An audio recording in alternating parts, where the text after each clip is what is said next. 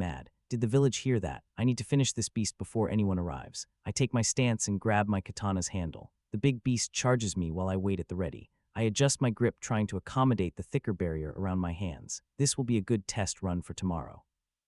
Once the Karhu is close enough, it swings its two right paws at me. I easily sidestep the strike and draw my blade. The sword cuts the air and slashes the two arms that are now within my reach. The cuts are deep, but I almost lost the grip of my sword. I adjust my hands to better hold the sword. I decide not to inject mana into my sword. If I burn, its hide mother would be pissed at me. The beast's fur turns red as it tries to backhand me. I jump back to dodge the wild swing and circle the beast, making use of its blind spot. I activate double strike with my sword and deliver two deep cuts on its two left hind legs. Using my smithing skills with a sword still gives me a weird feeling, but they make my sword even deadlier. Arr! The beast wails again, but this time it's a cry of pain. You were probably just hungry, huh? I'm sorry, but you chose to see me as prey. If you backed off earlier, I would have let you go. I'll give you one free shot as an apology. I need to see how strong my new skill is. The beast sends one of its remaining good claws at me. I feel its dagger-like nails slice through the first barrier, but catch on the second. The force of the beast's strike knocks me back a few feet out of its range. I take a knee and assess the damage. That strike was weaker than when I was struck by the chameleon spider, but its claws did more damage compared to the blunt force damage of the spider's legs. If I took another strike from a chameleon spider, I could probably recover immediately now.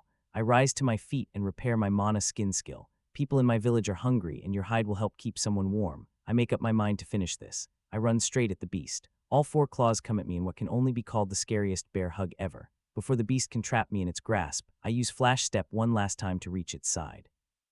I switch to double step, launching myself up onto the back of the creature. You can rest now. I raise my sword and activate precise strike. My blade cleanly delivers a deep cut to the Karhu's spine. Blood erupts from the injury, and the Karhu falls to the forest floor. I jump off before the unmoving body falls to the ground. I offer a silent prayer for my vanquished foe. This wasn't a murderous goblin or dangerous magical beast. This was just a hungry bear.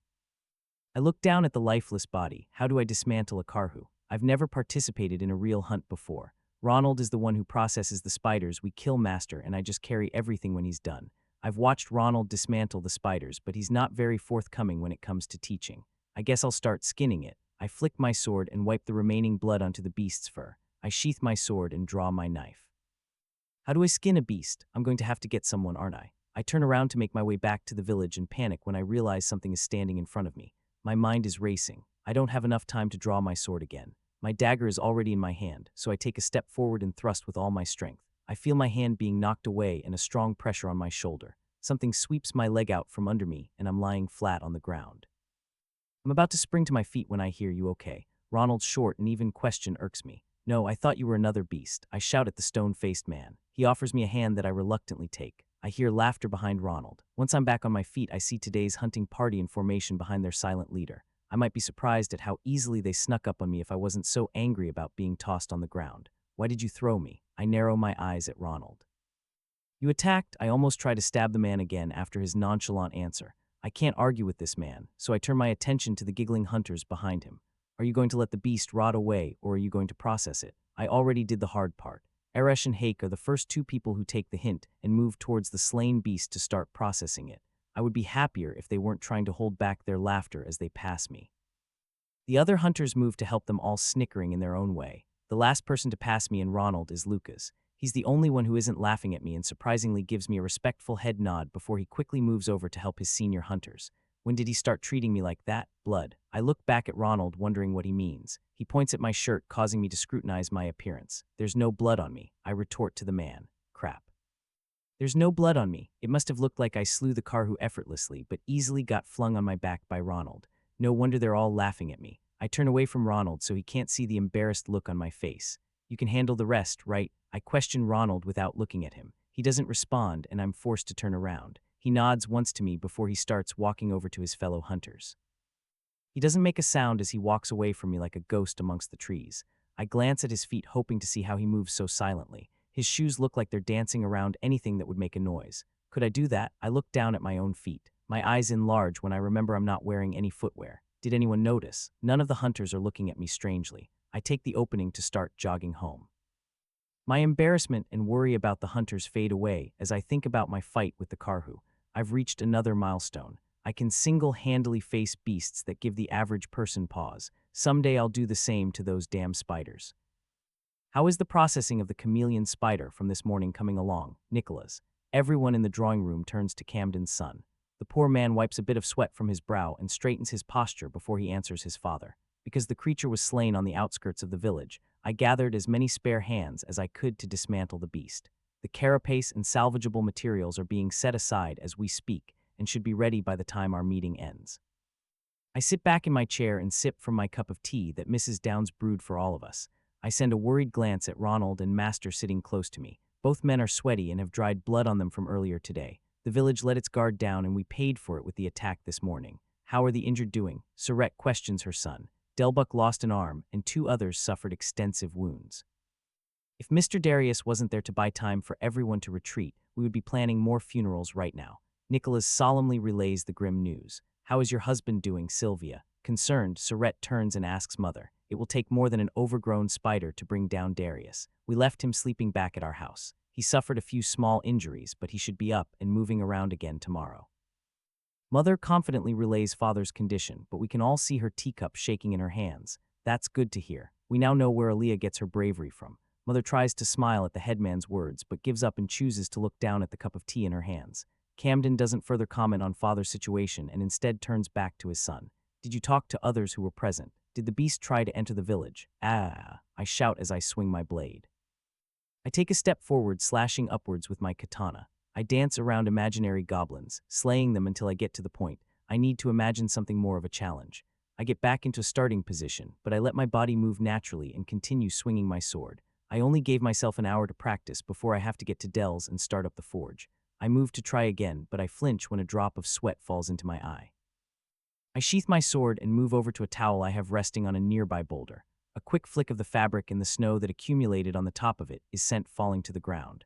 Slowly, I raise the cold towel to my face and adjust the barrier protecting my head. It's been 2 weeks since I got Mana's skin to level 41, and I'm finally able to let things pass through my barrier as I need them, though still with some difficulty. I can change clothes without deactivating my barrier, and even grip items with my real hands if I need to. The ice-cold towel glides across my face, providing a cool and refreshing sensation. I'm wearing a long-sleeved shirt and pants, but I left my jacket at home. Now that Mana's skin is much stronger than before, I could probably run naked through the forest and not feel even a slight chill from the falling snow.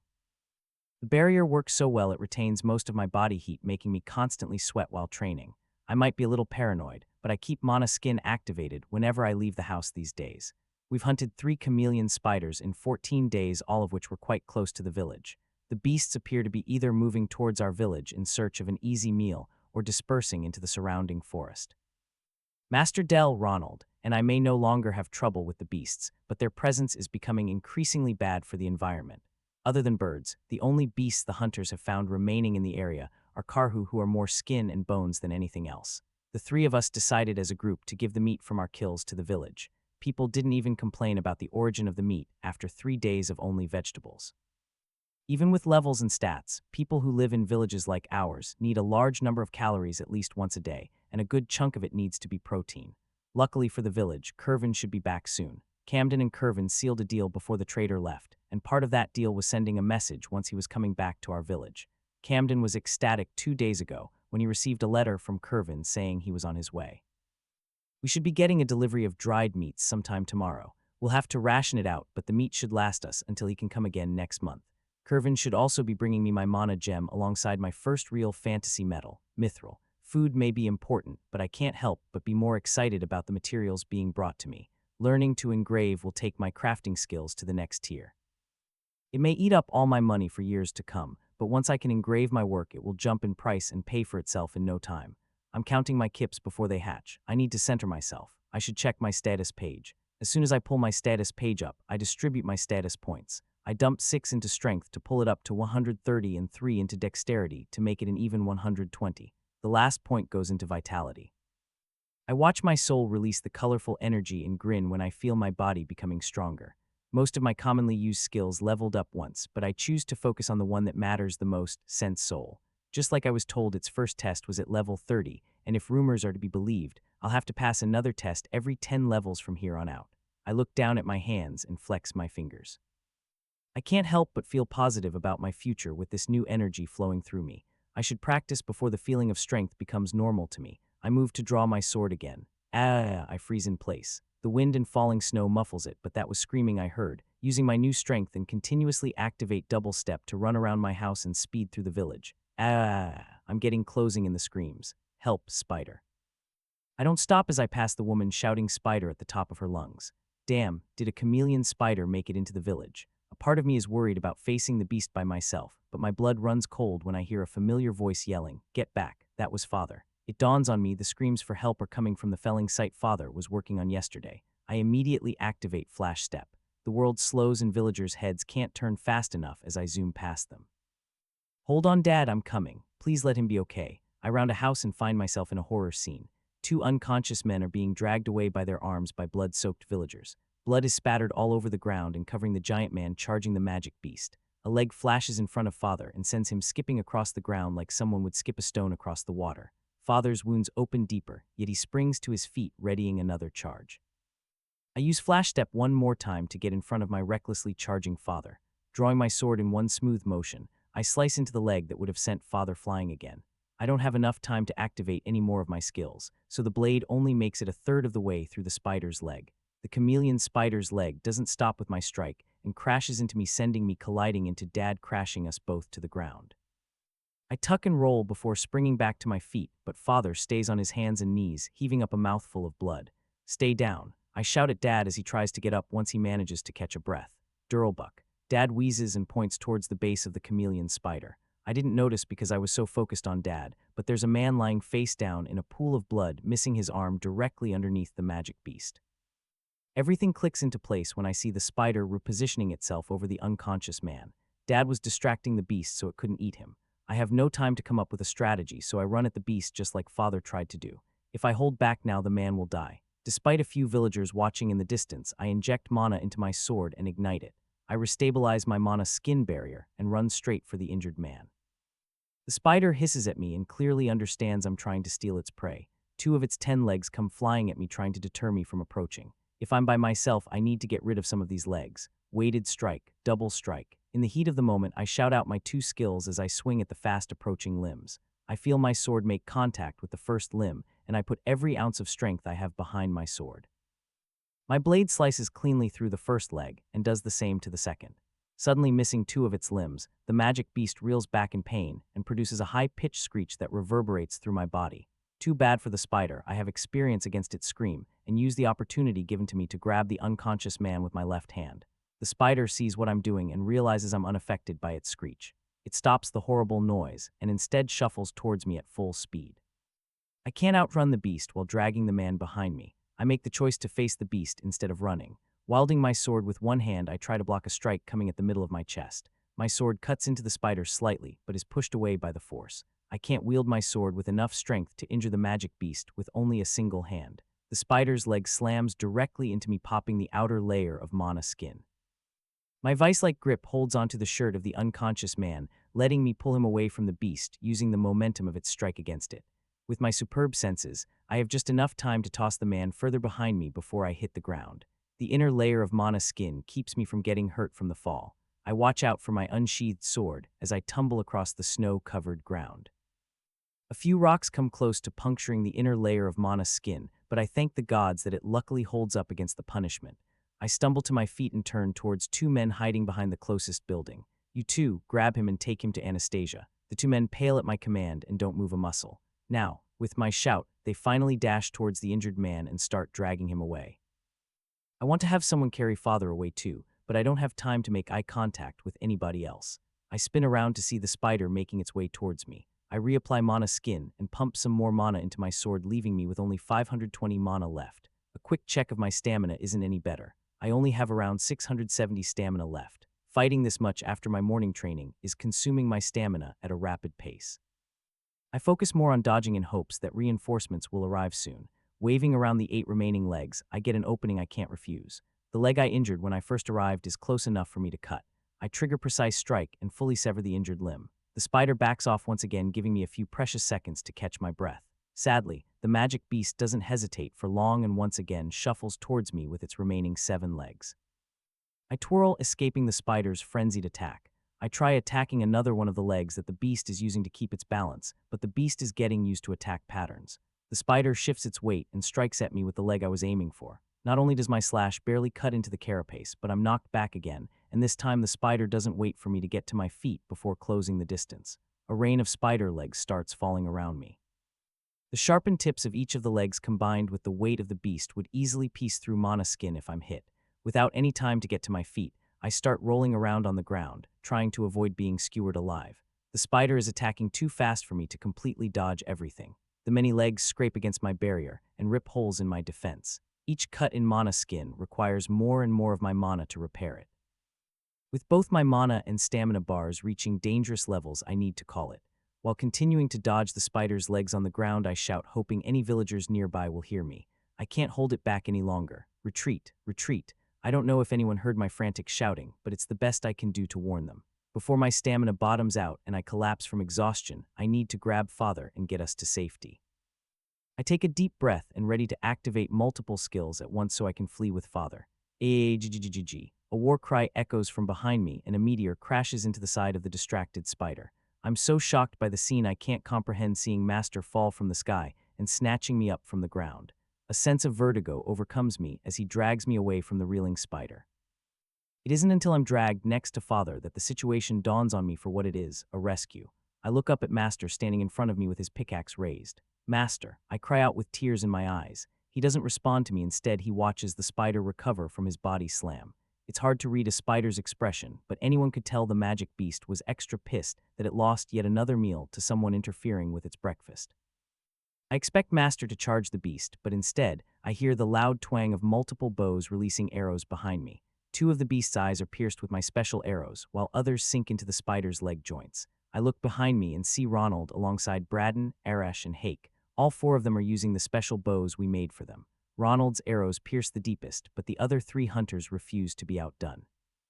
The four men constantly fire their bows, aiming for any weak spot they can find. Master hasn't moved from guarding us yet, but I can tell he's waiting for an opening to strike. Master, bring your pickaxe over. I shout at the man's back. He doesn't turn around, but instead waves his pickaxe behind himself, positioning it in front of me. I waste no time pouring some of my remaining mana into the weapon. Before I can tell Master, his pickaxe is charged. He pushes off of the ground with all his strength. Dirt and snow impact my remaining mana skin, obscuring my view of Master's attack. I wave my hands across the part of the barrier, protecting my face, in time to see Master land on top of the chameleon spider. Beast tries to buck him off, but with it missing three of its legs and having arrows in its remaining joins, limits its range of movement. Master activates his multi-strike skill and delivers 5 incredible blows in a single spot on the spider's back. His last strike leaves his pickaxe embedded in the spider's bleeding carapace. When he yanks his pickaxe back out, a huge chunk of carapace and meat is ripped away with it.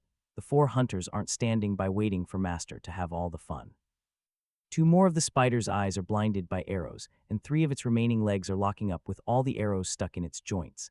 The spider's mouth starts dripping blood, and soon the creature topples over onto its side.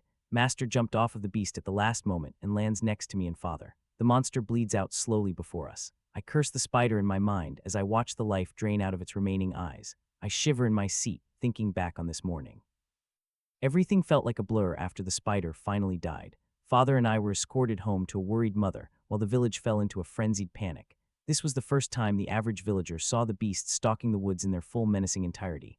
An hour after the attack, Nicholas came to check up on us and asked if I was feeling okay enough to meet with Camden.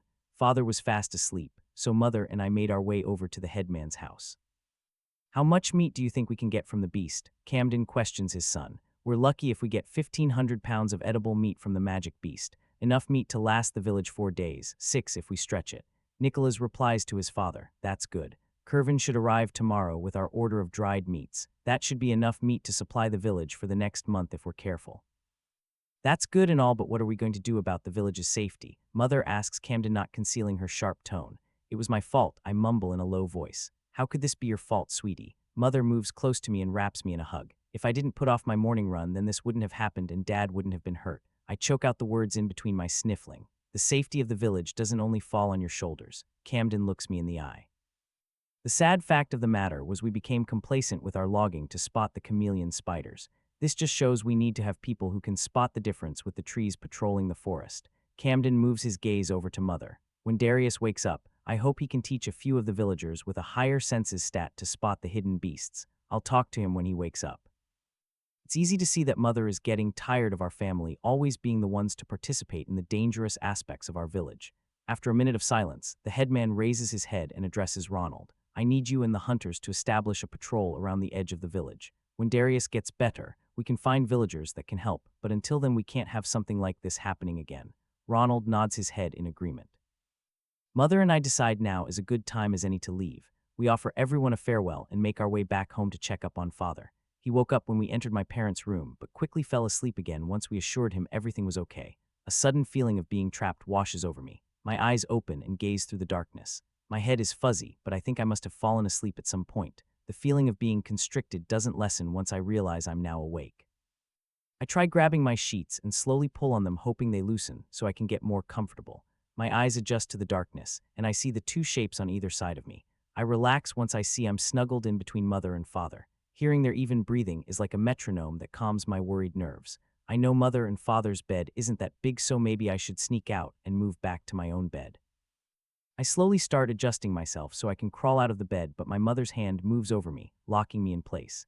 "SHH, it's okay," she whispers in her sleep. I give up any idea of escape and surrender myself to the warmth and comfort of the bed. I slowly nod off back to sleep, feeling the safest I've been in a while. Yes, all of them are for the village. Kervin shouts at the mass of villages swarming his cart. Take them to our house so we can divide them later. Nicholas helps direct the villagers carrying large bags of smoked meats towards the village. I'm standing off to the side with my own cart waiting for Kervin to finish with his food delivery. Normally, I would meet with him the day after he arrives, but I gave Master a day off after yesterday and decided to do my trading today. And maybe I'm a little excited about getting my hands on the materials I ordered. I don't think I'll have to wait much longer. 80 of Kervin's cart was stuffed with bags of food, while the other 20 are things people asked him to acquire last month. While most of the villagers are unloading the meat, Kervin is selling his remaining goods at an alarming pace. One by one, the food is hauled off to the headman's house, and the remaining villagers haggle over the remaining goods. When the last person leaves, I push my cart next to Kervin's and greet the merchant. Anything left? I sarcastically eyeball the inside of his empty cart. For you, I have the most luxurious gown enchanted with invisibility, so light you can't even feel the material. Kervin snickers at me. Have you ever known me to buy a dress? I smile wryly at the man. Sorry, I misspoke. I have a cart full of invisible ore. Only 100 gold for you. We both laugh at his joke. Good to see you again, Kervin. I shake the man's hand. Always a pleasure. He rubs his two hands together, giving him the perfect greedy merchant look. Do you have some weapons for me this time? His grin stretches ear to ear. That depends. Do you have my order? My own excitement is hard to hide. Sure do, let me grab it. Kervin moves over to his cart and unlocks his safe hidden under his seat. He pulls out a box a little bigger than my hand. He gently carries the jewelry box over to me. You have no idea how many people I had to get in touch with to get this for you. When I finally met with the person selling the materials, he wouldn't even let me see his specimens without me showing him proof I could afford them. With both hands, he hands me the box. I flip a small latch on the front of the box, and with a racing heart, I open the lid. The inside of the jewelry box is lined with fluffy fabric, and sitting on top are my materials. A rectangle bar of silver that has a bluish sheen immediately catches my eye. Next to the bar of mithril is a small elongated gem shaped like a piece of rice, only twice its size. The uncut gem is mostly clear, but has a small amount of white fog swirling around its insides. My mana sense shows an entirely different picture than my eyes. The bluish mithril has more mana inside it than any other metal I've ever seen before, including the fire iron I bought a few months ago. And even then, comparing the gem to the mithril beside it is like comparing a thunderstorm to a small lake. Both forces of nature, but one is more impressive than the other. The mithril is packed with beautiful flowing mana like a tranquil lake, while the gem contains a storm of mana that I've only seen before in magicite. Both of the materials in my hands are leagues above anything I've ever worked with before. Beautiful, aren't they? Kervin shows me a proud smile. If you need to confirm them with your master, I don't mind waiting. I shake my head. No, I trust you. I can tell how amazing these samples are just by looking at them. I close the box and gently set it aside. Are you ready to see what I have for you? I motion over to my full cart. Very much so. Kervin and his two bodyguards move beside my cart and look inside. I have 26 spears and 3 chameleon spiders worth of materials. I saved the rest of the chameleon spider parts to make more arrows and experiment with the materials more. That's what I'm looking for. Kervin eyes everything like a hungry shark. How much do you want for all of them? His skills flare to life. My skills activate in return as I question him. How did selling the organs of the chameleon spiders go? It was profitable for me. Alchemists will take anything if the price is right. That means it's worth it to harvest them. Well, I have more set aside. I'm sure we can agree on the right price. I'm thinking 3.5 gold for everything. Curvin feigns shock. Do you think I carry that much coin with me to a rural village like this? I'll give you 2.5 gold for everything. Please, knowing you, you probably have at least 5 gold on you in case you find something you can make a profit on. Just going off of the prices we agreed on last time, I should get at least 2.9 gold for everything in my cart, and that's selling the organs for nothing. I need at least 3.3 gold for my hard work. I didn't say the organs were made out of gold. 3 gold coins, and that's leaving me with almost nothing for a profit. I don't believe him for a second. As usual, his merchant skills easily suppress mine. Thankfully, I have mental resistance allowing me to further negotiate.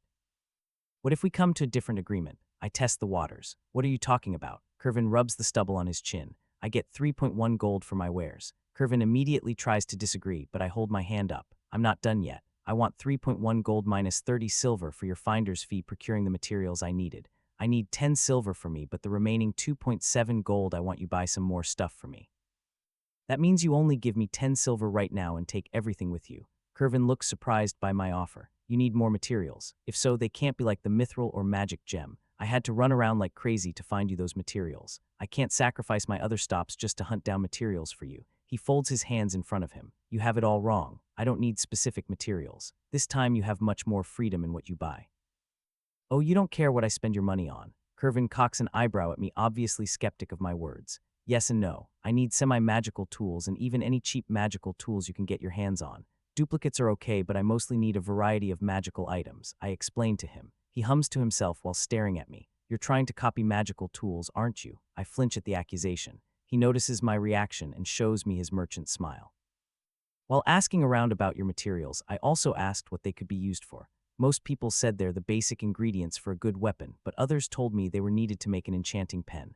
I try to keep a poker face when he mentions the pen. Now you want any magical items I can get my hands on. You're going to start forging magical items, I'm right, aren't I? A million thoughts burst through my head with his accusation. Master warned me this might happen. I can't tell him Master isn't able to teach me enchanting because he doesn't have any magic. I've also denied selling him magical items on numerous occasions in the past. I can't just say now it's okay. How do I handle this? Curvin stands there looking smug, waiting patiently for my answer. A crazy idea pops into my head. Lie my ass off with a little bit of truth mixed in. You got me, Curvin, but it isn't what you think. Oh, do tell. After Master let me place my maker's mark on my work, he said I was ready for the next step. Only the next step comes with a challenge. Stone kin build off of each other's work, and Master said I need to do the same thing. The only problem is I don't have the resources to do that. Master is giving me the basic knowledge to get started, but I need to reach a certain point by myself before he teaches me anything else. If you're expecting magical items next month or even by the end of winter, I'll have to disappoint you. All I can promise is a lot of business in the future, and if you cooperate with me, we can continue trading like we did last month. No need to move a lot of coins to a small village out in the middle of nowhere. I wait for his response. When you do start enchanting your work, will you move to Dre? A look of confusion crosses my face. No, why would I? His smile looks like it widens a little, if that's even possible. I was worried I would lose our partnership if you reached a level like that.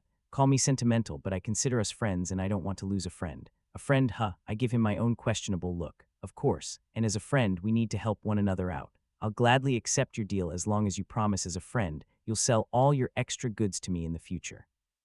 In exchange, I'll help keep your magic skills a secret from prying eyes. He offers me a handshake. That doesn't sound like a bad deal. I go to shake his hand, but he retracts it at the last second. Before you take my hand as a friend, I'll warn you this will be binding with my contract skill. He holds his hand out again, offering me the deal. It doesn't take a genius to realize that his skill would compel me to follow our deal in the future. My smile widens, and I immediately shake on it. His smile falters into insecurity because of my quick response. I feel his skill activate and watch a small sliver of his soul dissipate throughout my own. Unlike Camden's skill that compelled me to take for the village, Curvin's skill goes completely dormant after it settles and doesn't bother me at all. Didn't waste any time there, did you? I'll get you what you need, and I'm willing to invest in you if you need some extra coin. Curvin motions to his guards to have them transfer all the goods over to his empty cart. That's good. Curvin hides his disappointment really well behind his smile. Curvin hands me my 10 silver coins, and we spend the rest of the time chatting about the village and the problems we're facing with the magic beasts. He subtly tries to ask about my willingness to agree to his skill, which I deflect with some platitudes towards his character.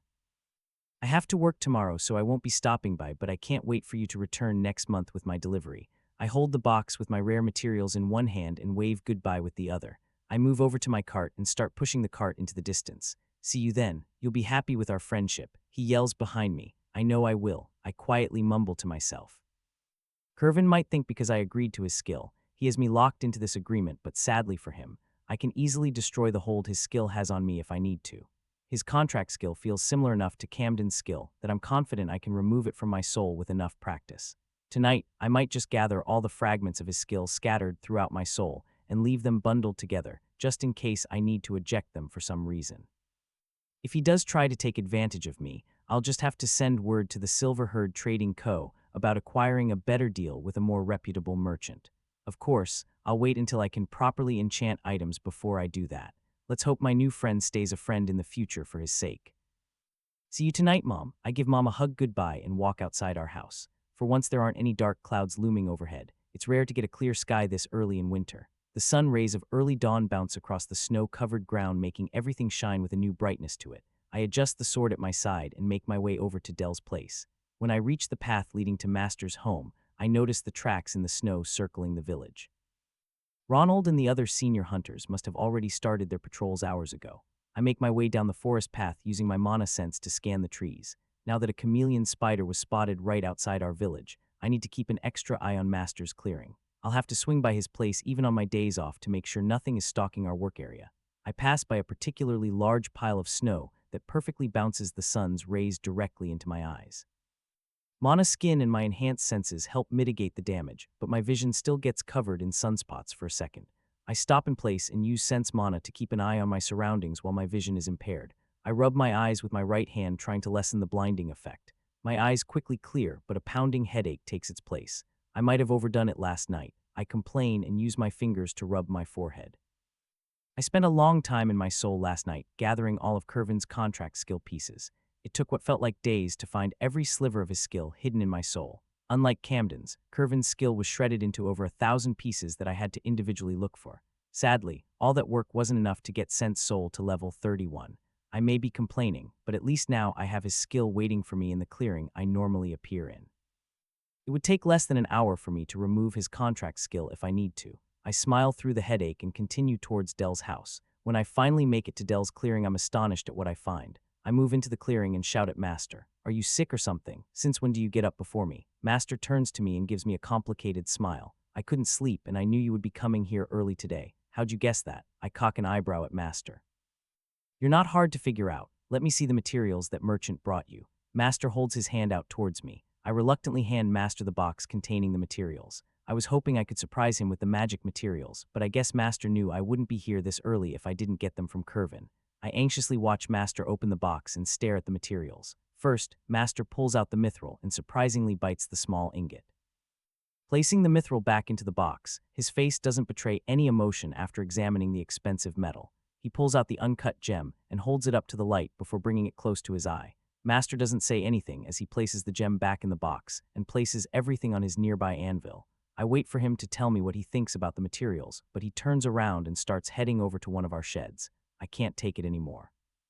"Aren't you going to say anything?" I shout at Master's back. "What?" Master pauses and turns back to me. "Why are you shouting? What about the gem and mithril? What about them?" Master looks puzzled at my outburst. "Will they work for an engraving pen or not?" I nervously ask. "Oh yeah, they will work for a basic pen. You'll need better mithril and different gems in the future, but these should be good enough for your first pen." Master shrugs and moves back to gathering something from the inside of the shed.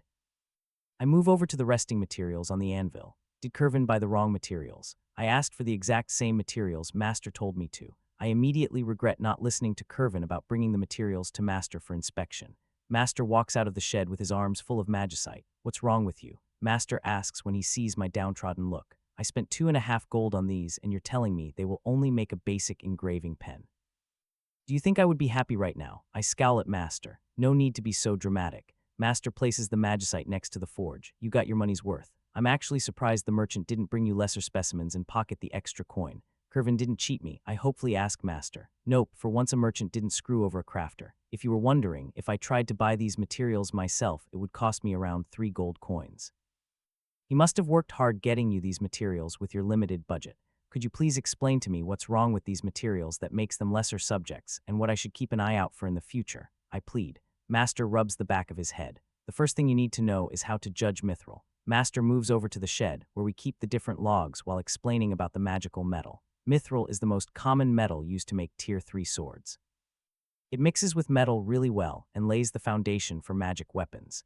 A Tier 3 sword will usually be 75 steel, 15 mithril, and mixed with 10 other magical substances.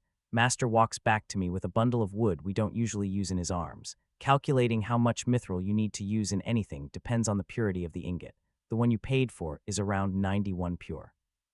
I know from working with Master that's a pretty low purity when you're talking about metals. How bad is 91 when it comes to mithril? Anything over 90 is good enough to forge into Tier 3 weapons. Tier 4 requires the mithril to be at least 95 pure and higher depending on how good of weapon you're making. If 90 is good enough for a Tier 3 weapon, then why will it make a basic engraving pen? I glance down at the ingot I bought. Enchanting requires the best tools to engrave runes properly. The purity of mithril mixed with other metals may work for weapons and other things, but engraving pens are different. An engraving pen needs to best channel a person's mana when enchanting, requiring a much higher concentration of mithril. Engraving pens aren't categorized by tiers like everything else because an enchanting specialist will have multiple different pens to enchant different runes. The only way to distinguish how well an engraving pen is made is based off of the mithril and gem used to construct it. The ratios of metal are different in an engraving pen. 80 of an engraving pen is mithril while the rest is steel. The more impurities in the mithril, the less it will able to channel mana. Then can't we reforge the mithril? It will be smaller, but at least the impurities will be gone. I can make do with a smaller pen if it channels my mana better. If it was that easy, why wouldn't all mithril be sold in a pure state? Mithril is a tricky metal to purify because of its ability to channel mana, tightly bonds it with the other rocks naturally found with it. Unlike other metals you can't separate mithril from, say steel. Once it's combined, even if you melt it back down, it won't separate again. When mithril is mined, it takes a special alchemist to use potions to separate the mithril from the surrounding rock and impurities. The purer the alchemist makes the metal, the more they need to spend to purify it. Most mithril is purified to 90 and then sold as is. The purer ingots of mithril are much more expensive. If the bar you have was 99 pure, it would cost around 70 gold coins, and that isn't even the purest mithril you can get. The master enchanters back where I grew up were known to demand 49 mithril. That's 99.99 pure mithril. But how do you tell the purity of mithril? Did you use a skill or something, Master? I pull the small ingot of mithril out of its box and examine it for any markings it might have.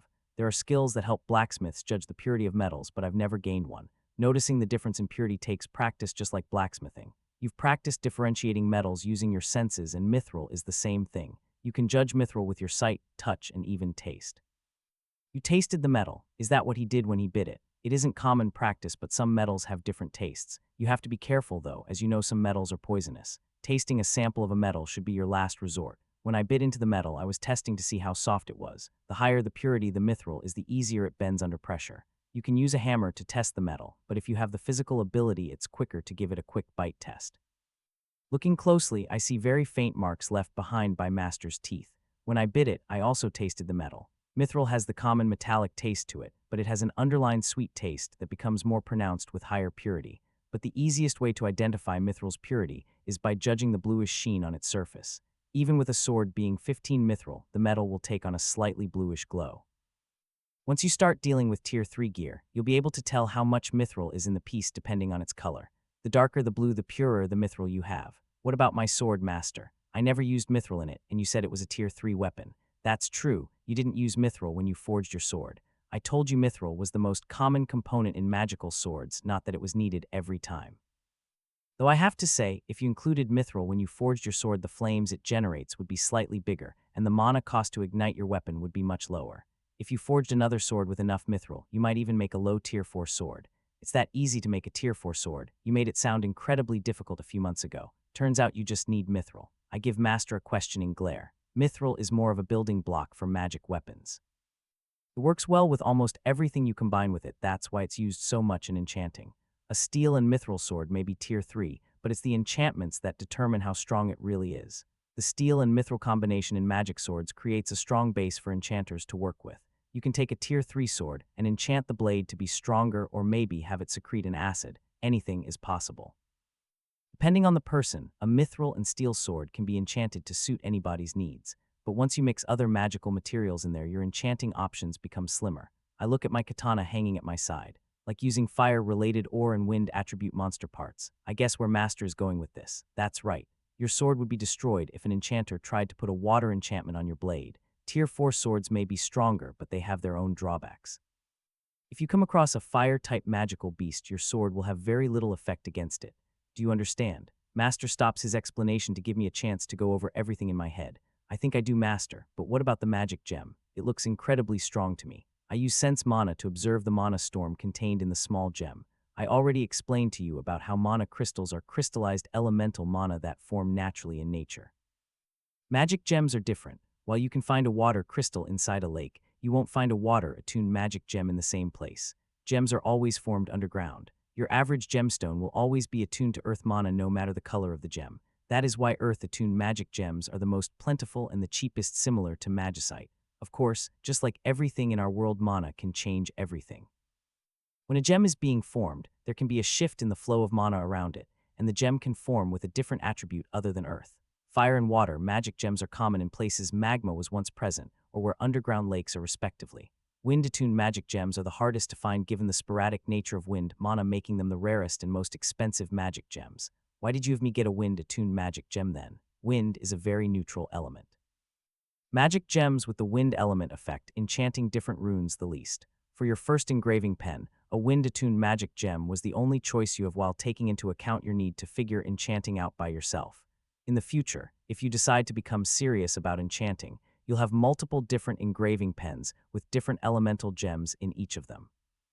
My eyes go wide when I realize how much gold it would take to make that many engraving pens, and the better ones cost way more than 2.5 gold. I'll need to save up my money for the materials for you to make me a better pen then. Sorry, but that isn't going to happen. Master quickly rejects my idea. Why? My voice comes out whinier than I was expecting. Have I ever bragged about being a jeweler before? Master continues after he notices my uncomprehending expression. Making engraving pens is done by jewelers, not blacksmiths. I know how they're made, but my skills won't do these materials justice. But you have made one before, right? When Master doesn't answer me, I become nervous. You've never made an engraving pen before. What if you ruin it? I accuse Master. I know how it works in theory. By all means, you can go to Dre and spend another gold and a half having a professional craft you one. I'm only making you one for free. Master Dell sends me a challenging look. If I went to Dre and commissioned an engraving pen, people would take notice, and Master knows that. Dell looks at me like he wants an apology. You don't have to worry, my dear apprentice, it might not look pretty, but I'll make you a workable engraving pen. Master puffs out his chest, looking confident about his claim. Okay, what do we do first? I ask. Hand me the gem. I hand Master the small magical gem and follow him over to our workbench. Come over here and look at this. Master motions me over to his side. It's a good thing the sun is out today. Master holds the lumpy stone up to the light. Your merchant friend brought you a small but good gem. I've only cut a few stones back when I lived in Truset, but I can show you the basics. The hardest part with gems is spotting the inclusions either on its surface or on the inside of the gem itself. Just like microfractures in our work, these imperfections can destroy the gem if you aren't careful. I stare at the gem in the sunlight and look for any imperfections in its structure. Hold on, if it's the same concept as microfractures, then couldn't I use sense mana to check its structure just like I do when I forge something? I focus on using sense mana on the small gem. The storm of mana is as beautiful as I saw it yesterday, but the constantly shifting mass of mana makes inspecting the gem's structure hard. Master lowers the gem and starts walking over to our grinder. Wait, Master. Master freezes and looks back at me. Can I see the gem for a second? I'm trying to use my skills to see if there are any imperfections in the gem. Oh, I didn't consider that. Master hands me the gem. I intently study the unpolished gem in my hand. If we make a mistake with this magic gem, I'll have to beg Curvin to procure me another one before he leaves tomorrow, and it won't be cheap. I watch the storm inside the gem shift around and study the structure and the small gaps that naturally form in the mana. I work my way up from the bottom of the gem, stopping the longest at the center of the gem, where the mana naturally accumulates the most. As I travel up the structure of the gem, I think the gem might be a piece of white quartz. When I asked for a magic gem, I pictured a diamond in my head. I hope this will be strong enough to engrave with. I'm almost finished inspecting the white quartz when I stop near the top of the gem. It's less than 0.5 millimeter long and thin enough even Master couldn't see it with his stats, but that's definitely a microfracture in the gem. Master, I found a microfracture in the gem. Does that make the gem unusable? I look worriedly at Dell. Where's the fracture located? Is it in the center of the gem? No, the fracture is at the top of the gem and goes down 0.5 millimeter. I point out the area where the imperfection lies. Oh, that's good. You had me worried there. Come over here and watch me polish it. I walk with Master over to our grinder we use to sharpen blades. Grab a bucket of water for me with a ladle. I follow Master's orders and grab the supplies he needs. When I have everything ready and come back to Master, I see him changing the grinding stone to a rougher grit. Where exactly does the imperfection stop? I point Master to the area directly below the microfracture. In the future, you'll need to make a connection with a jeweler to supply you with the magic gems you'll need, but for now I'll show you the basics. First, you need to splash a little water on the grinding stone as it's moving. You want to keep it damp but not covered in water. Before you grind anything away, you need to have a firm idea of the shape you're trying to work the gem into. Luckily for us, we only need one end of the gem to be a fine point, the rest doesn't matter much. The bottom half of the gem will be used for engraving while the rest of the gem will be hidden inside the pen. Watch how I grind it. Master pumps away on the grinder's foot pedal and gently rubs the area the fracture starts against the grinder. We can grind away the part of the gem that has the imperfection. We'll turn its diamond shape into more of a triangle. Then we'll sharpen the bottom point. Master carefully grinds away the excess material while I silently stand off to the side. Watching Master work is always a treat, but I have questions I need answered. Master, I softly call out to him to avoid making him mess up. Yes, he asks without looking away from the grinder. Are you able to answer some of my questions, or do you want me to wait until you're finished? This isn't all that difficult, so you don't have to worry. What are you curious about? You said that I would need to make a connection with a jeweler in the future. I know your mining hats don't use a magic gem, but is it different for weapons? Am I going to need a lot of magic gems when I practice enchanting? Master flips the gem around in his hands, examining his work. Once content, he starts grinding again and answers my question. You don't need to use magic gems in your enchantments when you start off, but eventually you'll need to work with them. Magic gems help hold and regulate mana injected into an enchantment. Most enchanted weapons have a magic gem and a basic rune embedded in the handle of the weapon. Like the small onyx in the handle of my pickaxe, though the way you push your mana into my pickaxe disregards the need for the gem. Normally, a magic gem and what is known as a magic conducting rune are used together to absorb the mana from people using the expel mana skill. The magic conducting rune can technically work with the expel mana skill without a magic gem, but it will make using the enchanted weapon harder to use and less desirable. Master explains while grinding down the quartz into the shape he wants. I see. I assume I'll need to match the gems with the correct type of enchantment as well. I can probably cut cheaper stones in the future, but I'll need to find an expert jeweler if I ever want to make something truly amazing. I watch as the magic gem in Master's hands is slowly whittled down. As the gem gets smaller, the storm inside is compressed. Master, how is something you can grind away like that suitable for engraving? I can't imagine this little piece of quartz being able to scratch steel. As is, it wouldn't be. Master adds a little bit more water onto his grinding stone. As they are, gems and their magical siblings don't make great cutting tools unless you're dealing with diamonds or a few other rarer specimens. If you use your engraving pen wrong, you could break it with little strength.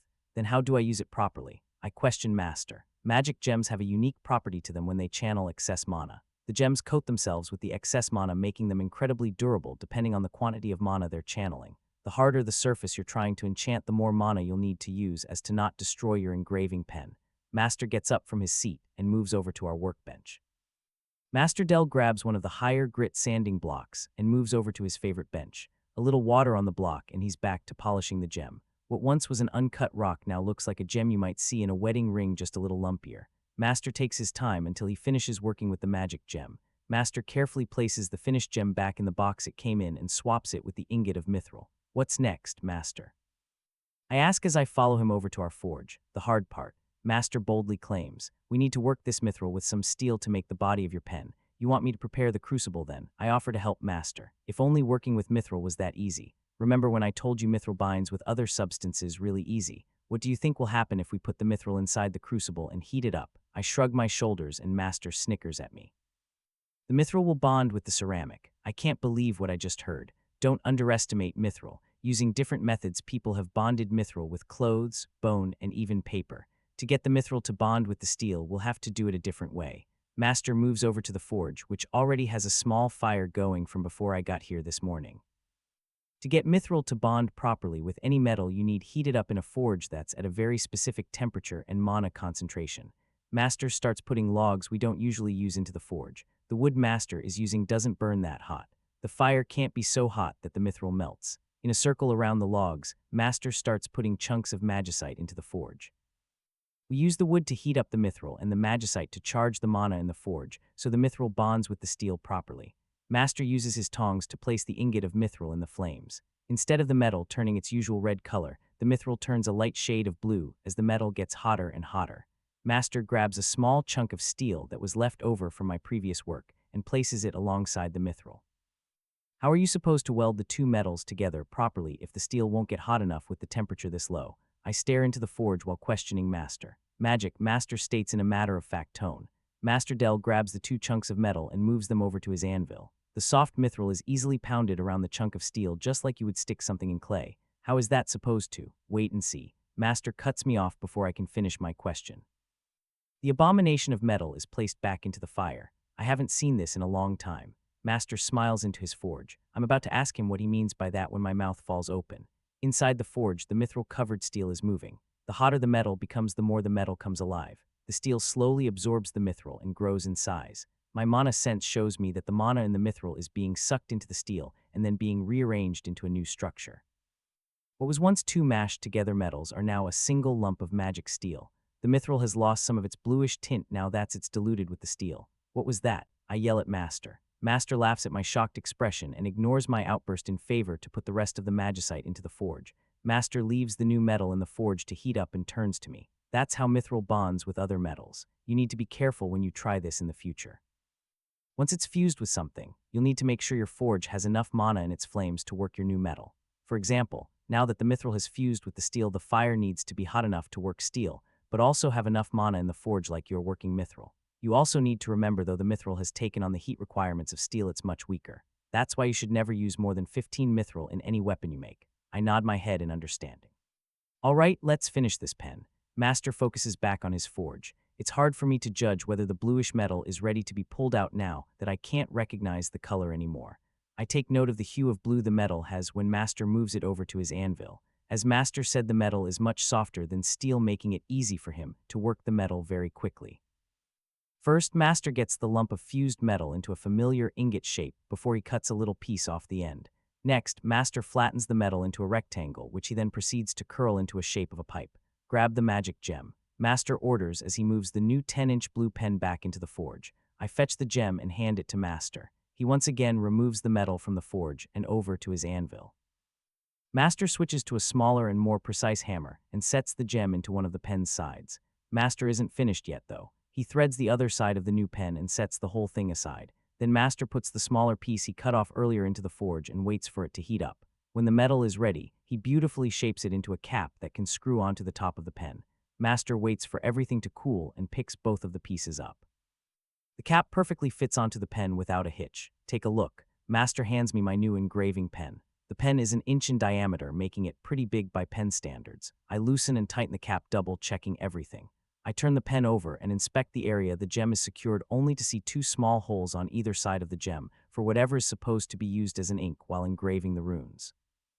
It may look simple and not all that impressive, but I can't help but feel excited with the engraving pen in my hands. I can't wait to get started. So now that I have an empty pen, what do I fill it with? I ask Master Del while I clean up our workstation. Master turns his head to the side, watching me clean up. He took up his usual position on his favorite bench after finishing my engraving pen. Magic stuff. I'm amazed he can say that with a straight face. I guessed that much already. I mean, what is the ink I'm supposed to use made of? I might have been angrier at his evasiveness towards my question if I still wasn't glowing with joy now that I can start practicing enchanting. Herbs, magic, crystals, metals. I'm not sure exactly what enchanters use for their engraving pens. We aren't taught the secrets of enchanting unless we show a particularly special talent for it. The function of different runes, how to draw said runes properly, and especially the composition of their engraving ink are all secrets passed down from master to student. The only thing I can tell you is that the ink used for engraving pens is supposed to be magically conductive. That's the extent of my knowledge on the subject. Master closes his eyes and pretends to fall asleep. I told myself I wouldn't get my hopes up, but hearing that from here on out I'll have to figure everything out by myself is a little daunting. That's okay, Master. You've already helped me a lot. Though if it's not too much to ask, would you answer any questions I have in the future? Of course I will. I'm your master after all. Master huffs after his response but smiles with his eyes closed. Master continues to lay on his bench while I quickly straighten everything up. You going home already? Master finally sits up once I finish with the cleaning. Yeah, I want to check up on mother and father. Make sure they're okay, you know. I try to downplay it, but a part of me is still worried about my father. When I think back on yesterday morning and how I found Dad, I can't help but imagine what could have happened if I was a little bit slower reaching him. He's doing better, isn't he? Master frowns when I try giving him a reassuring smile. I have to drop my fake smile while facing Master's gaze. He says he's feeling better, but I'm not sure if he's really okay or just pretending to be fine, so Mother and I don't worry about him.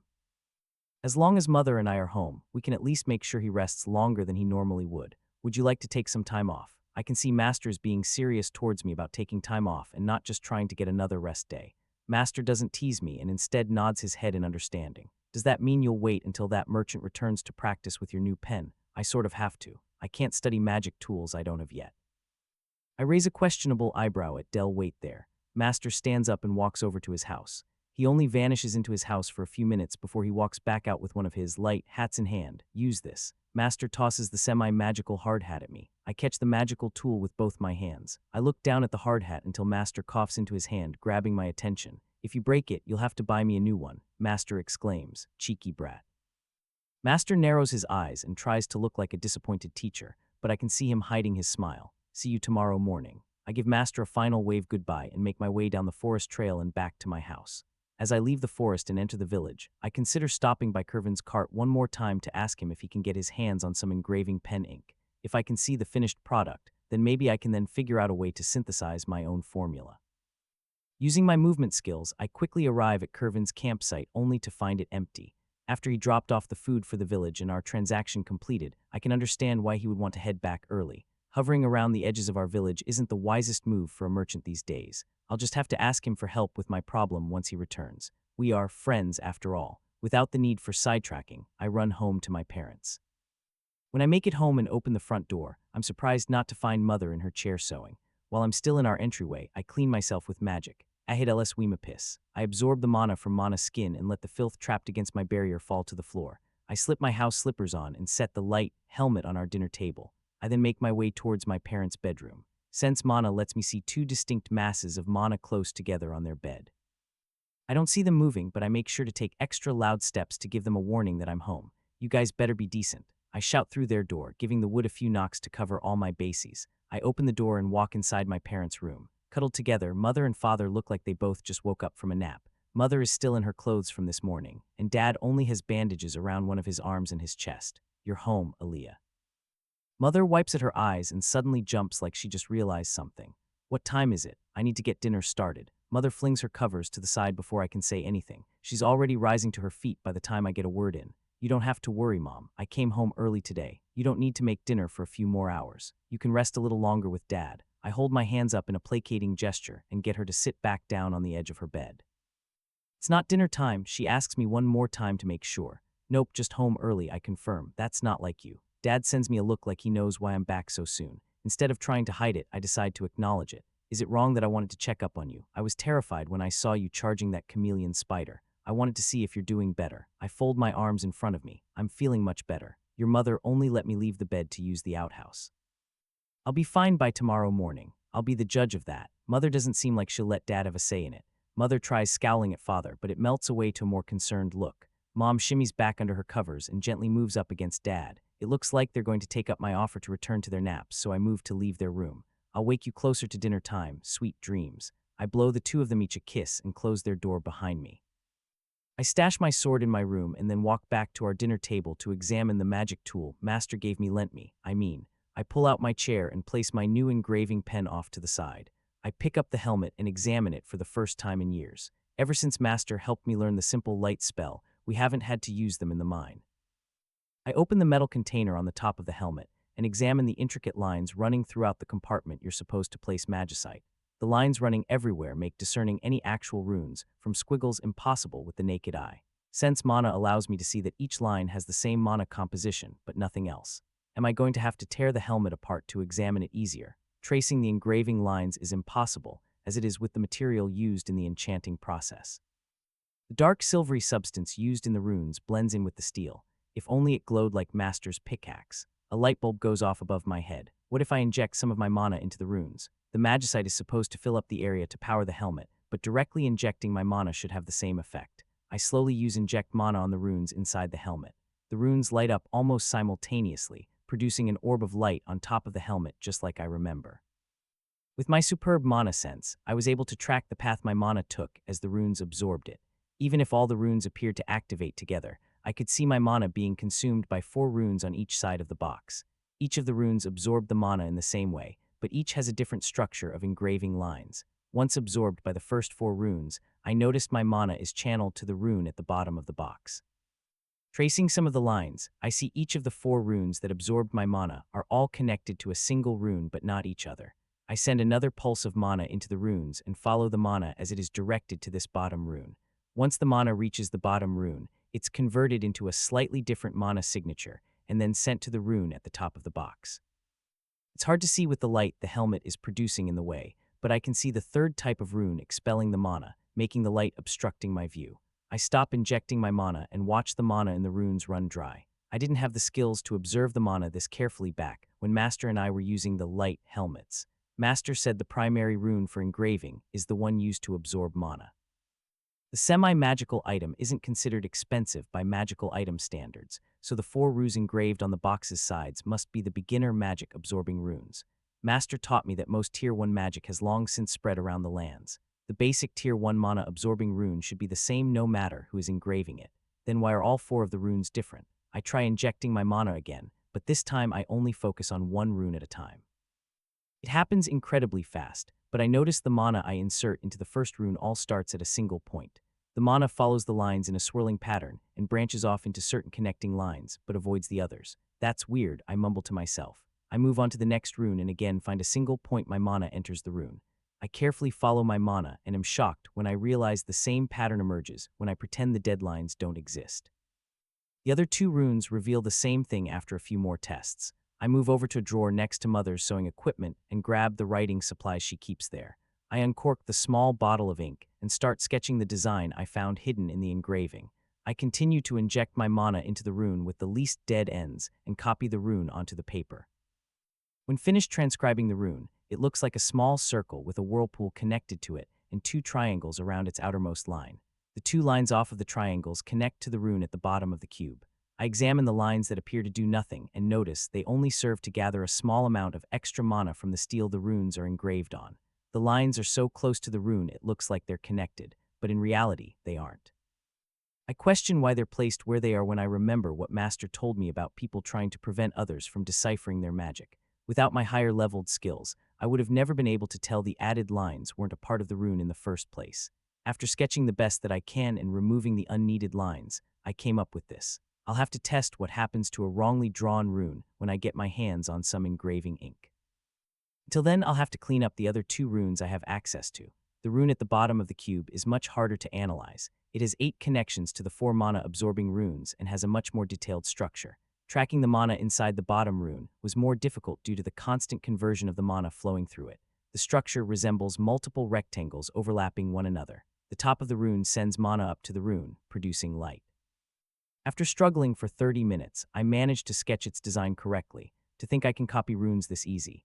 I know it's easy for my high-level mana skills to observe the working runes, but Master, Curvin, and even Mother made it sound like it was a lot harder to learn enchanting.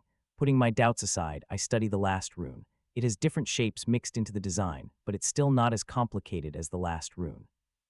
Now that I have the 3 runes sketched out, I can examine the lines connecting them. The gathering runes run their 2 lines from their 2 triangles to the smaller triangles on the sides of the rectangle rune. The large triangle on top of the rectangle rune has a single line that leads to the bottom of the light rune. Blinding myself a few times, I managed to watch the light rune activate. The arrow juxtaposed with the triangle body produces the light ball at the tip of the rune.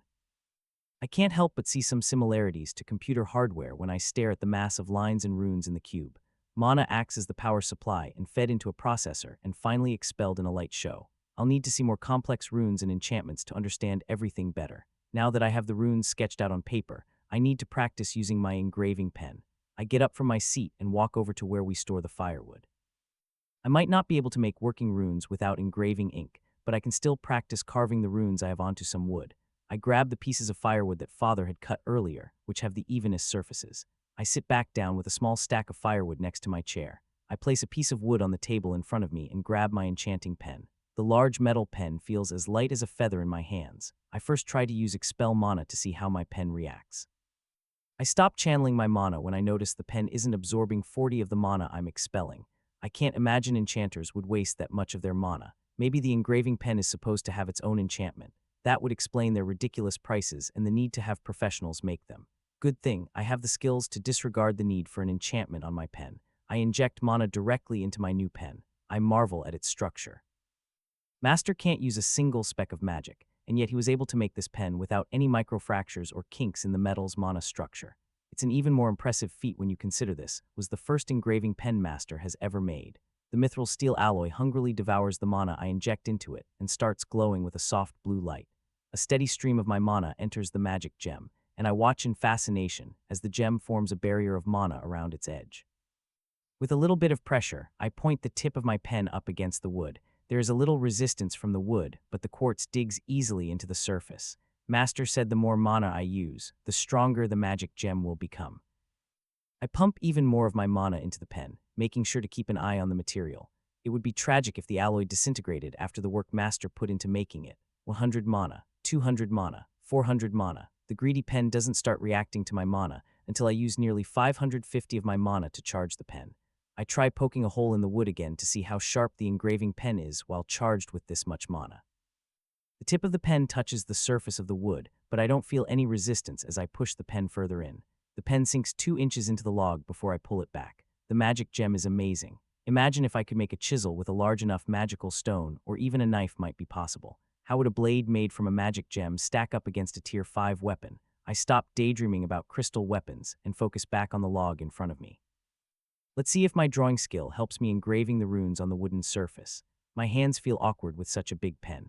I start off trying to copy the swirling design of the mana-absorbing rune. It should be the easiest one to start with, but quickly I find myself making the lines uneven in depth. I copy the rune 5 times on the first piece of firewood and another 7 times a little smaller on a second piece. I try injecting some of my mana into the runes I carved, but the wood just stores my mana like it usually does. The empty runes do not affect the wood's ability to absorb mana. It seems like I'll need to find something to fill the runes in with to test them out properly. I thought you were going to wake us up. Mother's voice startles me. I look up from my work and see Mother and Father walking down the hall. I would have woken you up closer too. I stop when I see the color of the sky outside the window. I was too absorbed in my work to notice the diminishing light. Mother walks up to my side and looks at the 2 logs I have sitting on the table. She runs her fingers over my trial runes. Are these runes? Mother asks as her attention shifts to my 3 drawings. They sure are, I proudly say. I managed to copy them from Master's light helmet. I was practicing drawing them on the firewood before I try it on something more important. I can't believe you made it this far already. You got your engraving pen today, didn't you? Mother gives me a skeptical look. I didn't think I could copy the runes this quickly either. I shouldn't be surprised by you anymore. Can you please clear off the table and help me with dinner? Mother starts cutting up the vegetables for tonight's stew. Now that we have a working grill, I don't hate having the stew as much as I used to. I carefully move my sketches of the runes off to the side along with my engraving pen. I carry my wood carvings over to the fireplace and use the wood as kindling. Why are you burning them, sweetie? Dad asks as he watches me throw my work into the growing fire. They're just copies of the runes I carved for practice. They won't do anything, so why waste the firewood? I explain to my father. Once the fire is strong enough to leave unattended, I move next to Mom to help her prepare dinner. While cutting up some of the meat that Kervin brought for the village, Dad questions why my runes won't work as they are. I was able to use some of my special skills to copy the runes' shapes, but I don't have the ink required for my engraving pen to make working runes. Until I figure something out, I'll have to make do with practicing carving skills. I'll ask Kervin about getting me some ink when he returns. Father nods his head in understanding. While adding ingredients into our stew pot, Mother joins our conversation. I don't think that will work, honey. I give Mom a questioning look. You don't think Kervin can find me some engraving ink, or is it too expensive? It's not that it's expensive, more like that it's not sold on the open market. You would need to contact a black market merchant, and it would almost certainly be a trap set by the kingdom. Mother drops some incredible information without changing her neutral expression. Dad and I look at Mother like she grew another head. She doesn't take any notice of us and focuses on preparing dinner. How do you know so much about it? I curiously ask Mother. I told you before my family was a prominent merchant household in Ororast. One of my father's best clients was an enchanter whose workshop was close to our house. Father helped arrange everything he needed for his work. My siblings and I were schooled in which materials we needed to keep an eye open for. Everything to do with enchanting is silver and gold, so we were expected to know our stuff. Mother finally looks my way and smiles when she sees my look of shock. She giggles into one of her hands and continues talking about her experience as a child. Dealing with such expensive goods, there's a lot of secrecy that comes with the territory. Enchanters' real enchanters are an exclusive lot in Olbert and other kingdoms. You may have people producing the cheaper magical items, but enchanters like my father's acquaintance are all monitored by the kingdom. They're able to enchant weapons with horrifying power that can kill dozens of people in the right hands. The ink they use for their enchantments is considered just as important as the runes themselves. More than once, my father was approached by those in the underworld, trying to get him to sell them either a list of the materials he was selling or the outright finished product, if possible. Did he take the bribe? I enthusiastically ask. This sounds like a crime show I would have watched in my past life. He did. Mother gives me a toothy grin and pauses for effect. He took their money and arranged a drop-off. Of course, at the drop-off point, the buyers wouldn't find what they were looking for, only a platoon of the Lord's soldiers waiting for them. This is the most I've heard Mother talk about her family. Mother moves over to our fireplace and places the stew close to the crackling flames. Does that mean you know how they make enchanting ink? I hopefully ask Mother. Sorry, I don't. Mother laughs again when my hopeful smile falls into a frown. I do, however, know the 4 most common ingredients enchanters use. That should be enough to get you started. Yes, I shout out loud. I mean yes, please. I correct myself and blush at my outburst. Don't thank me yet, sweetie. The cheapest of the ingredients cost half a gold coin. The 4 ingredients we were taught to keep an eye out for and get at the lowest price possible were magicite, mithril, ethros, and devil's poke. Made up 70 of our business with the local enchanters. I know about the first 2, but what are ethros and devil's poke? I know those, they're rare plants found near higher mana zones, Father says from his seat at the table. Your father's right. Both ethros and devil's poke are plants with high magical components. I don't know how they're used in enchanting, but every enchanter in Ororast was trying to buy more. Special high-leveled farmers mostly grow them, but magic beast hunters call them green gold. I don't know the local prices, but ethros sold for 98 silver for a half-pound bag. Devil's poke sells for even more at 1.2 gold for half a bag. And I thought mithril was expensive. Are either of them found near our village? I hopefully ask Father. Every so often a magical plant is found by the hunters, but it isn't common. The only magical plant I've found was the arc tree. There might be some closer to the higher mana zone part of the forest, but I don't think you would want to go there right now. Father gives me a warning look. What's with that look? You think I would try to go there right as winter started? I turn my head away from Dad, not wanting him to see that he hit the nail on the head with his warning. Mother steps in front of my gaze and gives me a look much fiercer than Father's. Don't even think about it, she says with a cold voice. That I wasn't. I totally was. I need to change the subject. If they're that rare, will Curvin be able to get me some samples? Mother's face says that she knows what I'm trying to do, but she answers me anyway. He'll need to go through his company's superiors, but he should be able to get you what you need. But are you sure that's what you want? What do you mean, Mom?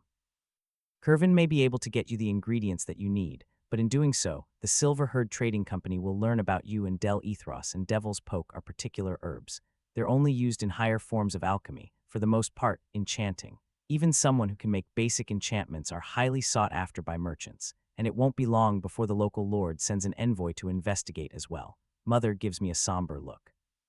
It's a good thing Mother knew so much about this. If I had talked to Curvin before he left, he probably would have invariably blown my cover looking for the ingredients I need. She's right. And don't you worry, your father here can knock around anyone who comes to cause trouble. Dad boldly claims and flexes his arms. I decide not to point out that I saved him a few days ago. Yes, we know how strong you are, Darius. We can talk about this more later. The stew is ready now. Leah, can you get the utensils? Mother moves the pot of stew over to the table while I grab our bowls and silverware. Dinner with my family is always a great way to finish the day. While we're all eating, I pull up my status page. Most of my gains this time were from fighting that spider by myself for so long and trading with Curvin. I earned nearly 2,000 more experience from the chameleon spider than I usually do, and I didn't even participate in the final strike. And all my merchant skills went up after striking that deal with Curvin. I didn't earn an enchanting skill, but my drawing and wood carving both leveled, which should be a big help in the coming months when I practice drawing runes. As I shovel a spoonful of stew into my mouth, I think about everything I have to do in the coming month. I need to practice the 3 runes I can draw. I need to set time aside for my sword practice. I also need to figure out a way to level Sense Soul. If that wasn't enough, I need to make more spears for Curvin and arrows for the hunters. All that work while also hunting down any chameleon spiders that get too close to the village. I wish I can complain about my work schedule, but I need to do everything and continue to grow stronger. If Mother is right, some influential people might take notice if I continue to practice enchanting. I need to be strong enough that I won't be intimidated by whoever shows up to our village. I have around 4 months before Richard and Sandra return to the village, and if the Lord keeps to his promise, a subjugation squad won't be far behind them. The future should be getting more interesting from here on out. Curvin's point of view from road to road, from trail to trail. Merchants roam searching for a sale. Everything has a price, anything for gold. Our carts are full, everything must be sold. How did that sound? I glance at my two guards, Lurt and Reba. We're nearing T-Burn. It would be wise for you to remain quiet. We need to listen for Skull's spies that could be hiding nearby. Lurt warns me from my right with a straight face. I had no idea. I pretended to look shocked. We should warn everybody else. I waved to the other carts tightly packed around us, all heading the same direction. If you don't like my singing, you can just tell me. I promise I won't be mad. We don't like your singing. Reba dryly says from my left. The two of you should be praising my singing for all the gold I pay you guys. I hump to myself and pretend to act insulted. We aren't paid to be tortured. I give Reba a quick scowl. The two of them are always criticizing my singing. I won't get anything from arguing with Reba, so I look to my right at Lurt and switch conversation topics. Lurt, how far from the city are we? I can't see anything past the cart in front of me. The merchant I'm tailing has his cart stacked 15 feet tall with crates. Judging by the smell, the boxes are probably filled with produce. Lurt walks a couple of feet from our cart, pushing his way through the bushes and weeds outlining the road. The plants and weeds should have died when winter arrived, but the war weather has changed the local ecosystem. Everything is wet and muddy due to the snow that falls 1 minute and then melts when sudden heat wave rolls in over it. Bang! The sound of thunder echoes overhead as a flash of light streaks between the dark clouds above us. I've heard stories from older merchants about war weather, but this is the first time I'm experiencing it myself. It said the weather around major conflict sites becomes more unpredictable, depending on the size of the battle. The excessive use of magic in one area affects the weather, leading to sudden downpours of hail, heat waves that scorch the earth, and gale force winds that sweep carts onto their sides with little warning. If you have devil's luck, you can even be struck by lightning that randomly discharges overhead. How many spells are the two armies throwing at each other to change the weather this much? At least being nestled so tightly between the other carts helps reduce the weather's effect. The closer we got to T-Burn, the more carts seemed to join us on the narrow road. Even now, my cart is hanging a few feet off the right shoulder to give room to the empty wagons leaving the nearby city. Not much longer. I'd say another 30 minutes before we're in the city proper. Lurt tells me when he takes up his previous position close to my cart. I bet every person with a few levels in trading is here looking for some quick coin. I complain because of our slow speed. This line would be moving faster if people were still going to the fort to trade their goods. Ever since Skull started their attack a few months ago, only the craziest merchants would risk their lives bringing their products directly to the fort. Now everything for the fort is purchased in T-Burn by the supply corps. The soldiers stationed in the city communicate with the fort and deliver all the goods they buy during lulls in the fighting. Is it okay for us to be here right now? Lurt asks as we slowly shuffle forward. What do you mean? Why wouldn't we be allowed here? I ask my faithful bodyguard. After the delivery to Spotted Creek Village, you wasted a week sending messages from Dre before you had us gather every weapon we've been storing at your house, and then we came here. How are we supposed to finish our route and find the magical items for Miss Aaliyah in time? The company is going to reprimand you for not sticking to your assigned route. Lurt gives me a worried look. There's no need to worry. I calmly explain to Lurt and Reba. The reason we wasted so much time in Dre, as you stated, was because I had to get in contact with some of the people who owed me favors in Silver Herd. Other merchants will make my stops for me while we're here. After we sell everything, we'll relax in Dre and gather the food for Spotted Creek Village and the items for Aaliyah. I have everything planned out. Lurt and Reba relax when they hear my explanation. As we inch forward, I think about all the planning I've put into this trip. Ever since there had been whispers of war, I've been using my spare coin to buy weapons from my contacts. Trading under Silver Herd means I use their connections and coin to move goods around. Every 3 months, I have to submit a report on how much I traded and how much coin I made. All the profits go to Silver Herd, and I receive a bonus depending on how well I did. Of course, that only applies to the goods I bought and sold using Silver Herd's money. The 30 spears I've bought from Aaliyah over the last 2 months, and a few other pieces from her earlier work are my finest pieces. The rest are works I've picked up for cheap coin during my trade route. Overall, I've spent nearly 5 gold coins of my own money on everything. I should be able to quadruple my money by just selling Aaliyah's weapons alone. I stop counting my future coins when I see the wall surrounding T-Burn come into view, cresting the cart in front of us. The line starts to pick up because the city guard is directing smaller carts over to a quicker inspection point. My cart isn't considered small, so we have to stay in place. Soldier tells us to stop while the cart in front of me rolls forward and is inspected. The men checking the cart look tired, and many are dragging their feet.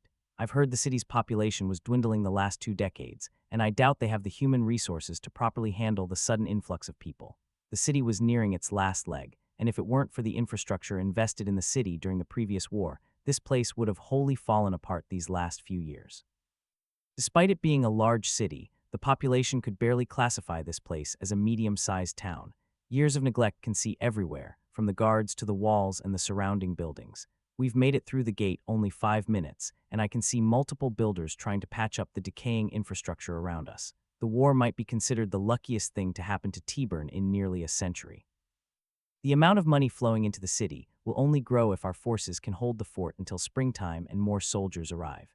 After waiting 10 minutes, the cart in front of me pulls onto the main road of the city, and the guards signal us forward, name and goods being hauled. A city guard with a silver emblem of a tree on fire approaches us and asks for my information in a monotone voice. Certainly, Captain, my name is Curvin, and I'm with the Silver Herd Trading Company. I have weapons for the fort. I offer him a merchant's smile. The captain raises an eyebrow at me. You have identification on you. I know the 3 Silver Herd merchants that make regular trips to our city, and they haven't told me about a 4th that would be coming. I reach to my side and pull out my company-issued plate. This is the first time someone has asked to see my plate before. The people I usually meet are happy just to see a merchant and don't care who they work for. Here you go. I hand him the metal plate that has our company's logo along with my information on it. While he's examining my plate, I explain why I'm here. I managed to get a good deal on these weapons, and I decided to come here on my own time, so it's not surprising you haven't heard I was coming. The captain nods his head in understanding. Your identification checks out. I shouldn't be surprised by an ambitious merchant. You said you were hauling weapons. What else? Only weapons here. No kidding. Let me see the goods really quick. I hop off of my carriage and signal my guards to stay where they are. I follow the captain to the side of my charge and untie the canvas hiding my cargo. Gods. The captain's eyes go wide when he sees the pile of weapons filling my cart. This is the largest weapons delivery I've seen yet. That's good news for me. Usually people mix their cargo unless it's someone selling food. Give me a second. I tie up the loose canvas while the captain stamps an entry permit for me. I'm confused when he hands it to me without asking for any taxes. You don't need an entry fee, I ask. We aren't collecting it due to the situation of the city. After a quick inspection, all merchants, laborers, and crafters are encouraged to enter and stay in T-Burn. We need all the help we can get. The city earns more money letting everyone in than we could with a gate toll. You're all clear. Enjoy your stay in T-Burn. I give the captain a polite nod and usher my bivol forward. Do you want one of us to find an inn for the night? Lurt offers as we make our way down the city's main road. Each building we pass is either a cobbled-together inn or a building being converted into another inn. I don't think it will matter much in the end. No matter which one we choose, we'll have to be careful the sudden winds don't blow it down in our sleep. I point out the horrendous-looking buildings as we pass them. Only a quarter of them look like they should be standing. I steer my bivol, following the signs pointing us towards the location the army is purchasing goods from. We'll sell everything and worry about the inn later. Who knows, maybe I'll make enough for us to rent out a house instead of one of these cramped inns.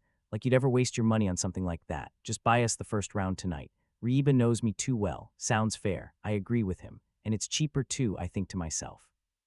We follow the signs through the city until we reach a clearing next to a sealed gate that leads to Fort North Ridge. The clearing is pure chaos with soldiers directing carts every which way while others empty the goods from other carts. Everything is being sorted into piles and loaded into heavy-duty steel carts with the Olbert symbol on their sides. I see a soldier close to us, flagging us over to a spot between 2 other merchants parked off to the side. After we pull into our spot, a different female soldier with a writing board in her hands approaches us. You with the Sliver Herd Company? She asks me after she notices my bivol. Yes, ma'am, the name's Curvin. I have some goods you might be interested in. I use my most charming smile when I address her. Don't we all? The man sitting in the driver's seat of the cart next to mine erupts in laughter at his own joke. The female soldier ignores the man's outburst and focuses on writing on her board.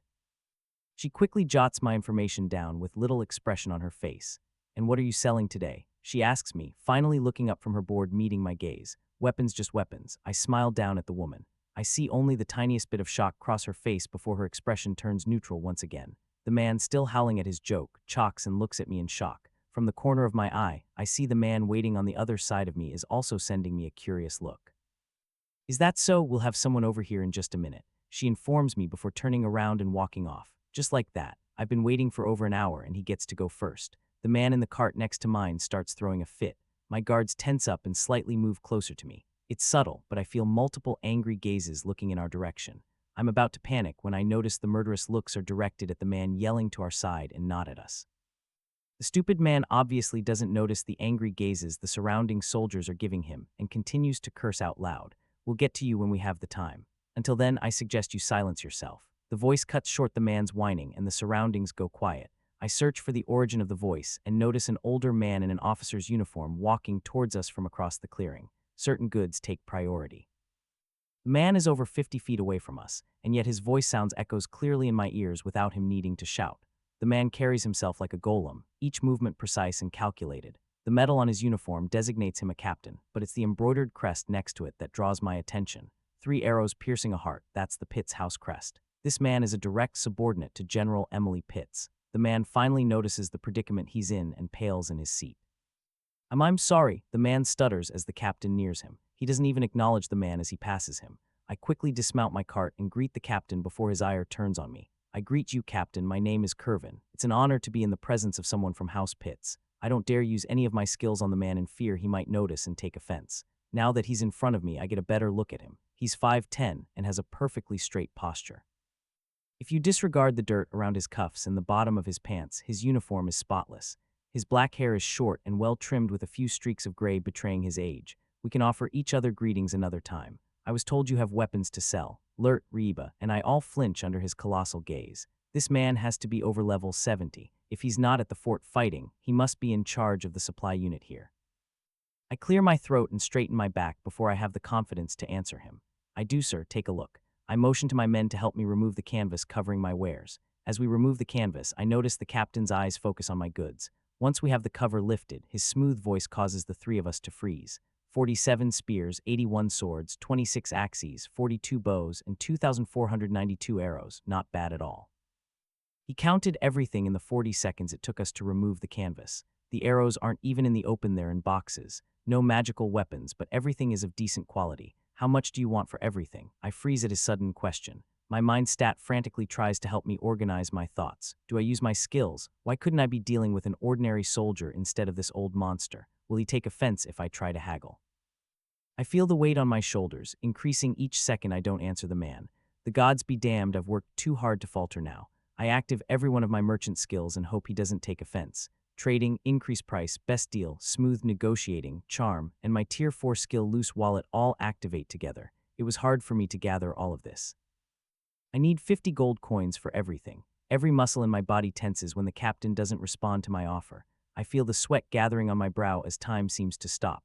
With all my skills applying their pressure on the man, I anxiously wait for his reaction. I wait to see if his merchant skills will activate or if he has me detained for offending him. That is too much. All at once, I feel the strength behind my skills falter. 30 gold is more than enough for these weapons.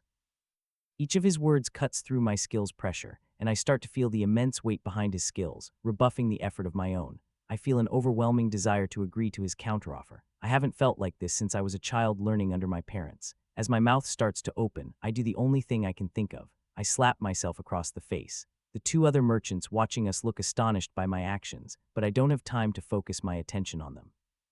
The captain's gaze is still drilling into me. Before the pain fades, I need to make my counteroffer. I need 40 gold. It takes everything I have to say those words. The man's stern gaze flickers momentarily, and a soft smile creeps across his face. I'll do 35, he offers. I keep my head lowered, trying to hide the disappointment I'm feeling. I barely notice the captain pull a slip of paper out of his pocket and write something on its surface before offering it to me. I reach out for the slip of paper, but it doesn't budge from his hand. I'm forced to meet his gaze once again, and I'm surprised to see his smile had only grown bigger. You have quite a bit of talent. You're the first merchant that managed to offer a rebuttal to my first offer. If you come back again, mention that you're a friend of Captain Nathaniel. Captain Nathaniel loosens his grip on the piece of paper before he turns and walks over to another cart in the clearing. A few seconds after he leaves, the female soldier approaches me once again, accompanied by 10 other individuals in the same uniform. She stops in front of me while the others swarm my cart and start to remove everything. Don't lose that ticket, you can take it to our barracks in the city and collect your money there. Where exactly are your barracks located? I half-heartedly ask her. Do you remember passing by a building with a lot of soldiers entering and exiting as you made your way here? She asks me. I vaguely remember seeing a building like that. I believe so. All coin transactions are handled there. That makes sense. It would be hard for them to keep track of every coin being exchanged with it being so busy here. I look over my shoulder at the people striping my cart of everything I've gathered these last few months. I look down at my ticket and notice the 35 gold clearly written on it. This is what I get for months of my hard work. I can't say how disappointed I am with my earnings after hearing that. Anything for the Kingdom of Olbert, I reply, hiding my disappointment in my heart. Everything becomes much duller after our conversation finishes. My cart is soon emptied, and we're asked to leave to make room for other arriving merchants. The trip to the barracks to cash out my ticket was slow and tedious. The pouch of gold coins they hand me feels light in my hands despite them counting it twice in front of me. Lert and Reba led me from tavern to tavern until we found a spot for us to settle for the rest of the day with an open room for the night. I kept my word and bought the first round, then the second, and third. The cheap mead wasn't making me feel any better. Sipping my grog, I pull up my status page. I've worked so hard to reach where I am today. My parents, bless their hearts, worked their hardest for my older brother and me to earn the skills we needed to be successful merchants. I wonder how brother is doing running our family's vegetable stall back in Blayton. Even with it also being the headquarters for Silver Herd, it's been years since I stopped by to see my family. Maybe I should take some of my free time and stop by to say hello. I look at the almost empty mug in front of me. Alcohol always turns me sentimental. Glancing back at my status page, I think about my run-in with Captain Nathaniel. Almost every one of my merchant skills leveled after our deal concluded, but that's the only good news I can think of. Doing some quick math, I noticed I only earned 26,482 experience from selling everything I brought with us. Any other day I would be excited about that much experience, but when you factor in all the work I put into this trip, I was expecting enough experience to push me into level 54. The only time a merchant doesn't receive their proper experience is when they're screwed out of their deserved coin. I can only imagine how much money I lost on our deal, and that old man had the gall to ask me to see him again the next time I come. Another one. I shout at a passing waitress. The only thing I want to do is drown myself in cheap liquor for the rest of the day. Emily Pitt's point of view, the sound of arrows releasing fills the air as I watch siege spells launched from our walls at the horde of Skal soldiers down below. Their forces are spread out, mitigating their troops' damage while launching their own spells and arrows in retaliation. I scan the horizon looking for their commanders. I spot them at the back of their army. They've learned their lesson and have moved all their prominent figures well out of my range. Instead of relying on high-level warriors, they've spent the last 3 weeks using their superior numbers to whittle away our supplies with a prolonged siege. We've only managed to move the smallest amounts of food from T-Burn in the middle of the night during the lulls of battle. Food, weapons, daily necessities were running low on everything. I wonder if Skal's new commander planned on his strategy being this effective, or if he just got lucky. Christopher, how many more days can we hold out? I ask the open space next to me. My steward materializes next to me with a somber look on his face. We have 4 days of food left if we stretch out our supplies. A few of our men know some minor blacksmithing skills and are frantically trying to sharpen and repair anything they can, but 10 of our forces have either no weapon or an improvised spear. If we don't get our supplies from T-Burn soon, we won't be able to hold Skal's forces at bay. They'll take T-Burn and we'll be stranded here alone. I take a deep breath and contemplate everything he just told me. It looks like I have no choice, I mutter into the wind. General, Christopher gives me a questioning look. Send word to Nathaniel that he's to bring everything he can to the fort at once, I order Christopher. But General, we can't push their forces back enough to guard that many supplies. We'll lose everything. Christopher shouts at me while looking pale. I'll handle it. Hurry along. I firmly order him to go and make the preparations. Christopher disappears in the direction of the closest communication mage. After a few months of us working together, he's stopped second-guessing me as much. Only at times like these does he second-guess my judgment. Without taking my eyes off the battle, I adjust my constitution and wait for him to return. Nathaniel knows that he would be receiving the order to move out at a moment's notice, and I'm sure he can handle everything as quickly as I need him to.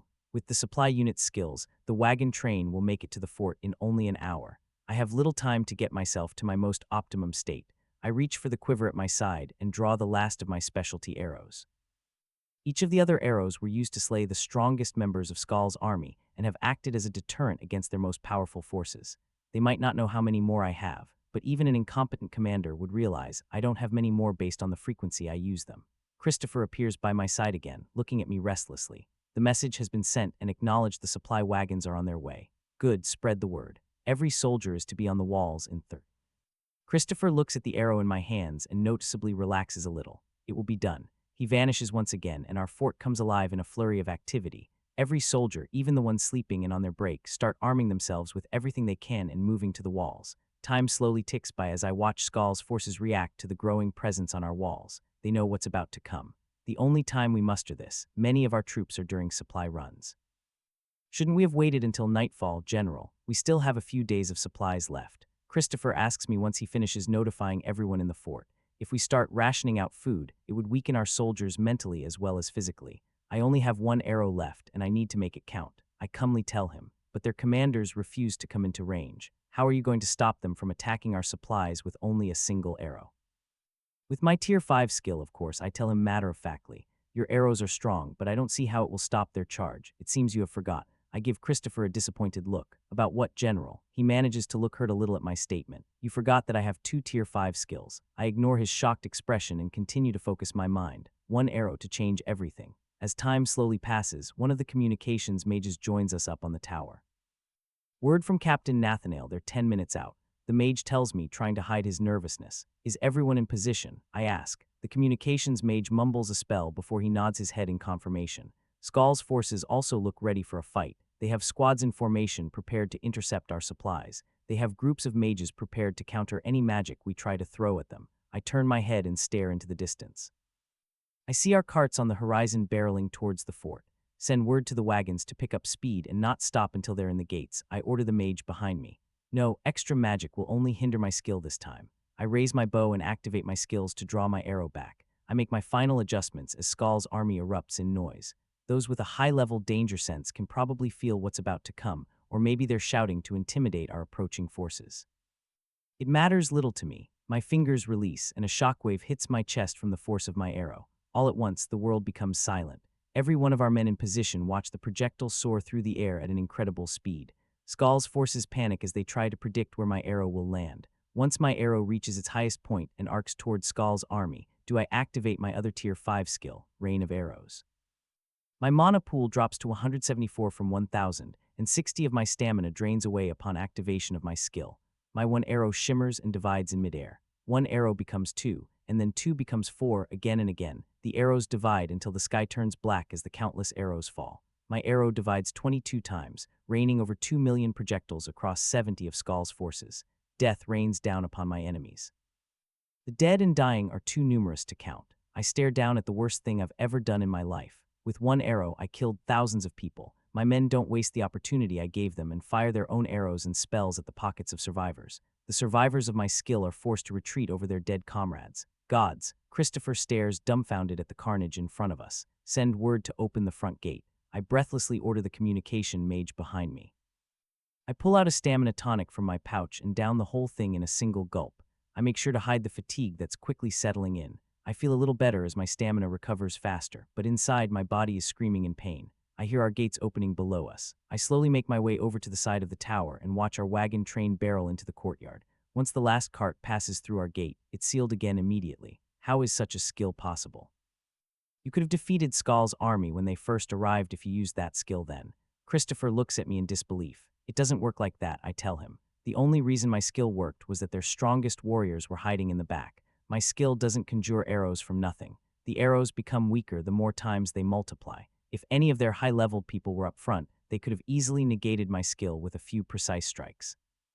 That's why the barriers their mages managed to conjure in time saved a few of them. I explained to him, I'm going to rest here a while, coordinate with the supply team and have everything emptied as soon as possible. Their army will be in shambles for the foreseeable future. We have until they recover to get as many supplies into the fort as possible. I wave away Christopher and the communications mage. As Christopher rushes to follow my orders, followed by the mage, I move down the ramparts and sit on the stone steps. Rain of Arrows is the more intensive skill of my 2 Tier 5 skills. Even if I had another arrow, I couldn't use my skill like that again for another month without risking severe harm to my body. Maybe if I was younger, I could risk it, but I'm not a spring kip anymore. I've never had the chance to use the skill like that before. I've used it to exterminate hordes of low-leveled monsters and a few bandit camps, but never on a scale like this. I feel the pressure growing in my chest as all the experience I just gained tries to settle in my soul. I just killed thousands of level 30 and 40 soldiers. I haven't felt experience gain like this since I actively hunted magical beasts. Tonight, I'll have to distribute the status points I just earned. I enter a light meditative state to ease the pressure on my body. I don't keep track of how long I've been meditating for, and only come out of my meditative state once I hear our gates opening again. After my quick rest, I've regained enough strength to launch myself towards the gate before the wagon train leaves. I watch as the last empty cart leaves the fort surrounded by their escort. With the gates closing, I turn my attention to the courtyard. Our much-needed supplies are scattered everywhere. The food supplies take precedent, but a few soldiers sort the weapons and necessities while the food is taken inside the fort. I notice Christopher walking towards me. I can tell he wants to ask me how I'm doing, but I don't give him a chance to ask. How are the supplies? I ask. He frowns slightly, but answers my question anyway. With the mage's preservation magic, we can hold out for another 3 weeks with what we just got in. More importantly, we got a larger than usual supply of weapons. Christopher leads me over to the area the men are sorting the weapons. Apparently, a merchant stopped by earlier today and sold us a cart full of weapons. The manifest says basic weapons, but they'll be better than what some of our men are carrying now. We watch the men check each sword, axe, and spear individually. Most are unmarked goods from low-level blacksmiths, but I notice a maker's mark on some of the spears.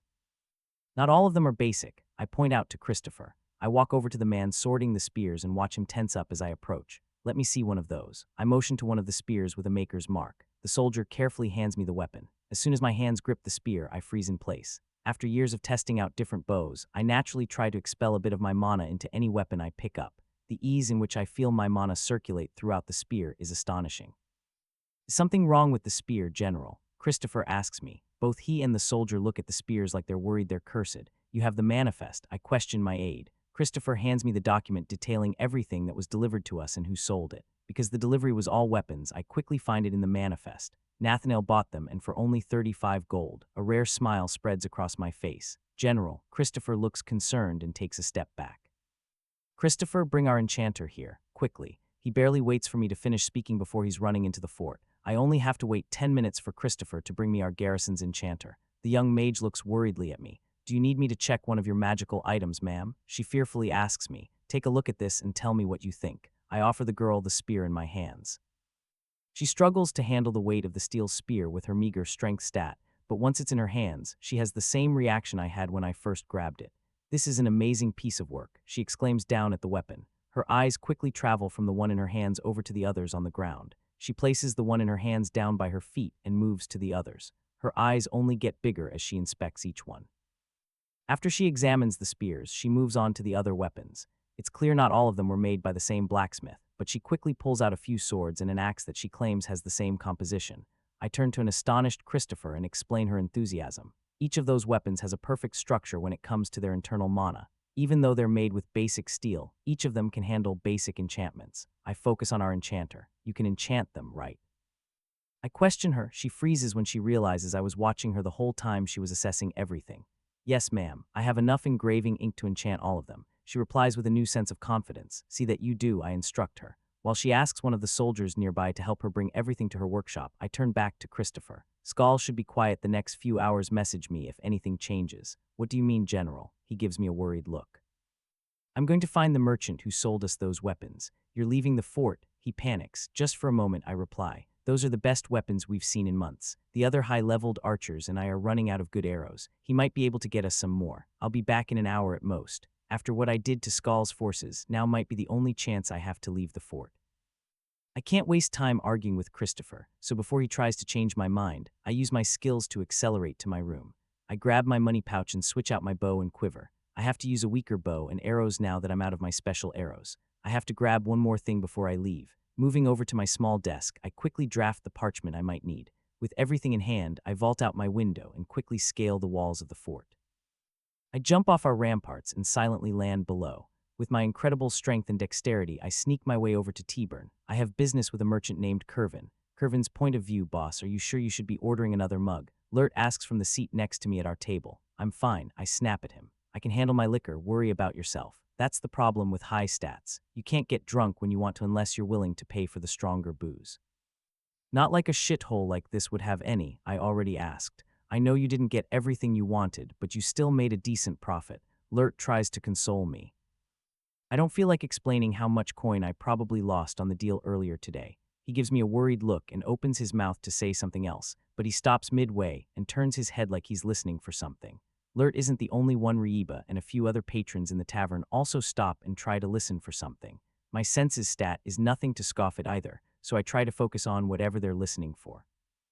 It's hard to tell, but it sounds like the tavern 2 doors down from us is going crazy with multiple people shouting.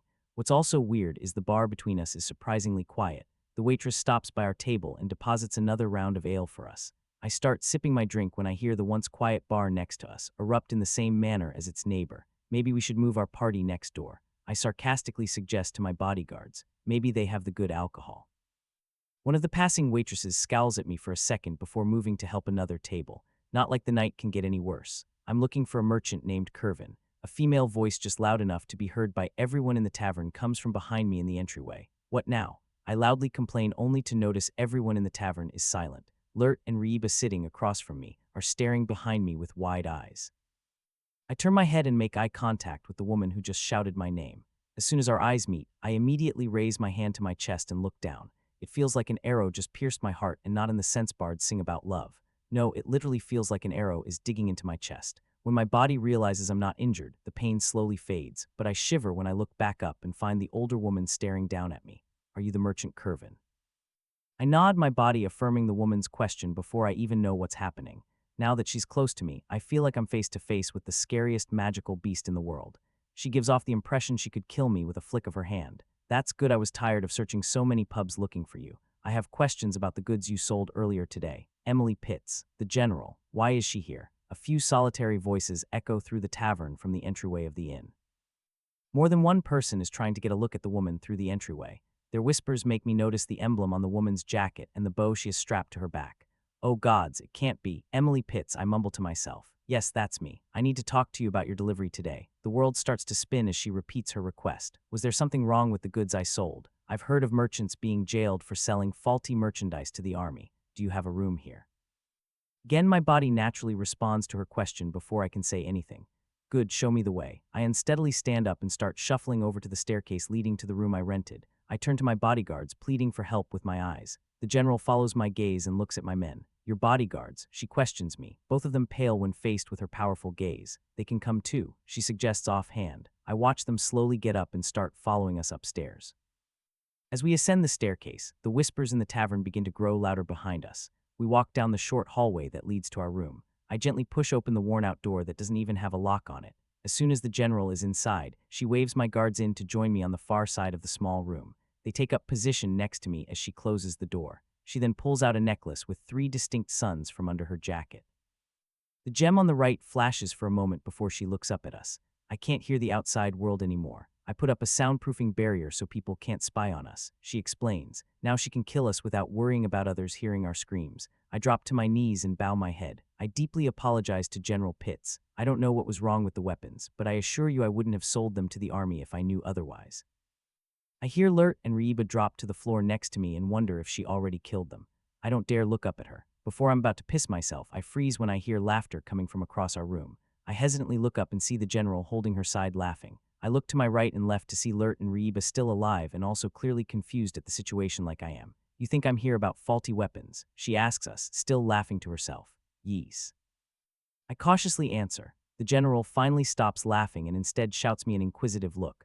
Weren't you curious as to why you didn't earn much experience after selling your goods to Nathaniel? She gives me a knowing smirk. When I don't answer her, she confirms my earlier suspicions. You sold your goods for a copper of what they were worth. Being told that to my face gives me enough confidence to talk finally. Might I ask what you mean by that, Lady Pitts? Before I do, I wish to apologize. I'm shocked by the sudden apology. Nathaniel has worked under me for years and has an incredible gift when it comes to procuring goods. His only fault is he doesn't have any talent in regards to magic. He can spot enchanted goods with his skills, but he can't feel the mana inside an object. That means he didn't realize the value of the spears you sold him. As she explains the misunderstanding to me, an image of a young blacksmith pops into my head. Some of the goods you sold us were more than good enough to be enchanted. Those 30 spears you sold us, in particular, were worth the 35 gold you were given by themselves. She laughs once again at the situation. May I ask why Lady Pitts feels the need to rub my failure in my face? I try to hold my anger back, lest she becomes mad at me. You should be happy I decided to come by. You wouldn't have realized your mistake by yourself, and likely would have continued to sell the weapons at horribly low prices, she says to me with a snarky tone. She's right. If she didn't explain to me the true value of my goods, I would have continued to sell them as I was. Were all of Aaliyah's goods worth more than what I was selling them for? Wait, something isn't right here. A general wouldn't leave their fort just to teach me a lesson. She must need me for something else. I straighten myself up once I realize she has a job for me. Lady Pitts is truly generous. Is there something I can help you with as a show of gratitude for your wisdom? You finally stopped shivering, huh? Are you going to stand up now? I slowly get up from the floor, followed by my 2 guards, and address the 6th strongest person in the kingdom. May I ask why the general really decided to pay me a visit? She gives me a predatory look. The blacksmith you bought the weapons from, who is she? It takes everything I have not to blurt out the answer to her question while under her strong presence. What makes you think it's a she? I hesitantly ask. The maker's mark is too feminine for a male blacksmith. Is there a reason you're avoiding my question? The blacksmith in question and I have a good relationship that revolves around secrecy. I won't jeopardize my future with them that easily. Future, huh? That means she's improving. She must be a young blacksmith if no one has heard of her yet.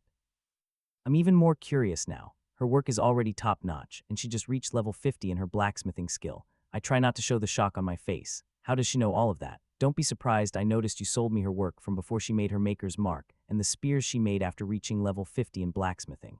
For you to find a gem like that around here, I'm impressed. Why don't you tell me where she is so I can send her an offer to come to the fort?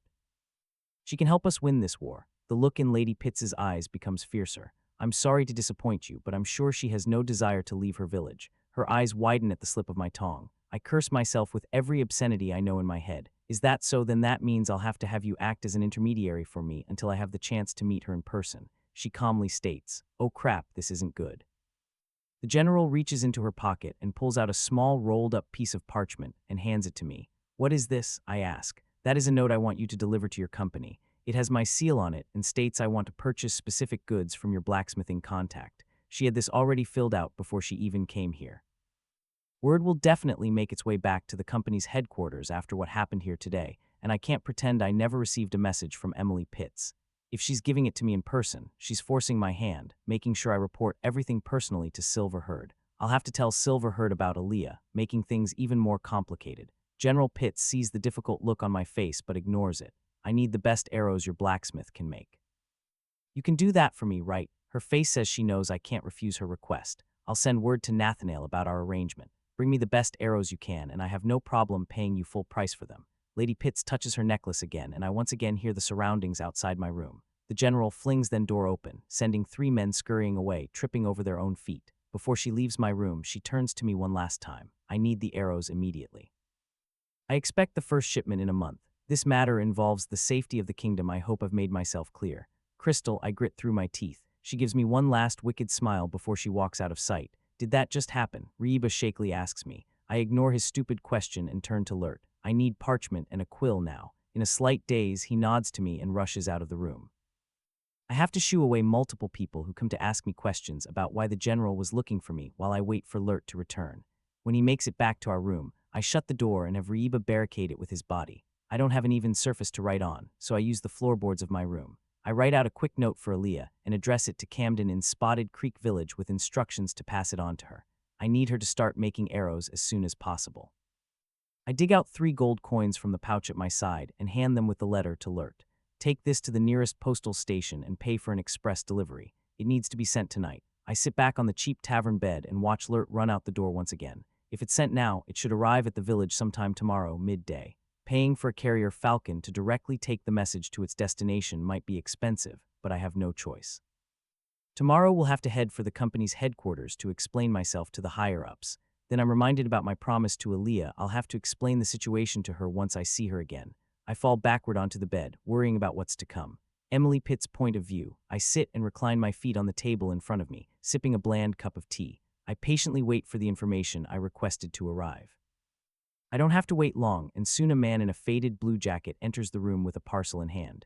"Lady Pitts, this is highly unprofessional. If the postal service finds out I did this, I'll be fired and put on the blacklist." The man snivels in front of me, pathetic. I lean over and slap 5 gold coins onto the table to shut him up quickly. "The parcel," I demand, holding my hand out. He shakily hands me the parchment and explains. "It's just as you said. Soon after you arrived here, a man came and requested an express delivery to a small village in the north known as Spotted Creek Village." I smile as I open the tube that is supposed to be attached to one of the postal service's birds. I skim the note and memorize the important information. She's in Spotted Creek Village, and her name is Aaliyah. The wording is vague, but the merchant is asking her to switch her production over to arrows. As soon as I have some free time, I know which village I'll be visiting. I down the last bit of tea and stand up. "Send the message on your best bird and make sure it isn't intercepted. If anyone asks questions, I want you to notify me immediately at the fort. Is that understood?" I use my intimidating eye skill on the man and he nearly falls over. Yes, my lady, I understand." "Good." I walk past the man and out of the postal office. I use my skills to blend into the shadows cast by the falling sun on the buildings. It took longer than I thought to find and talk to the merchant, but it was worth it. I smile to myself as I speed back to the fort with the best news I've had in a long time. "Del Raisin's point of view. What do you think, master?" I hear Aaliyah's voice next to me. I pretend to wake up and slowly open one of my eyes. In her hands are 2 ingots that are 1x1x4. Both of the ingots are steel mixed with pieces of chameleon spider carapace. I think I improved the ratio a little bit better. Her smile is so bright I'm forced to close my eye again momentarily as she shows off her achievement. This one has a better magic conductivity, with a better flex and strength ratio compared to my old mixture. I dropped the carapace concentration by 0.5% to 17.5. It should make an even better arrow shaft now. I pretend I can tell the difference in the alloys and nod along with her presentation. I give a fake yawn to hide my true feelings. Does that mean you're done experimenting for the day? I ask in a relaxed tone. Not yet. I think I'll try one more mixture, this time with 17.75 carapace. I watch her walk over to our workstation, placing her ingots off to the side and scribbling her findings down on a piece of parchment. She cocks her head to the side to see if I'm watching her, so I close my eye and pretend that I'm not watching her. Ever since I made that engraving pen for her, she's been trying to make the best magic conductive steel she can without using mithril. Secretly watching her work, a whole host of emotions run through my mind. The amount of pride I feel towards my disciple can't be conveyed with words. Of course, that pride only makes the envy I feel towards her hurt me more. Is this what masters are supposed to feel towards their students? Master, if someone told me a decade ago, I would have someone address me as master, I would have thrown my hammer at them. When I took Aaliyah on as an apprentice, I was sure she would quit after the first day in that. If I knew what kind of person she was back then, I would have known that never was truly an option. Raising such a talented person is a blessing and a curse at the same time. My greatest fear is the day she realizes she doesn't need me anymore. I've slowly faded myself into the background as she's continued to rapidly improve to try and keep that day from coming. I'm quickly running out of things to teach her. Almost every question she asks me these days is almost impossible for me to answer. I may have years of experience on her, but she's quickly catching up to me at a monstrous pace. A talent like hers deserves to be nurtured by someone like one of the grandmasters back in Truset. A stripped dwarf who ran away from home doesn't have the right to be called master by someone like that. Here she is, optimizing alloys all on her own. I have to pretend I know the difference in the metals she's showing me. Without the ability to sense magic, I'm slowly becoming obsolete. I can still craft better weapons than her with the help of my skills, but at the rate she's improving, I don't know how much longer that will last. That child is a monster in every sense of the word. People don't earn as many skills as quickly as she does, and her skills level at an incredible rate that anyone else would say is impossible. It took me 3 weeks working with metal to earn the first level of blacksmithing. She got the skill after I had her make her first nail. Her parents might not realize how ridiculous she is, with humans hoarding information as they do, but it's understandable for me to see. She excels at everything she does. If she chose to pursue a magic profession, I'm sure she would have a star right now. If she wanted to be a knight, she would be serving under one of Olbert's generals. She could be an apprentice under the owner of Silver Herd instead of trading with one of their traveling merchants if she wanted to. But she chose a profession in blacksmithing. I don't know why she earns skills so easily, but I know they won't stop leveling anytime soon. She pushes each of her skills to the limits each time she uses them and continues to make items someone of her skill level shouldn't be able to make. She asked me how to level her hammer skill, and it only took me, showing her a few niche techniques and a few days of practice for her to pass level 50. Even with the help of someone who has more experience than you, passing skill tests should take months or even sometimes years, not 72 hours. And her willingness to try new ideas has her continually expanding her knowledge. From the moment she made that sword, she called a katana, I knew she was getting close to the limit of my teaching ability. 2 weeks ago, when she called me out on never making an engraving pen before, I thought that was the point she was going to decide to leave my tutelage. I've already taught her everything I know about the metals I've worked with and how to work them properly. Everything I've taught her recently has been a theory I learned as a lad in Truset. Because of my inability to use magic, I was never taught advanced techniques or was allowed to practice with magical ingredients. The only other time I've worked with mithril was after I first left Truset and tried to make magic items for humans. I quickly realized I was only wasting the mithril with my skills. At the beginning of her apprenticeship, I may have told Aaliyah that I wouldn't share stone kin secrets to dissuade her, but it's not like I ever had anything groundbreaking to reveal. The sad fact was, I was allowed to leave so easily because I didn't know anything that the human nobles didn't already know. I lightly sigh to myself and sneak another peek at Aaliyah. She's using small wooden measuring cups she carved for herself earlier in the month. I had to help her estimate their sizes accurately, but that's the only thing I could contribute. I can estimate the composition of basic alloys, but changing around the structure by 0.005 is beyond my ability. With Aaliyah's skills, she can accurately judge the structural differences between different metals. Aaliyah told me she noticed the mining helmet I lent her had an incredibly small amount of mithril mixed with the steel to help it hold the enchantment. I wasn't even aware of that. She doesn't even have engraving ink, yet she already knows more about enchantments than I do. Since she figured out metals need a strong magical internal structure, she's been using her spare time to experiment like she is now. She already figured out a way to improve our standard steel's magic conductivity by changing our steel formula to 98 iron and 2 chameleon spider carapace. I can't see any difference with the steel, but she says it conducts mana 23 better without compromising its strength. I thought she would finally have to challenge herself when it came to learning enchanting, but she's picking it up at the same speed she's learned everything else I've taught her. I have to admit I cried on the inside a little when she explained how she decoded the runes she found inside the mining helmet. She even carved the enchantment on a piece of wood in its entirety for me to see. Leah told me she hadn't gotten the enchanting skill yet, but I know as soon as she gets the ink she needs, she'll quickly gain levels in it. Once she gets her hands on some engraving ink, I'm sure she'll be able to make better weapons than anything I'm capable of. Before this time next year, she'll be almost as good a blacksmith as I am. The only thing she needs is everyday experience with crafting different items. I see her turning her head in my direction again, so I shut my eyes and pretend to be resting. I hear her footsteps through the snow on the ground as she nears me. How are you able to sleep so much? I have a decently high level, and I don't feel tired as much as you do. It's because you work yourself to death every day that you don't have a problem sleeping. I complain in my head. What do you need? I ask without opening my eyes. I need your help with leveling one of my skills. Tarot's Forge, another one.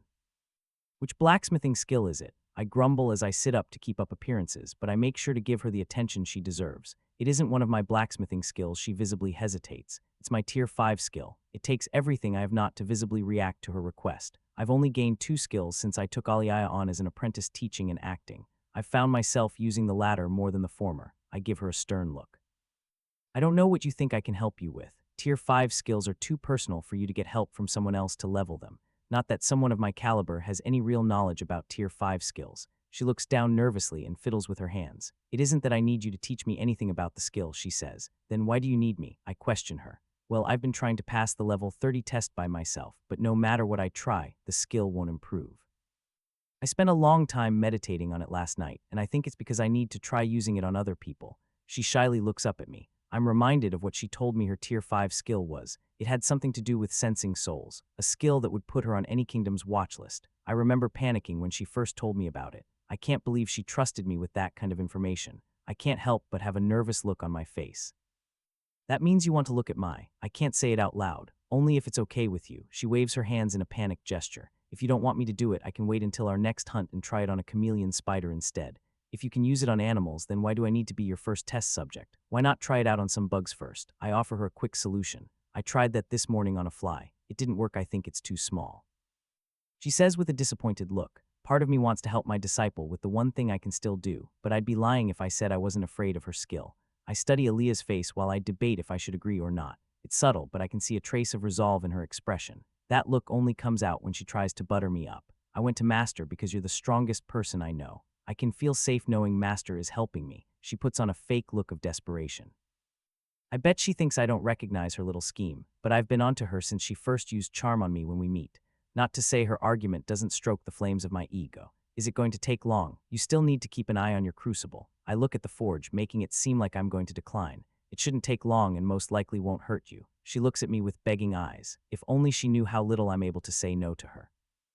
Double-check the forge really quick, then let's get this over with. I make it appear like I barely agreed to her request. I can't do much for my apprentice, but I'll still try to help her with anything she asks of me. She gives me a hug and a smile before she runs over to the forge, adding enough fuel to the fire to keep it hot while she leaves it unattended.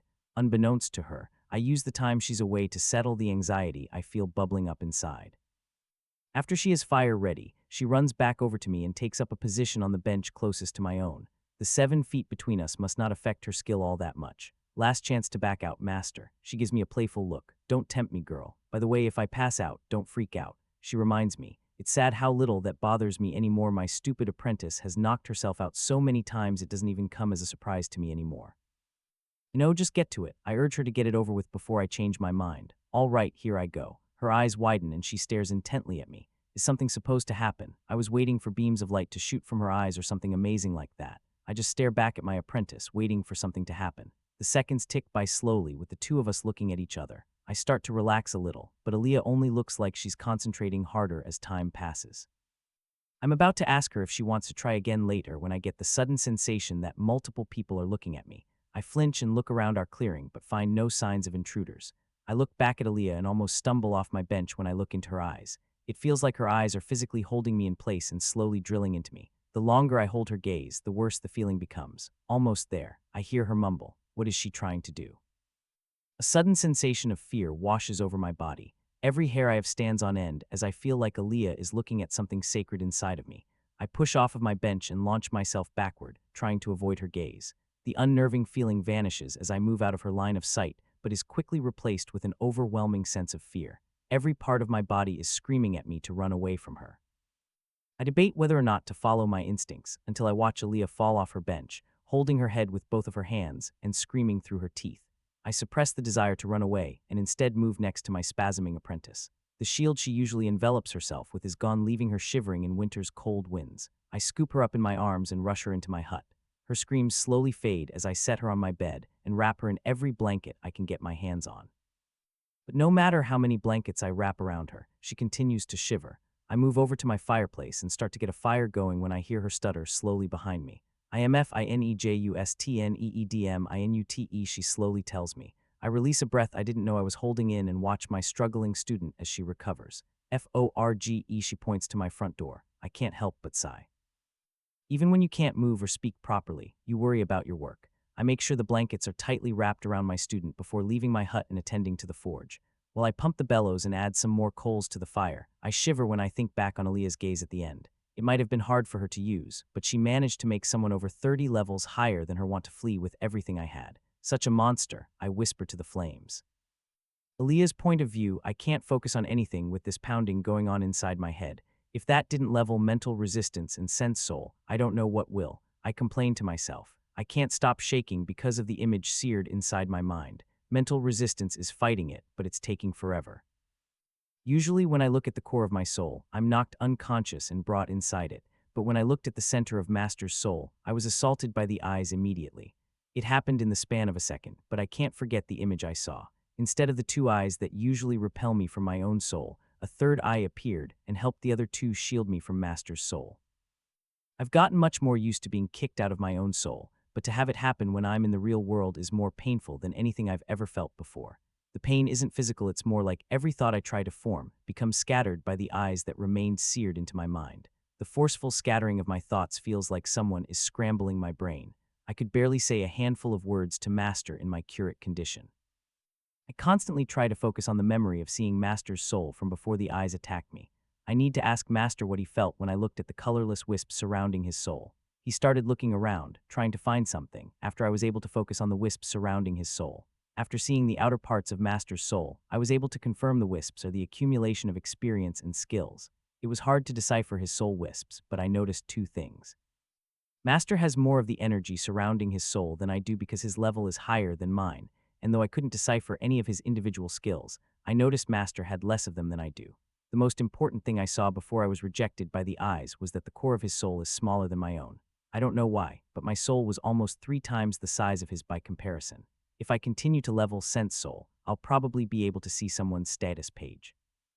The outer parts of Master's soul weren't hard for me to look at, and it was only when I tried to look at the core of his soul that I was met with the backlash.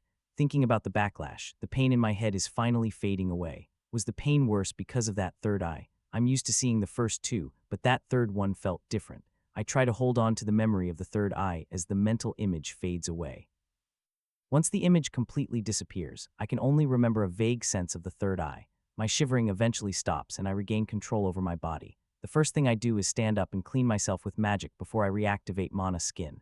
Ahidls Wimapis, clean, and with my skill re-engaged, I open up Master's front door and walk over to the forge. Master notices my approach and turns toward me. When our eyes meet, he flinches and lowers his gaze away from me. Oh gods. What did I do? Master always taught me it was a sign of respect for stone kin to look each other in the eyes, and now he refuses to meet mine. You feeling better? He asks me, refocusing his attention on the forge, avoiding my gaze. Yeah, I'm feeling a lot better now. How long was I resting in your cottage? I ask from behind him. An hour, maybe 2. Your skill has some strong effects. He responds in a hollow voice, refusing to look at me. What happened when I used my skill? I hesitantly ask Master. Master's voice shakes a little as he tells me. At first, nothing. Then it felt like I was being surrounded by people staring at me, and in the end, it felt like you ripped open my chest and looked inside at something I never knew existed.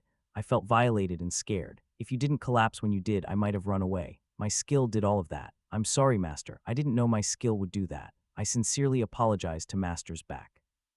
No wonder he doesn't want to look at me. There's no need for you to apologize. It was my own decision to help you. You say that, but you're scared to look at me. Master flinches at my comment. Slowly, he turns around and meets my gaze. I can tell he's struggling, but he refuses to look away. I just need some time to recover, that's all. Or do you think your master is that weak? I shake my head no, but I still feel bad for asking for Master's help. His expression tightens. Listen good, Aaliyah. Until you decide you no longer need me as your teacher, I will always help you to the best of my abilities. I'll admit your skill had some effects I wasn't ready for, but you are my student. Even if you need help to continue practicing your skill, I'll always offer you a hand. Just give me some time to recover, okay? He actually manages to give me a small smile. I move to the farthest bench away from Master and sink into a meditative state. I pull up my status page, checking on the changes to my skill levels. It's shocking to see how much experience I got for leveling Sense Soul, but I'm still a ways off from my next level. Going over my skills that leveled up, I can see how I've shifted my focus over the last 2 weeks. My running and sword training skills have fallen to the side in favor of increasing my crafting skills. I've been practicing carving runes into our firewood every night and spending almost all my extra time here at the forge. I've made 54 spears, 26 for Curvin, and my measuring cups to improve my arrow shaft composition. Then there are the levels I just gained. That head-splitting attack raised mental resistance by 2 whole levels. I managed to get Sense Soul to level 31, but I don't know how I'm supposed to train it from here. If what Master said was true, then I'll have to pass another test once the skill reaches level 40. Plus, after how Master reacted to my skill, it's not like I can just use it randomly on people to practice it. Master said the worst part of my skill was when I tried to look at the central part of his soul. If I avoid the center of people's souls, then maybe I can practice the skill by judging what level people are.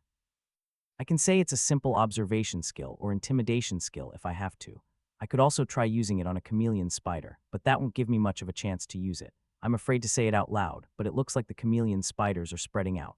We only had to slay one these past few weeks, and it wasn't even that close to the village. The hunters rarely go out these days other than to do perimeter checks, and they haven't seen any close to the village. The spiders have chased almost all of the local game away, leaving us reliant on Curvin's meat deliveries. Many of the villagers are happy the spiders are leaving, but that's not necessarily a good thing. Camden has sent word to the surrounding villages that the spiders might be coming their way, but he hasn't received a reply yet. With the spiders leaving, I'll also have to ration out the carapace I use for my work. We have plenty stocked away, but it isn't an endless resource. Now that I can't sell the extra parts of the spiders to Curvin, I need to make more spears, or I won't be able to afford the supplies I need. I need the extra capital to discuss with him obtaining the herbs I need to practice engraving, and that's not even including the mithril. Donating half the spears I make to the village hurts my profits, but I still believe the village needs to be prepared for the future. I've donated over 50 spears so far, and it has gotten to the point Camden has commissioned Salas to make a village armory. The spears need a big building, so Salas needs to wait for spring before he can make a strong foundation. I think he's just waiting for brother to come back to help him. Aaliyah, I suddenly hear my name being called from the path towards the village. Dell notices it too, and we both watch Braden emerge from the trees, waving his hand at me. He quickly closes the distance between us. Chameleon spider, I ask. No, nothing like that. My father sent me to give you this letter that just arrived for you. He shows me a piece of parchment. Is it from Richard and Sandra? I excitedly ask and motion for him to hand the letter cover to me. Nope, not them. They only send letters through Curvin and never by Carrier Falcon. He hands me the letter. Carrier Falcon, like the bird your father raises to communicate with the surrounding villages. I ask as I take the parchment. My father wishes he had a Carrier Falcon. The bird my father uses is a trained forest thresher. It's big enough to carry a few messages small distances, but nothing like a Carrier Falcon.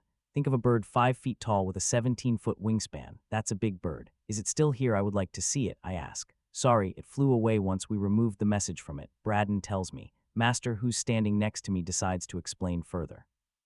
Carrier falcons are magic beasts bred to deliver small packages at incredible speeds. The bigger the bird, the faster it flies. It costs a lot of coin to hire one, and based on his description of its size, I'd say whoever sent you that letter paid over 5 gold for it to be delivered to you fast. 5 gold to deliver a letter. Now I'm really curious as to who would send me something like this. I unravel the parchment and skip past the delivery information noted at the top. Dear Aaliyah, this is Curvin, writing to you from T-Burn. I sold your weapons, and people were impressed by your work. Though the spears were appreciated, I was approached by someone who wished to buy some arrows made from you. I'll still purchase any spears you've made, but please switch to making arrows before I return. I was asked for the best arrows you could make, so quality, not quantity, is needed. If this letter reached you on time, then I'll be back to your village in precisely 2 weeks with the goods you ordered.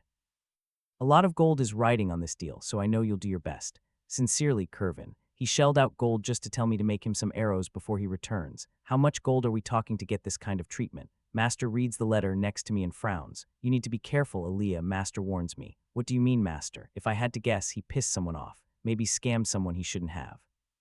If he's willing to shell out the gold to have this message delivered to you in under a day, something has to be wrong. Next time you see him, you should be careful. Master warns me one last time before he walks back to the forge. This is why I asked Father if I could deliver the message. I turn back to Braddon. It's always something interesting with you. He stands there laughing. This would be an excellent time to practice using Sense Soul on someone without warning.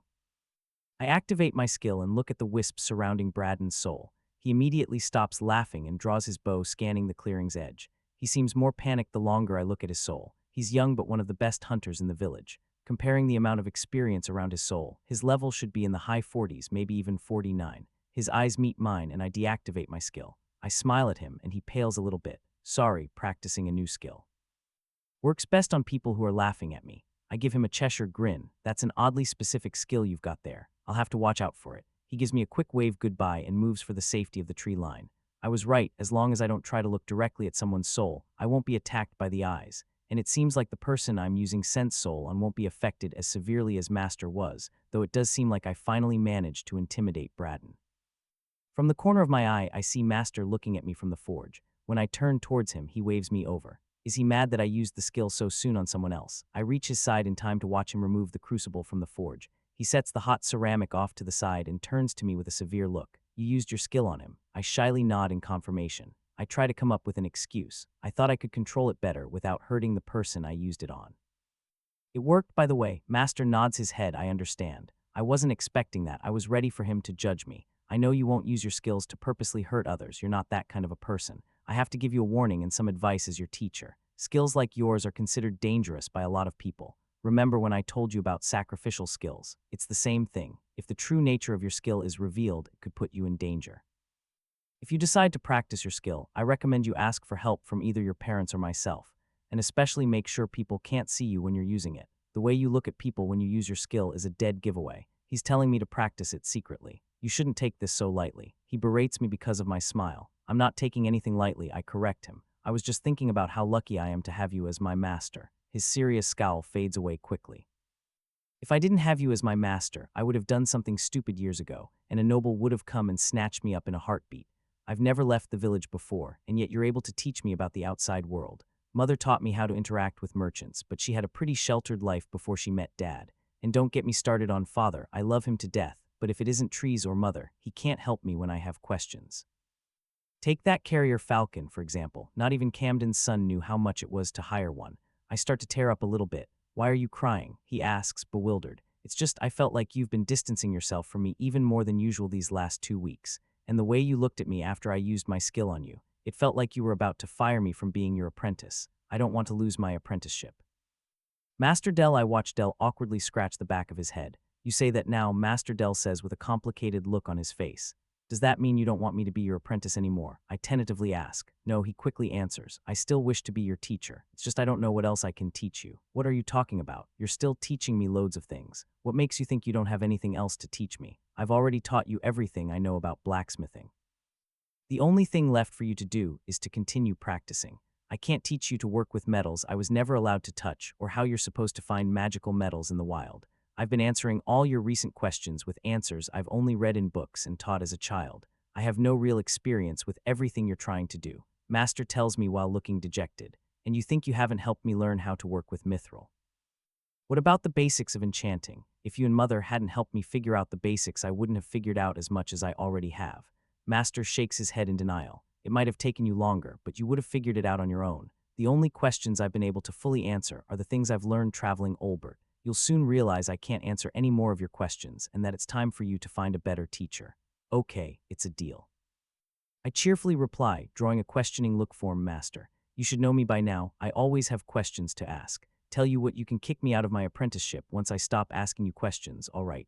Master looks at me with a surprised look. He straightens his back once he realizes I have no intention of going anywhere. He finally looks me in the eye without any of the fear or doubt that was previously there. If you insist that stubbornly, what kind of master would I be if I threw my best student out? I'm your only student. We share a laugh together at the horrible joke. Master looks over at the crucible he removed earlier and then looks back to me. Why don't you show me your latest alloy? It should be cool enough by now. I would like that, I reply. You can help me bounce around some ideas on how to improve my arrows tomorrow. They need to be good enough I can charge Curvin for the rushed job. Both smiling, we get back to work as master and apprentice. Curvin's point of view, I snap the reins controlling my bival, ushering them to pick up more speed. Bival are brisk walkers on a good day, and it's only due to the selective breeding the Silver Herd Company experimented with in their early days that mine are trained to keep a steady pace. Depending on what happens in the next few hours, I might be promoted and awarded some of their prized bulls, or I might be looking to buy my own after being fired. Lert, Reba, and I took turns driving the cart, pushing my poor bival to their breaking point, trying to return to Blayton as fast as possible. We haven't stopped for more than a few hours to let the beasts rest for 4 days. While one of us slept in the back of the empty cart, using our canvas covering as a makeshift bed, the other two kept the cart moving. This is all that damn general's fault, giving me only a month to deliver her the arrows she requested. If my message didn't reach Aaliyah for whatever reason, or gods forbid she ignores it, I'm screwed.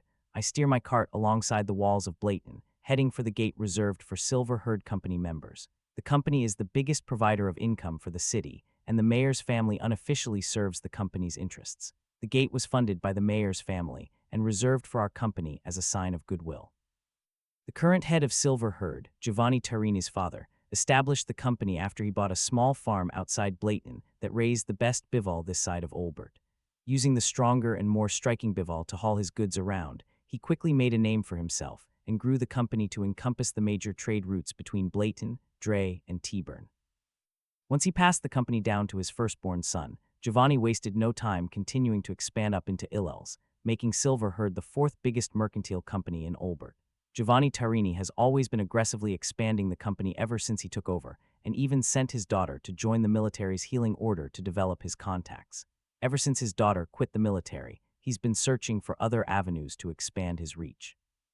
He probably thanked the god Skull decided to attack us. For him to be committing 3 of his carts towards regular deliveries to T-Burn shows how aggressively he's trying to attract the military's attention. There's no doubt in my mind he's already heard about my encounter with General Pitts. I don't want to think about what might happen if I tried to pretend nothing happened in T-Burn. I see the gate leading into town just ahead of us. Gate is guarded by 2 of Blayton's guards, but they're there just for show. The people really in charge of the gate are the 4 people with the Silver Herd emblem on their coats. We're quickly flagged down and directed to stop in front of the gate. I don't recognize the man who's approaching us. I try to avoid coming here unless I need to submit my income reports. He doesn't have any striking features and has most of his face covered to combat the winter's chilly wind. Plate, he demands in a cold tone. He holds out his hand towards me but directs his gaze into my cart.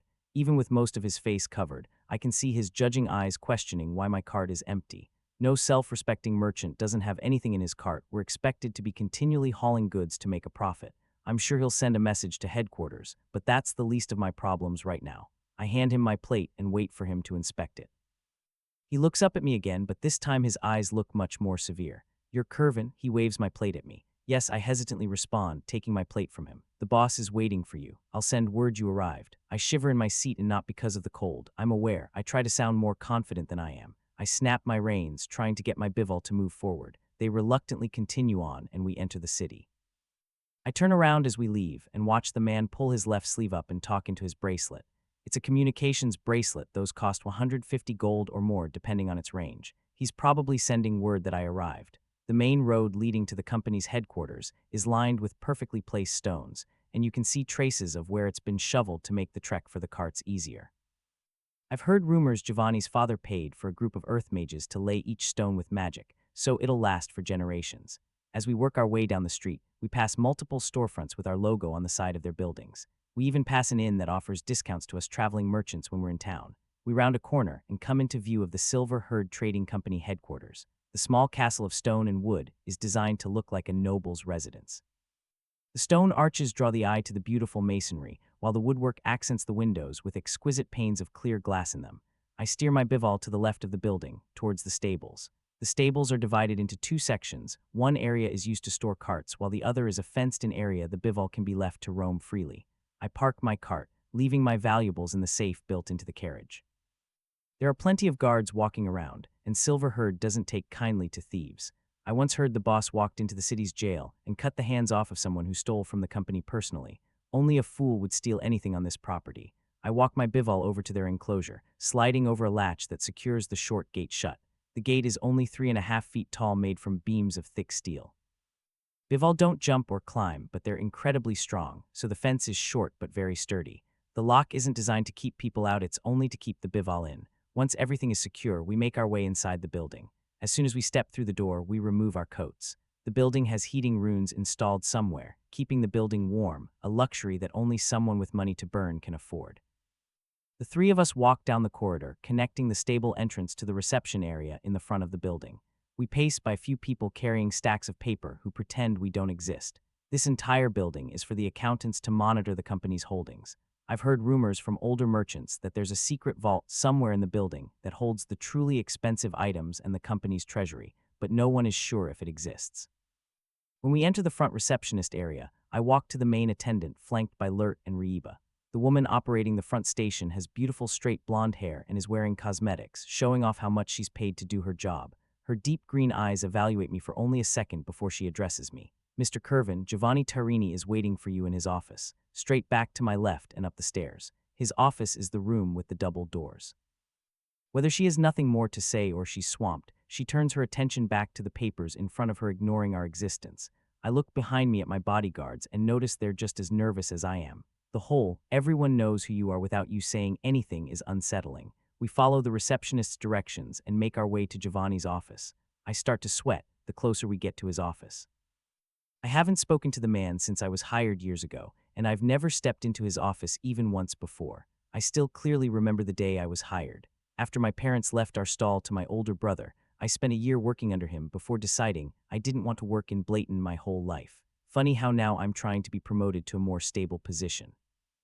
I asked around town and had the fortune to be recommended to Silver Herd by one of their stores my family regularly did business with. For my interview, I was grouped with 6 other applicants and told to wait in a small room with no furnishings.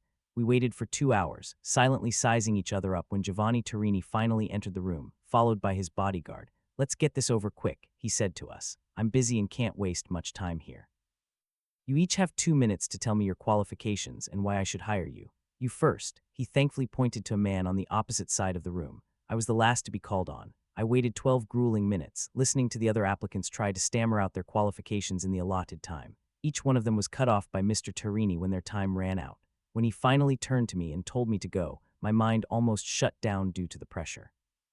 It's funny I can still remember my answer word for word and what happened after. "Curvin, I grew up helping my family's produce stall. I want to become a better merchant and make more money." I practically yelled out my response by instinct. "Is that all you have to say?" He glared at me after a few seconds of silence. "Yes, sir. You said you were busy and time is money. I thought I'd keep it short and sweet." The other applicants looked at me like I was crazy, but everyone flinched when Giovanni Tarini laughed. "You're hired, kid. Come back tomorrow to start your training. The rest of you can leave." A few of the other applicants advanced on him, trying to protest their dismissal. They were quickly stopped in their tracks when his bodyguard released a wave of bloodlust that made everyone collapse to their knees. Not one of them was able to get within 5 feet of Mr. Tarini. That was the first and last time I met the boss of Silver Herd Trading Company. The rest is history. Standing in front of the 2 wooden doors leading to Giovanni Tarini's office, I hesitate to open the door myself or knock first. Everything that's happened until now gives me the impression he's waiting for me, but a part of me is screaming not to touch the door. I decide to knock first, but before my hand touches the beautifully carved wood, green lines glow across its surface, and they swing open by themselves. I end up standing in the doorway with my hand raised, frozen like an idiot. The large office is decorated with shelves on either side of the walls with different pieces of artwork and statues, some of which have precious gems embedded in them. At the far end of the room is a large desk with Giovanni Tarini staring at the 3 of us. Behind him, off to the side, is his bodyguard, standing like a gargoyle ready to pounce. In front of his desk are 2 seats with a table in between them. "Don't keep me waiting. Come in and sit down." Mr. Tarini's authoritative voice breaks me out of my paralyses. Once the 3 of us are through the doorway, Mr. Tarini waves his hand behind his desk, and the doors behind us shut by themselves. Having already been told to sit, I take a seat in the right chair while Lert and Reba take their usual positions behind me. I silently wait for Mr. Tarini to make the first move. "You made it here quicker than I thought you would." He looks down at a piece of parchment in front of him. It's a good thing you're smart and chose to come back here on your own free will. I was happy to hear you were heading straight back here from T-Burn. It would have been a hassle if you decided to try and avoid me. You knew we were heading here, I timidly asked. Of course, I have my ways to track my employees. After I heard about your run-in with the esteemed general, I immediately had people figure out where you were and which direction you were heading. He casually explains to me. I assumed you would want to see me. Mr. Tarini gives me a grin that looks positively vicious. Of course I would. It's not every day I receive news General Emily Pitts leaves Fort Northridge to meet with one of my merchants. And right after she single-handedly slaughtered thousands of Skal's soldiers too. Imagine my surprise when I learned the merchant she met with wasn't even supposed to be anywhere around T-Burn. She found me after slaughtering an army. I made sure my route was covered. I tried to explain. Oh, I know. I already messaged those who helped you pick up your slack. Each one said they did it because they owed you a favor. I was told you sold a whole cart of weapons to the army. How much did you make? I hesitate to answer his question. He isn't using any skills on me, but that can change quickly. I gather all my courage before answering him. That is none of your business, sir. I immediately feel the tension in the room growing thicker. That's funny you work for me, so I believe it is my business. I mean no disrespect, Mr. Tarini. I only meant I conducted the trade on my own time with the goods I purchased with my own personal coin.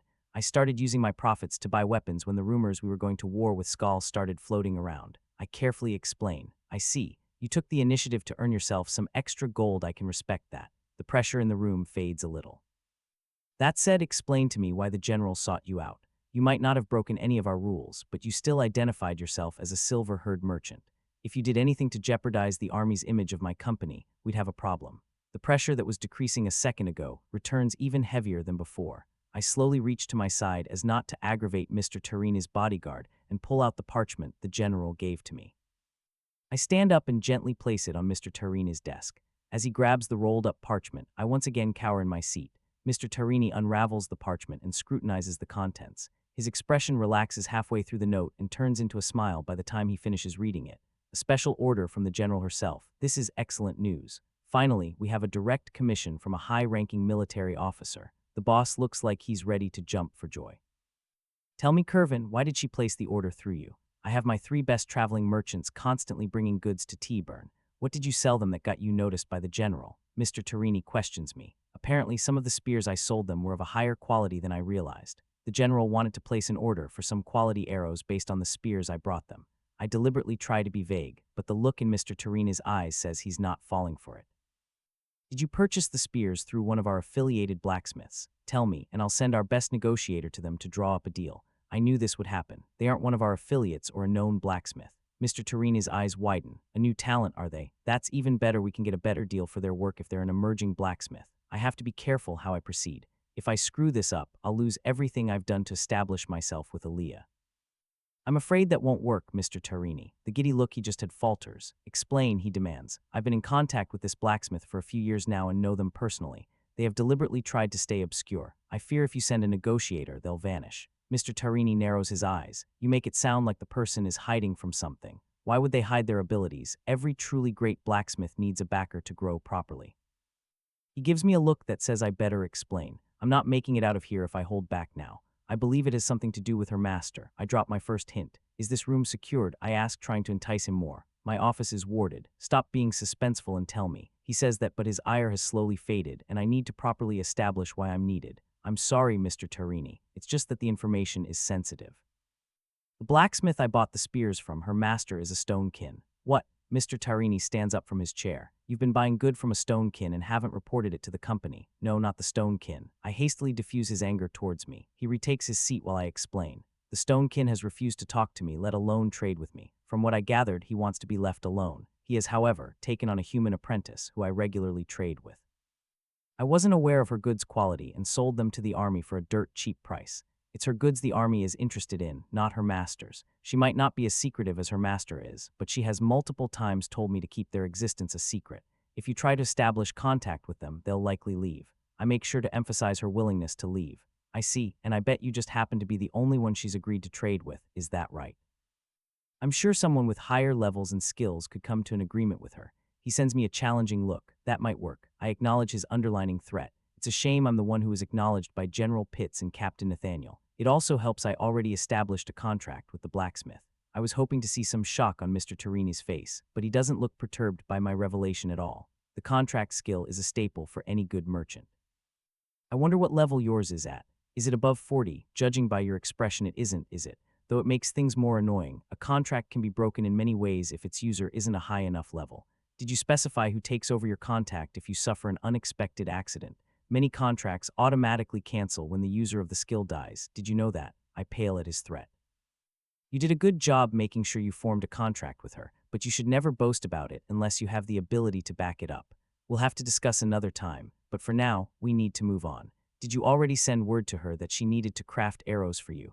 I heard the general only gave you a month to fulfill her order before she left the inn you were staying at. He even heard about that. The general's privacy magic was only deactivated for 2 sentences, and he somehow captured what she said.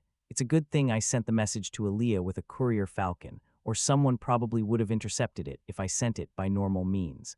I've already sent a message by courier falcon. She should have enough arrows for me by the time I'm scheduled to return to her village. General Pitts made it sound like she wanted the best arrows possible, and hopefully she's satisfied with what we can procure on such a tight schedule. Your blacksmith is in a village, is she? It makes sense if they're trying to remain low-key. Which village are they located in? Mr. Tarini shuffles a few papers around before finding the one he's looking for. Spotted Creek Village, I answer him. He freezes in his seat with a surprised expression. Where my daughter is, he probably would have heard about Aaliyah sooner if he remained in contact with his disgraced daughter. That's right, the same village your daughter moved to. I was lucky to be assigned a backwater location only to discover a future master craftsman. I take the chance to brag a little. The gods work in mysterious ways. I hear him mumble to himself before he decides to move on. When are you due back in their village? Roughly 10 days from now. You should gather some supplies and leave immediately. Your deal with the general takes precedent over your previous route. I'll have your route be distributed to other merchants while we fill your previous position. You're firing me, I panic. You've made it abundantly clear I need you to negotiate with your blacksmith friend, so no, I'm not firing you. This matter is highly sensitive, so I'm promoting you to a specialty sales merchant. You won't need to worry about your previous route. Specialty sales merchant, I've never heard of that position before. What kind of position is that? I hesitantly ask. They're the department of the company that deals with the movement of specialty materials and high-class goods with selective clients.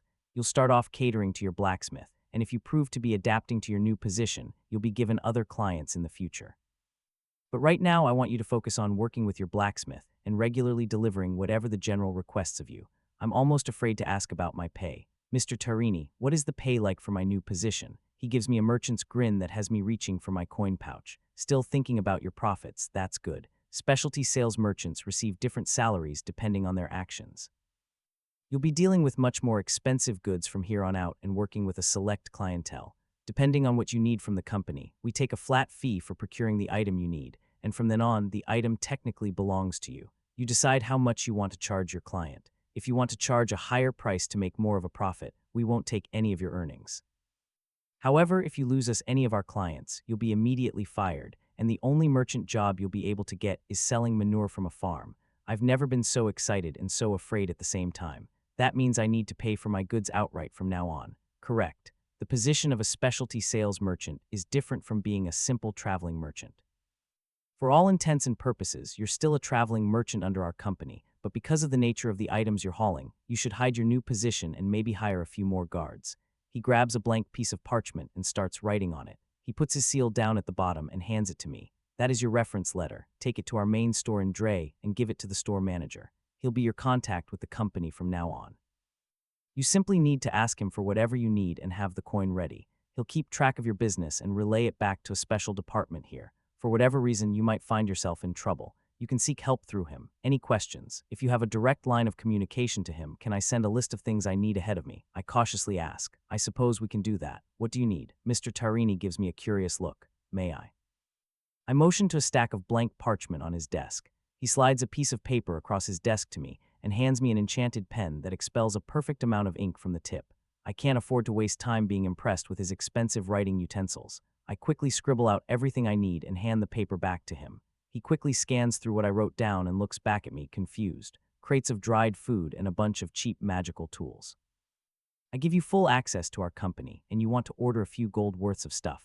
Why so much dried food? My eyebrows rise in exclamation. Sir, did you not read the report I sent you on the status of Spotted Creek Village? When I was assigned to my route, I was told to write up a brief letter detailing anything I heard regarding his daughter every time I visited the village. I must have mentioned the threat the village is facing at least 3 times now. What's wrong with the village? Your letters are analyzed by one of my aides. I'm only told about direct dangers to her life. Does he not care about his daughter at all? I spend the next 30 minutes explaining the threat the village faced with the goblins and what they continue to face with the chameleon spiders. The whole time he merely nods along with my explanation with a look that says he could care less about what I'm saying.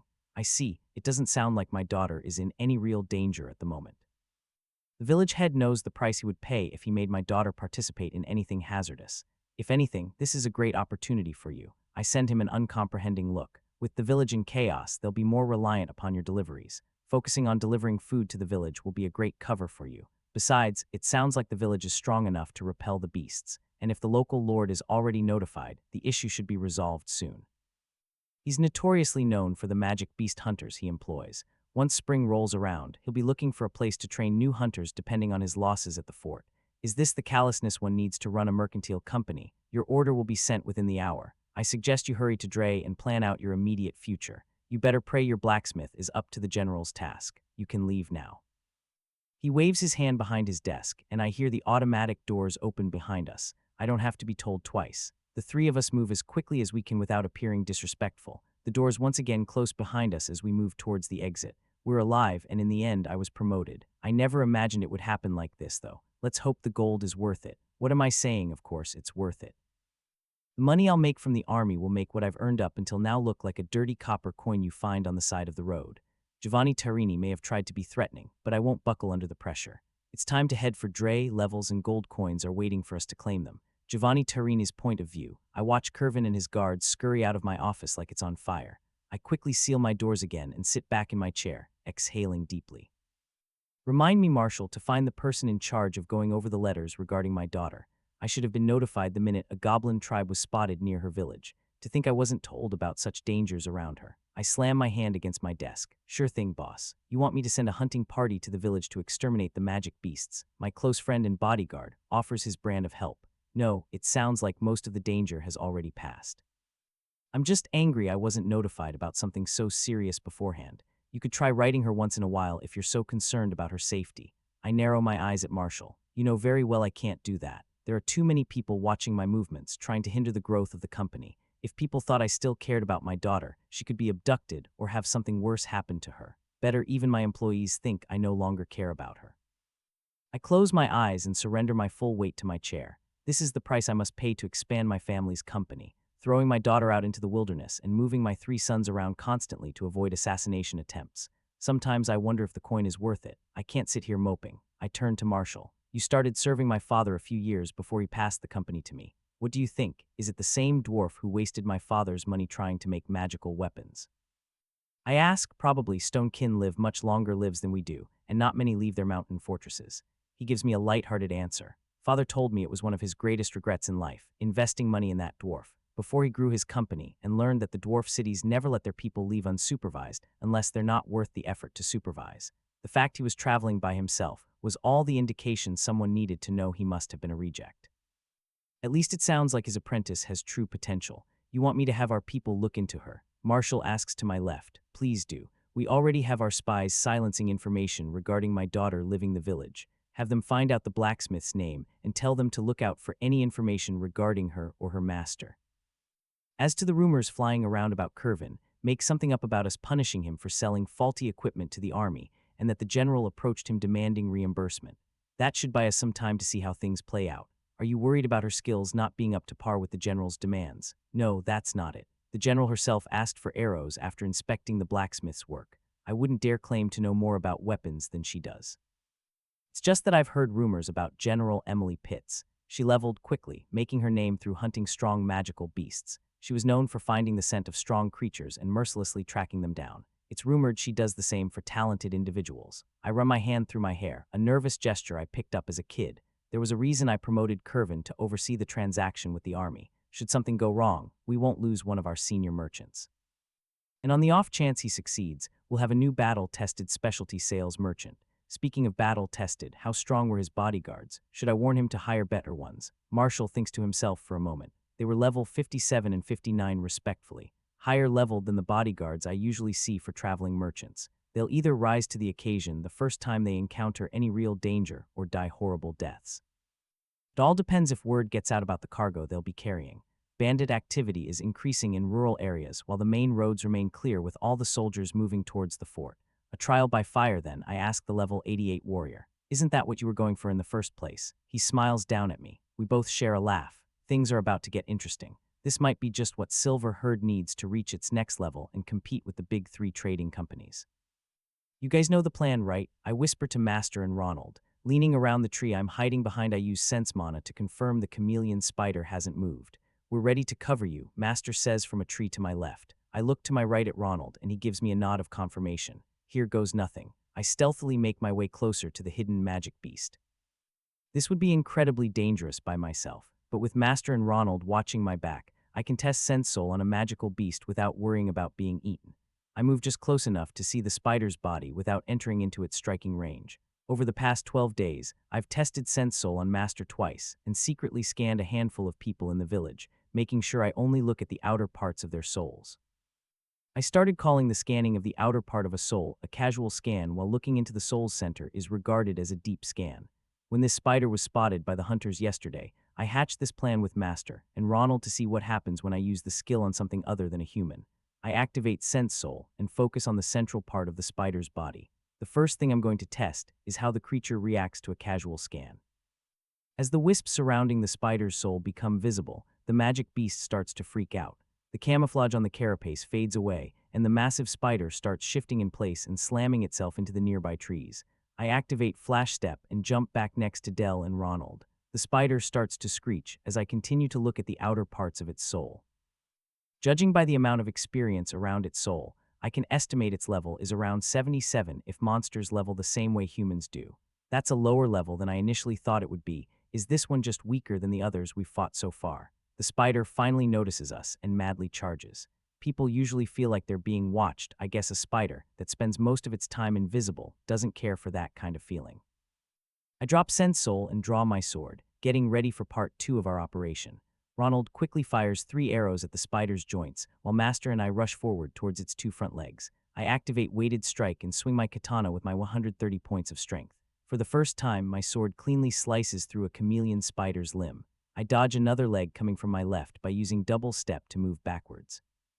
Master, being the powerhouse he is, severs the limb he was aiming for and steps forward, cutting off a second leg before he has to dodge the flailing spider. The 3 of us move as a fine-tuned machine and dismember the spider 1 leg at a time. We've developed a sort of rhythm after hunting so many of these beasts. We usually focus on removing the 5 legs on one side of the monster before concentrating on the main body that can't move after half its limbs are removed. This time is different. We remove the 5 legs as usual, but then we add insult to its injuries and remove the other 5, leaving the body's central part to bleed out in the snow. It may be cruel, but this is the safest way to deep scan the magic beast. I can't look at the center of its soul during a battle because the beast might try to flee, and the eyes might incapacitate me if the soul of the spider acts like a human's. I sheath my sword and sit down on the snow-covered forest floor. Ronald and Master Dell stand behind me, ready to guard my body if something should go wrong. I reactivate Sense Soul and once again look at the spider's soul. The floundering body of the spider starts twitching, and its screams become more frantic. I only hesitate for a moment before I go from a casual scan of its soul to a deep scan. I quickly take note of its soul's size before the 2 eyes appear and immediately shatter my focus on the creature. I'm ready for the backlash this time. I can fight off the searing headache enough that my mana skin skill doesn't collapse on me. I still have to grind my teeth together to prevent myself from screaming out in pain. Unlike when I looked at Masters, only 2 eyes are guarding the spider's soul. The poor limbless creature lets out a new kind of scream we've never heard before. The sound isn't one of anger or pain like we've listened to in the past. No, this is a scream of fear, a fear that goes beyond the fear of death. I once more try to look at the core of the chameleon spider's soul. I push through the pain and look at the soul guarded by the eyes. I prepare for them to reject me again, but the pain never comes. The 2 eyes suddenly turn towards the center of the spider's soul and blink. Their blink only lasts 1/10 of a second, but a deep wave of primal fear overcomes my body in that second. As soon as the eyes blinked, the soul inside the spider disappears. The body of the spider stops twitching and lays before us dead. The 2 eyes look back at me one last time before vanishing themselves. Is that what happens when something dies? The eyes that guard the soul take it somewhere, or do they devour it? Before I can start to panic, something else happens inside the body of the spider. The chameleon spider looks like it's starting to steam. I look at Master and Ronald, hoping to ask if they also see what's happening. Only when I look at them, I see their souls. I still have Sense Soul activated. I quickly look away before I suffer another backlash. Looking back at the dead spider, I watch what I now realize is the wisps formerly surrounding the spider's soul diffuse into the surroundings. Most of the wisps of experience seem to vanish quickly, but 3 streams flow towards us, passing through trees into our chests. I watch dumbfounded as a part of the experience that used to belong to the spider merges with my own soul space. Is that how everything gains experience when they kill other creatures? Dell and my parents always told me people gain experience from battle because of the effort they put into the fight. I'm not sure how much effort plays a part in the amount of experience I get from killing something, but now I know experience comes directly from whatever you killed. Another important fact I learned was that most of the experience from killing something is lost to the surrounding area when the soul leaves the body. I feel like I just witnessed something important. We take in a part of the soul of whatever we kill. Are you okay, Aaliyah? I quickly jerk my head towards Master. He takes a half step back and looks at me concerned. His worried look knocks some sense into me. I'm suddenly aware of the radiating pain in my head and the fact I'm covered in sweat. I blink my eyes, aware that my eyes were wide open in shock the whole time I observed the spider's death. I need time, I whisper through my clenched teeth. Okay, rest up while Ronald and I start processing the spider. Master and Ronald move to start dismantling the spider while I wait here and recover. When the headache recedes enough for me to contemplate what happened, I remember only 2 eyes appeared. Does that mean Master's soul is somehow different from mine and the spider's? I'll need to perform another deep scan on someone else to be sure of the difference. I cross my legs underneath me and enter a meditative state. I need to digest everything that just happened. I'm home, I shout as I burst through our front door. Ahid Ellis Wimapis. I activate my cleaning spell and shut off Mana's skin. I quickly notice my mother sitting in her chair, sewing a pair of father's pants. She looks up at me and smiles. You're back already. I thought the chameleon spider spotted was miles away from the village. I brush off a few of the remaining dirt flakes left over from my spell. We finished pretty quickly. The spiders aren't a challenge for us anymore. The only reason it took us this long to get back was that it took longer than usual to butcher the beast and haul everything back. Did you let your father know you're safely back in the village? I kick off my boots and change into my slippers. I stopped on the way home to see how he's doing. At the rate the deforestation crew is working, there won't be any trees left in sight of our village, I joked to Mother. I noticed yesterday when I went to visit Surette, now that your father is in charge of removing the surrounding trees that might just happen. They've cleared nearly 100 feet around the entire village. Mother tells me offhandedly, I know what you mean. I've never seen the village this active during winter before. I walk over to Mother and hug her. She's momentarily caught off guard by the action, but embraces me the same way. As we separate, she gives me a questioning look. Did something happen on your hunt? Can't a hug just be a hug? I try to give her an offended look. She quirks an eyebrow at me. All right, fine, you don't need to give me that look. I sigh in defeat. I tried using a different skill on the spider than I usually do, I tell her. Did it not work, or did something go wrong? She asks. Not necessarily. The skill answered questions I never thought about before and left me with new ones I'm not sure how to solve. I tell her my dilemma without revealing what skill I'm talking about. Master said I should avoid mentioning the particulars of Sense Soul to anyone, including my parents. What does the skill do? Mother questions me. It's a skill that lets me judge somebody's level. I lie by telling a partial truth. The problem is every time I use it on someone, they feel like they're being watched, and they feel outright fear if I focus on them too deeply. If that wasn't bad enough for me to use the skill to its full potential, I would suffer a backlash in the form of a splitting headache. I explain our fight with the spider earlier. And who else have you used the skill on? Mother sends me a reproaching look. Why does that matter? I feign ignorance. Well, there's been rumors around the village of people suddenly feeling like they're being watched. Does that sound familiar to you? I may have briefly practiced my skill on a few people. I try to downplay what I did. Over 30 people swear they were being watched this last week. Surette told me her husband promised to look into the matter. Mother crosses her arms. Damn, that's what I get for practicing my skill in a small village like ours. Mother notices my dejected look and sighs. I'll let the headman know it was you testing out one of your skills when I visit Surette tomorrow. He'll reassure people the feeling was all in their heads, but you need to stop testing your skill on our neighbors. People are still worried about the spiders, and feeling like something is watching them is not helping. Mother quickly comes up with a solution to my problems. When you thank me with that look on your face, it doesn't feel sincere. Sorry, I'm thankful for your solution, but that still leaves me with the problem of practicing my skill. Have you only practiced it on the villagers and the spider this morning? Mother asks me. Master Dell has let me use it on him a few times, but as I said, people become paranoid and afraid when I use the skill too much. Master and I decided I would only use the skill on him once a week, and I have to wait at least 5 days before I use it on him again. And why does it only have to be Dell you use your skill on? Mother gives me a challenging look. It's not like I haven't thought about asking you and Dad. I can see where this is going, so why haven't you asked us for our help? I turn my head to the side, refusing to look Mother in the eye. It's just that Master has a really high level, and even he was disturbed by my skill's effects. The first time he helped me practice, he wouldn't look at me for hours after using it on him. I don't think I could handle seeing you or Dad be that scared of me. Mother closes the gap between us and gives me another hug. Silly girl, we could never be afraid of you. When your father gets home, and after we've had dinner, we can help you practice your skill. Okay, I mumble in her arms. How long has it been since you practiced your sewing skill? She asks while I'm still trapped in her arms. I choose to plead the fifth. My silence says everything she needs to know. Come help me stitch up your father's shirts. He's so busy he's been ripping them every other day. Mother practically drags me over to her workstation. I can craft a sewing needle if I have to, but ask me to use one and I'm all thumbs. I helped Mother stitch up Father's clothes and helped her with dinner before Father came home for the night. We chatted about our day during dinner, and Father agreed with Mother that I should ask them for help more often. I tried to steer the question towards Curvin arriving any day now with the magic items I ordered, but neither was falling for it. Now the three of us are sitting on our living room floor on top of an old blanket. Are you sure you guys want to do this? I hesitantly ask my parents again. What do you think your old man can't handle an intimidation skill? Father boasts. Fine, I give in to them. Who wants to go first? I look back and forth between Mother and Father. Mother gives Dad a look and tries to egg him on. Go on, Darius. Show her you can handle it. Mother knows what's going to happen. I tried to warn Father about what it will feel like during dinner, but he cut me off, saying he can handle anything I can throw at him. Father straightens his back and looks me in the eyes. I'm ready, bring it on. Don't say I didn't warn you. I activate Sense Soul. As soon as I look at the outer parts of Father's soul, his confident expression vanishes. A side glance at Mother reveals she's surprised how quickly Father looks uncomfortable. I can see by the amount of experience around his soul he's around level 42. I'm not surprised by his level. He's been working incredibly hard this year and did a lot during the goblin extermination.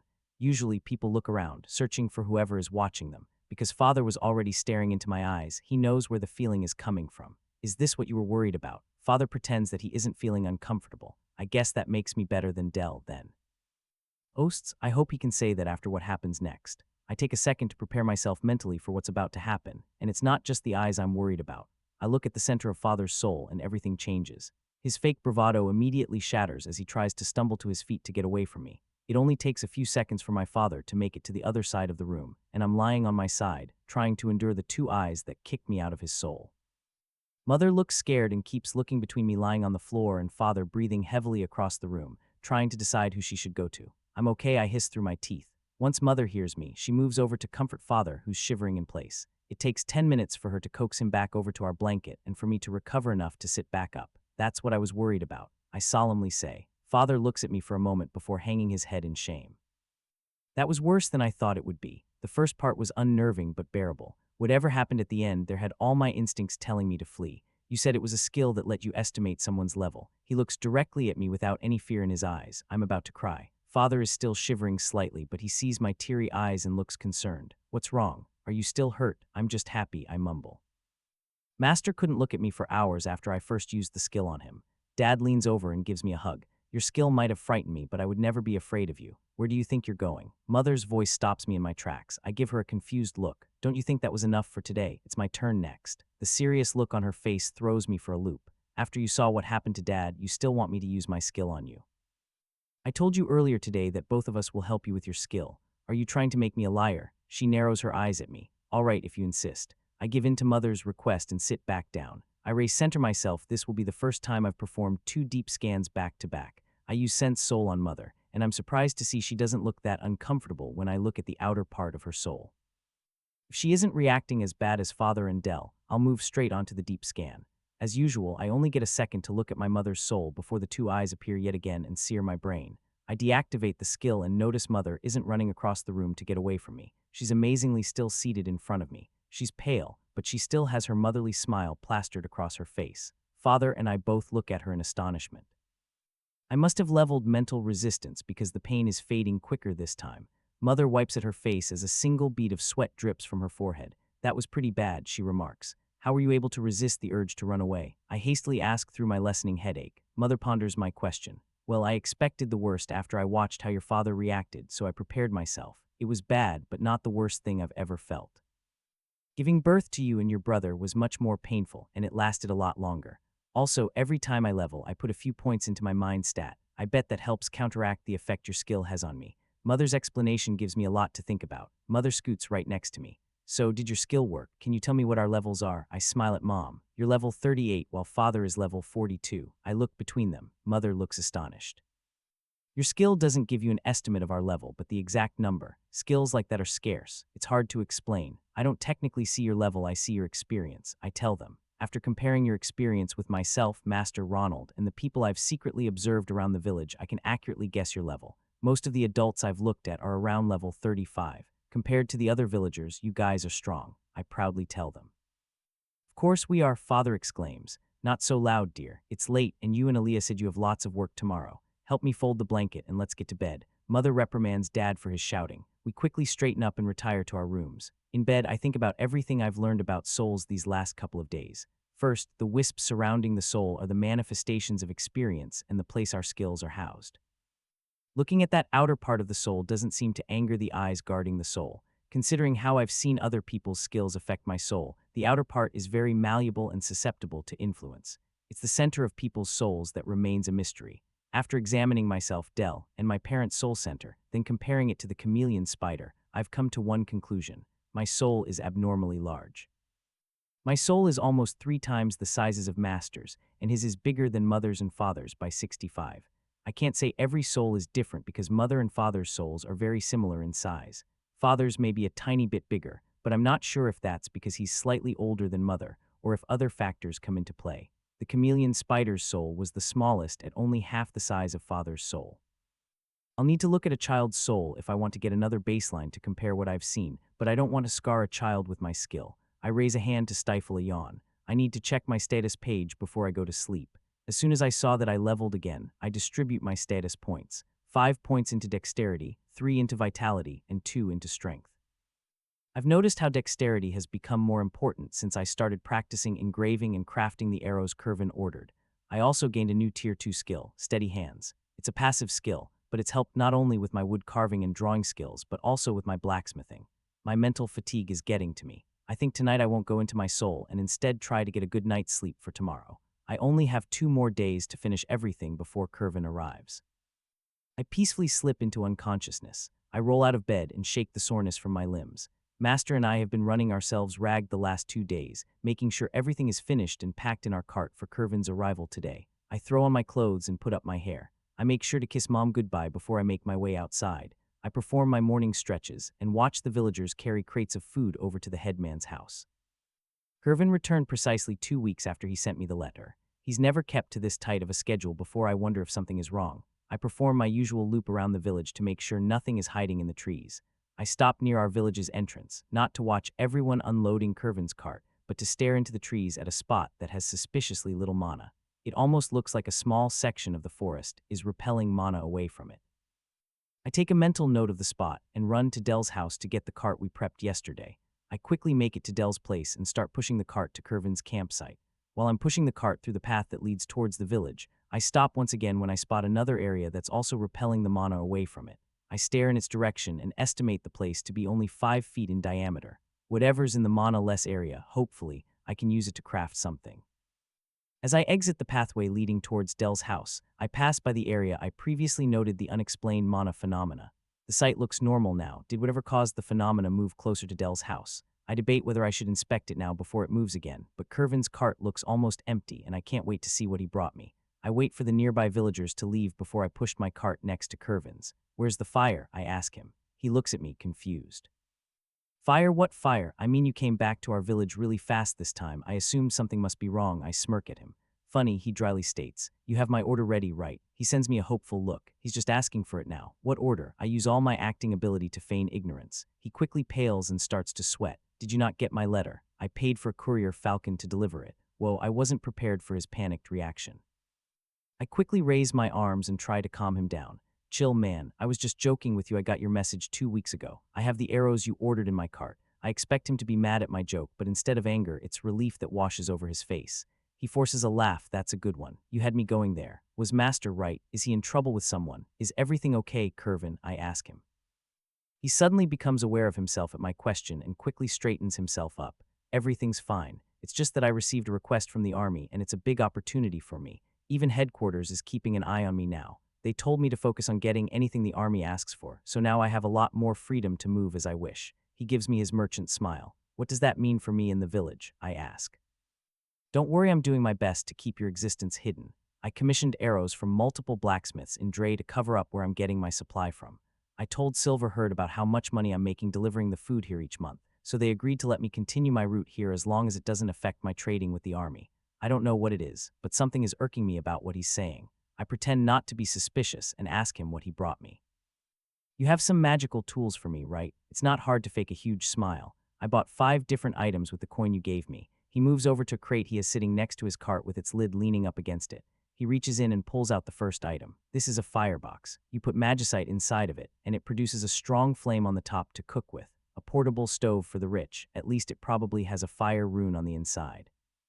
He sets the metal box off to the side and pulls out the next item. Here I have a water purifier. It looks like an hourglass made out of metal welded on top of another metal box. I'm seeing a trend here. You pour water in the top, add magicite into the bottom, then hold your water skin down by this nozzle in the middle, and you have clean drinking water. I'll have to be careful with that when we can use that in our home. Kervin places it next to the firebox and picks up the next item, and it's another box. Kervin notices the disappointed look on my face. I know they don't look like much, but keep an open mind. If you want better magical items, you need to spend a lot more money. This is a cold box. You place it in a small room or carriage, put your magicite in, and it chills the air on hot days. I feel like I'm watching a bad infomercial. Seeing that I'm unimpressed, he moves on to the 4th item.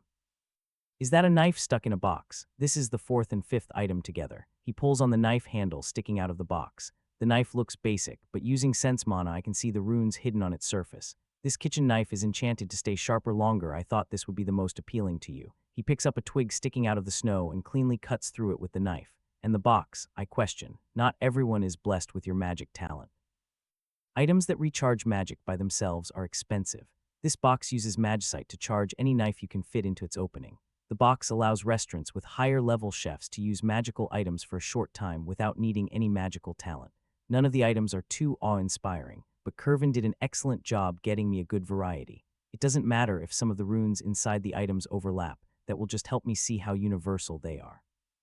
What do you think about everything? Kervin probes. Not bad, I say. I'm not going to lie, I thought magical items would be more impressive. But like you said, in my price range, I shouldn't have expected too much. If you want a better magical item, next time I can use all your coin to purchase the best item I can find, he offers. That's okay, there's something more important I need help with. Have you heard of Ethros and Deli's poke? I'd be a terrible merchant if I haven't. What do you need them for? He doesn't know. They're both ingredients to make engraving ink. I need help finding information about them along with purchasing some more mithril. Sure, how many bundles do you need? I'll get you anything you want. He cheerfully replies. What? I freeze in place. How's he so confident he can get me those items? Mother told me that the merchant companies monitor the sale of those herbs so the country officials can monitor enchanters. Since when does he have the clout to guarantee me that he can get them? What's wrong, Miss Aaliyah? They may be expensive, but I'm sure I can get them for you. He doesn't realize what he's telling me. He's a traveling merchant out in the middle of nowhere. How does he have the connections to buy them for me? Did you tell someone about me, I ask, not concealing the malice in my voice. His 2 guards move up to his side and pull him away from me while drawing their swords. I don't know what you mean. He lies straight to my face. I infuse intimidating shout into my voice while using sense soul on the 3 of them. A merchant of your caliber shouldn't be able to get Ethros or Devil's Poke, not unless it's through a black market. I never expected you to buy them for me. I wanted your help in finding out where they grow in the wild or any other useful information. You would need to explain to Silverherd who it's for if you were getting it from them. So I'll ask one more time, Kervin. Who did you tell about me? I place my hand on my katana while looking at their souls. His 2 bodyguards are level 57 and 59. Kervin is surprisingly level 54. His bodyguards already have their swords drawn. It would be difficult if I had to fight all 3 of them at once. I'll have to break our contract later. My skills must have been working because the 3 of them look terrified of me. If they attack, I'll deep scan their souls. That should have them running for the hills. Please wait, Kervin steps forward, not looking as perturbed as his guards. Being a merchant, he must have a high mind stat. Give me a chance to explain. There's no need for us to fight. I deactivate Sense Soul for a moment. Your men drew their swords first. I only defended myself. I look from Kervin to his 2 bodyguards. I need them to think I'm stronger than I am. You 2 may be level 57 and 59, but that doesn't mean anything to me. Are you going to attack me or put your weapons away? I offer them an ultimatum, ready to use Sense Soul if they choose wrongly. Kervin turns his back to me. Sheath your swords now. You know how important she is. On Kervin's order, the 2 of them finally put their weapons away. Why don't we all sit down and I'll explain everything. Kervin motions over to the fire at their campsite. I sit across from the three of them, ready to use Flash Step to gain some distance if they try anything funny. Last month after I stopped here, we went to Dre. I listened to Kervin's story of what happened to him this last month. After I settled everything in Dre and loaded up my goods, I came back here. Kervin finishes recounting his tale. We spend a minute in silence while I digest what I was just told. So I sigh. Not only is your boss aware of Master and me, but a general with a power level of over 9,000 is interested in me. I clarify with Kervin. I don't know what a power level is, but yes, both of them showed an interest in your goods, Kervin confirms. This changes a lot. I rub my eyes with my hands. People might come looking for me soon. I wish I could be mad at Kervin, but he's in almost as bad a spot as I am. I look up at Kervin, who's nervously waiting for me to speak. If I tell him to get lost, his company will most certainly send someone else. I'll sell you what I have today. Kervin looks like I just saved his life, but tomorrow I cut short his enthusiasm. We need to renegotiate our contract after I talk to my master and family. He gives me a sorrowful look. I completely understand, but I don't have the skill level to adjust our contract, and I can't form another one with you right after I break the first one. I can get someone from the company to come with me next month if you would like, he offers. I give him a callous look. It should be fine if I do it then. I'll sever our contract tonight. We'll make a fresh one tomorrow. You can do that, he looks at me in disbelief. So any contract we make, it's left unsaid that a contract between us is solely for my benefit. Do you have a problem? I ask. No, he hangs his head in defeat. Good, now on to how much I want for my spears and arrows. I want 30 gold coins. I activate my merchant skills first. Kervin flinches at my demand and quickly activates his skills to rebut me. That's outrageous. I completely disregard his skills and give him a look that says he has no choice. Don't think I didn't notice how you left out how much my spears are really worth. I made you 28 spears, and I want half a gold for each. That's 14 gold there. I made you 400 of my finest arrows after you sent me that letter. I want 4 silver for each of them. That's 30 gold in total. That's way too. He tries to negotiate again, but I'm having none of it. I have all the power in this situation, and though I know my current situation isn't entirely his fault, I still hold Kervin partially responsible. We're not negotiating today. I cut him off. 30 gold or send me your replacement. I'm sure you'll find some way to make a profit. All right, deal. He surrenders, and I feel our skills fade away. Do you want me to take that 30 gold and get you the materials you need? He smiles at me like he's trying to be helpful.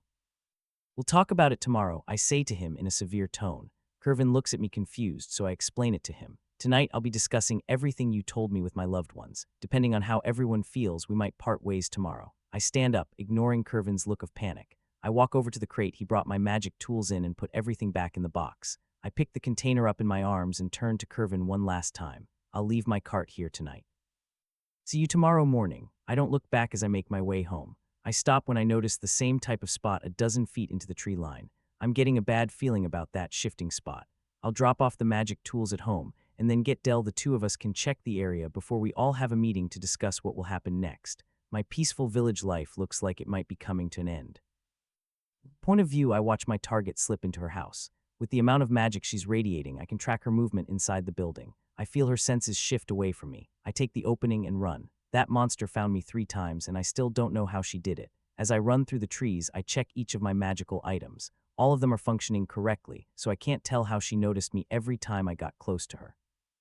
It would only be a matter of time before she came to investigate me, and if she brought the stone kin with her, I'm not confident I could escape. This is going to be a pain to explain to the boss. At least I'm not leaving completely empty-handed. I have her and her master's name. I glance behind me to make sure I'm not being followed. You hear origin stories of high-level people. Is that what this is? I might have witnessed a future monster.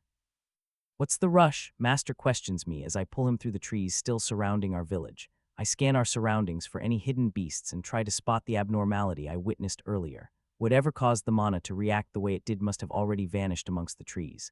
Usually, I would be sad about missing a possible magic material to work with, but I have bigger things to worry about right now. Something happened with your merchant friend, didn't it? I look over my shoulder and give Master a complicated look. I'll tell you everything when we get to my house. I ask Mother to get Dad, so the two of them should be waiting for us when we get there. I lead Master through the forest. We don't emerge from the trees until we're close to my house. I scan our surroundings and sneak Dell into our home when no other villagers are nearby. I'm not ashamed of Master, but the extra effort will keep even more rumors from spreading around the village. I see Mother and Father waiting for us at our dinner table, both clearly wondering why I needed to gather everyone.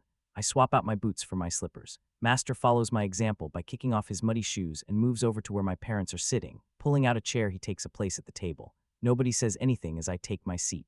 I lean my elbows on the table and bury my head in my arms. I hear the table creak as Mother leans across and rests her hand on the top of my head.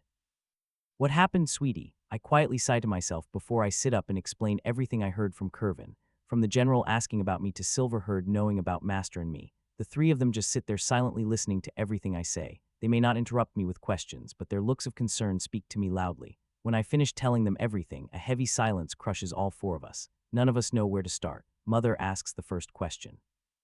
"You said you're meeting with Curvin tomorrow morning to renegotiate the contract between you two. What are the details of the contract you have now? Depending on his skill level, you won't be able to change too many of the details." "It's okay, Mom. I'm forcefully canceling our contract tonight. Depending on what we decide tonight, our new contract is to force him to comply. He needs me a lot more than I need him," I tell her. "You're able to break his contract skill without his input." Mom looks at me with her eyes wide open. One of my skills helps me break compulsions. It takes time to set up, but I only need a little bit of time tonight to break his skill's hold on me. "You shouldn't be so quick to throw away your relationship with Curvin. It sounds like he's the only thing keeping Silverherd from coming straight to our village to recruit you." Mother advises me. "Your mother is right, honey," Dad speaks up. "You can use him as a shield in the short run." Both of them make a good point. I look at Master, who still hasn't said a word. "What do you think, Master?" Dell looks between the three of us. This isn't good, but not completely unexpected. The three of us are shocked by what Dell says. "What do you mean?" I ask him. "It happened quicker than I was expecting, but I always knew someone would eventually notice you. The weapons you forge are top class for your skill level. That said, I didn't think you would be noticed this soon, and by a general no less." This severely complicates things. Master grumbles out that last part. I'm afraid to ask, but Master always told me what he would do if someone came looking for him. "Are you leaving?" I hesitantly ask. Mother and Father are shocked by my question. Master stares deeply into my worried eyes. "I already told you that I wouldn't leave you until you asked me to. That hasn't changed. Besides, they aren't exactly looking for me, are they?" Master gives me a complicated smile. It's not like running was truly an option. Master tries to pretend staying isn't a big deal for him. Mother and Father nod in agreement. "This is our home, and you haven't done anything wrong. Why would we leave?" Mother exclaims. "It's not like they're marching an army here to capture you," Father chuckles. "That doesn't mean we don't have a lot to discuss." Mother gives us a calculating look. "Agreed." Master nods his head to Mother and then looks at me. "You need to be careful about how you handle what happens next. If you use that merchant properly, it should be enough to appease Silverherd for now, knowing you're going to continue to make goods for them." "That's right," Mother agrees with Master. "As long as they're making a profit and have means to contact you, they should leave you alone." Mother's face brightens like she just got an idea. "In fact, this could be good for you. You can use them to get your hands on the rarer materials without putting yourself in any danger." Curvin did offer to get me Ethros and Devil's Poke, but if the general is looking for me, won't buying those items lead her straight to me? I ask the table. Father and Dell think about it, but everyone looks to Mom for her opinion. The kingdom only investigates when enchantments start to appear in the wrong places. They can't investigate everyone buying those herbs. It's usually left to the merchant company to report anything suspicious, and I doubt Silverherd would turn in a budding enchanter. You mustn't forget that the general is still tied up at the fort. Master makes a good point. Almost every able-bodied person is converging on the fort. The general shouldn't be able to spare sending troops to our village for a single blacksmith, no matter how good you are. She may have noticed you, but it could be years before she can leave the fort. That means every second I have needs to be spent getting stronger. Let me stop you now. Master interrupts my train of thought. I wasn't even saying anything. I notice Mother and Father also giving me a concerned look. That look on your face tells me you're planning on training like crazy before the general comes looking for you. Mother and Father agree with Dell's assessment. I know your speed of improvement is inhuman, but not even you could possibly train to reach her level that quickly. Once someone nears level 100, the experience required to level is in the millions.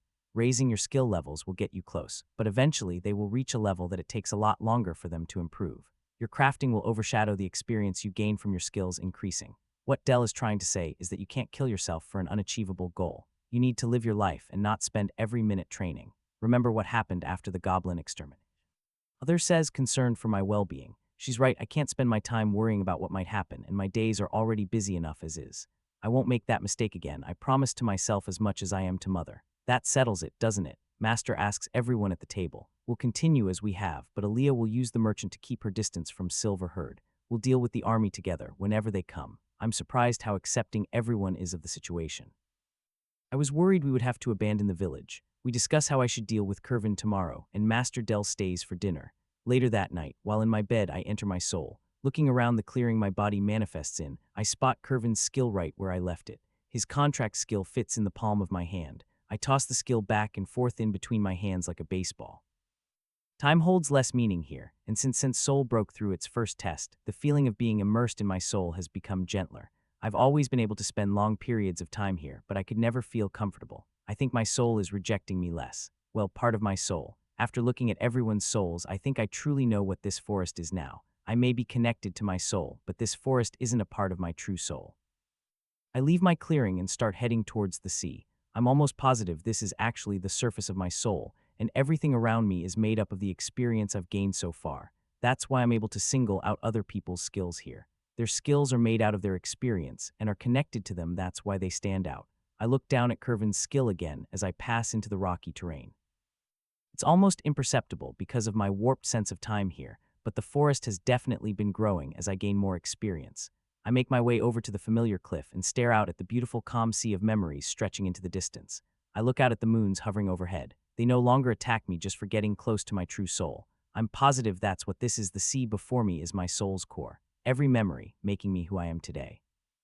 I cup Kervin's soul fragment in my hands and let my body fall over the cliff's edge. There's no splash, only my body being dragged to a random memory. A new world appears around me. I'm in my mom's Ford Escort's back seat, looking over at a younger version of my past life. This was back when I was 7 and still sitting in a booster seat. Everything is blurry outside the car as my mom drives to work early in the morning before the sun rises. Country road, take me home.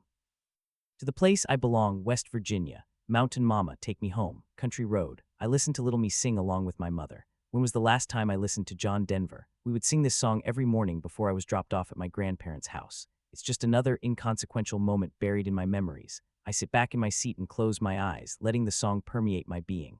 The song fades, and I feel the eyes burn through my memory and focus on me. Couldn't they let me hear one more song? I open my eyes and gaze up at the ceiling of my room. I say a quick prayer for my family I left behind and roll over in my bed. I don't feel the need to enter my soul again. I quietly hum Country Road until I fall asleep. Kervin's point of view, oh gods, I cry out, tossing and turning in my sleeping bag. Reba wakes up and looks at me, concerned, while Lurt quickly runs over to my side from where he was on lookout. What's wrong?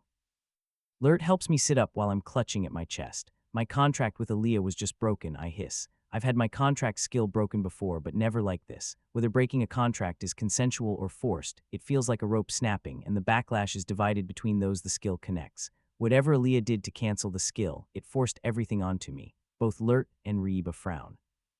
She wasn't lying about her ability then, Lurt says while patting my back, trying to help me catch my breath. I doubt she gained whatever skill she used just now in the last month.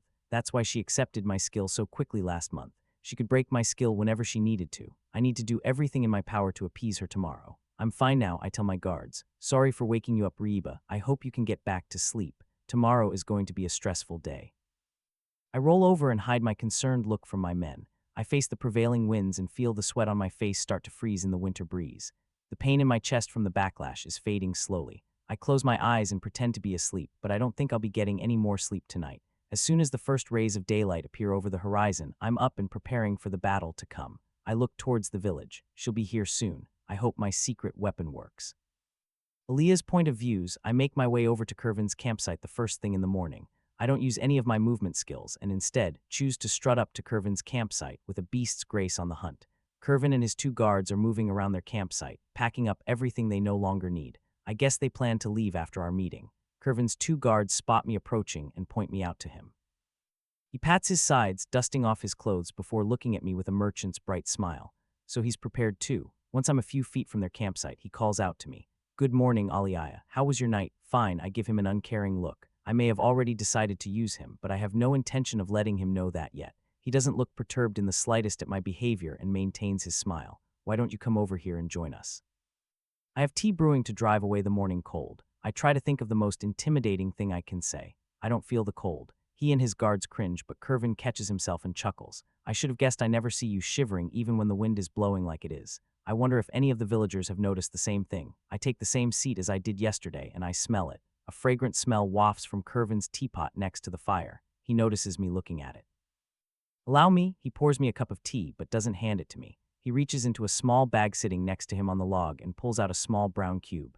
Kervin places the cube in my tea and swills the mixture before handing it to me. I take the cup and raise it to my nose, and a fruity smell overpowers my senses. I have to carefully adjust Mana's skin to allow the liquid to move through my protective barrier. As soon as the mixture reaches my lips, I let out a small moan of pleasure. The taste resembles strawberries with hints of other fruits I can't place. The thing that makes my eyes go wide is the distinct flavor of chocolate that perfectly complements the brew. My eyes immediately fall on the little bag beside Curvin. I'm glad you enjoyed it. I realize my stoic facade is gone. Damn you, Curvin. You found the weakness I left back on Earth. I try to confirm that it was chocolate he put in my tea. What was that you put in it? Called Tarek paste, and it's usually sold in these small cubes. It's a luxury good I was recently introduced to. I heard women enjoyed it, so naturally I thought to bring you some. It slipped my mind yesterday, I hope you can forgive me. He isn't subtle with the double meaning. How expensive is it? I ask as I take another sip of my tea. Around 2 silver for the cube I put in your tea. I almost do a spit take, but my mouth refuses to lose a single drop of the delicious beverage. Would you care for another? The devil offers me the bag. It's been 15 years since I had a piece of chocolate. I can't pass up this opportunity. I take the offered bag and fish out another cube of chocolate. I nibble on the side of the cube, tasting the rich flavor. It's comparable to the darkest chocolate I ever tasted back in my past life. I wonder if there are more sweets in Dre. I put the rest of the cube in my mouth and savor the flavor as it melts, thinking about the sweets I had back on Earth. You can eat it straight, that's way too sweet for me. Curvin's words pull me out of my chocolate-covered daydreams. You can have the rest of the bag if you want. You think you can bribe me with, what did you call them again? I ask. Tarek paste, and it's not a bribe. We've been doing business for almost 4 years now, what a few sweets between friends. I set the bag of Tarek paste next to me and look at Curvin with a severe expression. We have known each other for a long time, but our relationship will never come between my family or master. His confident smile fades away. What did you decide? I'll keep using you for now. He lets out a deep breath in relief.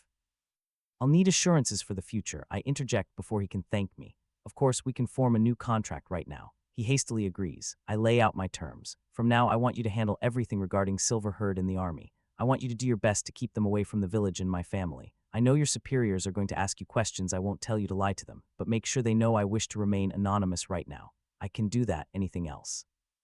Just one more thing, I stand up and walk over to where he's sitting. I look down at him and stare into his eyes. I want you to swear to me you will never betray my trust and always keep my interests in your heart. I don't include anything about our business relationship. If I force him to pay me more money for my goods, my merchant skills won't level. I need him to deal with the army's orders and supply me with the materials I need. Curvin stretches out his hand towards me. I grasp it in a firm handshake, careful to apply the right amount of pressure without breaking his hand.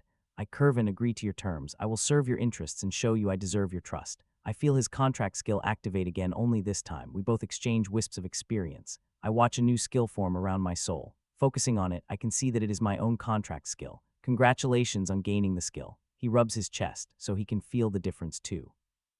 Our contract will be stronger with us both having the skill. I nod in agreement and move back over to my spot. Despite the one-sided terms, Curvin looks happier now that we have a new contract. While I sip my tea, Curvin goes back into business mode. Now that that is taken care of, you still need to tell me what you want me to do with your payment. Oh yeah, I almost forgot about the money he owes me. We can continue with our previous arrangement. Use the coin to buy me the materials I need. You want some of those herbs, right? Devil's Poke and Ethros, yes. I want 10 bundles of each. Are you aware of how expensive they are? Curvin asks me. My mother warned me how expensive they are. 10 bundles of each should be around 22 gold. The other 8 you can use to get me as much mithril as you can, preferably the same purity as last time. Hopefully, that will be enough for me to experiment with. I need to figure out how to combine everything to make engraving ink. Your mother knows how much they cost. I knew she had a few merchant skills, but I wasn't aware she was that knowledgeable. You shouldn't underestimate my family. I give him a cocky grin. You would think I know better by now. He hangs his head and gives himself a pity chuckle before looking back up at me. I'll be back with everything as soon as possible. What do you mean? I ask. I told you yesterday I was given a new assignment. My only 2 stops now are your village and T-Burn. I'm essentially your own personal merchant now. First, I'll deliver your goods to the army, and then I just need to get my hands on everything you ordered. Depending on how hard it is to get everything, it might only take me 2 or 3 weeks to make it back here. That's good news for me in the village. All right then, I stand up and grab my chocolate bribe. I better get back to work if you'll be back that soon. I move over to the cart I left here yesterday. I'm sure it won't be a problem for you, Curvin remarks as I start to push the cart towards Dell's house. I stop after a few feet and look back at Curvin, who's watching me leave. This is your last chance, Curvin. Don't mess it up. His cheerful face turns to one of worry in a split second. I turn back around and start pushing the cart forward again. You won't regret it, he yells back at me. It's hard to keep myself from laughing out loud. Mother suggested that line to me this morning before I left. Maybe I should let Mother deal with Curvin if he messes up again. Pushing the cart back to Dell's, I think about what I need to do next. Father is waiting for me back at home to take me logging for more blacksmithing trees. Then tomorrow I need to start the next batch of arrows. Curvin never did ask me about my arrow's design. I wonder if he noticed. Oh well, I'm sure he'll figure it out. I laugh to myself now that I'm out of sight. Giovanni Tarini's point of view. I finish going over the documents detailing this month's profits. The deliveries to T-Burn bring in a lot of coin, but our profit margin has only risen by 4. The war has many people frightened and spending less. If we weren't delivering so many goods to the army, our profit margin would be down nearly 12. We'll see if Curvin's relationship with the general can help us in the future. That reminds me. I look at Marshall. Has there been any change recently? My bodyguard looks at his arm guard that has 7 magic gems embedded in its surface. 4 of them are dark, signaling which of our operatives are out of range. It looks like he just made it back in range. Do you want to connect with him? Marshall asks me. I don't waste time answering him. I activate the ward runes on the side of my desk, sealing off the room. I lean to my side and push a panel that conceals a secret drawer that blocks magic from escaping it when closed. I pull out the plate covered in intricate runes that lead to its center and a magic gem the size of a palm. My father bought this communication tool 3 years before he retired. It can connect to smaller communication, magic tools attuned to its signature, as long as they're within 200 miles. Magic tools like this are supposed to be reported to the kingdom, but my father paid to acquire it quietly. It cost him 2,000 gold coins to buy and another 300 for the 7 smaller communication tools connected to it. I adjust the device and send a signal to our operative, who is supposed to be watching the girl. It's only been around 50 hours since I last talked to him. He was supposed to observe her for a week before moving back in range to reporting what he learned. I watch the crystal flash, confirming the connection has been made. Report in 4. The sun is moving backwards. This is 4. The seasons don't match. We confirm each other's codes to make sure our signal wasn't faked by someone else. Now that we're both authenticated, I can ask him what he's doing. Why aren't you watching the village? I growl into the magic tool. Apologies, boss, but I couldn't stay near the village. I can hear the frustration in his voice. And why was that? I exclaim. I was spotted. I freeze in my seat. Marshall moves next to me. 4. Explain yourself, he commands. We both hear him grumble on the other line. It's that monster you wanted me to watch over. Every time I got close to her, she would immediately focus on the area I was hiding. I can't believe what I'm hearing. Even Marshall looks dumbfounded by 4's report. How is that possible? I ask him through the device. I don't know. I checked each of my magic tools, and everything should have been working perfectly. It was like every time she moved a certain distance from me, she noticed me immediately. After the 3rd time, I decided to retreat. I slam my fist down on my desk. Marshall puts his hand on my shoulder to calm me down before turning back to the communications tool. Were you able to find anything else out before you retreated? I'm not that incompetent. Luckily, she never inspected the areas I was hiding. I listened in on a few of her conversations before I left. Her name is Aaliyah, and she addresses her master as Del4 reports to us. At least you were able to find out that much. Every bit of information helps. That's not all. 4's tone of voice becomes more serious. Using my skills, I was able to observe her interaction with Curvin. She found out our interest in her and accused Curvin of betraying her. I don't know what skill she used, but she was able to intimidate all 3 of them in a matter of seconds. I estimate her level to be in the 60s already. And her age, I hesitantly ask. Young, she has a lot of vitality for someone her age, so approximating her age is hard.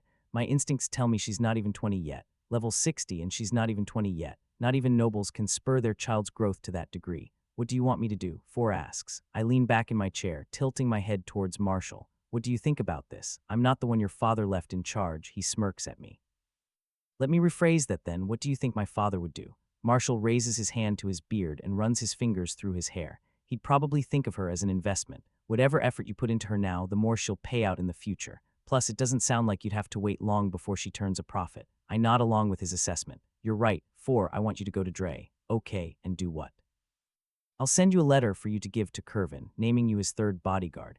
If you can't secretly get close to her, you'll have to do it out in the open. I also want you to protect Curvin. You should be able to handle the hidden threats he might run into. Understood, boss. I'll take care of it. Is that all? Yes, you can go now, I tell him. 4, moving out. The connection between our magical tools cuts out. I carefully place the magical tool back in its hiding place.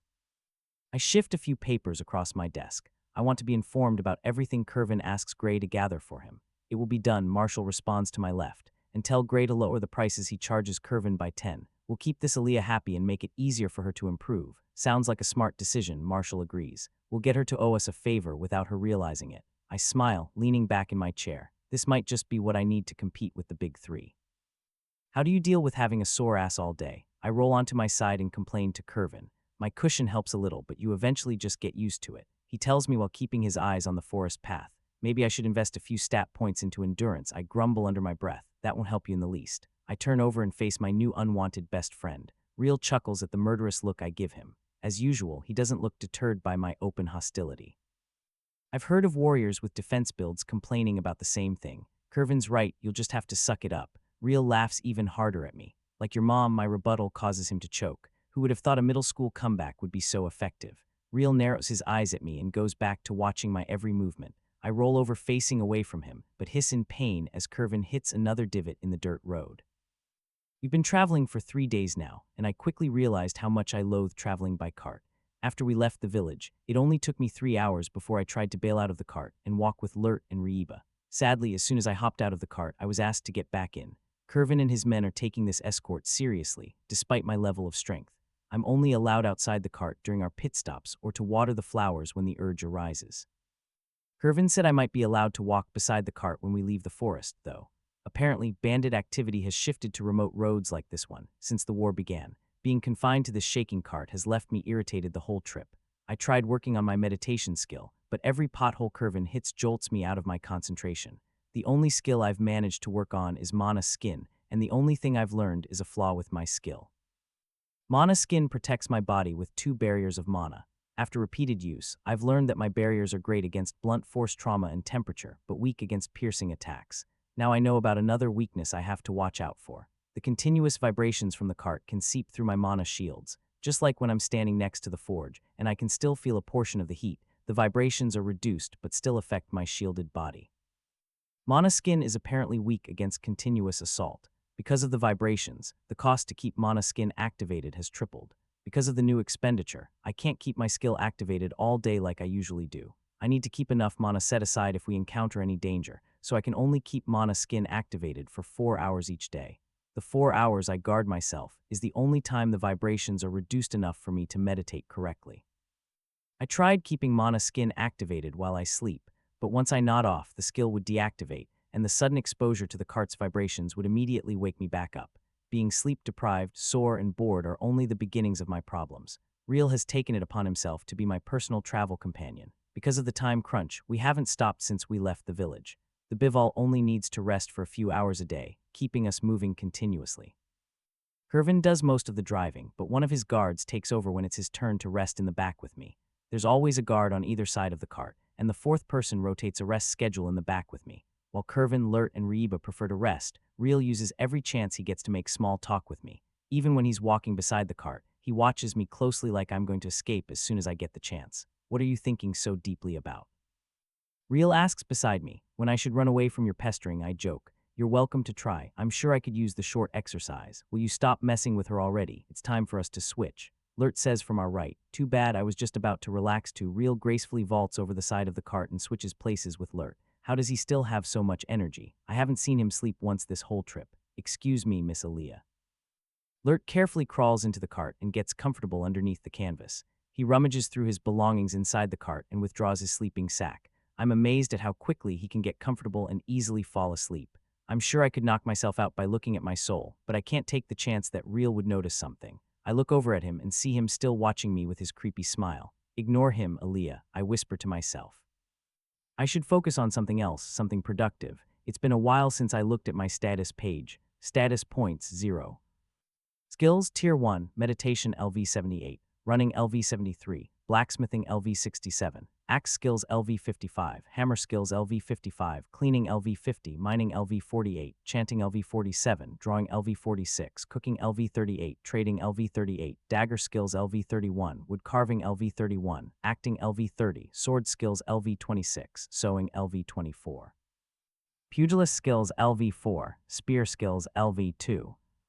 Tier 2 Sense Mana LV 78, Double Step LV 60, Charm LV 50, Measurement LV 46, Hammer Arts LV 40, Axe Arts LV 36, Writing LV 32, Intimidating Shout LV 31, Mathematics LV 30, Increase Price LV 17, Lower Price LV 17, Dagger Arts LV 12, Sword Arts LV 10, Steady Hands LV 10, Marching LV 5, Gourmet LV 2, Shout of Valor LV 1 Tier 3.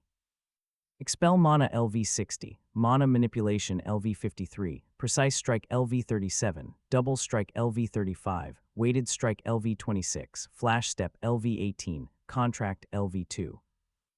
Tier 4 Inject Mana LV49, Mana Skin LV49, Mental Resistance LV47, Extract Mana LV28, Magic Blacksmithing LV20.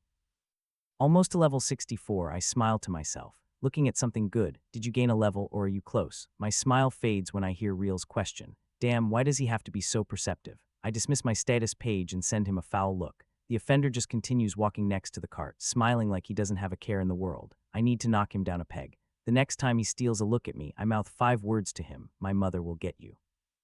Real freezes mid-stride and looks away from me, hiding his expression.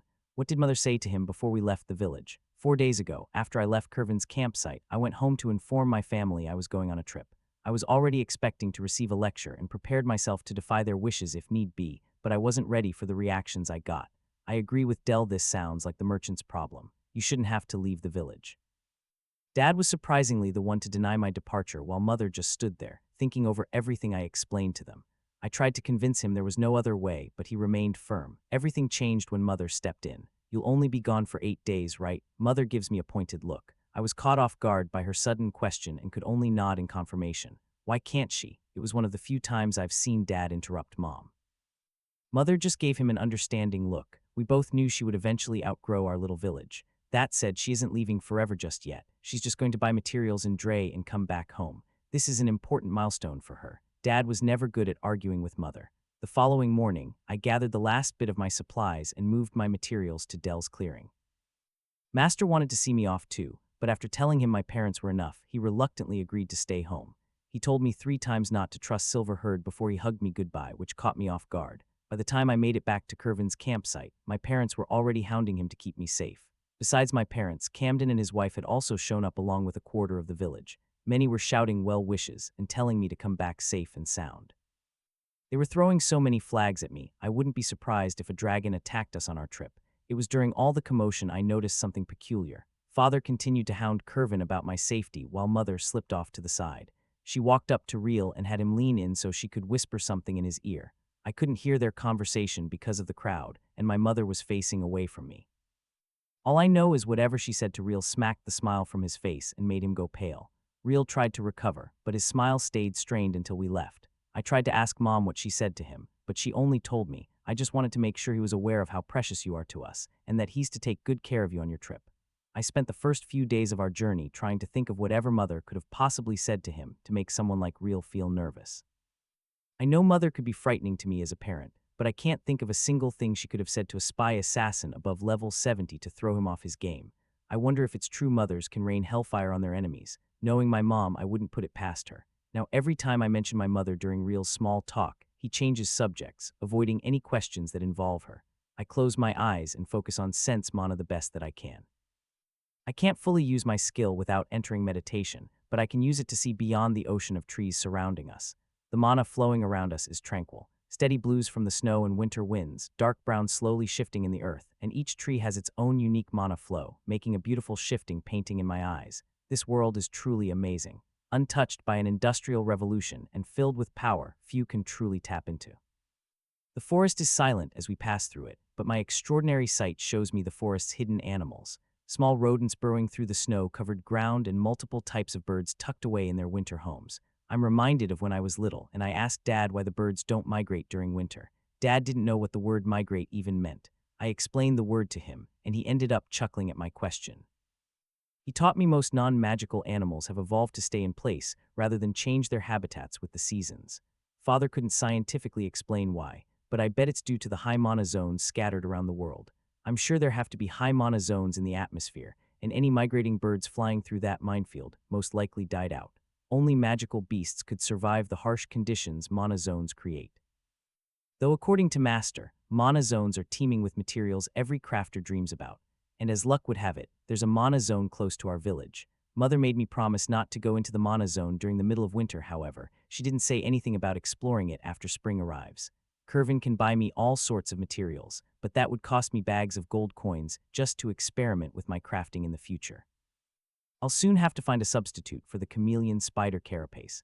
The hunters haven't spotted a spider in over 3 weeks, and at the rate I'm turning out arrows for the army, I'll use up my supply of carapace in 2 more months or so. This trip isn't only for me to find materials for the general's arrow.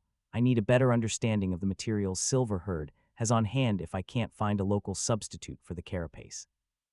Time slowly slips by as I scan our surroundings, and I grow increasingly bored. I shuffle closer to the front of the cart so I can talk to Curvin without disturbing Lert's rest. What do you do to pass the time? The boredom is killing me. Curvin chuckles. Usually a merchant's route has more stops than this. We only stop at your village for a certain reason. Well, 2 reasons now. Other than your village, all of my previous stops were within a day or 2 from each other.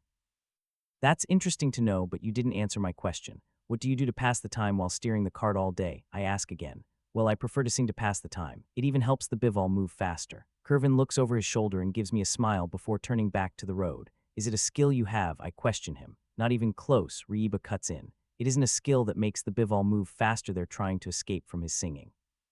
You're just jealous that I have talent. Curvin scoffs at Reiba. Talent in making a person's ears bleed, Reiba quips. I can't help but giggle at their banter. It reminds me of when I was little and argued with Richard. Maybe if I'm lucky, I'll see him in Dre. It appears you'll have your excitement in a moment. Real's ominous words silence Curvin and Reiba. Real continues to stand next to the cart, but he's keeping his eyes trained on a section of the forest 100 feet in front of us. Listening to Curvin and Reiba made me lose my concentration. I refocus sense mana towards the area Real is watching. The hidden monster's mana signatures light up in my eyes. That's what you consider entertainment. I frown at Real. Better than walking down a lonesome road, isn't it? He smiles to himself. What are you two talking about? Curvin asks with a hint of fear in his voice. It's just 6 goblins hiding up ahead. I point out their position to Curvin. Curvin nods in understanding. If it's only 6 of them, then Real and Reiba can handle it without bothering Lert. His 2 bodyguards draw their weapons and walk directly in front of the bivol, guarding them against the goblins. Hold up just a minute, I say to everyone. I grab my sword resting on top of my bag and quickly hop out of the moving cart. What are you doing? I ignore Curvin and run up to his guards. Reiba looks at me with a worried expression, while Real seems happy to see me. Miss Aaliyah, please return to the cart. Reiba asks me. Sorry to disappoint you, but that's not happening.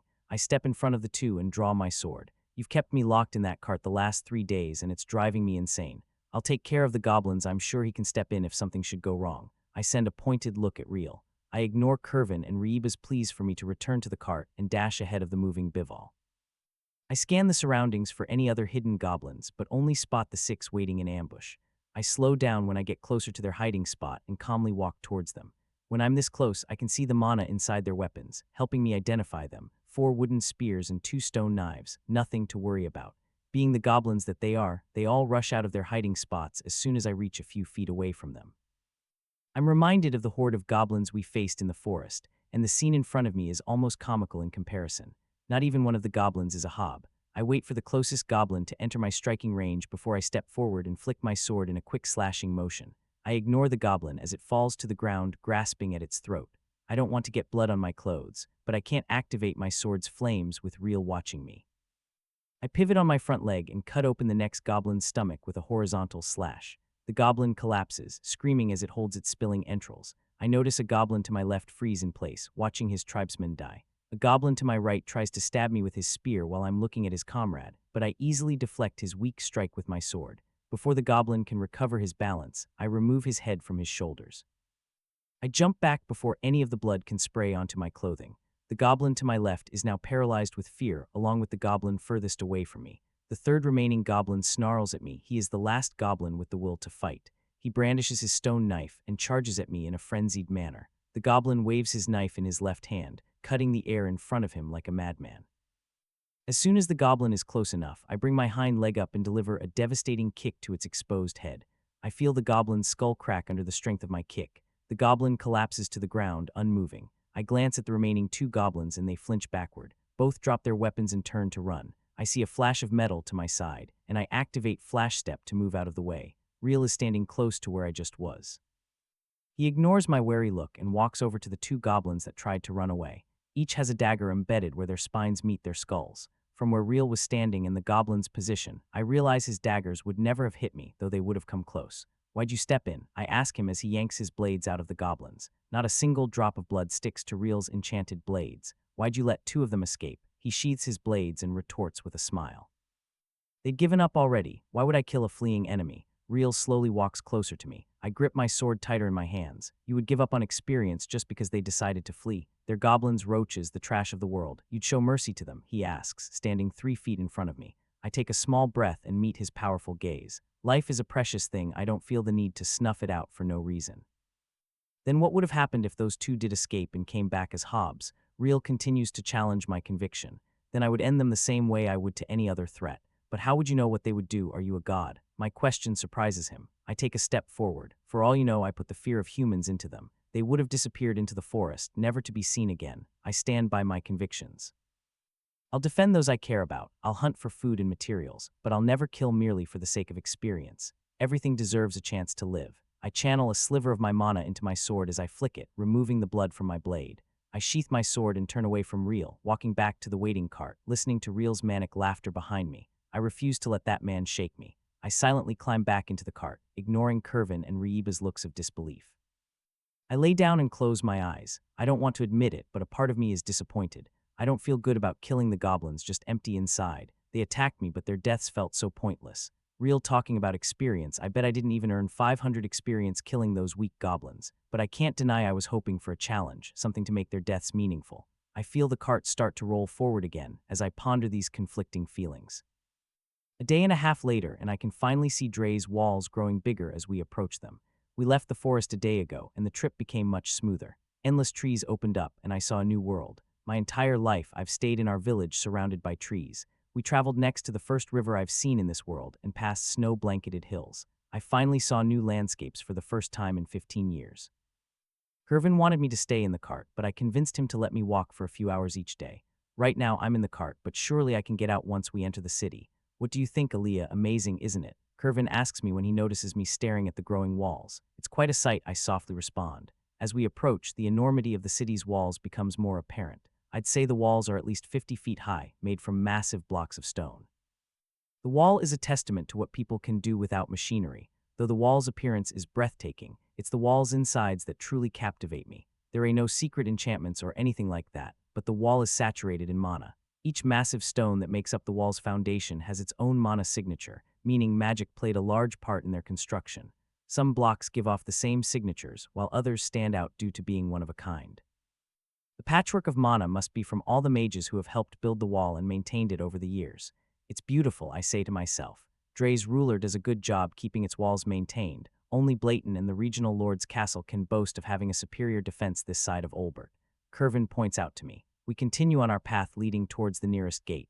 We pass by fields covered in snow, but only a few farmhouses. Does everyone live inside the city? I thought there would be more houses out here. I point out the oddity. The houses you see out here are on properties leased from the city's lord. A family will lease the land for a few years and give a percentage of their profits to the lord. The family who leases the land is in charge of managing their fields. Families who own leases compete with one another for the best farmers. The houses you see are on-site housing for the workers. While a farmer's family stays inside the city, the farmers stay here for as long as their contract states. Kervin explains. Wouldn't it be better for the farmers' families to live closer to the farm? I question. No one wants to live outside a city, Reel says off to the side. What does that mean? I ask. Kervin explains to me. Living outside a city is dangerous. You have to deal with monsters and bandits. Cities have guards that keep the peace. Almost every person tries to move to a city if they're able to. I never noticed anyone in our village talking about moving away, I retort. Kervin laughs. That's because your village is an oddity. Your village has its own healer and an accomplished blacksmith. With me regularly stopping by, your village has the amenities only a town or city could offer. Even with the danger you've recently faced, I doubt many consider leaving your village. I wasn't aware we were that lucky.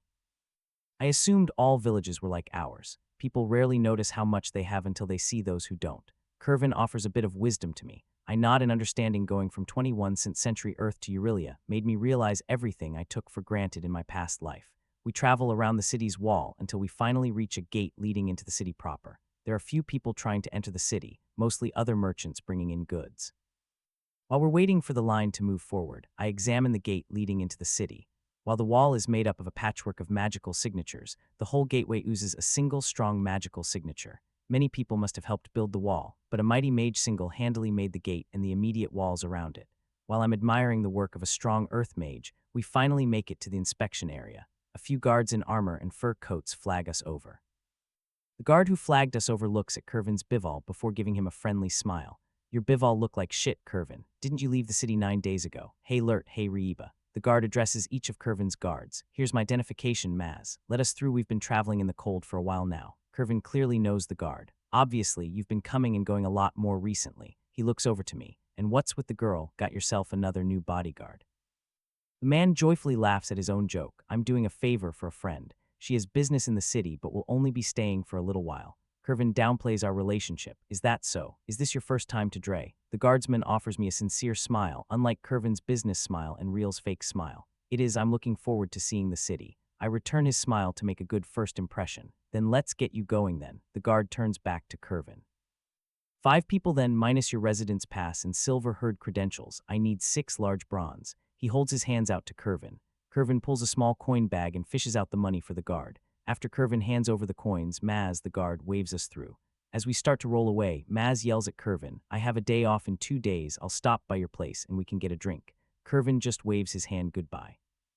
Judging by Maz's face, he took that gesture as a sign of agreement. And just like that, we entered the city of Dre. I shiver in excitement. I can't wait to get my hands on some new magical materials. I didn't think you would have friends. I playfully poke at Kervin. I wouldn't call him a friend, more like a drinking buddy. I met Maz when I first started trading in Dre. His family owns a good bar that I frequent when I'm in town, and he noticed me from our lines of work. We usually spend time complaining about our jobs and drinking ourselves under the table. I can't think of a time we've hung out and we weren't drinking. I'm surprised how talkative Kervin has been lately.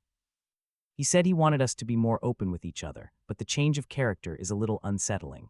I'll meet up with him after you leave for your village. Kervin trails off, and I turn my attention to my new surroundings. Dre is the first city I've visited in this world, and it doesn't disappoint. After we crossed through the wall, it was like entering a new world. Snow-capped buildings stretch as far as the eye can see. The street we're driving on is narrow, only 3 carts wide, made from gray stone that matches the city's walls and buildings. The city is more interesting because it lacks the symmetry of my previous world's counterparts. The buildings are crammed together with people's houses mixed in with businesses. Small alleys are the only thing separating the buildings, and none of them have a yard. The buildings are made of stone and wood, and all look different with varying designs. I stare up at the biggest building on the street as we pass by it. The sign on the front of the building reads, The Sleepy Traveler. I chuckle at the generic name but can't take my eyes off the building. Most buildings we've passed are limited to a single floor with only a scant few reaching higher. The inn towers over its neighbors, reaching 4 stories tall. As we pass by the building, I hear loud voices coming from the entrance. Someone's having a good time. To the right of the inn is a stable crammed with bivol and even a few gelen. Are we going to be staying in an inn like that? I ask Kervin. He smiles at my question. I'm pretty sure I told you I have a house here. There's no need to waste good coin on a cheap inn like that. It didn't look that bad to me, I say in defense. I forgot that Kervin mentioned in passing that he stores his extra goods in his home here. It's not the worst inn in the city, but we've barely left the wall. Then does that make this the slums? I ask Kervin. The buildings look similar to the ones in our village, and though there's some animal waste on the side of the road, it doesn't scream filthy. I wouldn't call this the slums. Dre has a few areas you wouldn't want to walk through at night, but this area is fine. The houses and businesses closest to the wall are some of the cheapest, and become more extravagant the closer you get to the city's center. Why is that? I curiously ask. What do you think happens when the city is attacked? Real says to our side. Kervin continues to explain. He's right, if anything happens to the walls, it's these houses that will suffer the most. How often does that happen? I turn back and look at the massive gate we went through. It's hard to imagine something getting past such an enormous fortification. It's rare, but it does happen. The most recent incident was 4 years ago during a particularly dry summer. A flock of scorchwings was flying by and tried to nest here. Kervin tells me with a grimace. Scorchwings, I've never heard of them before. They're a fire-based magical creature. Think of a bird mixed with a lizard 4 feet long that likes to light itself on fire. Real explains with a cocky look on his face. I ignore him and instead ask Kervin, what happened? Scorchwings build nests out of charred wood. They gather lumber into a pile and light it on fire with their bodies, using the charred remains to make a nest. They aren't very aggressive to humans, but the flock ripped apart homes and caused more than a few fires. That sounds like a problem for the whole city, not just the homes closest to the wall. I point out. Buildings closer to the city's center are made with fire-resistant materials and earth magic. Some wealthy individuals even have enchantments guarding their homes. The only usable wood for the scorchwings to scavenge was the houses built around the walls, Kervin explains. I nod in understanding. Flying enemies would make the wall a moot point. I bet some enchantments could help with that, but that would be incredibly expensive. It's easier for rich people to fortify their homes instead of reinforcing the entire city. But do monster attacks happen that often? I question. Not like that. Goblins sometimes are spotted near the city, but the local guards take care of them whenever they pop up. Unless something unusual happens, the city goes years without being attacked. Kervin reassures me. That is if we don't factor in the war, Real ominously reminds us. If the fort falls, Skull's forces could be here in under a week. You should say that to the general next time we see her. Lurt flashes Real a daring look. I don't feel like dying just yet. Real looks away. A lull in our conversation gives me time to turn my attention back to the city. Plenty of people are walking through the snow, wearing simple coats. I spot two men with shovels clearing the snow from the walkways, while a third is shoveling a frozen pile of crap into a wooden pushcart. Those walking by the men laugh and point at them. What are they doing? I point at the workers. Why would people make fun of them for cleaning the streets? It's their punishment, Kervin tells me. You can't see it, but they have shackles on their wrists and ankles. Those who commit crimes are sentenced to menial work to pay back their debt. What happens if there aren't enough criminals to clean the streets? And what if Bival can fly? Real laughs at me. Kervin gives Real an annoyed look before answering my question. Sad to say, there's never a shortage of hands to clean the streets. Even if someone has the coin to pay off whatever fine the guards give them, the Lord requires every criminal to help clean the street for a set amount of time. Steal a palm, and you're charged double the price and have to spend a day shoveling snow and shit. Why not lock them up? Couldn't they just run away? I ask. The only people held in cells are those being investigated or waiting to be executed. Kervin points to the men working. The shackles on their limbs will shock or detonate them if they try to leave the city, depending on their crimes. The same thing happens if they don't check in with guards every day to receive their work orders. Holy crap, that takes ankle monitors to a whole new level. But wait, if they're working for the city all day, how do they earn money for shelter and food? They're still allowed to go home every night and eat whatever they can afford. Those who don't have the means, like vagrants or people with long-term sentences, can claim a free meal at the end of the day and a cot to rest for the night. A few of the destitute willingly work for the city during the winter for a place to rest and a hot meal. As our cart passes the working men, I make a mental note not to break any laws. We turn down a street and head deeper into the city. The distance between the buildings starts to open up, and I can see a gradual change in their designs. We turn down another street and pass by another cleaning crew, only this one is different. 3 men and a woman are shoveling snow and scooping up the waste around the street, but my eyes are drawn to 2 women in robes and fur jackets. The women are standing next to a large pile of snow and melting it with fire magic. No way, there's criminal mages, I shout in disbelief. One of the women turns toward us and scowls. Apologies, this is her first time in the city. Kervin quickly steps in. The woman scoffs at us and turns back to focus on her spell. Kervin snaps his reins and tries to get his Bival to move faster. Once we're out of sight, Real bursts into laughter. I can't believe you called them criminals. I can feel my face starting to blush. I turn towards Kervin and demand an answer. You said the city uses criminals. Why are there mages melting snow? Kervin rubs his face and takes a deep breath, only for the physical work. Hauling the snow and ice out of the city would take too many hands. It's much easier to melt it into the sewers. Why would a self-respecting mage take the time to melt the snow? I ask inquisitively. To earn money. Kervin's short response fries my brain. Why would mages need to melt snow for money? Technically, they aren't mages yet. Kervin takes a side glance at me and sees the uncomprehending look on my face. He looks back to the road and asks me a question. What do you think makes someone a mage? Aren't you a mage once you can cast a spell? I know my simple answer isn't what he's looking for. Being able to use magic is a start, but that doesn't give you the qualifications to call yourself a mage. When someone introduces themselves as a mage, then they're saying they can use at least 10 spells above tier 2. What does that have to do with money? I ask Kervin. You know that your friend Sandra is studying to be a mage, right? I nod to Kervin. Are you aware of how she got her apprenticeship?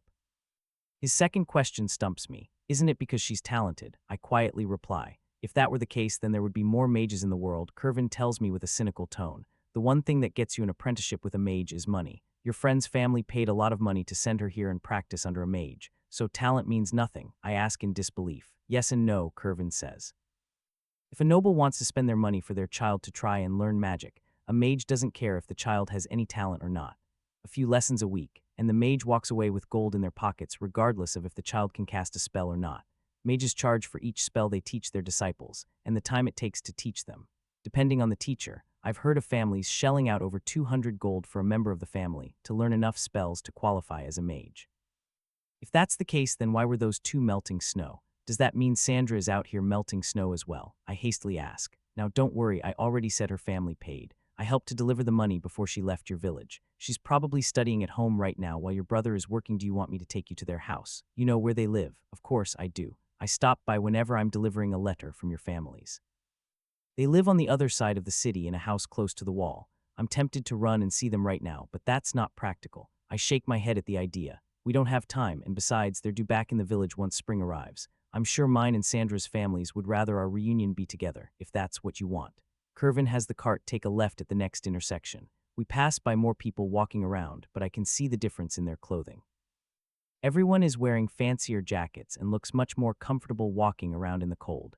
Nicer storefronts sit next to houses that have small yards. Moving through a city and seeing the difference in wealth at a glance is a little disconcerting. Mother used to tell me short stories of the city she grew up in, but words can't do it justice. Looks like we're here. Curvin drags me out of my thoughts. Welcome to my home. He gives me a soft smile, obviously a little proud of his home. We stop at a corner lot, and I take a good look at Curvin's house. The house is 2 stories and is made from black stone and lumber that's been treated with a dark brown polish. I can see the area to the side where he usually parks his cart based on the grooves in the ground. Attached to his house is a small stable meant to hold his 2 bivol. With him using his space to store his cart and bivol, he has no garden like his neighbors. In fact, I spot quite a few big weeds thriving around his property. His neighbors must love him. Isn't it beautiful? Curvin raises his hands, showing off the grandeur of his 2-story townhouse. It's pretty nice, I offhandedly remark. Curvin looks disappointed at my reaction. It's not that I don't think it's a lovely house, it's just it can't compare to the homes I've seen on TV and the internet in my past life. Maybe if his house was hovering or made out of magical materials, it would tickle my fantasy heart, but the place in front of me is only slightly bigger than those in our village and made with slightly better materials. Not letting my lack of reaction get to him, Curvin draws a key out of his pocket and moves to unlock his door. You must be tired from the trip here, come inside and rest, while I send Reel to contact the local silver herd branch. That sounds nice. I follow Curvin through his open door, deactivating Mana skin as I enter. As soon as I enter Curvin's house, my eyes start to adjust to the lack of light. I watch Curvin's silhouette shuffle around until he finds what he's looking for. I hear a match strike, and a small glow illuminates Curvin's face. He lights a lamp sitting on top of a table, and the room I just entered becomes visible. Oh gods, I immediately regret shutting off my skill. Careful where you step. Curvin sidesteps a few small crates and starts walking into the next room. As the light begins to fade, I'm forced to follow him. I walk through an obstacle course of crates, barrels, and miscellaneous goods scattered everywhere, and the room I follow Curvin into isn't any better. What I can only guess is his kitchen, judging by the stove, is filled with different pots, pans, and utensils covering every inch of his countertops. Can you hold this for me? Stunned by everything around me, I take the lamp by instinct. Curvin undoes a latch and pushes hard on the shutters of a window. Grunting, Curvin manages to force the shutter open, and fresh air breathes new life into his house. The light from outside filters in, and I can better see my surroundings. Everything looks new, but different items have varying levels of dust coating them. I rub my finger against a pan and am appalled when I see it has turned gray. Curvin sees the dissatisfaction and offers an apology. Sorry for the mess, I haven't been here for almost a month. I have to bite back a retort. This much dust can't gather in only a month. If Mother was here, I'm sure she would choose to burn the place down to the ground and start over rather than try cleaning it, after she strangles Curvin, of course. Lert and Reba walk into the kitchen, holding Curvins and their supplies, and place them in an open corner. Did Reel leave already? Curvin asks his men. Yeah, he left, Lert answers him. He seemed happy to go, Reba huffs. That's good, once he gets back, we'll go out and get an early dinner. I'm happy to hear Curvin say that. I wouldn't trust anything he has resembling food in this house. Where will I sleep? I ask. You can take the first room upstairs. The staircase is around the corner, Curvin directs me. I leave the 3 men behind and head to my room while they continue to open more windows. As I move through his house, I notice the only place he hasn't crammed stuff is the stairs. I see a few items I might have to come back for if my intuition turns out to be correct. I make my way up the stairs and see my room as soon as I reach the top. I unhook the simple latch keeping the door closed and walk into my assigned room. I was right, I sigh. This room is like all the others, completely covered in dust. Clothes are thrown everywhere, and a pile is hiding the bed. I look down and see my shoes have left dust imprints on the floor. I'm tempted to waste some of the coins I brought with me and rent a room at a nearby inn. No, I'm too cheap for that, I mumble to myself. I stretch out my body and throw my things on top of a pile of clothes. I move over to the wall and open a window, hoping to remove the stale air. I leave my room and walk back downstairs. I quickly find the items I spotted earlier, a cobweb-covered broom and an overturned bucket. I see a rag lying under a crate and take everything I found back into the kitchen. Curvin and his men are sitting on a few chairs that I distinctly remember being covered before. What do you have there, Aaliyah? Curvin asks as I enter the room. Where can I get some water? I ignore his question and stifle my desire to throttle him. Need to fill up your water skin, I can send Lert to the closest well. Seeing Curvin trying to be helpful makes me want to hit him even more. I need water to clean my room. I hiss through my teeth. Oh, you don't need to worry about that, you can throw the clothes on the floor, it doesn't matter. I slowly walk up to Kervin, sitting in his chair, and look down on him. Water to clean now, I slowly say to him. I think that barrel has some old water in it, boss. Lurt points at a barrel that has a stack of plates on top of it. I leave an astounded Kervin behind and shift things around until I can fill up my bucket. Juggling everything in my arms, I leave the kitchen and Kervin's guards laughing at him. What did I do? I hear Kervin ask his men as soon as I leave the kitchen. His men only laugh harder at him. For someone so smart, Kervin can be really dumb at times. I guess we have that in common. I make it back to my room and set everything down on the ground. The room is small at only 150 square feet, but for the first time, I have no idea where I should start cleaning. I scratch my itchy forearm and notice it's covered in dust. I know it's a waste of mana, but I start by cleaning myself first. I hit LS Weema-piss. I immediately feel better as 5 days of travel falls away from me. During the trip, I used all my spare mana to keep mana skin up for the longest time possible and nothing else. When my magic fades away, a small circle around my feet has replaced the dust with the black specks of dirt my spell leaves behind. I check how much mana I have left, 657.21. That's enough mana for me to cast my cleaning spell over 10 times and still leave enough in case of an emergency. If I'm careful with my magic, I can at least make sure my bed is clean. I wish I had a higher tier cleaning spell. Should I try making my own? No, that would be too dangerous in someone else's house. I walk over to the bed covered in clothes and start throwing them onto the piles already on the floor.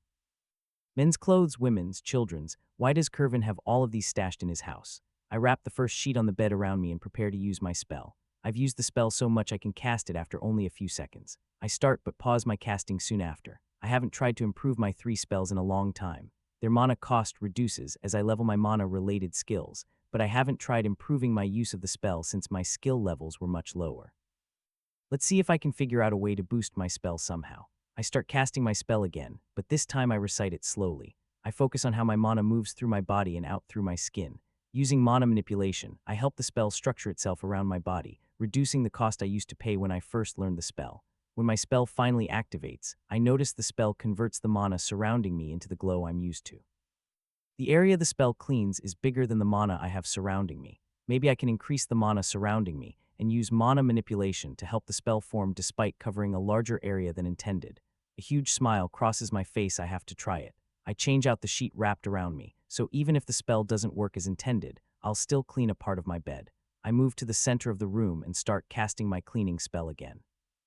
I gather 200 mana just underneath my skin. Unless I expel the mana out of my body and keep it close, so it doesn't disperse into the surrounding space. I use mana manipulation to structure my magic, just like the spell does, typically only this time. I make it 11 times bigger. The spell completes itself, and the mana structure the spell and I created ignites into a dazzling display of light that fills the room. Everything starts to flake apart, and countless black specks fall to the floor. I feel a shift in my soul, and I immediately spot the difference. The experience surrounding my soul increased quickly from leveling 3 of my skills at once. Cleaning, LV 5112. Mana manipulation, LV 540. Empowered spell, LV 23. Cleaning finally passed its test, and I gained a new tier 4 magic skill. The room's air is no longer stuffy, and the wooden walls look like they were just processed. The ground is covered in the residue of my skill. I'm so happy that it worked. Now I just need to shake everything out and sweep everything up. I move over to the bed and shake off the remaining sheets. Once I'm sure none of the black flakes remain, I remake the bed. Next, I shake out every piece of clothing and throw it on top of the clean bed. I wipe off a nightstand, which was the only other piece of furniture in the room. A massive pile of clothes is covering my bed, but now nothing is on the floor. Sweeping up the remaining mess is easy, and I use the rag to make sure nothing remains. Now that everything's cleaned, I move all the clothes back onto the floor, leaving enough room for me to sit down and have enough space for folding everything. I place the broom and bucket full of black sludge in a corner to deal with later. Basking in the success of my skills, I enter a light meditation while folding the clothes into neat piles. My high dexterity makes the task super easy. If my mother could see me now, she would be so proud of my cleaning OCD. I think it's safe to say I've been officially brainwashed over the years. After everything was folded and stacked against one of the walls, I moved to my bed and entered a deep meditative state. Using extract mana, I absorbed mana from the atmosphere to increase my regain speed. The only reason I'm stopping is that someone came up and knocked on my door. "Miss Aaliyah, may I come in?" I hear Lurt ask through the door. I swing my legs over the side of the bed. "You can open the door, but don't walk in," I instruct him. Lurt pushes my door open, and his eyes become the size of dinner plates when he sees how clean my room is. "What can I help you with?" I ask him, reminding him he came to ask me something. Real returned. We were asked to take you to meet the regional director as soon as possible. Already, I ask in astonishment. Yes, the others are waiting for us downstairs. Lert moves to the side, making room for me to pass him. I slip on my shoes and grab my sword and coin pouch. Is it okay for me to walk around with my sword? I ask Lert, who's patiently waiting for me. It's fine to carry it with you, but there are consequences if you draw it without a good reason, he informs me. I walk out of my room and Lert closes the door for me. We make our way downstairs, and I activate Mana skin again before we step outside the house. Kervin and Reba look surprised to see me clean, while Real gives me a knowing look. Real also looks like he's straightened up since I last saw him. Does he know a cleaning spell as well? I know he's here to spy on me, but maybe I can extract a new spell from him if I'm careful. Ready to go. Kervin asks me. I'm ready, but I thought we were meeting your supervisor tomorrow. I give him a questioning look. Apparently he was expecting us. Kervin gives a sidelong glance to Real. Not only do they have a variety of materials set aside for you to look at, but we were also invited to dinner afterwards. I take a quick glance at Real as well. How is he communicating with Silverherd? Maybe one of his magic tools works like a cell phone. I look back at Kervin. Please tell me we're walking. I don't think I can spend another minute in that cart anymore. Don't worry, it would take too long to hook up the bivol. Our local headquarters is only a 15-minute walk from here. Kervin assures me. We set out with Real taking position in front of us while I walk next to Kervin in the middle. Lert and Reba walk behind us, completing our little formation. Walking on the sidewalk is much more interesting than riding in the cart. Every food and produce stall we pass allows me to see new foods that I've never tried before. I can see inside the shops we pass, and I regret that we don't have the time to window shop. Tailors with colorful designs on their walls. I see a pair of boots inside a cobbler's shop that immediately draws my attention. I touch my coin pouch strapped to my side, and remember most of my money is tied up with Kervin. Maybe I should check his house to see what he has before I leave. That reminds me, hey Kervin, why do you have so much stuff in your house? I ask him the question that's been nagging me ever since I stepped inside his front door. All that stuff, as you call it, is an investment. I resist the urge to call him a hoarder. He continues to explain. When I was making my rounds to different towns, I would keep an eye out for any deals I could find. Sometimes I would have a bad run and wouldn't sell as many goods as I should have. Instead of reporting the bad news to Silverherd and hurting my reputation with the company, I would purchase my goods at the company's bottom line and store them in my house. I wait for prices to shift for certain commodities and resell them for a profit. That does sound like investing, only he's working with actual goods instead of stocks. But wait, that's cool. But what are you going to do now that you're only doing deliveries to my village in the army? Kervin almost trips over his own feet, and a look of realization crosses his face. His plan would have worked if he kept his route, but now that he's only selling to the army in my village, those goods will probably waste away before he gets the chance to sell them. Our village doesn't need that many supplies, and over half of what people buy from Kervin are mostly perishables. I'm sure the army isn't interested in the hundreds of plates he has stacked in his kitchen. Can't you sell it back to Silverherd? I ask. I would lose too much money if I did that. Kervin hangs his head in despair. You should have a yard sale, I suggest without thinking. A what? Kervin gives me a confused look. Are yard sales not a thing here? I try to play it off like I just came up with the idea. Well, I was thinking, why not wait until spring and try to sell a bunch of items in front of your house? How would that work? Kervin eagerly asks me. I notice Real looking over his shoulder, listening in on our conversation. I doubt the concepts of yard sales will break this world, so I better explain the idea to Kervin. You put up signs around your neighborhood saying you're selling a lot of random cheap items. You fill your yard with goods and let people look through everything. You let them haggle you down to prices cheaper than they could find in a store. Seeing such an assortment of goods at low prices will bring others in, and you'll be able to empty your house without losing too much money. Kervin looks at me like I sprouted another head. That's an amazing idea, he exclaims. Kervin would be able to open a convenience store with everything he has in his house. Now that I think about it, I haven't seen any general goods stores. Every shop is focused on a single type of goods. Kervin and I continue to talk about my yard sale idea, going back and forth, discussing the concept's peculiarities, helping us to pass the time. We're here, Real announces while we're deep in conversation. We're stopped directly outside a building even bigger than the inns we've passed on the street. Made mostly from stone and large logs, the building dwarfs the surrounding competition. If the size wasn't intimidating enough, the building screams excess money. This is the first building I've seen that has glass windows. Both the wood and stone have designs etched in them, and I also sense an excess amount of mana contained in the building. I don't think the whole building is enchanted, but I'm sure some of the rooms are. Real moves off to the side so that Kervin can take the lead from here on out. I follow a few steps behind him and prepare myself to meet Kervin's supervisor. As I trail behind Kervin, we reach the double doors making up the entrance to Silverherd's dray branch. Both doors are made from thick slabs of wood with no seams. indicating the doors were cut from a huge tree. Carved into the doors are etchings of bival pulling wagons. The bival in the design is inlaid with a silvery metal that I haven't seen before. Since Mana tells me the metal isn't silver itself, but I wouldn't put it past the person who designed this building to use precious metals to make a statement. Once we're a few feet from the doors, they swing open. With Sense Mana, I watch two figures hidden out of sight on the inside pull open the doors. I wonder what skill they used to know when people are approaching the door. We enter a large reception area that further shows off the company's wealth, polished wooden flooring instead of stone, smooth plaster walls, all lit up with a magical chandelier overhead.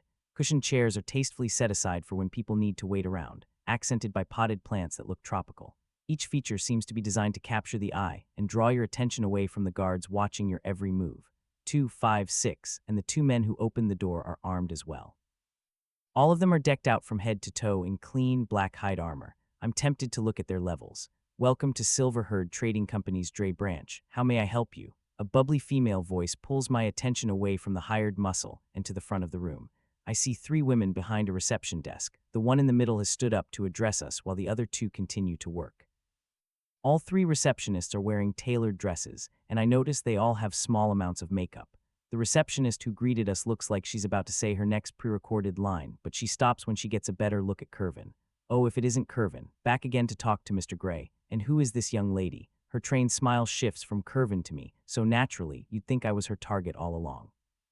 Her smooth voice gives off a feeling of warmth that makes you want to talk to her. I've never encountered skills like this before, to think that they could be used in such a way. Yes, I have an appointment with Mr. Gray. I was told he was expecting us. I can tell Curvin activated a few of his skills, giving the receptionist his practiced smile, bringing her attention back to him. I think we did receive a note about that. Her eyes dart down to her desk for a split second before focusing back at Curvin. Oh yes, Mr. Gray cleared his schedule to meet with you. Your guards, and I'm sorry you didn't tell me who this lovely lady is. The receptionist once again focuses on me, and I see something hidden in her eyes, the gaze of a calculating monster ready to devour its prey. Poor Curvin wasn't prepared for the conversation to move back to me again so soon and freezes in place. I don't know what this woman is after, but she won't get the better of me. I take a step forward, standing next to Curvin, and introduce myself. Hello, I'm Aaliyah. Sorry for not introducing myself. Uncle Curvin told me I should stay back and watch what he does. I use acting and charm to sell my life further. He's your uncle. The receptionist asks me with a surprised look on her face. I answer her before she turns her attention back to Curvin. Yep, I was thinking about becoming a merchant, and Uncle Curvin offered to take me with him to see how it's done. I do my best to imitate excitement. But why would you want to be a merchant like your uncle when you can be a receptionist like me? You already have the smile for it. I can't tell if she's sincere or if she's saying she sees through my facade. While your uncle talks to Mr. Gray, you can wait here in the lobby with his bodyguards, and I'll show you who really runs this branch. Crap, she backed me into a corner. What do I do now? I already informed Mr. Gray that Curvin's niece was with him. He said it was fine for her to join them. Real cuts in with the gracefulness of a politician. That's disappointing, the receptionist pouts. Maybe next time then. She switches her attention back to Curvin. You remember the way to his office, right? I can manage. Let's go, Aaliyah. Curvin quickly beckons me to follow him to a nearby hallway, desperate to leave the woman behind. Come back and see me again, sweetie. I shudder as I hear the receptionist call out to me once more before I'm out of sight. That woman's scary, I mumble under my breath. She perfectly directed the flow of the conversation even when I tried to throw a curveball in. Curvin is close enough to hear me. All of Silverherd's lead receptionists are. They're the company's face, and each has to be recognized by all the branch offices and Giovanni himself before being given the position. She's in charge just as much as Regional Director Gray is. I won't soon forget that woman. Wait a minute, I turn to Curvin. What was her name? I ask him. Curvin only shakes his head. I've been here dozens of times and I have no idea. I silently follow behind Curvin. What is up with this company? Nameless receptionists, spies, secret positions. Is this a merchant company or the fantasy version of the CIA? As we are making our way through the building and climbing the third set of stairs, I work up the nerve to ask Curvin, is all this really necessary? What do you mean? He looks at me over his shoulder. The way this company is run, why is everything so clandestine? We make our way through surprisingly empty halls. Silverherd is a fast-growing company, and that makes powerful people take notice. Now that we're working with such a prominent figure in the military, we'll be under even more scrutiny. Curvin says with a dark tone, you make it sound like your company is going to war. We've been at war. I've just been promoted to a captain and have been given a chance to see the bigger picture. Curvin replies, you're over-exaggerating. I roll my eyes at his melodrama. If a company does good business, it grows. Simple as that. Curvin gives me a look like he's pitying my innocence. Maybe for the small businesses in the city that applies, but not to a company of our size. The three big trading companies wouldn't hesitate to end us if we gave them an opening, and you think the kingdom would let them do that to you. Curvin stops walking and turns towards me. The big three trading companies have been around since the kingdom was formed. In all that time, not one company has managed to reach their level. Many have come close, but all have been crushed under their boot. The families that run the big three all have noble titles. Short of them coming and killing everyone, they can get away with almost anything. Curvin turns back around and continues to lead me forward. I'm reminded once again of the differences between this world and my old one. There's no Federal Trade Commission here, no trademarks, everything is up for grabs for those who take it. That's why Silver Herd is trying so hard to rope me, and results are the only thing that matters to them. And by the sound of it, these other companies will likely find out about me too just by my association with Silver Herd. We walk up one more flight of stairs and turn down a hallway that's covered in paintings. Some of the works are so detailed I'd swear they were from a printer. At the end of the hallway lies a door with the same etchings as those on the building's front door. A plaque on the door reads, Regional Director Leonard Gray. Curvin walks up to the door and gently knocks 4 times. Come in, come in. I've been waiting for you, I hear a man shout through the door. Curvin opens the door and we walk inside a decently sized office. Sitting at a desk on the far side of the room is a man who only looks a few years older than Curvin, but he's glowing with vitality, so for all I know, he's in his 50s. Gray has light brown hair cut short with a well-trimmed beard. He only looks at Curvin for a moment before he focuses on me with his sharp green eyes. Surrounding his desk and walls are crates with samples of ore and metals resting on top of them.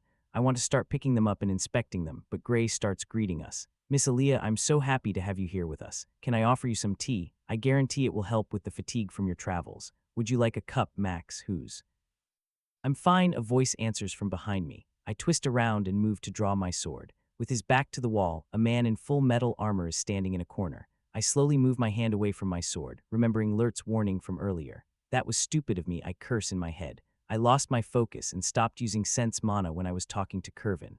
I should have scanned the room before I ever entered. I immediately reactivate my skill and scan my surroundings while Gray starts pouring tea. If everyone in the room wasn't secretly watching me, I would kick myself. Gray has 2 magical signatures on his person, one already activated. He's wearing a pendant that masks the magic around him, much like Real's ring. Gray also has a magic ring that doesn't appear activated. Gray's bodyguard has 3 different magic items on his person. His chest piece and sheathed sword are both magic items, and he's also wearing a pendant that's supposed to hide the mana around his body. I also see 2 enchantments hidden in the wall behind Gray's desk. One is inert while the other is heating the room. On top of Gray's desk are a variety of small magic tools.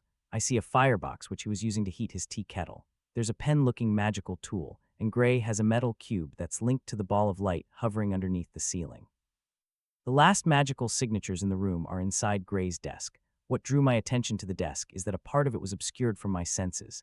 I focus on the area my skill is having trouble piercing, and slowly I'm able to look at what's hidden inside. The shielded cubby is concealing a magic tool identical to the one inside Real's pocket. That must be how they're contacting one another. Depending on the range, Real might have contacted Gray before we even left the village.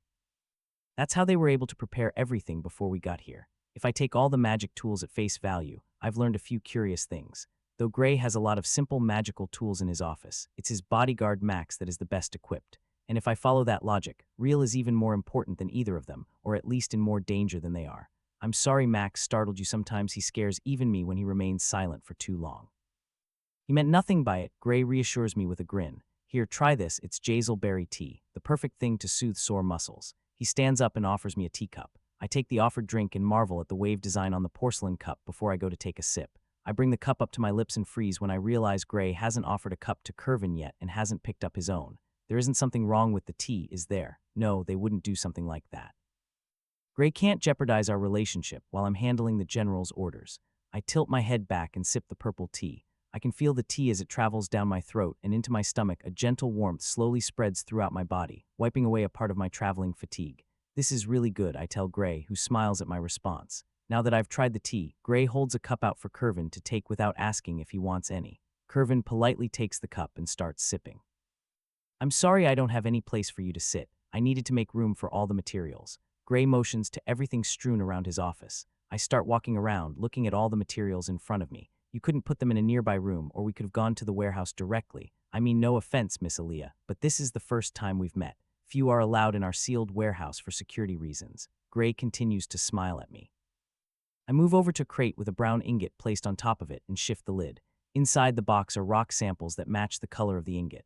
We did our best to select Tier 3 and 4 materials and match the ore samples with their processed counterparts. Gray brags about the effort he put into this display. I will admit it makes this more manageable for me. I close the lid of the crate and pick up the brown ingot. It's a good thing I recovered some of my mana after cleaning my room. I pour a minuscule amount of my mana into the metal to better look at its structure. Whatever the metal is called, it has a much purer earth mana concentration even compared to regular minerals. It almost looks like a cross between iron and magnesite. It seems stronger than most materials I've worked with, but I shake my head in disappointment and put it back down. Is something the matter, Miss Aaliyah? Gray asks from his desk, clearly wondering why I have a displeased look on my face. Crititum is a popular metal for magic weapons near the capital. I can tell it's a good metal, but that's not why I was disappointed. I move over to the next crate and pick up another ingot, only to have my frown deepen further. Could you explain to me what's wrong? Maybe I can help you if I know the problem. Gray finally moves out from behind his desk and stands next to Curvin. He genuinely looks like he wants to help me, but that could be a skill for all I know. I doubt that's possible, I say as I scan the closest materials. Could you tell us why? Curvin steps in. If I'm to get you more materials in the future, I need you to tell me what I'm supposed to look for. Curvin doesn't appear to notice, but Gray is giving him a curious look. You don't have the skills, I flat out tell him. I pick up the silvery metal ingot I was just examining and walk over to the two merchants. Tell me everything you can about this, I challenge the both of them. Curvin flounders, but Gray steps forward and gently takes the ingot out from my hands. He scrutinizes the metal and periodically flips it around. Bashate, water-attuned metal. It's soft and easy to work with. Discovered by Elysial Bash sometime 1,000 years ago. Ore sells for 4 gold for 100 pounds or 8 gold for a 10-pound ingot. Gray confidently spouts off a few facts regarding the metal before handing it back to me. I can learn that in time, Curvin quickly tells me, not wanting to be outdone. You don't have to worry about that. I stop Curvin from worrying. 95 of what he just told me was useless. Both Curvin and Gray look dumbfounded at me, and I hear a chuckle from Max in the corner. I hold the ingot up and explain to them. The only useful information he told me was it's water-attuned, soft, and how much it costs, and that information would only cover my broadest searches. I doubt either of you could tell me how good the metal is by yourselves. What do you mean? Curvin asks me before Gray can. If I'm buying already smelted ingots, I'm buying another person's mistakes along with the metal. Gray steps in when he hears me question the quality of his goods. I assure you, Miss Aaliyah, that we only buy expensive materials like these from reputable dealers. These ingots were all smelted with the utmost care. I believe you, I say to him before he comes to the wrong conclusion. It's a decent bar of metal, no major fractures, and the metal looks like it was heated properly. But Gray urges me to continue. I sigh, but when it comes to the standards I need, it has some major problems. It has no major fractures, but I can see 3 microfractures that would jeopardize the internal structure when subjected to the forces a woman like General Pitts is famous for. Both men open their mouths in disbelief. And that isn't all, I continue to explain. The internal mana structure has been damaged. Most likely, the metal wasn't folded right, or something happened in the cooling process. Either way, it won't channel mana as effectively as it should. A silence falls over the room. Gray stares at the ingot in my hand. You can see all that by just picking it up. I knew coming here that I would face this problem. I need to display a part of my abilities without giving everything away so that they know I'm as good as they think I am. If I undersell myself, they'll think they can walk all over me. But if I give away too many of my secrets, then they'll tighten their hold on me. I was blessed with a good skill, that's all I'll say. I evenly look into Gray's eyes. Fair enough, he peacefully backs down. If we factor in your requirements, are any of these ingots useful to you? He doesn't try to extract any more information from me and moves on. They're not completely useless. I move to put the ingot back from where I got it and move on to the next one. With the final products here, I can test the processed metal and decide which ores I need. Mr. Gray appears to know a few particulars of each of the metals. Can you help me narrow down my search? What are you looking for? I look back at the man. I need a really strong metal for the arrowhead, a strong yet flexible metal for the shaft, and a few magical beast feathers that are durable. I've seen what my arrows can do in the hands of a level 50 archer, and the general told Curvin that my arrows were good enough for someone around level 75. I need materials that won't break after being launched from a bow using over 200 strength. Mr. Gray rubs his upper lip. I can think of a few strong metals for the arrowhead, and I have a few feathers from an earth-attuned magic beast, but all the strong materials I can think of for the arrow shaft aren't that flexible. Let's start with the arrowhead then, I tell Gray. Give me a moment to gather them. I watch Mr. Gray move around his office and grab 3 different ingots and a pitch-black stone the size of a large fruit. He places the samples on a crate next to me and proceeds to order them to a standard that only makes sense to him. He points at the first ingot, which is dark gray in color. These are the 4 best metals I could think of, all earth attuned. I ordered them from the most popular to the least. The first one we have is called quicquointine. Mine not too far away, quicquointine is the cheapest and most used metal for higher tired smiths around here. I pick up the ingot and Gray waits for me to examine it myself. I don't have many examples of magic metals, so I compare it to the fire iron I used to make my sword. The mana inside the ingot is slower moving, indicative of earth mana, but at the same capacity as the fire iron. I need to quantify how well these metals absorb my mana, so I'll again use my sword as an example. I'll give my sword a 4 in mana absorption, and by comparison, the quicquointine is only a 3, maybe a 3.5 if I'm generous. I set the ingot down and Gray continues. Next is the crit item, comparable to quicquointine, only more expensive because it isn't local. Even though I already examined it earlier, I rate the crit item like I did the quicquointine. Internal mana is slightly more than the quicquointine, but the mana conductivity is at a 4, making it slightly better. I put the crit item ingot back down and Gray explains the next one. Third is Otram, a tier 4 metal unlike the first two. I grabbed this one because blacksmiths use it to craft expensive hammers. As soon as I pick up the reddish metal, I know I can't use it. The ingot is 25 bigger than the other two but over twice as heavy. An arrowhead needs durability, but I can't make it too heavy or it won't fly properly. Even so, I take note of its mana's quality. Otram contains 30 more mana than fire iron, and when I pour my mana into it, it's absorbed with ease. I'd rate its mana conductivity at a 6.5. It really is a shame that it's too heavy, I complained to myself as I set it back down. I brought you the last sample more because I want your opinion on it. It was pulled from the ground in a mana-intensive area and sold to my branch a few years ago. According to our appraisers, it's a tier 4 ore chunk, and it's extremely durable.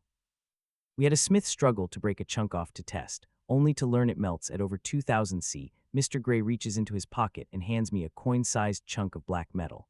As soon as it's dropped into my hand, I can tell the metal is leagues above anything I've ever worked with before. Its internal mana structure is messy, but the small chunk of metal in my hand has half the mana as my entire sword does. I try to feed the black metal my mana, and it absorbs it like a sponge, a solid 9 in magic conductivity. What do you think? Mr. Gray asks me. I'd rather not say, I playfully reply. How much are you selling this for? I place my hand on the rock, not wanting to let it go. Gray glances at the rock and gives me a merchant's smile. I hear you make interesting arrowheads that you can unscrew from their shafts. How many do you think you can make from that chunk of stone? I'm not surprised he knows about my arrow design, but where is he going with this? I scan the ore with sense mana to see how much of the ore sample is waste rock. Comparing the mana inside the ore to the chunk of metal in my hands gives me a rough estimate. I'd say 7 if I'm being conservative. How about we trade? Gray makes me a proposition. This has been sitting around in our storage for years now. You can have the ore, but once you're done with the general's order, you make us 3 arrowheads in exchange. He wants something he can sell, and he knows I'll need every one of the arrowheads in the future. If the general likes the arrow, she'll want more. The first 4 would be fine, but to make the last 3, I would need to renegotiate with Gray again after their worth is proven. Just because he wants to hand me the ore for free doesn't mean I won't pay for it later.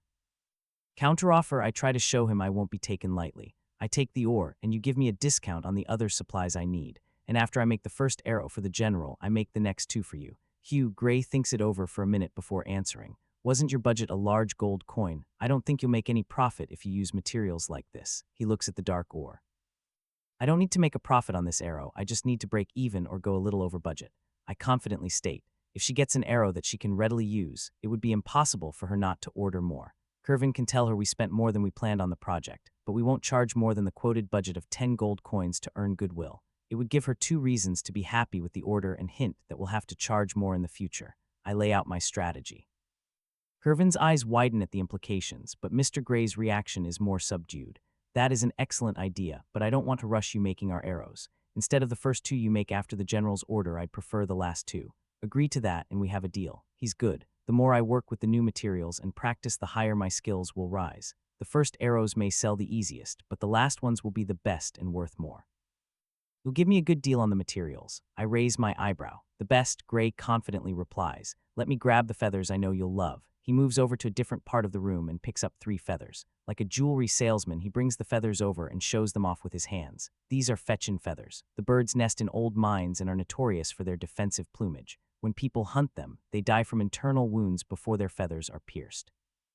They're used in middle-class jewelry because of their appearance. I have to agree with Gray, the feathers do look amazing. I pick one up to study it better. The brown feathers have lines that look like a quartz vein you'd find in a mine. The internal mana structure is good, and it's a solid 4 for mana conductivity. Can I stress test the feather? I ask Gray. If it's only one, do what you have to. He readily permits me to beat the hell out of the feather. First, I try bending the feather in half. Even with my strength stat, the feather does a remarkable job of resisting me. Next, I try pulling out individual sections of the feather and encounter the same resistance. It will be hard to work with it, but the feathers should hold up better than my melted carapace fletching. How much for each feather? If they're cheap enough, I might start using them, so I can reduce the amount of carapace I'm going through. For silver coins for a feather, I frown at his price. You should be happy fetchin' are hunted solely for their feathers, he tells me. I curse in my head. He did say they were used in jewelry. Curvin still doesn't know how much he should charge for my arrows. If I used these feathers in my arrows, it would bump up their price by at least 6 silver, and for my usual arrows, I don't think that's worth it. I'll need 10 to work with. I put the mutilated feather down. Only the best ones, I joke. That should be easy. Now, what do you want to do about the arrow's shaft? Gray brings us to the hardest part of the problem. Show me every metal you have that's attuned to Earth mana. All of them. Gray asks for confirmation, looking around his office. All of them. I hope you're not hungry, this might take a while. I smirk at Gray. It was his idea to have us come right away. I hope he doesn't go back on our dinner plans. I thought you were joking that it would take you a while. Gray complains from behind his desk. Curvin is sitting on a crate, and even Max is starting to tilt in his corner. You're the one that wanted to appear all-knowing and invited us here as soon as we made it into the city. I give him a sly grin and turn back to the 2 ingots in front of me. These 2 samples are all that remains after me whittling down my choices. I started with a modest 17 different ingots attuned to Earth mana. 5 weren't strong enough for my purposes, 3 had horrible internal mana levels, and another 5 had a mana conductivity of 4 or below. That left me with 4 samples I needed to test. After borrowing a hammer and seeing how they react to my strikes, I picked the 2 best metals I think could work for the arrow shaft. The one on the right is a tannish yellow-colored metal called kagels, while the one on the left has the same color as sand and is called bapre. The kagels has more flex than the bapre but doesn't have as good a magic conductivity. I have to decide which I should go with. If I pick the kagels, the arrow will fly better but won't be as receptive to magic as the bapre. Both are better than my steel alloy, but I can't predict what the general would prioritize. Screw it, I'm hungry, and I can't stare at these all night, no matter how much I want to. I made my decision, I tell the room. Gray and Curvin sit up in anticipation. I'll take the kagels ore. That's great to hear. How much ore do you need? Gray happily asks. Which crate is it? Gray points at a box reasonably close to me. As I pry off the lid, I ask him, you charge by the weight, right? Yes, kagels cost 7 gold coins per 100 pounds of ore. Hearing that makes me suspicious. I open the crate Gray indicated and pull out a few chunks of kagels ore. I don't need much to make the arrow shaft, and on paper 7 gold coins for 100 pounds of ore is a steal. If only the ore in front of me wasn't complete shit. What's wrong now? Mr. Gray asks. This is the worst ore I can possibly imagine. I hold up a chunk for him and Curvin to see. Over 99 of this rock is waste material. Do you know how long it will take me to process enough for me to craft the arrow shaft? Kagels is known to be labor-intensive to process. You can always shift to the bapre. Gray sighs when he sees my indecision. I stare down at the samples in the crate and notice a chunk a third the other's size in the corner of the box. I pick up the sample and realize I might have found a solution. Do you have more kagels in your storage? I do, Gray replies, looking confused by my question. Can you have more brought here tomorrow morning? I can, but why? He looks at me like he's trying to figure out a puzzle he can't see. If you're charging by weight, it should be fine if I pick which chunks of ore I want. Gray and Curvin don't seem to understand what I'm implying. I hold up the smaller chunk of kagels in my right hand and the normal piece of ore in my other hand. This smaller piece of ore has 10 more kagels in it than the larger chunk. I need to carry my supplies back with me, and I rather get more for my coin while I'm at it. I smirk at the 2 men. Mr. Gray gives me a slow clap like a B-movie villain. Your skills are truly amazing. I'll have my people take back everything you don't need and bring over the rest of the kagels. We'll discuss the price tomorrow after you pick out the samples you want. Gray stands up and starts walking over to his door. Let's go to dinner, my treat. I'm sure poor Alizio is wondering why I haven't shown up for my reservation. He grumbles to himself. Gray politely rushes us, and I can't blame him. I'm starving too. This will be the first time I'll be going to a restaurant since I was reborn. I hope Mr. Gray is prepared for what's about to happen. I'm going to order one of everything. May I get you something to drink? Our waiter asks everyone at the table. Bring us a bottle of dragon blood wine and your freshest juice for the lady. Mr. Gray orders for the table. Right away, Master Gray. Our waiter gives us a crisp bow and leaves our private room. Is this the first restaurant you've been to? Gray asks from across the table. The first one ever since I was born. I make sure to phrase it like that in case he has a lie-detecting skill. Is there anything you're curious about? Gray continues to make small talk. The man brings us drinks and food, then you pay him. It isn't the most complicated profession in the world. I give him a look that says, I'm not a child. Gray laughs. That's what would happen outside. This is a private room. Instead of picking between the daily options, we'll be trying everything in small courses. Dang it, I wanted to see the look on his face when I ordered everything on the menu. A knock comes from the door, and after 3 seconds our waiter comes in, expertly balancing a tray with 2 jugs and 7 wine glasses on top of one of his hands. The man dances around our table, gracefully placing a wineglass in front of each of us before he sets the 2 jugs in the center of our table with lightning-fast movements, all without spilling a drop. The dragon blood is in the jug on the right, and we have our house juice blend next to it. Does anyone need anything else? Our waiter scans each of our faces with a professional smile. Everything should be fine. I'd like some privacy until the food is ready. Gray once again answers for the table. Of course you can signal for me if anything changes. Our server bows again and quickly retreats from the room. This restaurant is so fancy. The walls of our room are plastered, and tasteful artwork is hung symmetrically on each wall. Our chairs have cushions that are softer than my bed at home, and the staff all look professional. Gray reaches for the jug of wine and pours the deep red liquid into his glass before handing it to Max, who's sitting next to him. I grab the other pitcher and fill my glass as soon as it's full. I take a sip of the pink juice. An incredible array of blended flavors lights up my taste buds, and I can't help but smile. Do you like the juice? Gray asks me while swirling his beverage in his hand. Alizo has a room enchanted to help preserve his ingredients. You won't find fresher juice for at least another 2 months. I believe you, I say before taking another drink. This place is known for having the best food and wine in Dre, Gray continues to boast. In that case, I should ask for another glass so I can try the wine, I remark. Dragon's blood wine is meant for high-level people and seasoned drinkers. I don't think you're old enough to handle such a drink, and especially not with you leaving tomorrow. Gray acts like he's an uncle admonishing a niece. I'll have you know I'm old enough to I stop myself before let my age slip.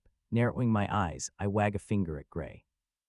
Nice try, I enunciate each word. I turn my head away from him and change the subject. How long until dinner arrives? Gray sighs in defeat. You know, you're not making this easy for me. I look back at him with a confused face. I've tried to be nice, yet you haven't lowered your guard since you entered my office. What am I supposed to tell headquarters after you leave? She's good at examining materials. I'll be laughed at if I can only tell them that. I'm shocked by his sudden candid nature. Why is he telling me this? I quickly scan the room with Sense Mana to make sure there are no abnormalities, but other than noting the thick walls and magic items on his person, I can't see anything that would explain why Gray would suddenly open up. There isn't anything hidden in the room. You can relax. Alizio has earned his clientele's trust. No one will interrupt us until the food is ready. Gray reassures me after noticing that I'm examining the room. I look away from Gray and take note that I'm not the only one surprised by his candid attitude. Curvin, Lurt, and Reba look just as shocked as I am, and Real is watching like this is an entertaining play. I face Gray and try to harden my expression. And do you think it's my problem? We aren't friends. You've been trying to extract information from me ever since you meet me. Yeah, Gray nods his head like he didn't just admit to secretly watching me. I was told you could be quite defensive, but I underestimated your paranoia. My jaw drops in disbelief. You're leaving tomorrow, and I haven't learned anything of significance. My previous tries proved useless, so I decided to try a different approach. I'm sure you have your own questions, so why don't we make it a game? We take turns asking each other questions, and if we can't answer, we merely need to say pass. And you'll skip any questions that mean anything, making the whole thing pointless, I challenge back. You can ask me the first few questions if you'd like. I'm sure my answers will show my sincerity. Mr. Gray takes a swig of his wine, looking confident. Everyone in the room is watching the two of us. And you're fine with Curvin listening in? I remind him that there are other people in the room besides us. That's a weird first question, but I'll answer it all the same.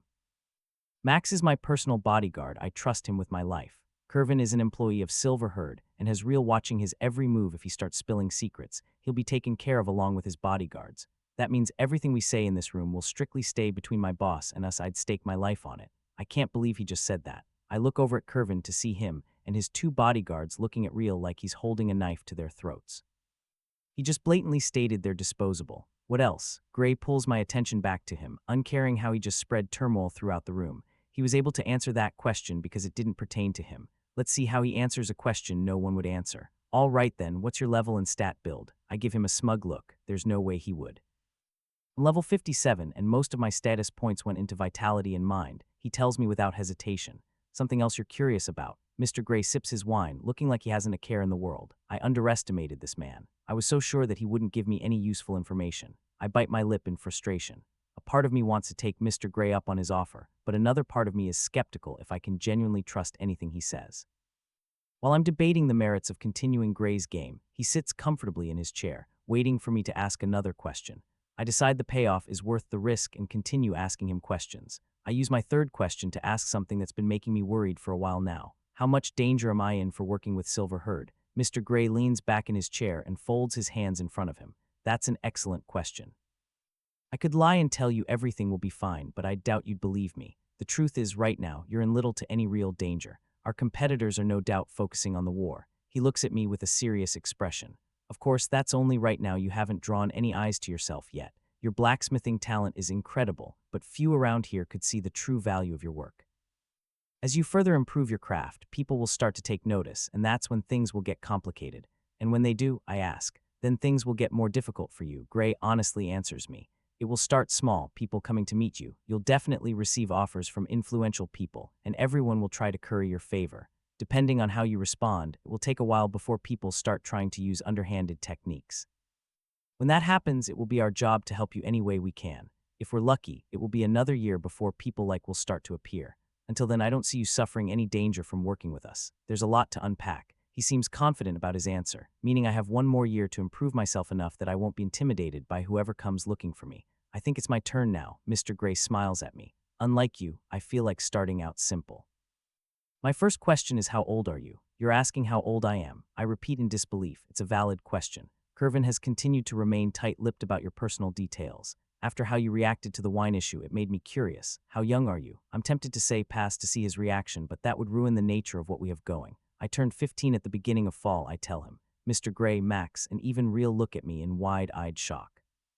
Only Curvin and his bodyguards knew how young I was. You just turned 15. Gray shouts in disbelief. It's been 5 months, I playfully point out while sipping my juice. You haven't even attended your first summer solstice, yet you're practically still a child. I can't help but scowl at Gray's remark. Just because I haven't had a chance to drink with the village for the first time doesn't mean I'm a child. Only those above the age of 15 are allowed to attend the summer solstice banquet that takes place at the beginning of the year. The village celebrates making it through winter, and the banquet also functions as a debut for all the people who reached the age of 15 during the previous year. Even if a family has a birthday party for someone turning 15, they aren't really considered an adult until the summer solstice. I'm sorry, Gray holds up his hands in defense, clearly trying not to laugh at how worked up I am over my age. How old are you? I ask in my anger. I'm 76, Gray answers. I believe that it's my turn again. He doesn't give me time to ponder his age. What made you want to be a blacksmith? I'm once again surprised by his question. I thought he would use this chance to ask for more personal information from me. Why do you want to know that? A lot can be learned from someone based on their career choice. You're accustomed to bartering, you can hunt magic beasts, and most importantly, you taught yourself magic. It seems you excel at everything you try, so why did you choose blacksmithing? I know Gray just asked me a question, but he just said something important that takes precedent. What do you mean I taught myself magic, my master? We already know your master can't use magic. Mr. Gray cuts me off. That I can't think of anything to say. I know I need to say something to defend Master Dell, but Gray's confident expression leaves me with no room for me to refute his claims. I ball my hands into fists to keep myself from shaking. Your master's circumstances don't concern me. I'd much rather we talk about why you chose to be a blacksmith. Gray tries to steer me back to his question. Not until you tell me what you know about my master. I lean forward and don't budge on the issue. Mr. Gray rubs one of his eyes. Fine, you can sit back in your chair, I'll tell you. He waits for me to settle down before telling me how he has information on Master Dell. Your master did business with the founder of Silver Herd before his company took off. He lost a lot of money, believing a wandering stone kin happened to land in his lap. Unfortunately, your master couldn't deliver the goods that were expected of him. How do you know it was my master and not another stone kin? I point out a hole in his logic. Mr. Gray chuckles at my question. You've spent your life in a small corner of the world, so it doesn't surprise me you don't know how rare stone kin are in these parts. Sanctioned crafters from the great mountain cities sometimes travel outside their homes, but special guards always escort them. The only stone kin allowed to leave their cities unescorted are those deemed useless or stripped, in their own words. The chances that 2 such individuals happen to end up near here is close to 0. That doesn't mean. Records at the home office say the stone kin went by the name Del Raisin. Does that sound familiar? I freeze, and my silence tells Gray everything he needs to know. Does that mean Silver Herd has a grudge with Master? This could be bad. I nervously rub one of my arms. Seeing my increasing distress, Mr. Gray reassures me that there is no bad blood between his company and Master. That all happened a long time ago, and Silver Herd is more than willing to let the past stay buried on account of our friendship. This was never something you needed to concern yourself with. I watch Gray take a large swig of his wine. Let's get back to our questions, of which I answered quite a few for you. I hope you'll return the favor. I'd like to hear your answer now. As soon as I start to answer his question, I'm interrupted by knocking coming from our door. After a few seconds, it opens, and our waiter walks in, balancing a larger tray. I have the first course for you tonight. Our server approaches the table and notices the strained look on Gray's face. Is something the matter, Mr. Gray? Everything is fine, Gray says through his teeth unconvincingly. Realizing he came in at an awful moment, our waiter quickly places a small bowl of soup in front of each of us without breaking his courtesy smile. What you have in front of you is... Excuse me, sir, I catch his attention before he tells us what we're having. Yes, miss, our waiter asks me in a professional tone despite my interruption. Can you tell us what we had after you bring in the next round? Mr. Gray and everyone else give me a questioning look, but the server's professional smile softens and is replaced with a genuine smile. It's been a while since I served someone so young with the gourmet skill. Do people with the gourmet skill ask you that often? I curiously ask. Indeed, miss, it's common for people with the skill to ask for discretion when it comes to their food. Is there anything else I can help with? He surveys the table and moves to leave when no one answers. I hope you enjoy it. He bows towards my direction before leaving the room once again. You have the gourmet skill, how did that happen? Gray sends me a questioning glance. Which do you want me to answer, how I got my skill, or why I chose blacksmithing? I playfully grin. I think you can answer both after I explained so much about your master, Gray retorts. I got the gourmet skill after trying to eat a giant spider in the woods, nothing too crazy. Kervin hesitates to lift a spoonful of soup to his mouth. I ignore the looks directed at me and try my own soup. As the spoon nears my mouth, I notice it smells like a garden in bloom. I take a bite expecting intense flavors, but instead, the soup is an ensemble of many unique mellow flavors that build off one another. This soup is delicious. The few holdouts at the table try their soup when they see the big grin on my face. To answer your other question, I tell Gray in between bites I thought it would be cool to learn blacksmithing. That isn't what I meant. Gray gives me a meaningful look. Most people pick a profession if they have talent in it or they enjoy it over their other options. In your opinion, what put blacksmithing over being a merchant or a mage? Gray probes for a more profound answer. I take a few more bites of my soup while thinking about his question.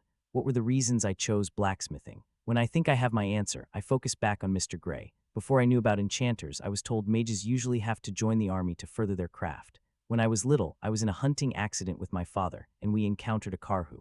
I ran away as my father instructed, but ran right into a small group of goblins. I managed to kill them, of course, but it made me realize I don't want my whole life to be about killing. I have no problem defending my home and family, but I didn't want a profession where I'm forced to seek out people and creatures to kill. It's more fun for me to create than destroy. Does that better answer your question? You seemed rather eager to fight the goblins we encountered to me. Real utters off to the side. Gray quirks his eyebrow at me. I know Real makes a good point. As I grew stronger, I realized I want to push myself further. I know I can be a hypocrite sometimes, who isn't? Those goblins were no real threat to us, and I jumped at the chance to fight them just to relieve my boredom. I never said I was perfect, I explained to the table. None of us have the right to criticize you, especially Real. Mr. Gray sends a knowing look across the table at Real, who ignores him in favor of his soup. He looks back at me and says, I believe it's your turn again. I choose to try a broader question. Can you tell me anything important that I'm missing? Mr. Gray chuckles. That shouldn't count, but I'll give you something for trying. The first thing that comes to mind is that you need to hide your mana better. Even if a person can't sense mana, there are tricks out there that tell a person if you're a mage or not based on how much magic is leaking from your body. To the trained eye, you're an uneducated mage with a decent mana pool. I drop my spoon in my bowl and immediately activate sense mana. He's right. Can you help me get a magic tool like the one you guys use? I quickly ask Mr. Gray. Mr. Gray looks at me, surprised, and raises his hand to the top of his chest where his amulet is hidden. I forgot I was warned you could see through obscuring magic tools. He looks like he is pondering my request. I'll have a few prepared for you to look at before you leave tomorrow. We'll add the cost to your tab. An awkward silence fills the table for a moment. I don't suppose you'll tell me how you're able to see through our magic tools. Mr. Gray tentatively asks me. Will you tell me how Real can communicate with you? I retort. I guess that means we'll each skip this round, bringing it back to me. Gray doesn't appear to be too affected by me not answering his question. What are your plans for the future? I see he's taking the same approach I did. Can you clarify your question for me, please? I want to know what your short and long-term goals are. Silverherd can better help you if we know what you're working towards. I haven't really thought about my future goals before now. I've always found a new goal to work towards, but I've never really planned anything out long-term. A few knocks on our door buy me enough time to ponder the question further. I brought your next round. How did you enjoy the Mage's Garden soup? Our waiter listens to everyone mutter pleasantries as he walks around the table, switching out our soup bowls for plates with meat that looks like ribs on it with a lightly toasted piece of bread next to the meat. Our server makes sure that I'm the last one to receive the new course. After I have my new plate of food in front of me, he waits nearby, obviously wanting to hear my take on the soup. The soup was amazing. I've never had vegetables so well prepared before. I give him a warm smile. The chef will be pleased. He gives me a short bow before addressing the table. Is there anything else I can get for you? Once the door is shut, I answer the previous question before I try my food. I guess my short-term goals are to learn enchanting and increase my skills and level before the army or someone else comes looking for me. Long-term is more difficult for me, but I think I want to travel after I know I'm strong enough. You showed me many amazing materials earlier, and I want to see where they came from for myself. I want to forge armor, weapons, and magic tools that are known across the continent. I surprised not only everyone at the table with my goals but myself as well. It feels like a mental block has been removed after I clearly proclaimed what I want to do with my new life. Lofty goals, indeed. I'm sure you'll be able to do it. Is there anything you wish to ask for, something you're missing to help with your goals? The look in Mr. Gray's eyes has slightly changed, like I'm no longer a talented blacksmith, but something greater in the making. There is one thing that would immensely help me. Can you get me directions on how to make engraving ink? I try asking him for the one thing that will save me weeks of trial and error. Mr. Gray rubs his face and sighs deeply. I thought you would ask for some ore samples or maybe a chance to examine some special magic tools. I didn't think you would ask for something impossible like that. Enchanters keep information like that hidden from their own families. You'd have more luck asking a dragon for its treasure. I don't need the whole treasure, just a single coin, I explained to him. I know I won't get the private details unless I apprentice under a master enchanter. I'm asking if you can get me the general steps in making engraving ink, like crush ethros and devil's paste, then add to water. I don't need exact details or secret recipes. I need a starting point before I begin experimenting with the materials I bought. I can't guarantee anything. I'll have to contact headquarters and see what we can do, but please don't get your hopes up. Let's eat while it's still hot and continue our questions later. Gray picks up his bread and takes a bite. I look down at my food sitting in front of me. I quickly rip off a rib chunk and take a bite. My eyes roll up into my head when I taste the flavor. On the rare occasions Mother had made ribs for us, she only used a fraction of the seasoning I taste with these ribs, and the warm pulses of mana I feel coming from my stomach tell me this is magic beast meat. A bite of the bread, and I can tell it's like a mix of sourdough and wheat flavors smothered in butter and something close to garlic. As soon as my budget opens up, I'm having Kervin get his hands on as many seasonings as he can get. When everyone is almost done with their serving, Mr. Gray continues our conversation. Has your opinion of us changed at all? I would like to hope the food and conversation have earned me a smidgen of goodwill. Before I answer that, can I ask you one last question for the night? Other than that one, Gray jokes. I ignore the horrible play at humor. Why are you and Silver Herd trying so hard? I understand why Kervin wants to work with me, profits and all that, but sending real, this dinner, wanting to know my goals, I'm only one person. I slightly frown. The delight on Mr. Gray's face fades away, and he gives me a severe look. You're the only person in this room that doesn't understand how special you are. I glance around the table and notice everyone is watching me with an expression that matches Gray's. Your age, your level, your amazing talent with everything you do. A person like yourself comes around once every 1,000 years. You're a higher level than me, and I'm over 4 times your age. You might be used to your master and parents telling you how talented you are, but that doesn't do you justice. A year from now, maybe 2, maybe 3 or more, people will know your name. The hair on the back of my neck stands up. You are the single greatest investment Silverherd has ever encountered, and you don't even realize it. You may be only one person, but in history, kingdoms have risen and fallen by the hands of one person. My boss sees your talent, I see your talent, and even the great General Emily Pitts is aware of your talent. You said it yourself, you want to forge goods that resonate throughout the kingdom, and Silverherd wants to be the company that helps you do it. Mr. Gray fills up his glass and downs the entire contents in one big gulp. I freeze in my seat, unable to fully comprehend what I was just told.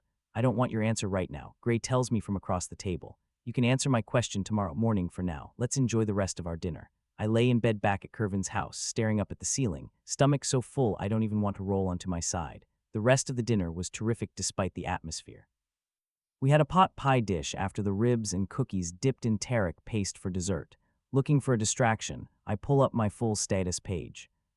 Skills Tier 1, Meditation LV 78, Running LV 73, Blacksmithing LV 67, Axe Skills LV 55, Hammer Skills LV 55, Cleaning LV 51, Mining LV 48, Chanting LV 47, Drawing LV 46, Trading LV 39, Cooking LV 38, Dagger Skills LV 31, Wood Carving LV 31, Acting LV 30, Sword Skills LV 26, Sewing LV 24. Pugilist Skills LV 4, Spear Skills LV 2. Tier 2, Sense Mana LV78, Double Step LV60, Charm LV50, Measurement LV46, Hammer Arts LV40, Axe Arts LV36, Writing LV32, Intimidating Shout LV31, Mathematics LV30, Increase Price LV17, Lower Price LV17, Dagger Arts LV12, Sword Arts LV10, Steady Hands LV10, Gourmet LV7, Marching LV5, Shout of Valor LV1, Tier 3. Expel Mana LV60, Mana Manipulation LV54, Precise Strike LV37, Double Strike LV35, Weighted Strike LV26, Flash Step LV18, Contract LV2. Tier 4 Inject Mana LV49, Mana Skin LV49, Mental Resistance LV47, Extract Mana LV28, Magic Blacksmithing LV20, Empowered Spell LV2.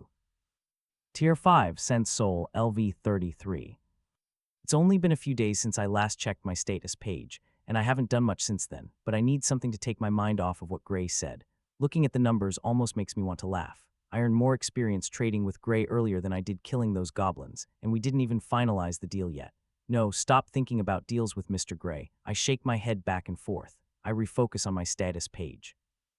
Gourmet went up 5 levels after the fantastic dinner we had. Damn it, as soon as I think about dinner, my mind goes back to what Gray said. If I keep ignoring it, I won't get any sleep. I wonder if I'm as important as he said. I don't think of myself as someone with a big head, but I can't ignore everything he told me. According to him, my life in the village will eventually get hectic, and even if my family moves away, the same thing will only happen again as I continue to level my skills. Short of me turning into a hermit, I have to accept that Mr. Gray said about me was true. I suddenly wish I was back home to ask mother and father for their advice and maybe a hug. It seems like every day now things are moving faster and faster. Tomorrow morning, I need to meet with Gray once more and immediately set out afterwards for home. If I make it back in time, I'll have about a week to forge the arrow. Winter should be ending soon, and the snow will start to melt in another 2 weeks. Brother and Sandra will be coming home, and who knows if the local lord will be sending troops to clear out the forest. To think it was only about 6 months ago, the goblin horde was spotted in the forest. This pace feels normal to me now. Defending the village, improving and forging large amounts of goods. Now tomorrow, I'll be running a delivery with a timer over my head. And I've never gained as much experience as I have in the last few months. If I'm being honest with myself, I like the way things have been going. Every day is a new challenge, and every order from the general is another mountain to climb. In the last 6 months, I fought incredible beasts and forged my best works ever, and with the materials tomorrow, I'll try to forge an arrow that someone over level 100 will use. And if Mr. Gray is telling the truth, I'm getting the materials for steel. I came to this city nervous about meeting the man, and my fears were well-founded. Leonard Gray is calculative, shady, and worst of all, well-informed. That said, the man answered questions that were heavily weighing on my mind. He treated our dinner like an interview, and if I weren't experienced with the process from my past life, I wouldn't have noticed it. He asked questions to judge my character and work ethic, all while upselling his company. I'll take everything he said with a grain of salt, but I don't think he lied to me once the whole night. Let's see if I have the same opinion of him after we haggle prices tomorrow. I pull the sheets up and close my eyes and enter my soul space. I need to rest, but I'm too excited about tomorrow. Thank the gods I can calm myself in my soul while my body relaxes. Leonard Gray's point of view was everything foretold us about her true. Giovanni's voice comes through my communication device. Everything and then some. She puts every 15-year-old girl I've met in my life to shame. I laugh in my quiet office. Max stands perfectly still in his corner, listening through the wall, making sure no one is eavesdropping. Once Aaliyah starts turning out unique goods, I'll be able to afford to enchant my office like Giovanni has. 15. Giovanni's surprised voice brings a bigger smile to my face. Hasn't even attended her first solstice party yet, I tell him. I'm sure he can tell I'm smiling at the absurdity of it all. How did your meeting go? He tries to steer the conversation, hoping to hide how shocked he is. It was challenging, to say the least, I complain. Even with a room full of precious materials to look over, she never let her guard down around me. I had to change tactics for our dinner, which proved much more fruitful. She's driven and, most importantly, not filled with leveling bloodlust. If we send people to interact with her, I doubt she'd kill them even if they offended her. That's good to hear. What about her skills? Could you figure anything out? She has skills that let her see the detailed intricacy of mana inside objects. I think that's why our magic items didn't work against her, and the reason she's able to teach herself enchanting. I tell him my theory, making sure he knows I'm doing my job. That's crazy. How many mages in the kingdom do you think have that kind of skill in seeing mana? If you're right, we severely underestimated her magic potential. Did she ask you for anything? If we can find a way to make her feel like she's in our debt, the better our position will be. She did ask for one thing I can't help but tease. Whatever it is, do it, no matter how difficult it might be. She wants instructions to make engraving ink. The line goes quiet. I wait for Giovanni to pick his jaw off the floor. That's the only thing she asked for. Giovanni hopefully asks. That and a mana shielding magic tool I already promised her, I inform him. She did say she only needed an outline of the process and not an enchanter's private recipe. I warned her I couldn't make any promises and told her it would take a while. Tell her the information will be ready in a week. Kervin can deliver it when he goes to pick up the arrow. Is that even possible? I ask. I'll have to call in multiple favors, and even then I might need to use unconventional channels, but it will be worth it. Enchanters hold a monopoly on their goods. If Aaliyah can copy runes straight from the magic tools as we believe, then we can have her replicate the items at a fraction of the cost. Giovanni exceedingly shouts through our magic tools. She can't engrave yet. I hear Marshall remind Giovanni on the other end of the line. Giovanni coughs, collecting himself. Did you ask her about her ties to the Panetta family? I couldn't find a good time to ask her, without risking the goodwill I was earning. I'll make sure to ask tomorrow morning when her guard is lowered, I inform him. See that you do. With all the coincidences around Spotted Creek Village, I'm starting to believe the gods are playing tricks with us. You can count on me, boss. I'll get the information we need. I try to sound patriotic towards Giovanni. I know you will, and if something should go wrong, you can always send your lead receptionist to handle it. I grit my teeth at his suggestion. Do you want to hear the exact details of our dinner? I asked, clenching my fists. No need, I'll get everything I need from 4. We're done for tonight, contact me when she leaves for her village. Water Raven taking off. Burning River stopping, I quickly reply. The magic tool goes dark, and I hope he didn't hear the anger behind my voice.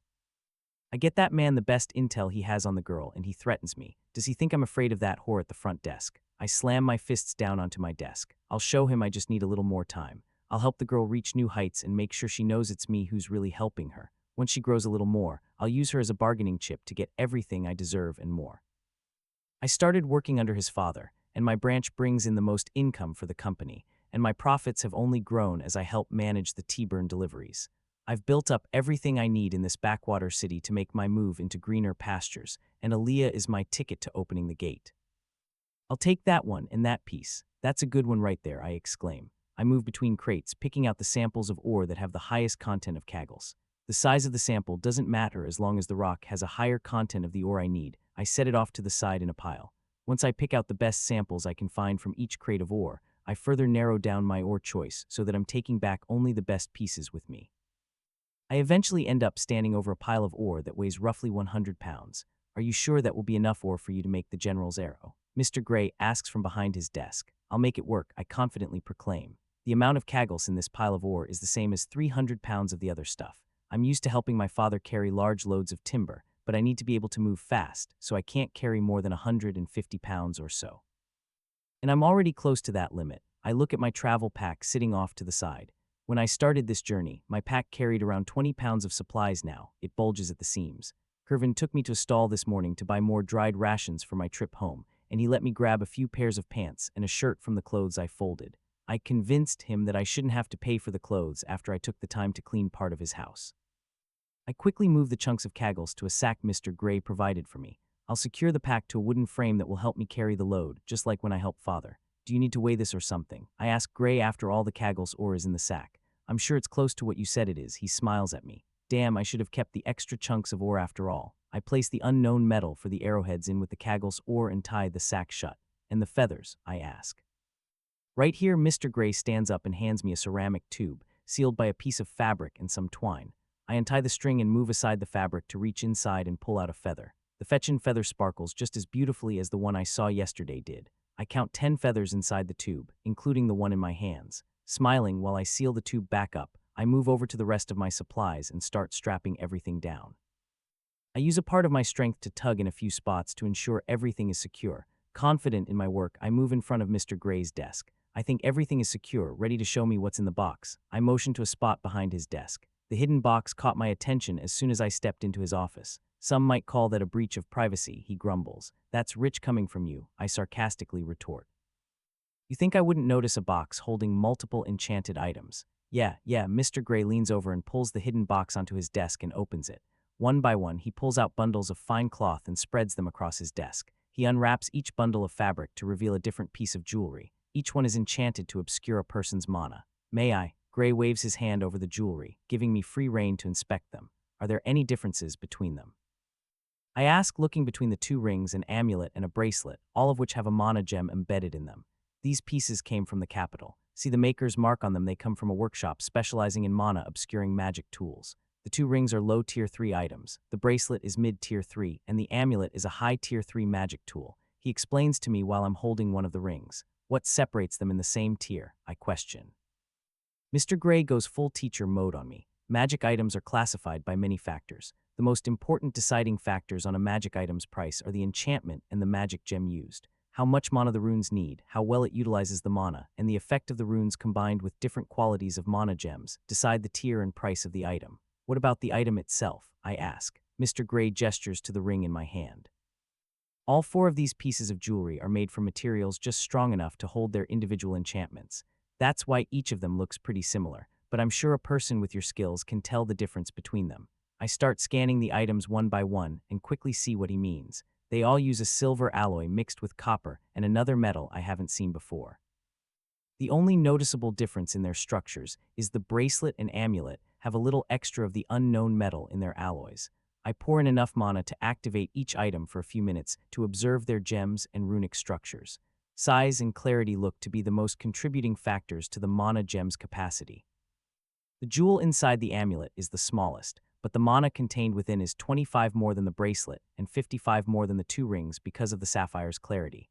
Though the materials and mana gems are interesting to look at, it's the runes that have me mesmerized. Not only are the enchantments small enough to fit on a ring, but this is the first time I've seen tier 3 runes. Just like Master told me, each rune is 3-dimensional and incredibly complicated. I have no idea how an enchanter can carve perfect structures within an item without compromising its integrity. Is it really that interesting? Mr. Gray asks me, reminding me where I am. I was so focused on the engravings I tuned everything else out. If you could see the beauty hidden inside these items, you wouldn't be asking me that question. I give him a half smile. I've only been able to look at cheap magic tools, items that have tier 1 and 2 runes at the most. I'd be tempted to ask whoever made this for an apprenticeship. Really? Kervin asks in disbelief. I turn to him no, but I would try to drown him in compliments if it would earn me one piece of advice. I chuckle to myself, staring at the amulet in my hands. After another minute of quietly looking at the magic item, I put it back on its cloth covering and ask the big question. So now that you have me hooked, what are their prices? I eyeball the jewelry. Gray points to one of the rings, 15 gold coins. Then he points to the other ring, 16 gold coins. He sits back in his chair and folds his hands. The bracelet is 19 gold coins and the amulet is 23. I whistle at the prices, and if we add in everything else, the kagels is 7 gold coins and the 10 feathers are 40 silver coins. Which of the magic tools are you thinking about? Mr. Gray asks. I want the amulet. I point at it, sitting on the desk.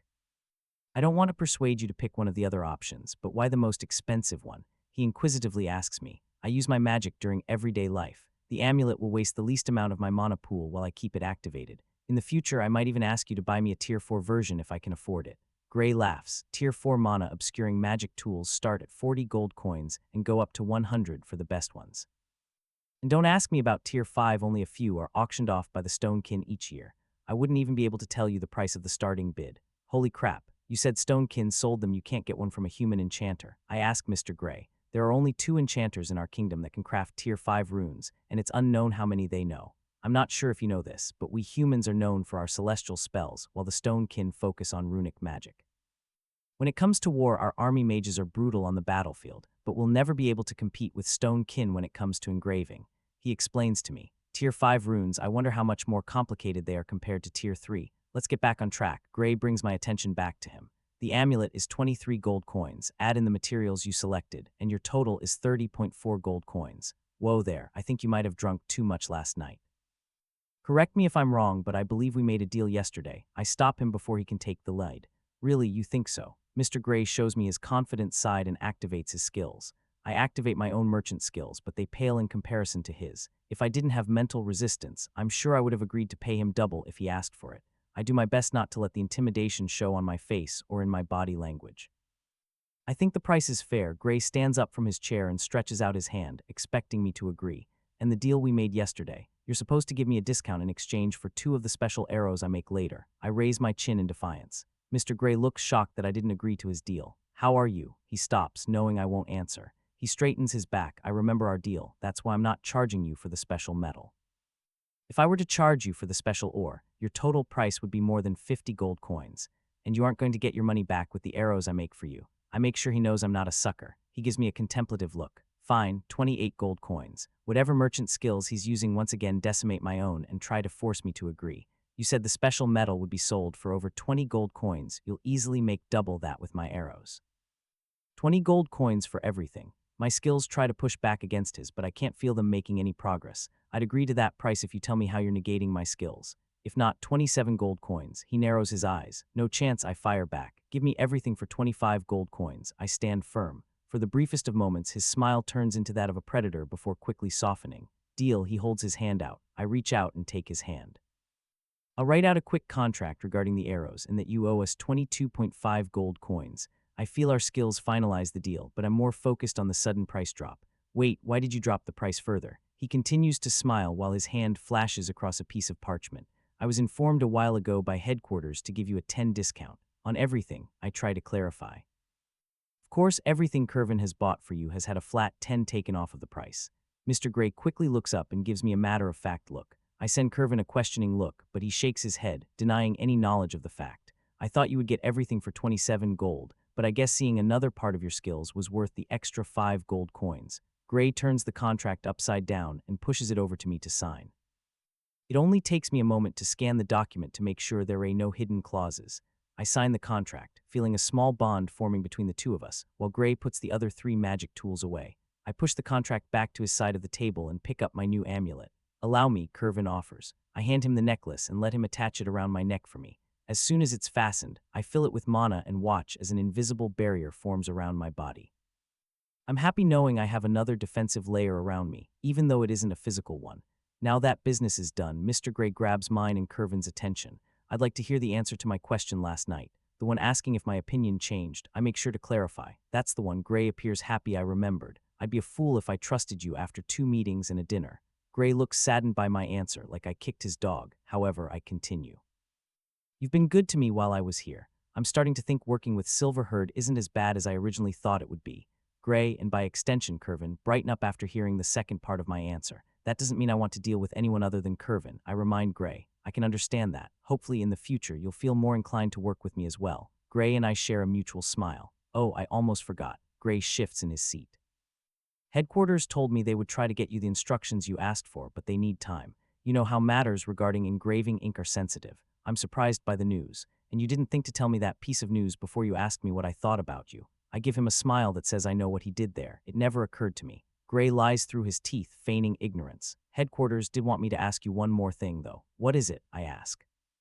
Do you know anyone who has ties with the Panetta family? Gray asks me in a tone that says he doesn't care about the answer. Panetta family? I've never heard of them. Are they people I need to watch out for? I ask. No, everything should be fine. I don't know what headquarters is thinking sometimes. Gray laughs. All right, I should be heading out. It was a pleasure to meet you. I hold out my hand. The pleasure was all mine. If you come back to Dre for any reason, stop by, and I'll get us another table at Alizio's. Mr. Gray firmly shakes my hand. I turn around to grab everything, only to see Max holding my back sling in his arms, so it's easier for me to put it on. I thank Max while fastening the straps around my shoulders. A quick jump up and down to check if anything is loose lets me know everything is secured. Anytime, Miss Aaliyah. Max moves to open the door for Curvin and me. I give the 2 men in the office one last departing smile before Curvin leads us back through the building towards the front desk. As soon as we make it into the lobby, Lert, Reba, and Reel get up from their chairs and greet us. Ready to go? Lert asks me. I think so, I answer. You're going to make your niece carry everything. A reproachful voice comes from the front desk. The head receptionist is shaking her head at Curvin. Curvin chokes. It's okay, I step in.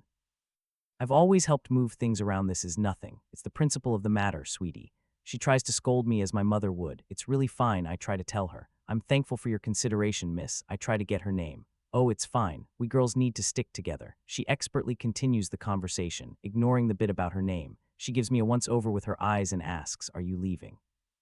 Yeah, it was fun hanging out with Uncle Curvin, but I have stuff to do at home. I answer her with a fake smile. Well, I hope you enjoyed your time with us. I also hope you come back to say hi to me again soon, she says in her bubbly voice and a warm smile. I did, and I will. I lightly bow my head. Safe travels back to your village. It takes everything I have not to flinch. How does she know I live in a village? I force a nod and turn around, hiding my nerves from the scary woman. I take a few steps before I hear her call out to me. By the way, I like your necklace. Very practical. I don't turn around and move just a little bit faster to get out of the building. If I never see that woman again, it would be too soon. You sure you don't need anything else? Curvin asks me for the 5th time. I said no the last 4 times, Mom. I complained to him. You remember the way we came. You can have real go with you, he asks me with a worried look. I sigh in defeat. I'm fine on my own. I follow the wall until I find the old path that leads to my village. Father taught me how to tell which direction I'm going, so you don't have to worry. I try to reassure him. I lean forward so people passing by can't hear what I say next. And remember my level. I'll be fine, I whisper. Kervin shifts back and forth on his legs. Okay, he reluctantly says. I'll be back to your village in 9 days. That's not funny, he complains. I smirk to myself as I turn around and head to the gate leading out of the city. I stop right before I enter the tunnel leading out of the city and look behind me. I commit the city's landscape to heart. It was a challenging couple of days, but it was worth seeing a part of the larger world. I wave to the 4 men watching me leave and get 3 to wave back to me in return. On the bright side, it will be 9 days before I have to see Real again. I turn back around and start my journey home. I'm surprised to see the guards don't care about the people leaving the city. As soon as I leave the gate, I'm greeted with an open landscape and the smell of fresh air. The sky is clear, and the winter winds are pushing in the direction I need to go. A few people waiting to get into Dre give me curious looks, no doubt because of how young I look. I ignore their gazes and start walking on the path leading around Dre's walls. As the people I pass become fewer in number, I put more of my strength into my legs. Walking turns into jogging, and soon I'm running down the trail. Double step helps me gain more speed despite the weight I'm carrying. Mana skin keeps the winter wind from giving me an ice burn as I continue to gain momentum in the cold. I soon reach a speed I'm comfortable keeping that won't expend too much of my stamina. This is what I always wanted to do, visit Dre and return on my own terms. It's disappointing I didn't have time to stop by Brothers and Sandra's place, but they should be coming home soon. I imagine our family reunion as I start to pass by more and more trees. Kervin's bivol could never hope to match the pace I'm going. I start humming Country Road, with every step bringing me closer to home. Real's point of view after Aaliyah leaves through Dre's gate, 12, I count to myself. The idiots next to me stop waving after Aaliyah vanishes through the gate. You think she'll be okay? Reiba asks out loud. I'm sure she will. I mean, she has a higher level than most of us. Lurt assures Reiba. Kervin is practically oozing nervousness. 124, I keep track in my head. The 4 of us stand around in the cold, watching people coming into Dre. Our boss looks unsure of what to do. 491. When I reach 600 in my head, I move next to Kervin, who hasn't moved from his spot. You're staying in Dre for the next few days, right? I ask. Kervin looks at me uncomprehending. Staying at your home? I ask again with a little bite to my voice. Yeah, he hesitantly answers me. Good. If for whatever reason something unexpected comes up, ask Leonard for help. I start walking to the gate. 683. Where are you going? Kervin yells at my back. I turn to face him but continue moving towards the gate by walking backwards. I'm going to take a piss. I ignore the foul looks that the people walking by send me. Probably take me a few days. A look of realization crosses my coworkers' faces. Took them long enough. 725, I count as I make it through the gate. Aaliyah has a 12-minute head start. It will be tricky to tail her until she reaches the forest, then I can close the gap between us without her noticing me following her. First things first, I start running the way we came to Dre. Even if there's a considerable distance between us, I need to get eyes on her. I start running. When I don't see her on the horizon, I pick up speed. I move faster and faster. Where the fuck is she? I swear out loud. My heart starts to beat faster until I see a blurry figure far in the distance. I activate my perception skills to confirm it's Aaliyah. The giant sack tied to her back, and her red hair is all the confirmation I need. Only. How is she moving so fast? I push myself harder as she moves out of my sight again. We should have almost the same strength and dexterity stats. What level is her running skill? Is she planning on being a courier if her blacksmithing job falls through? Is there anything this girl isn't a monster at? Follow her home, Giovanni said. It should be easy for you, he said. I curse my rotten luck and push myself faster at the cost of my stamina. This is going to be a long couple of days. Aaliyah's point of view, I need to work running back into my schedule. I forgot how much it helped clear my mind. And the feeling of running fast is second to no other. I could probably reach the same speed as cars traveling around a city. I've been running for 4 hours, and with the amount of ground I'm covering, I should make it back to the village late afternoon tomorrow. By the time I stop for the night, I'll be over a third of the way home. I've seen a handful of goblins just off of the road, but I fly past them before they even realize that I'm there. If I remember correctly, I'm coming up on a small clearing that will be an excellent spot to rest for a little bit. Following the forest path, I see the clearing, but I also see a downed tree blocking the way towards the village. I move to check out the fallen tree, but halfway through the clearing, Sense Mana picks up the presence of humans hidden in the forest, and they're rapidly approaching the clearing. I dig my feet into the snow, trying to stop, but the extra weight I'm carrying causes me to skid forward closer to where the figures are approaching from. Damn, I sense two more closing in from the sides, moving to cut off my escape. I draw my dagger and cut the straps securing my pack. As my goods hit the ground, I move to my left, gaining the most distance I can get from where most of the people are going to emerge from the woods. I see their figures coming out of the trees as I switch out my knife for my sword. Look what we have here, boys. It might not be the merchant we heard about, but a beautiful girl is always a bonus. A large, rugged man in armor shouts as he walks out of the tree line. I start counting the men as they enter the clearing, following closely behind the armored man. The two I sensed last appear off to my sides, keeping me boxed in, and 9 men spread out in front of me, all armed with different weapons and varying degrees of armor. I silently watch each of their movements. Why the silent treatment, girly? The big man asks me. Judging by his pompous attitude, he must be the leader. You don't want to ask who we are, why we're here. That's what people usually say in this situation. His smile disgusts me. It's obvious who you are. I narrow my eyes on the man but keep my other senses on the rest of the men, particularly the two boxing me in. You're taking the fun out of this. The leader feigns feeling hurt while twirling his mace around. I don't respond to the man and just sneer at him. Boss, what? He snaps at the man beside him. My skills are going crazy. She has to have over 5 gold on her. He shouts in excitement. All the men start eyeballing me and my bag that I left off to the side. It's our lucky day, boys. A beauty and a prophet, the leader shouts and the men cheer. I can't let things continue as they are. Each time the leader speaks, the bandits become surer of themselves and more confident. I need to be smart about this, so I decide to laugh. I start out chuckling before I take large breaths and erupt in laughter until the bandits become quiet. It's too early for you to snap, girl. We haven't even tasted you yet. The boss tries to regain his momentum. Sorry, I apologize as I rein in my maniacal laughter. It's just you have no idea who you're dealing with. I say in the most ominous tone I can imagine, hoping my acting skill can keep up. Is that so? The boss calls my bluff. I give the man a sweet smile before I point at one of his men. Activating Sense Soul, I start calling out their levels. 39, 41, 38, 40, 42, 39, 41, 38, 38. Your buddy who can tell how much money I have is level 45 and your level is 49.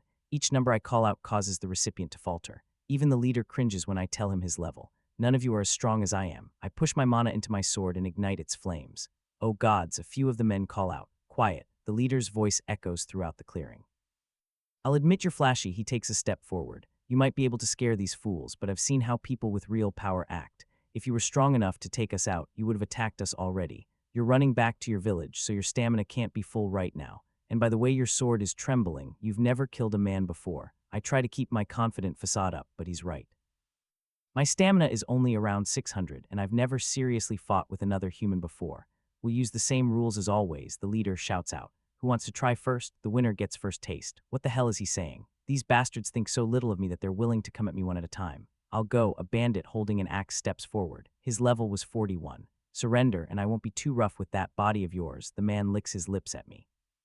Though a little blood helps with lubrication. The animal and his friends laugh at the taunt, and my hair stands on end. I think about running, but I quickly toss aside the idea. I wouldn't make it far before my stamina hit 0, and I doubt they wouldn't chase me. Fuck off, I try to convey confidence while taking up my stance, but I'm panicking on the inside. This should be fun. The bandit raises his axe and charges at me. I immediately notice he's leaving his midsection open.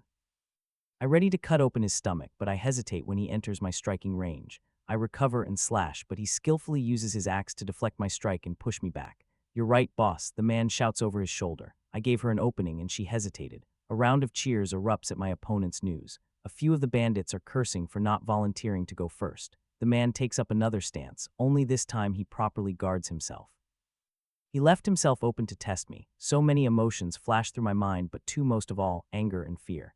The bandit doesn't wait for me to recover and starts swinging with his axe again. The man has killed before and is used to fighting other humans. Each of his strikes is aimed to maim me but not kill. One strong swing of his sends me stumbling back for a second time. She's not even fighting back. One of the onlookers shouts, "He's right, why am I hesitating? Because he's human." The thought of these men as humans fades from my mind. These are monsters, worse than goblins. If I don't kill them, they will surely attack Curvin or worse, the village. We're going to have so much fun together. The bandit advances again.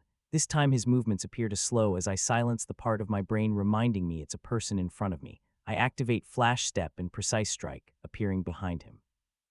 I face the cheering bandits with empty eyes as I hear the man's body fall to the ground behind me. Their cheering stops. One man stutters at the boss. Holy fuck. She cleaved Jim's head off. What do we do now? Looks like she has some fight in her after all, the leader excitedly claims. What are you whining about? Your share of the loot just got bigger. Besides, the girl is on her last leg. She can't use that skill again. who wants to go next? I thought my decapitation of their friend would scare them off, but the next man steps forward. I realize my sword's flames aren't helpful in this situation, so I reabsorb the mana in my sword to save it for later. We're down to 10 shares. Is it going to be 9? The leader laughs and his men join him. It doesn't look like any of them care if the man in front of me dies either. They will fight me one at a time, whittling away my stamina until I'm helpless, while the survivors get a bigger cut of the profit, and apparently the winner gets me. My next opponent is level 39 and comes at me with his sword already drawn. He slashes at me and I block. I try to cut him and he dodges. We start dancing to the ringing of our swords. A few times he grazes Mana's skin, but he doesn't appear to notice it. He seems much more cautious of Flash Step, but it uses up too much of my stamina. I get a lucky cut in and slice open his arm. When he recoils, I score a second hit opening his stomach. When he starts to stagger, I put him out of his misery by piercing his heart. I try to take a few deep breaths while the bandits decide who is challenging me next. The girl is fierce. The bandit leader mocks me, but I can tell her stamina is almost empty. Who else wants to give it a try? I'm next. Another bandit with an axe steps forward. If I remember correctly, his level was 40. The back-to-back fights are quickly taking their toll. Compared to goblins of the same level, these men have years of experience and use strategy instead of brawn. The man runs at me aggressively and swings his axe. While the last guy was wary of my movement skill, this guy's strategy is keeping me on the defensive, and it's working. I can match his strength, but his weapon is heavier than mine, and my stamina is nearly out. Before my stamina reaches below 100, I gamble and activate weighted strike. The axe-wielding bandit can't hold up against my weapon's sudden weight change, allowing my sword to push his axe to the side and deliver a deep diagonal slash across his chest. The man falls face down in the snow and bleeds out in a matter of seconds, dyeing the frost crimson. Another win by the skin of my teeth. I stumble forward away from the blood-soaked snow and collapse to my knees. Seeing my prone form, the remaining 8 bandits start to cheer. Do you want to fight another one of my boys, or do you want to surrender? Either way is fine with us. The leader laughs maniacally. What do? Do I kill myself? I'd instead do that than let them touch me. The only thing I have left is my mana, but Mana's skin will only hold them off for so long. Right now would be a great time to know how to throw a fireball. Wait. I might not be able to conjure a fireball, but I can make a small flame. A crazy idea pops into my head. Worst case scenario, I die and take most of them with me. Let's try it. Real's point of view, shit. I arrived just in time to watch Aaliyah collapse on her knees. Why couldn't she run just a bit slower or take a break sooner? I reach into my side pouch and withdraw a small green vial. I pull the stopper and drink the sappy medical paste and wait for it to boost my stamina. I'll crash after the effect wears off, but it should let me fight. I observe the situation from my hiding place behind a tree at the clearing's entrance. Why couldn't she kill a few more of them? I complain in my head. My fighting style is better suited for one-on-one fights. They've already lost 3 of their men to Aaliyah, so I doubt they'd take such a cavalier stance to my showing up. I've only known Aaliyah for a little while, but I know she won't give up without a fight. As soon as she makes her last stand, I'll charge in while they're distracted and take her to hide in the woods. I think I'm still in range, so I can call Giovanni and have him send backup while we hide. I feel my stamina pool rapidly filling. All right, as soon as she... I watch horrified as she tosses her sword and dagger away. I give up. She pants heavily. Fuck, smart move, girl. No need for your death to be a painful one. If you serve us with a smile, we might even decide to sell you off instead of killing you. The leader of their group smiles triumphantly. Aaliyah doesn't answer him and instead brings her hands together and appears to start praying. The 8 remaining men start to converge on her like a pack of starving wolves. One of the men grabs her sword and dagger. I'll only get one chance to save her. When they start arguing about who should get to go first, I'll rush in. When the men make it a few feet from her, Aaliyah opens her hands to reveal a small fire burning in her palm. A few of the men jump back while the leader laughs at them. It's only a tier 1 spell. If she could cast anything better, she would have done it long ago. He savagely looks down on her. What are you planning to do with that? He taunts. Kill all of you, I hear Aaliyah say. So she's going to try something. How are you going to do that? The leader asks in between laughing. This is my chance. I activate all my stealth and movement skills to close the distance rapidly. When I'm halfway to Aaliyah, I hear her say something that makes my danger sense go haywire, like this. Following my instincts, I activate emergency escape, changing my direction back towards where I was hiding. I make it 3 steps before an explosion erupts behind me. A blast wave knocks me off my feet and throws me forward before a wave of fire washes over me. My emergency magic ring negates a large part of the damage, but I still lose 10 of my health. I look up from where I landed on the ground and see a plume of smoke where Aaliyah and the bandits once were. Did she use a suicide spell? My limbs shake as I climb to my feet and wait for the smoke to clear and the magic fire to dissipate. As everything clears, I see the remains of the bandits strewn across the ground. If I hadn't used my escape skill, or if I was a little bit closer, that could have been me. Explosive magic is exponentially deadlier the closer you are to its epicenter. As I move a little closer, I hear something. Cough, cough. My head snaps to the center of the blast, where the sounds of coughing are coming from. Laying in a small crater is the prone form of Aaliyah. I rush to her side and cradle her head. I fish out another potion from my pouch, this time purple, and force her to drink it. I wait for the healing tonic to kick in before I drag her away from the explosion site. I see her eyes flutter before she starts thrashing as I move her. It's me, Aaliyah, it's real. I shout, trying to get her to stop thrashing. She doesn't open her eyes, but she does open her mouth. What are you doing here? You think my boss would let you run home by yourself? I tell her as I set her on a bed of snow. Some help you were. I hear her mumble. If you didn't run so fast, this might not have happened. I retort. I run over to her supplies that were knocked away by the blast and drag it over to her before I fish out her traveling blanket. I lay out her blanket and gently move her on top of it before folding it over and tucking her in. Who taught you that spell? It's a miracle you're still alive. I criticized the reckless girl. Would you believe me if I told you it was a Tier 1 spell? She must not be in her right state of mind if she's so readily talking to me. Let's say I did believe you, how did you make a Tier 1 spell do that? I ask her, not expecting an answer. A skill I recently earned, I can use extra mana to boost a spell. That was a Tier 1 fire starting spell using 20 times the usual mana. She deliriously laughs and ends up coughing. I'm tired. See you in the morning. She manages to say before passing out. I have just enough time to set up a temporary camp before my stamina starts to fall rapidly. My tonic is wearing off fast. I get comfortable next to the sleeping girl just as my stamina reaches 0. I look down at her sleeping face. Despite a few scratches and bruises, she seems fine. She must have used that skill she keeps around herself to endure the majority of the blast. She risked her life to take out every one of the bandits. Maybe I should tease her less in the future. I glance at her again and can tell she's knocked out cold. She's probably suffering from mana and stamina depletion. If she wakes up before sunrise tomorrow, it will be another miracle. I let out a long sigh. How am I supposed to report this to Giovanni? It will be a miracle for me if he doesn't send one to terminate me. Oh well, tomorrow's problems. For now, I'll watch over the problem child. I quickly decide. I sit utterly still, waiting for my stamina to start regenerating again. I slowly let my thoughts fade away and focus only on our surroundings. The last thought I push from my mind is, I don't know if she has a devil's luck, but I hope this girl is worth all the trouble. Gods, my head hurts. I roll onto my side, only to roll back again when my body tells me that it didn't help. Turning once more, I cringe when the skin of my arm touches something freezing. The sudden cold sends a biting sensation through my muscles, breaking my mind out of its haze. With my head clear, images of me raising my hands to activate my spell run through my mind. The blanket wrapped around part of my body suddenly becomes more confining than comforting when I remember what the bandits said they would do to me. I go to activate Mana Skin for protection, but stop when I feel my mana pool relatively empty. With Mana Skin out of commission, I switch to Sense Mana and scan my surroundings for any bandit survivors. I'm still in the clearing the bandits attacked me in. The blanket I was resting on is next to a small fire, and my pack is nearby with my sword resting up against it. With no bandits within sight and Sense Mana telling me no one is hiding nearby, I start to calm down again. Did I set up camp before I passed out? The last thing I remember is feeling the shockwave tearing through my first layer of Mana Skin and the blanket of fire that enveloped my remaining shield afterwards. Reliving the moment in my head, I'm surprised my plan worked. I reinforced Mana Skin until its mana expenditure would be higher than it was worth. Then I used almost every remaining bit of my mana to overcharge my flame spell. The plan was to reabsorb mana from Mana Skin slowly so that I wouldn't pass out from mana exhaustion, but with my fuzzy memory, I don't think it worked as I wanted it to. I glance around the camp one more time. Even if I managed to stay awake, it should have been impossible for me to set up a campsite afterwards. I don't have time to ponder further what happened because someone just entered my mana sense range. Fumbling over my exhausted limbs, I reach for my sword. I draw my blade in time to hear a familiar voice coming from the tree line. Finally awake, huh? What the hell are you doing here? I exclaim. I slowly resheath my sword and place it back up against my pack. Real's eyes widen in confusion for a moment before his face returns to his usual casual expression.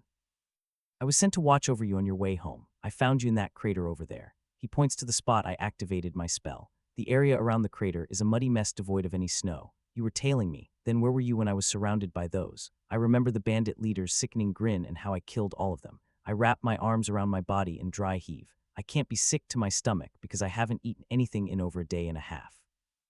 Real's shoes make crunching noises in the snow as he approaches me, but I stay doubled over remembering how I cut a man's head off. Water. I look up to see Real offering me a water skin. I take the offered water skin and start chugging its contents, missing Real mumbling something about explaining again off to my side. After I drink every drop of water, I hand the empty water skin back to Real, who explains why he wasn't there to help me. After you left the city, you ran too fast for me to catch up to you. Hearing the loud noise, I burned through my stamina pool and arrived soon after the explosion. I fished you out of the crater after I realized you somehow survived. You set up the campsite. I don't know why I asked such a stupid question, but I don't want our conversation to stop for some reason. The second blanket wrapped around me makes sense. Now Real must have given me his. Unlike the usual snarky Real, he doesn't comment on my superfluous question. Instead, he motions to the crater. I just finished cleaning up your handiwork. Everything was a mess after your spell, but I have all the remains buried in the woods. It didn't even occur to me that there should be remains scattered across the clearing. I feel the need to thank Real, but being reminded of what I did has me hang my head again. Don't tell me you feel bad for those pieces of shit. Real's statement makes me look up at him. You know what they were going to do to you, right? They would have killed you after each of them had their way with you, the same thing they've done to no doubt countless others. Do you honestly believe any of them deserve your guilt? Real's powerful eyes bore into mine, demanding an answer. I don't feel bad, I stammer out. That's the problem. I should feel some guilt after killing 11 people, but I don't. I glance down at my hands. What does that say about me? After I told Mr. Gray everything I did, it only took me a minute to decide to kill them all. So you feel bad about killing, not who you killed. Real questions me from above. I nod my head. That's fine, Real explains with a straight tone. I look back up at him. Every warrior justifies killing in their own way. Taking a life is a fact many in our world have to face. It's the excuses we give ourselves that decide if we're heroes or monsters. If you don't feel bad about the men you killed, you honestly believe they deserve to die. What gives me the right to choose? I solemnly question Real. Who better to choose? Real grins at me. They wanted your life. They chose to attack to take the most precious thing you own. You had all the right in the world to judge them, to defend yourself. You don't want to kill, that's a noble stance, and you have the right to follow it.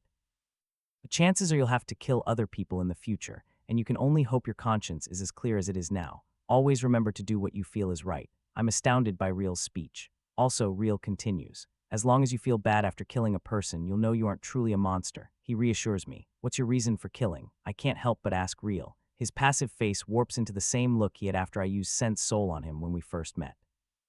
I don't need a reason. I am a monster. My instincts tell me to run, but I hold his monstrous gaze until his passive expression returns. He looks slightly disappointed by my lack of a reaction. Real turns on his feet and starts walking back to the tree line. I'm checking the perimeter one more time. Eat something and we'll pack up and go when I return, he says without looking back at me. When did I ever thank Real? Was I really passed out when he found me?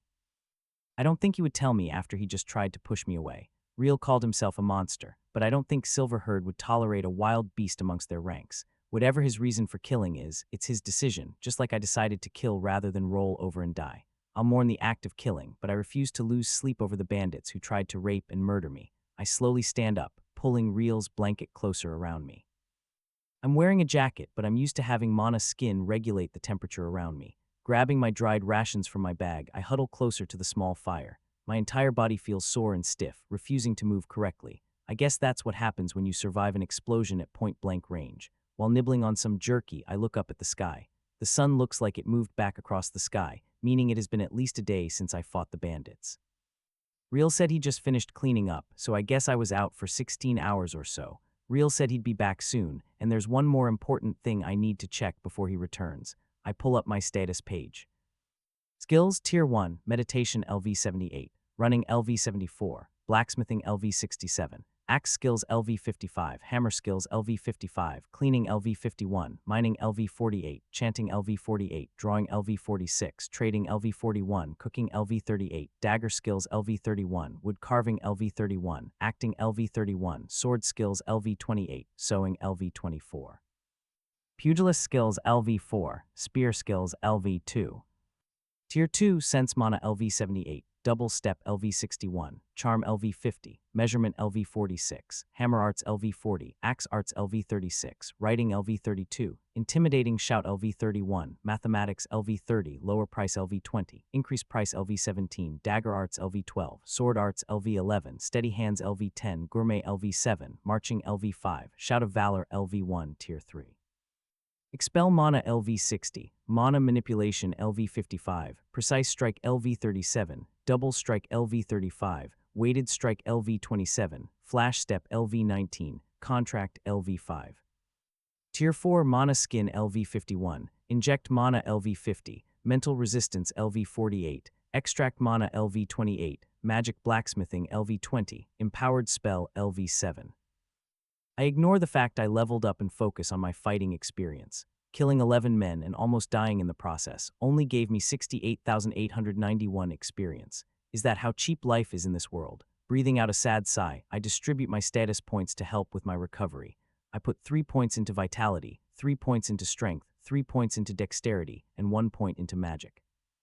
The vibrant wisps of energy explode from my soul and nourish my tired body. Even if I only put a single point into magic, it's enough to mend a significant amount of damage to my mana network. If I use short bursts of extract mana to pull in ambient mana, I can further increase my mana recovery time. Hopefully, by the time I make it back to the village, my mana pool will be almost full, and the damage from the mana exhaustion will be almost fully healed. But until then, I shouldn't use any of my spells or mana skin. Feeling my body and mana network recovering faster, I can better look at my skills that leveled yesterday without worrying about the rest of the trip home. Trading, lower price, and contract all gained multiple levels after I made a deal with Mr. Gray. Running and double step leveled up after my running for hours on end yesterday. The rest of my skills leveled after the fight. Did you level? I hear from across the clearing.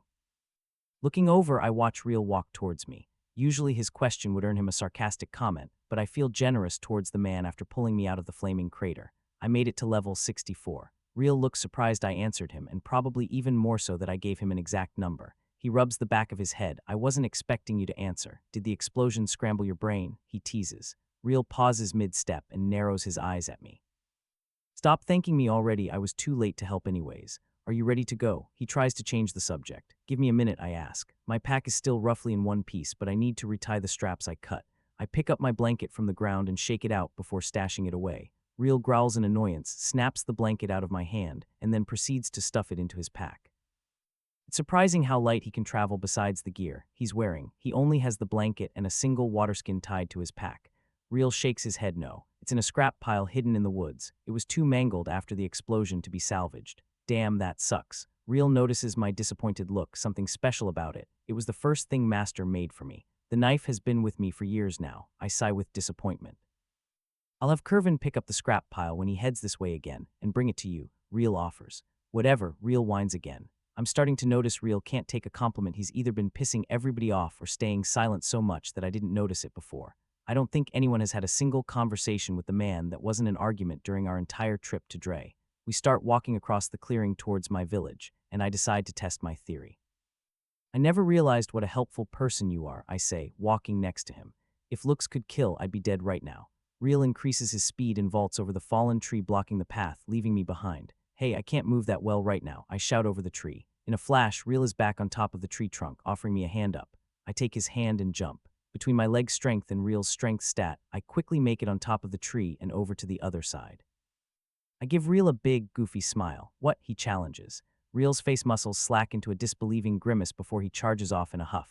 Oh, this is too good. Can't you move any faster? Real exclaims from a little ways in front of me. Ahhhhhh. Real howls like an enraged animal. Ever since we left the clearing this morning, every jab, joke, or insensitive statement Real's thrown at me, I've somehow turned it around into a compliment towards him, and he hates it.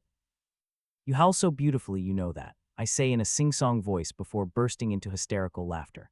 Real skids to a stop and turns to me, brandishing one of his enchanted daggers. One more word and I'll cut your tongue out. I just jog past him, continuing to laugh. The two of us run a little longer before the sun starts to vanish behind the trees, and we decide to make camp for the night. Real takes the first chance he can get to leave and gather firewood. I use my hands to dig out a fire pit in the snow. Using the rocks nearby, I make a platform for the firewood that way. The water won't touch the burning timbers if the snow melts. Real makes it back with an armful of wood. I sort out which timber pieces are best for starting the fire and which will burn through the night. Turns out lighting a fire without magic is more challenging than I remember, but having superhuman strength more than makes up for the loss. You can twist a stick pretty fast when you have over 100 in your strength and dexterity stats. Now we just need something to talk about over the fire. I know, hey Real, you were amazing today, how do you? Before I can continue, Real flicks his wrist, and one of his daggers is embedded an inch from my leg. I liked you better before you blew yourself up. You know I'm just messing with you. Can't you take a joke? I admonish him. Leaning to my side, I easily pull his dagger out of the ground. His blade has a mana gem in it, meaning as long as it's charged, the enchantment is active, so I can see its runic structure without using up any of my mana. Just like my mana obscuring necklace, the runes inside Real's dagger are beautifully intricate, so much so I'm sure the runes are top tier 3 or maybe even tier 4. Stop analyzing my dagger and hand it back. Real complains. If you like it so much, you shouldn't throw it away. Finders keepers, losers weepers. What? Real looks at me, confused. It means I'm missing a dagger, and this one happened to fall into my lap, or next to it technically. I playfully stick out my tongue.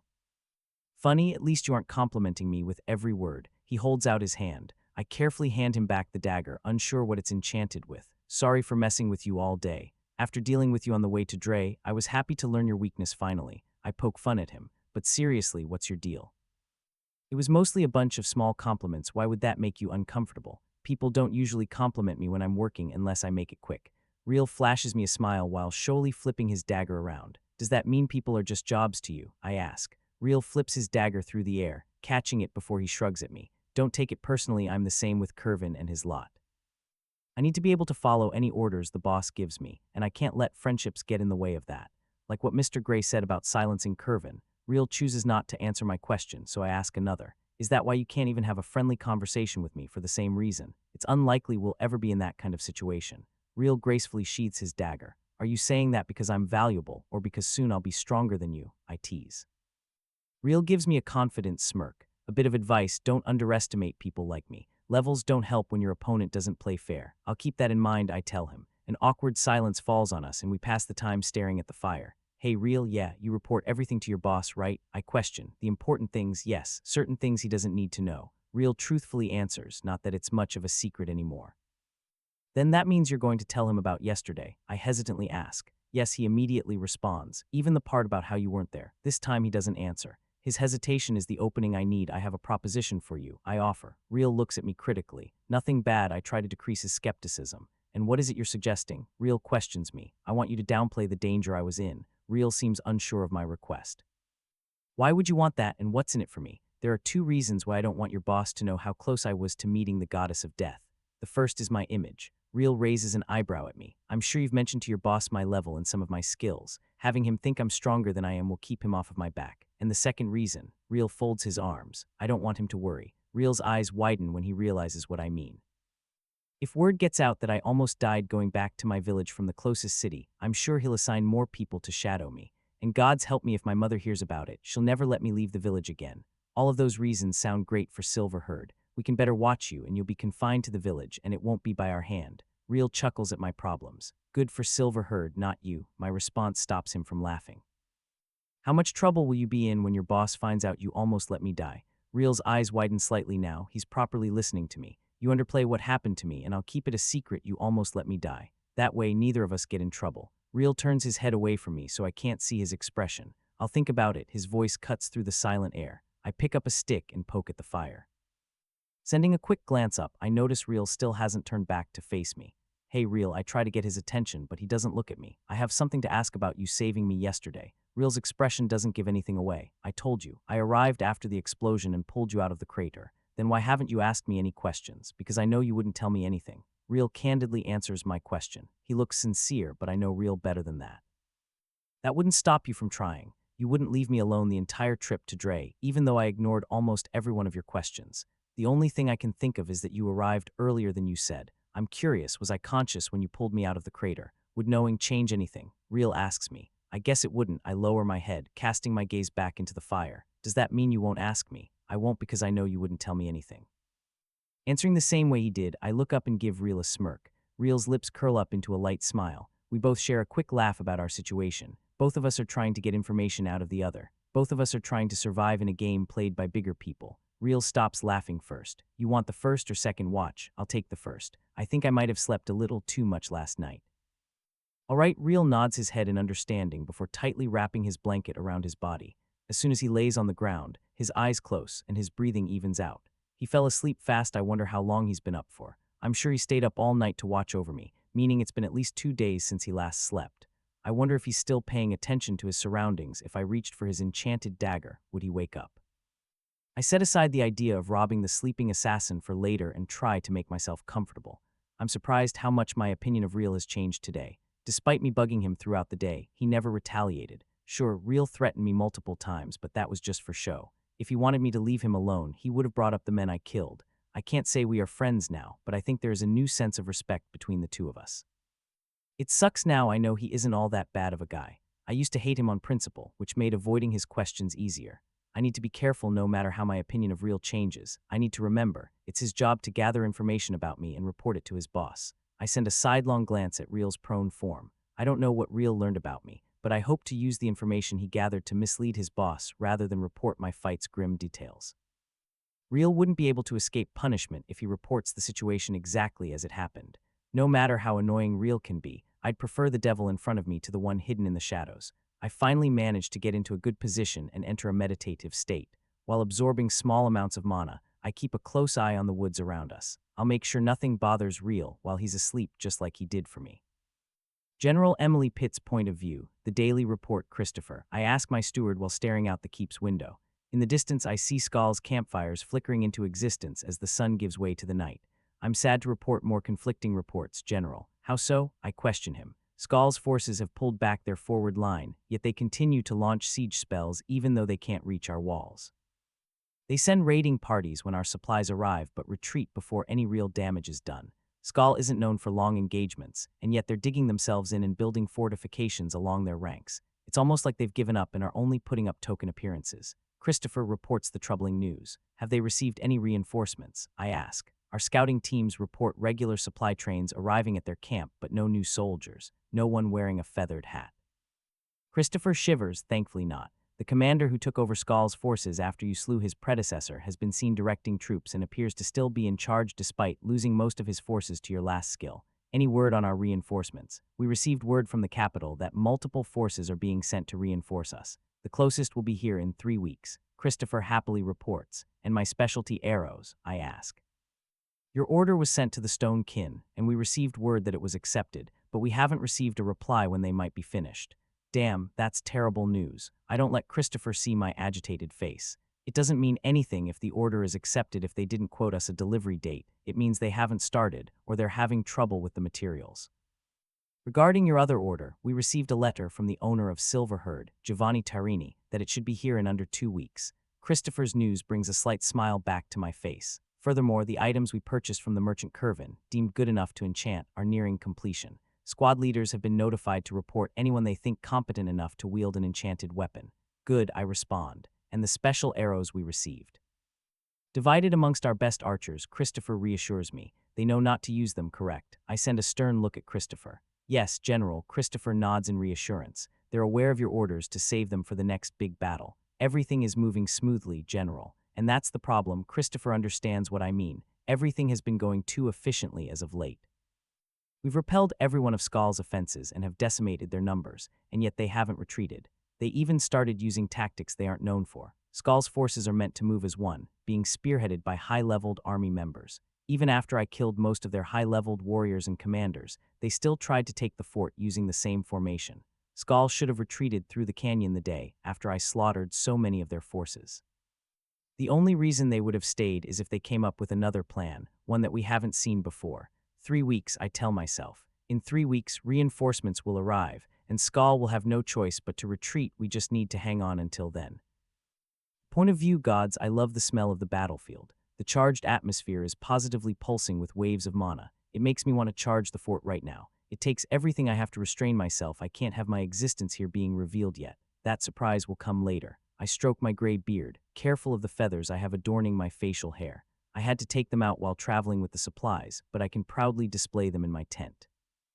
I hear the tent flap open and get a fresh whiff of the battlefield. How are the plans proceeding, Tellies? I don't bother looking at the intruder. Only one person is allowed inside my tent, and I want to meet the assassin who can kill me. Everything is proceeding as instructed, Master Pakor. When reinforcements arrive, we'll be ready to take the fort within a day. Does everyone still believe you're in charge? I ask while stroking my beautiful beard. A few people were asking questions, but I took care of them.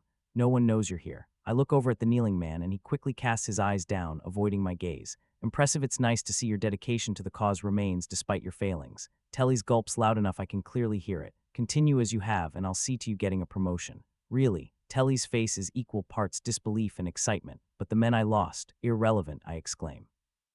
Little was known about General Pitts when you took command. She's known for hunting magical beasts, and you couldn't anticipate her skills. Despite watching your former general die at her hands, you were the only commander who volunteered to take over his position, knowing quite well you probably would fail. Why do that? I asked the still kneeling man. It takes him a moment to collect himself enough to answer me. Someone had to take charge. Skull cannot lose this war, he loudly claims. And that is why I'll see you have a promotion. War has a great tendency to bring out the hidden talent in people. Stand up. Tellys immediately hops to his feet. Continue the preparations. In 2 weeks the fort will be ours. By your will, Master Packer the Deathless. Telly salutes me and leaves my tent. Subordinates love to use my title but rarely understand what it means. I've earned my title after a century of battle. The goddess Ebion has tried to claim my soul countless times, but I've walked away stronger each time I've avoided death. I hope General Pitts doesn't disappoint me. It would be a shame if I came all the way here, and I don't get to see the color of my own blood. It's been so long since I've seen it last. I wonder if it's still red. Are you sure you don't want to stop by the village before you go? I offer Reel the chance to rest before he returns to Dre. I have to get back to Curvin. Reel quickly shoots down my offer. Have you recovered? I stretch my arms across my chest. I'm still a little sore, but I should be back to full strength by tomorrow. Good. Reel nods his head and turns around to start heading back the way we came.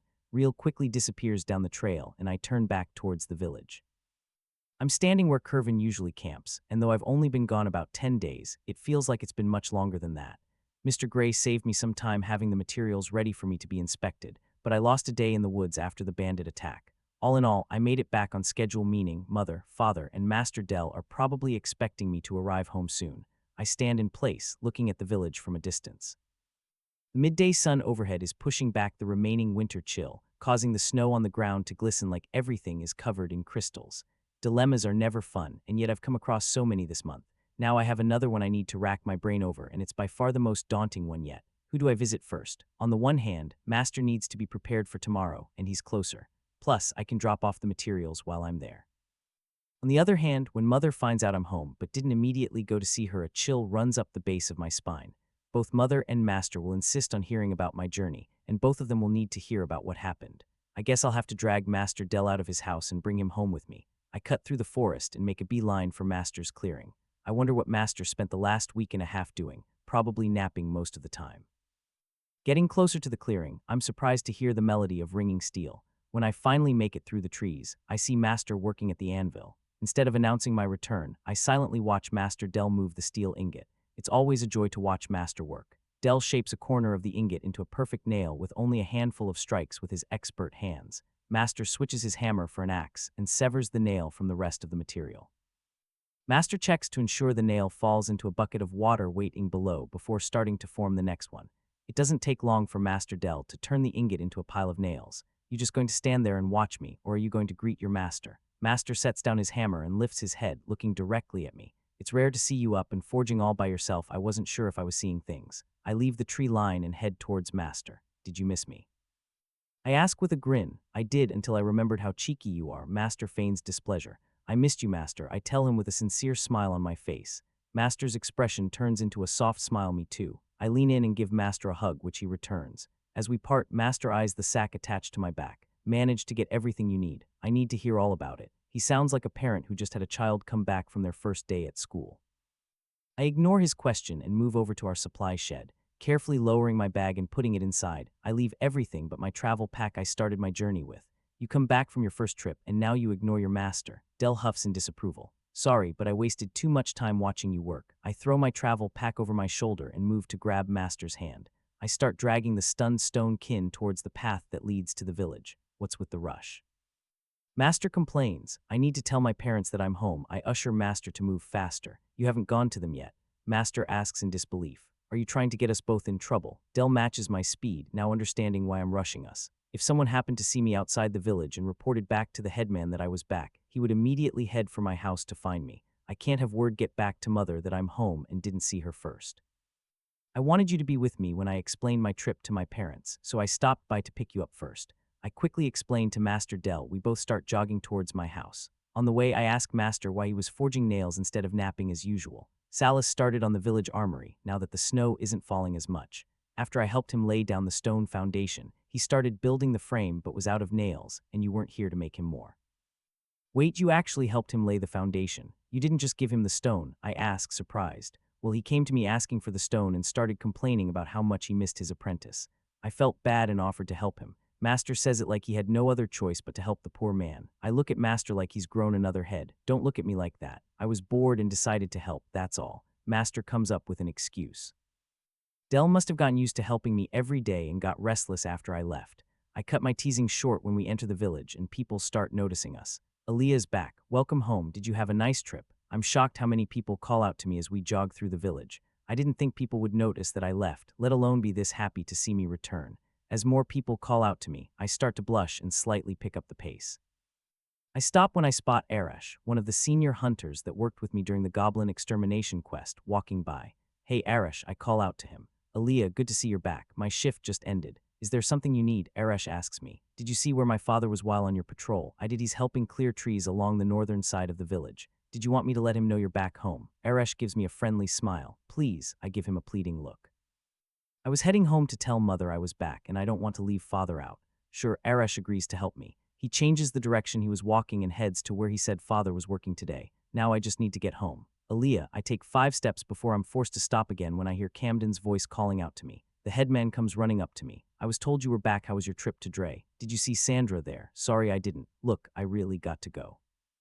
I try to inch my way towards my house. Was the city everything you thought it would be? I bet you realized life in the village is better. Camden doesn't appear to realize I'm in a hurry. Listen, Camden, my family, as I start, but I'm interrupted again. It's a good thing everything was quiet while you were gone. Did you run into any beasts on the road? He eagerly asks. A frown crosses my face as I'm reminded of the bandits. Everything okay? Camden notices my displeased look. I quickly change my expression and reassure the headman. Nothing I couldn't handle, I explain. Camden gives me a concerned look, but now that he's quiet, I can tell him I need to leave. I'll try to find some time to meet with you, but I'm on a tight schedule for the rest of the week. I only have the rest of the day to spend quality time with my family, and I haven't even seen them yet. We'll talk later, all right. The headman gives me a smile, of course. Go be with your family. Whenever you have time to talk, visit me at my house. I wave goodbye, and Master and I start making our way back towards my house, and we're soon at the front door.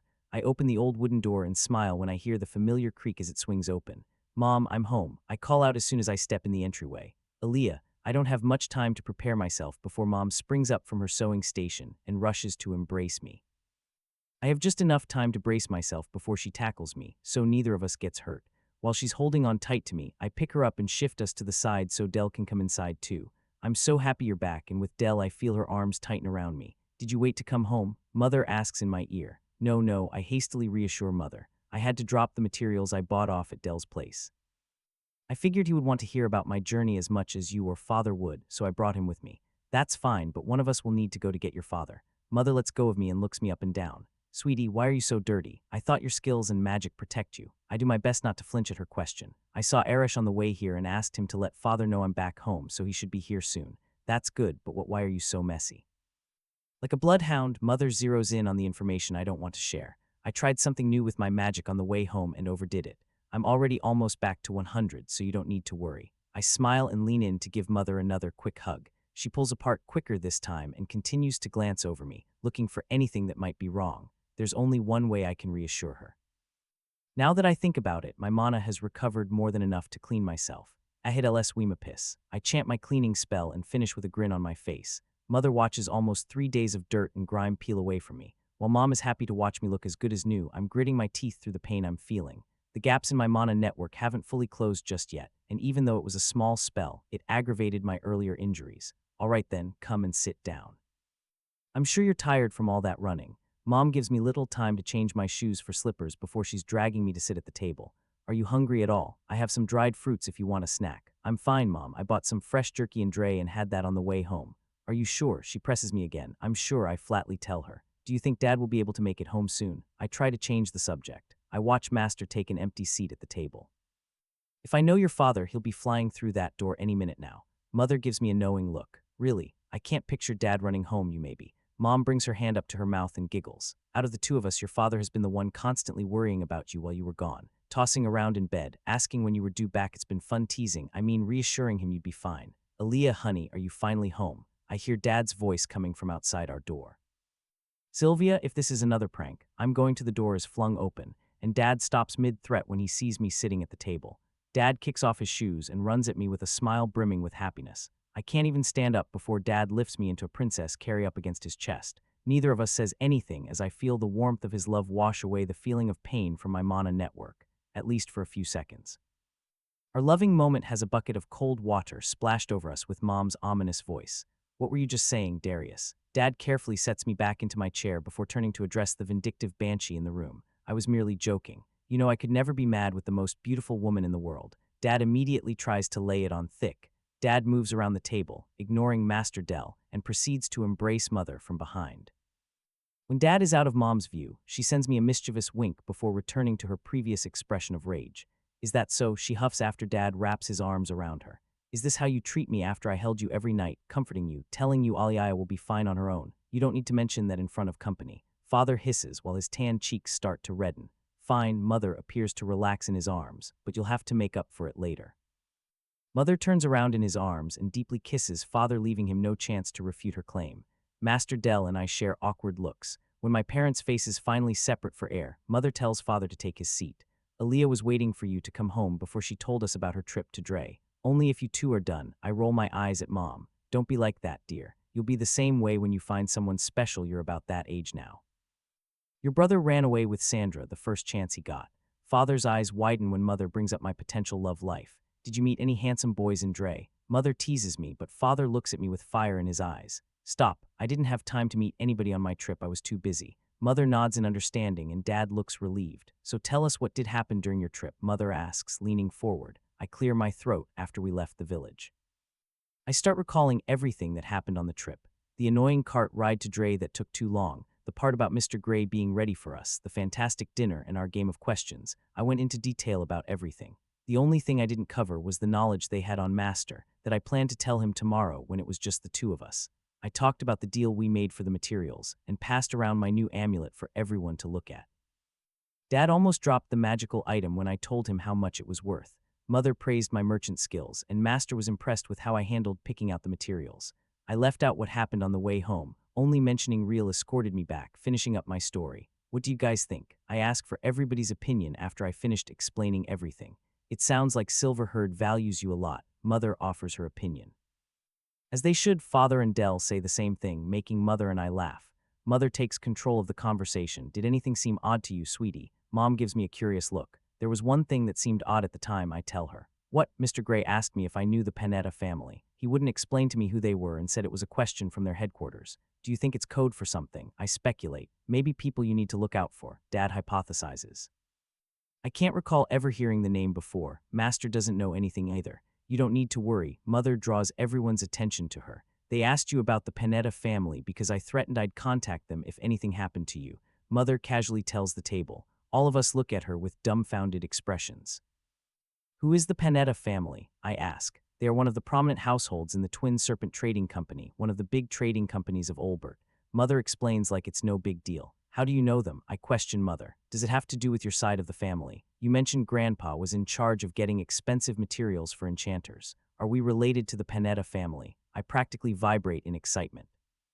Mother had always left out details when she talked about her family. Is this why? Mother smirks, drawing astonished faces from everyone at the table, including Dad. No, I just lied to that shady-looking bodyguard. The three of us nearly fall out of our seats at Mother's sudden reveal. Mom holds her sides, laughing. That wasn't funny, Mom, I complain. What happens when Silverherd finds out you lied to them? Mother wipes underneath her eyes like she was about to cry from laughing too hard. It wasn't technically a lie, Mother cryptically tells us. What does that mean? You said we weren't related to the Panetta family. I ask. The Twin Serpent Trading Company is incredibly large, like all the major trading companies are. There are quite a few families that make up its structure. Different families manage different assets of the company. The Panetta family is one of those families, and they were the patrons of my father's business, Mother explains. So technically we're connected to the Panetta family. I try to clarify. Vaguely, Mother smiles at me. If I decided to send my father a letter asking for help, it might make it into the Panetta family's hands, but it's more likely to end up in his fireplace. I wouldn't know. I haven't talked to my family since I ran away with your father. Dad leans over and sportingly takes Mom's hand into his own. If Silverherd can track down my family, they would realize my threat is possible.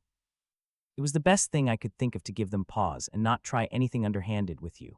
Mother explains why she lied to Real. No wonder Real looked scared after she talked to him before we left the village. If I learned anything from my trip to Dre, it's that Silverherd is worried about outside interference, especially from the major trading companies. And Mom threw a grenade at them, claiming she's on speaking terms with one of their major competitors. I can't help but give Mom props for being the evil genius that she is. Wow, Father exclaims. Damn, Mom, I give her a thumbs up. It's a good thing I taught my family what the gesture meant as a kid. Language, Mother scolds me. It worked out more or less as I planned, she tells the table. Was there anything else you noticed about your meeting? Mother questions me further. Not really, I answer. I got the feeling they were honestly trying really hard to wow me and draw me in. Mr. Gray seemed like a nice man and was very upfront with my questions. As far as you know, Mother reminds me. I'm not a fool, Mom. I know I can't take everything he said to be the truth, but honestly, I found dealing with Mr. Gray even easier than Curvin. I give her my honest opinion. I understand as long as you're careful, honey. Mom gives me a supportive smile. Now that you're back, what are your plans? I look around the table at everyone before focusing on Master. Master Dell and I will be busy the next few days forging the arrow. That's what I'm focusing on for now. Hopefully, Silverherd comes through with the hint to make engraving ink, but that only matters after completing the general's order. I'll apologize in advance, but I'll be spending most of my time at Dell's place. Mom nods in understanding while Dad slightly frowns. In that case, Mom stands up and claps her hands. We better make the time we have together count. Leah, sweetie, why don't you help me start an early dinner? Of course, Mom. I look forward to cooking with Mom and put aside everything that happened on the trip home. I should go. Dell pushes out his chair to stand up. Don't you dare. Mother picks up her kitchen knife and points it at Master. Aaliyah brought you here to hear her story with us. She invited you into our house, so we're obligated to have you stay for dinner. That's really not necessary. Master tries to excuse himself again. If he doesn't want to stay, we shouldn't. Dad isn't subtle when it comes to Dell, but he stops himself when Mom glares at him. She turns her gaze back to Master and points her knife at his chair. Sit. Master Dell gives up and silently sits back down. Mother is amazing. It doesn't matter who she's dealing with or their levels. She's not afraid to speak her mind.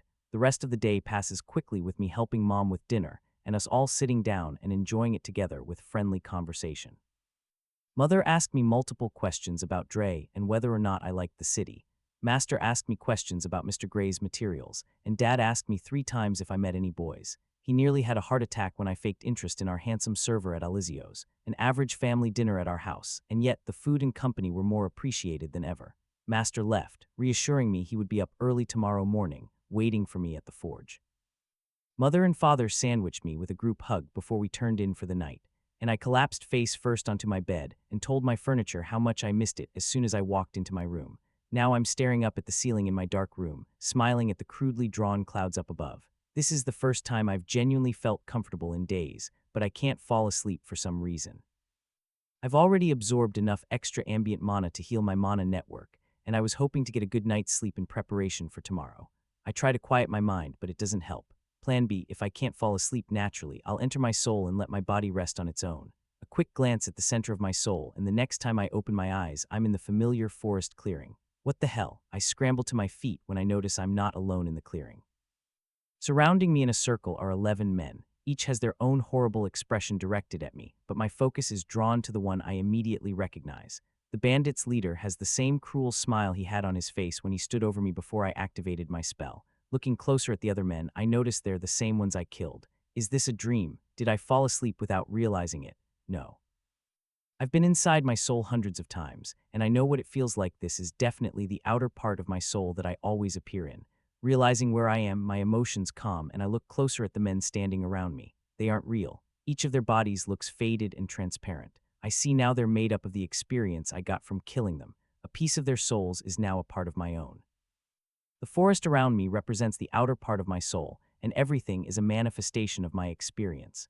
The more experience I gain, the more detailed the forest becomes and the wider it expands. I've watched what happens when a living creature dies. The central part of the soul is taken away and their experience diffuses into the surroundings. These figures are not them. You are nothing but ghosts my mind conjured up, I say aloud to the specters. Not one of them moves. I close my eyes and center myself. When I feel myself enter a state of tranquility, I once again open my eyes. Begone, I wave my hand and the specters dissipate into specks of light that assimilate into my surroundings. A single tear runs down my cheek, which I quickly wipe away. As I lower my hand, I notice it isn't wet, and it doesn't feel like I ever cried in the first place. I still don't fully understand this place, and maybe I never will.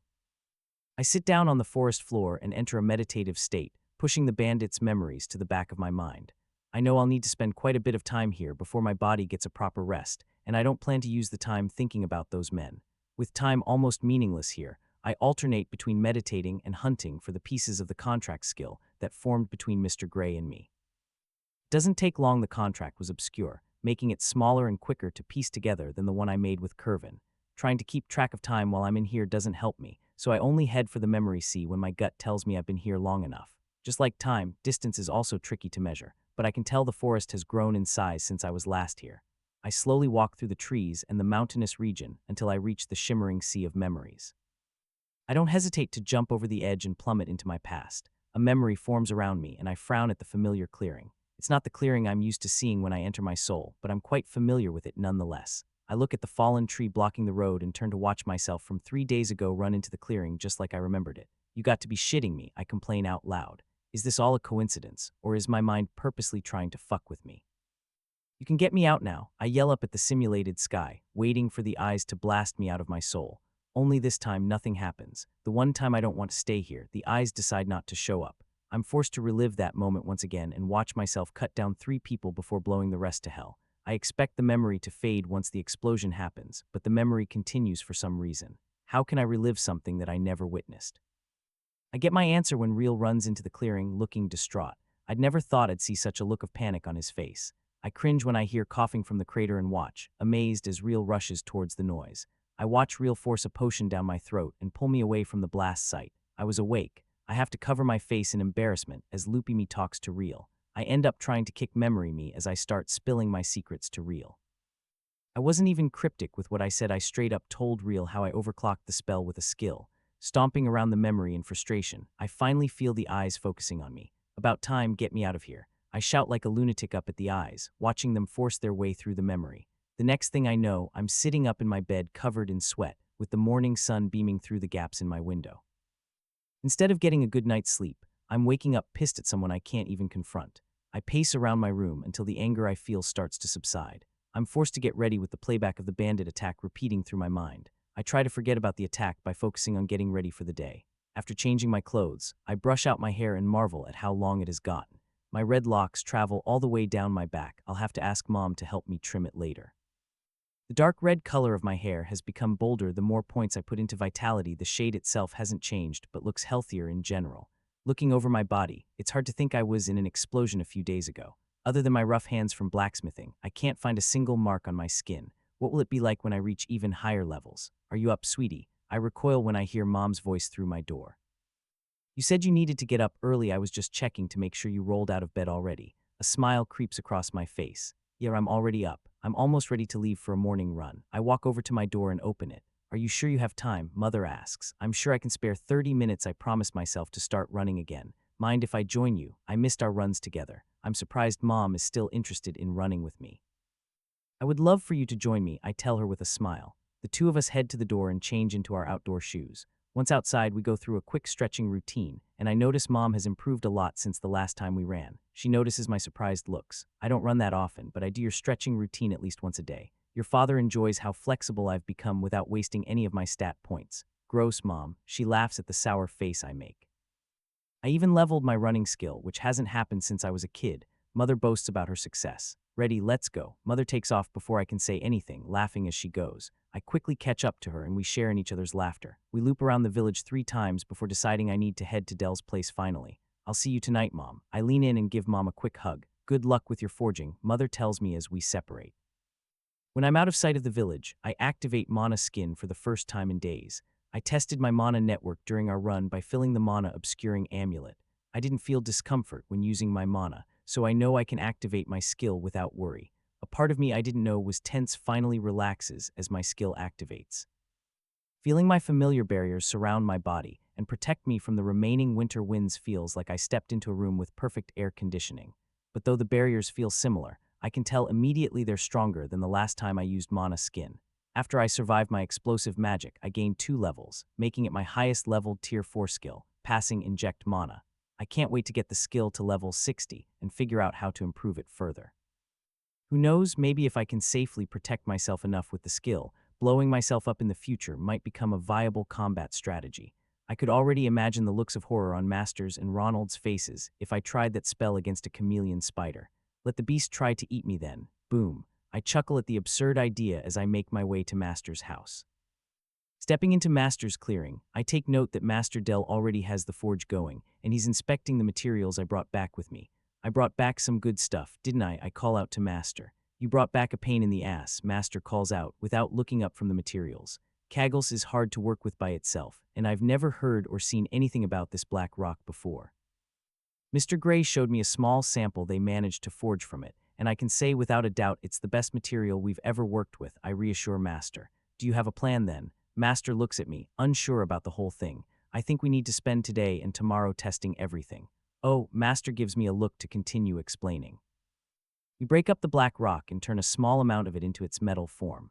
Once we have a good sample to work with, we start testing how much mithril we add into the solution by starting small and adding more as we go. That way, we figure out a good alloy to work with for the final product. Then we do the same thing with the kagels. Once we know their perfect alloy composition, we have 1 day to process the rest of the material, and then 2 days to make the arrow itself.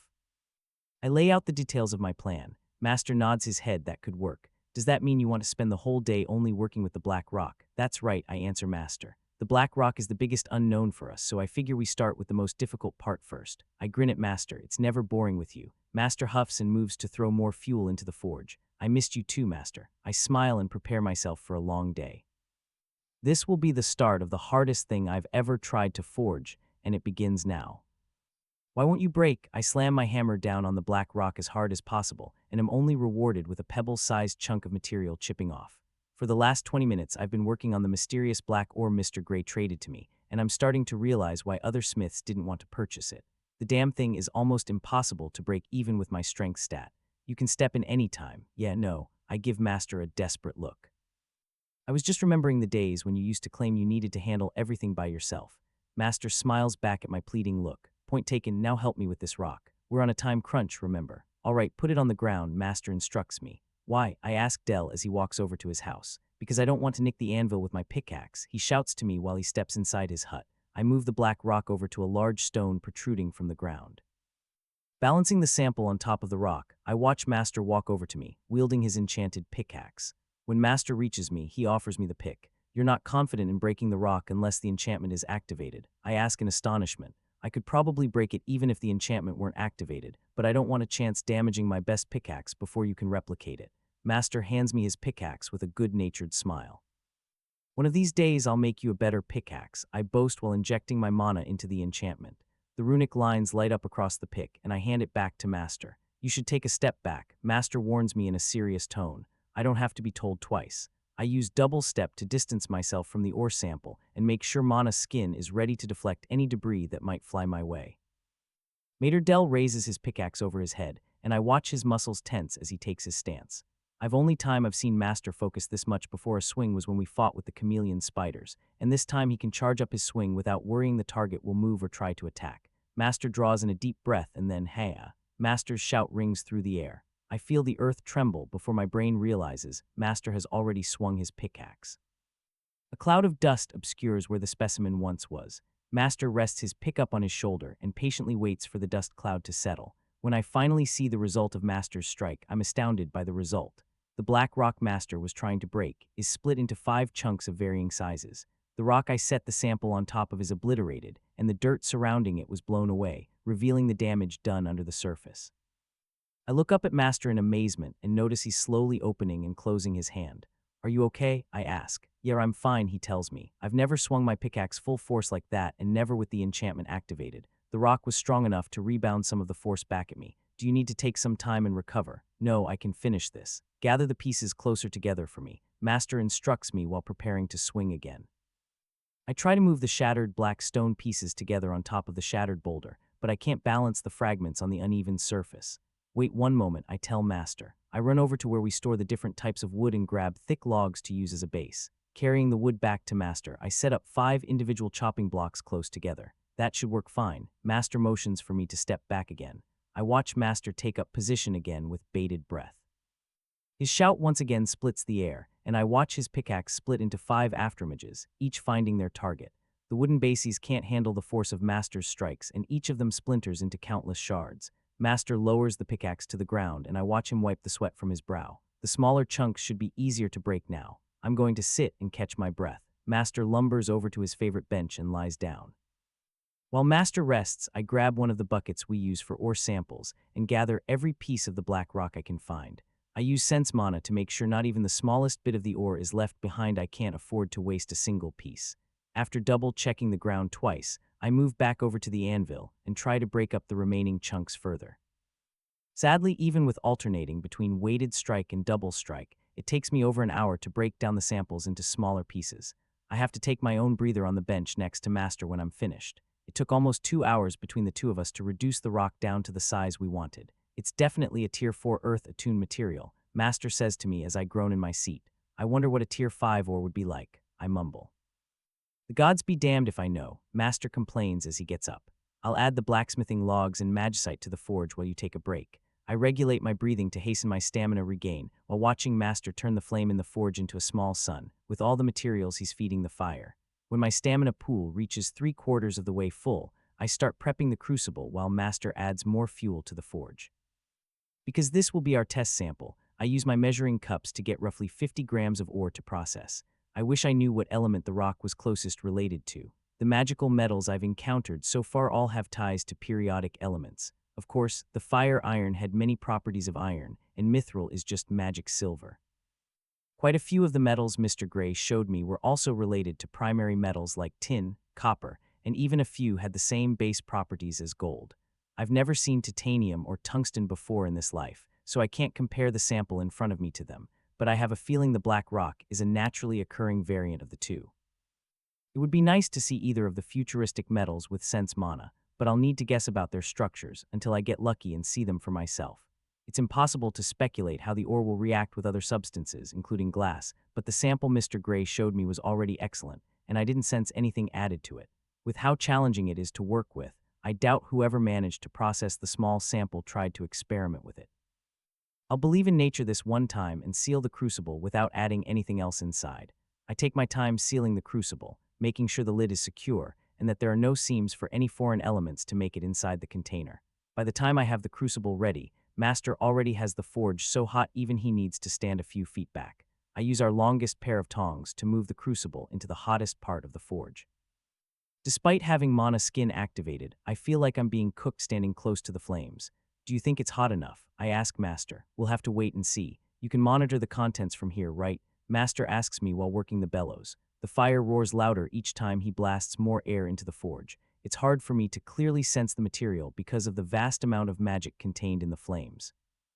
The blaze is made up of 2 mana sources, the blacksmithing logs, and the magicite burning together create a veil of superheated magic over the forge.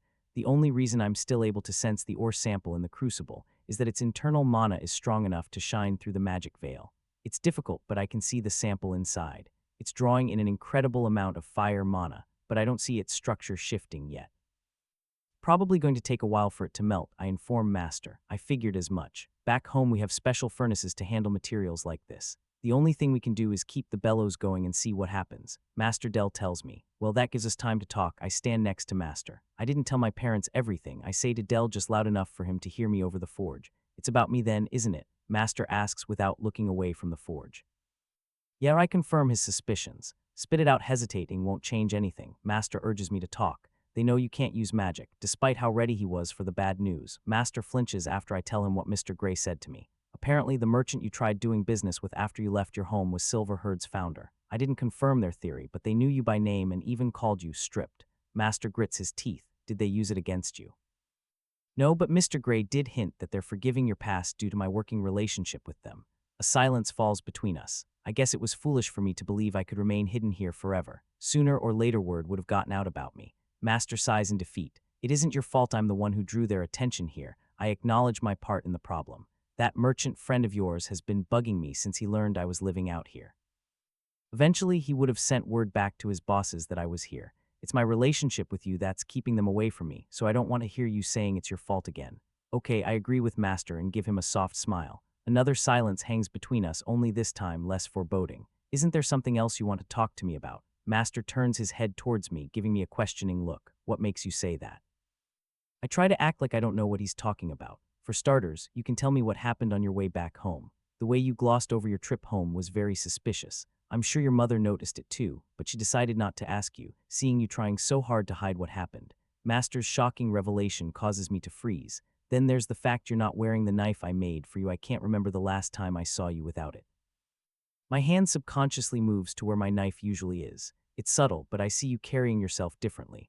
Master Dell looks at me like he's peering into my mind. I don't want to lie to Master, but I don't want to talk about it either, so I turn my head and scan the tree line. And then you keep doing that, Master points out, snapping my attention back to him. You're scanning your surroundings a lot more than usual.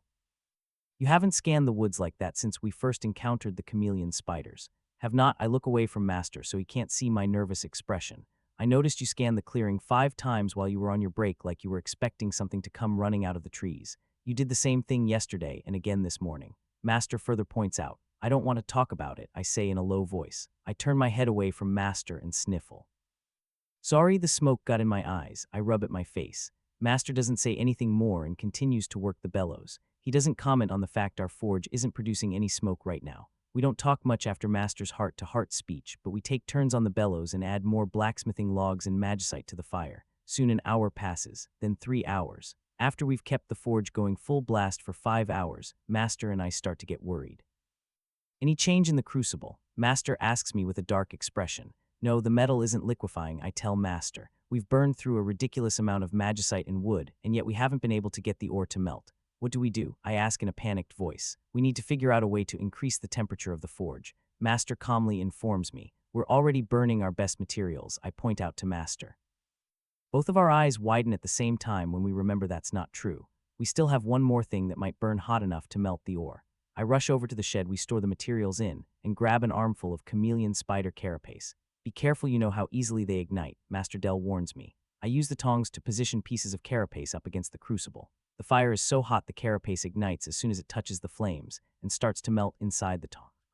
The chameleon spider parts turn into a gooey mess around the crucible. The already intense flames grow brighter as the carapace's wind mana reacts to the mana-rich fire. I'm forced to leap back because the outer layer of mana skin was starting to catch fire in places. That should do it. Master shouts over the violent flames. He's right, I can see the contents of the crucible finally starting to melt properly. It's working, I call out in excitement. We're going to have to plan a better way to do this next time, or we'll run out of fuel. I think we'll need to use the smelter, which should hold the temperature better. And if we do it like that, we can easier pour the metal into molds. We might even be able to save some time if we process the black ore in the smelter tomorrow while we study the kagels. Spoken like a true master, Dell points out a problem and quickly comes up with a solution. I agree with Master's plan. Any way we can save more time on processing the materials, the better. And if we pour the processed ore into multiple molds, it will be easier to shape, considering separating an ingot will be challenging with the metal's durability. It takes a further 2 hours for the metal sample in the crucible to melt entirely. We're halfway through the day, and we still haven't had a chance to start adding mithril to the test sample yet. We stop working the bellows and let the fire die down a little before we proceed. Our forge usually runs a bit under 2000 C when we work with steel. The forge right now, I'd say, is around 3000 C. Master, and I can't even look at the flames in the forge without hurting our eyes. Master watches the forge while I prepare for the next step. We're not sure how hot we'll need to keep the metal to work it correctly, so I'll need to run my mithril experiments while the forge is still pretty hot. I grab the mithril I bought from Curvin and a chisel. I'll gather flakes of mithril into neat piles and add it to the metal in controlled amounts. The ore sample in the crucible is only about 50 grams. I'll add 2.5 grams of mithril to start out, and then add the same increments until it becomes detrimental to the sample.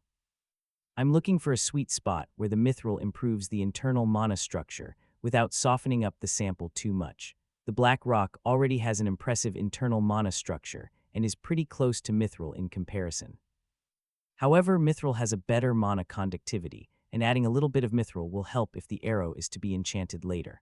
I prep 7 portions of mithril for the experiment. If I end up using each of them, that would mean the alloy would be 26 mithril, which is exceptionally high. Once I have everything ready, I warn Master I'm going to pull it out. I'll grab the mold. Master moves across the clearing and grabs our smallest ingot mold. Using our longest pair of tongs, I fish out the crucible from the forge.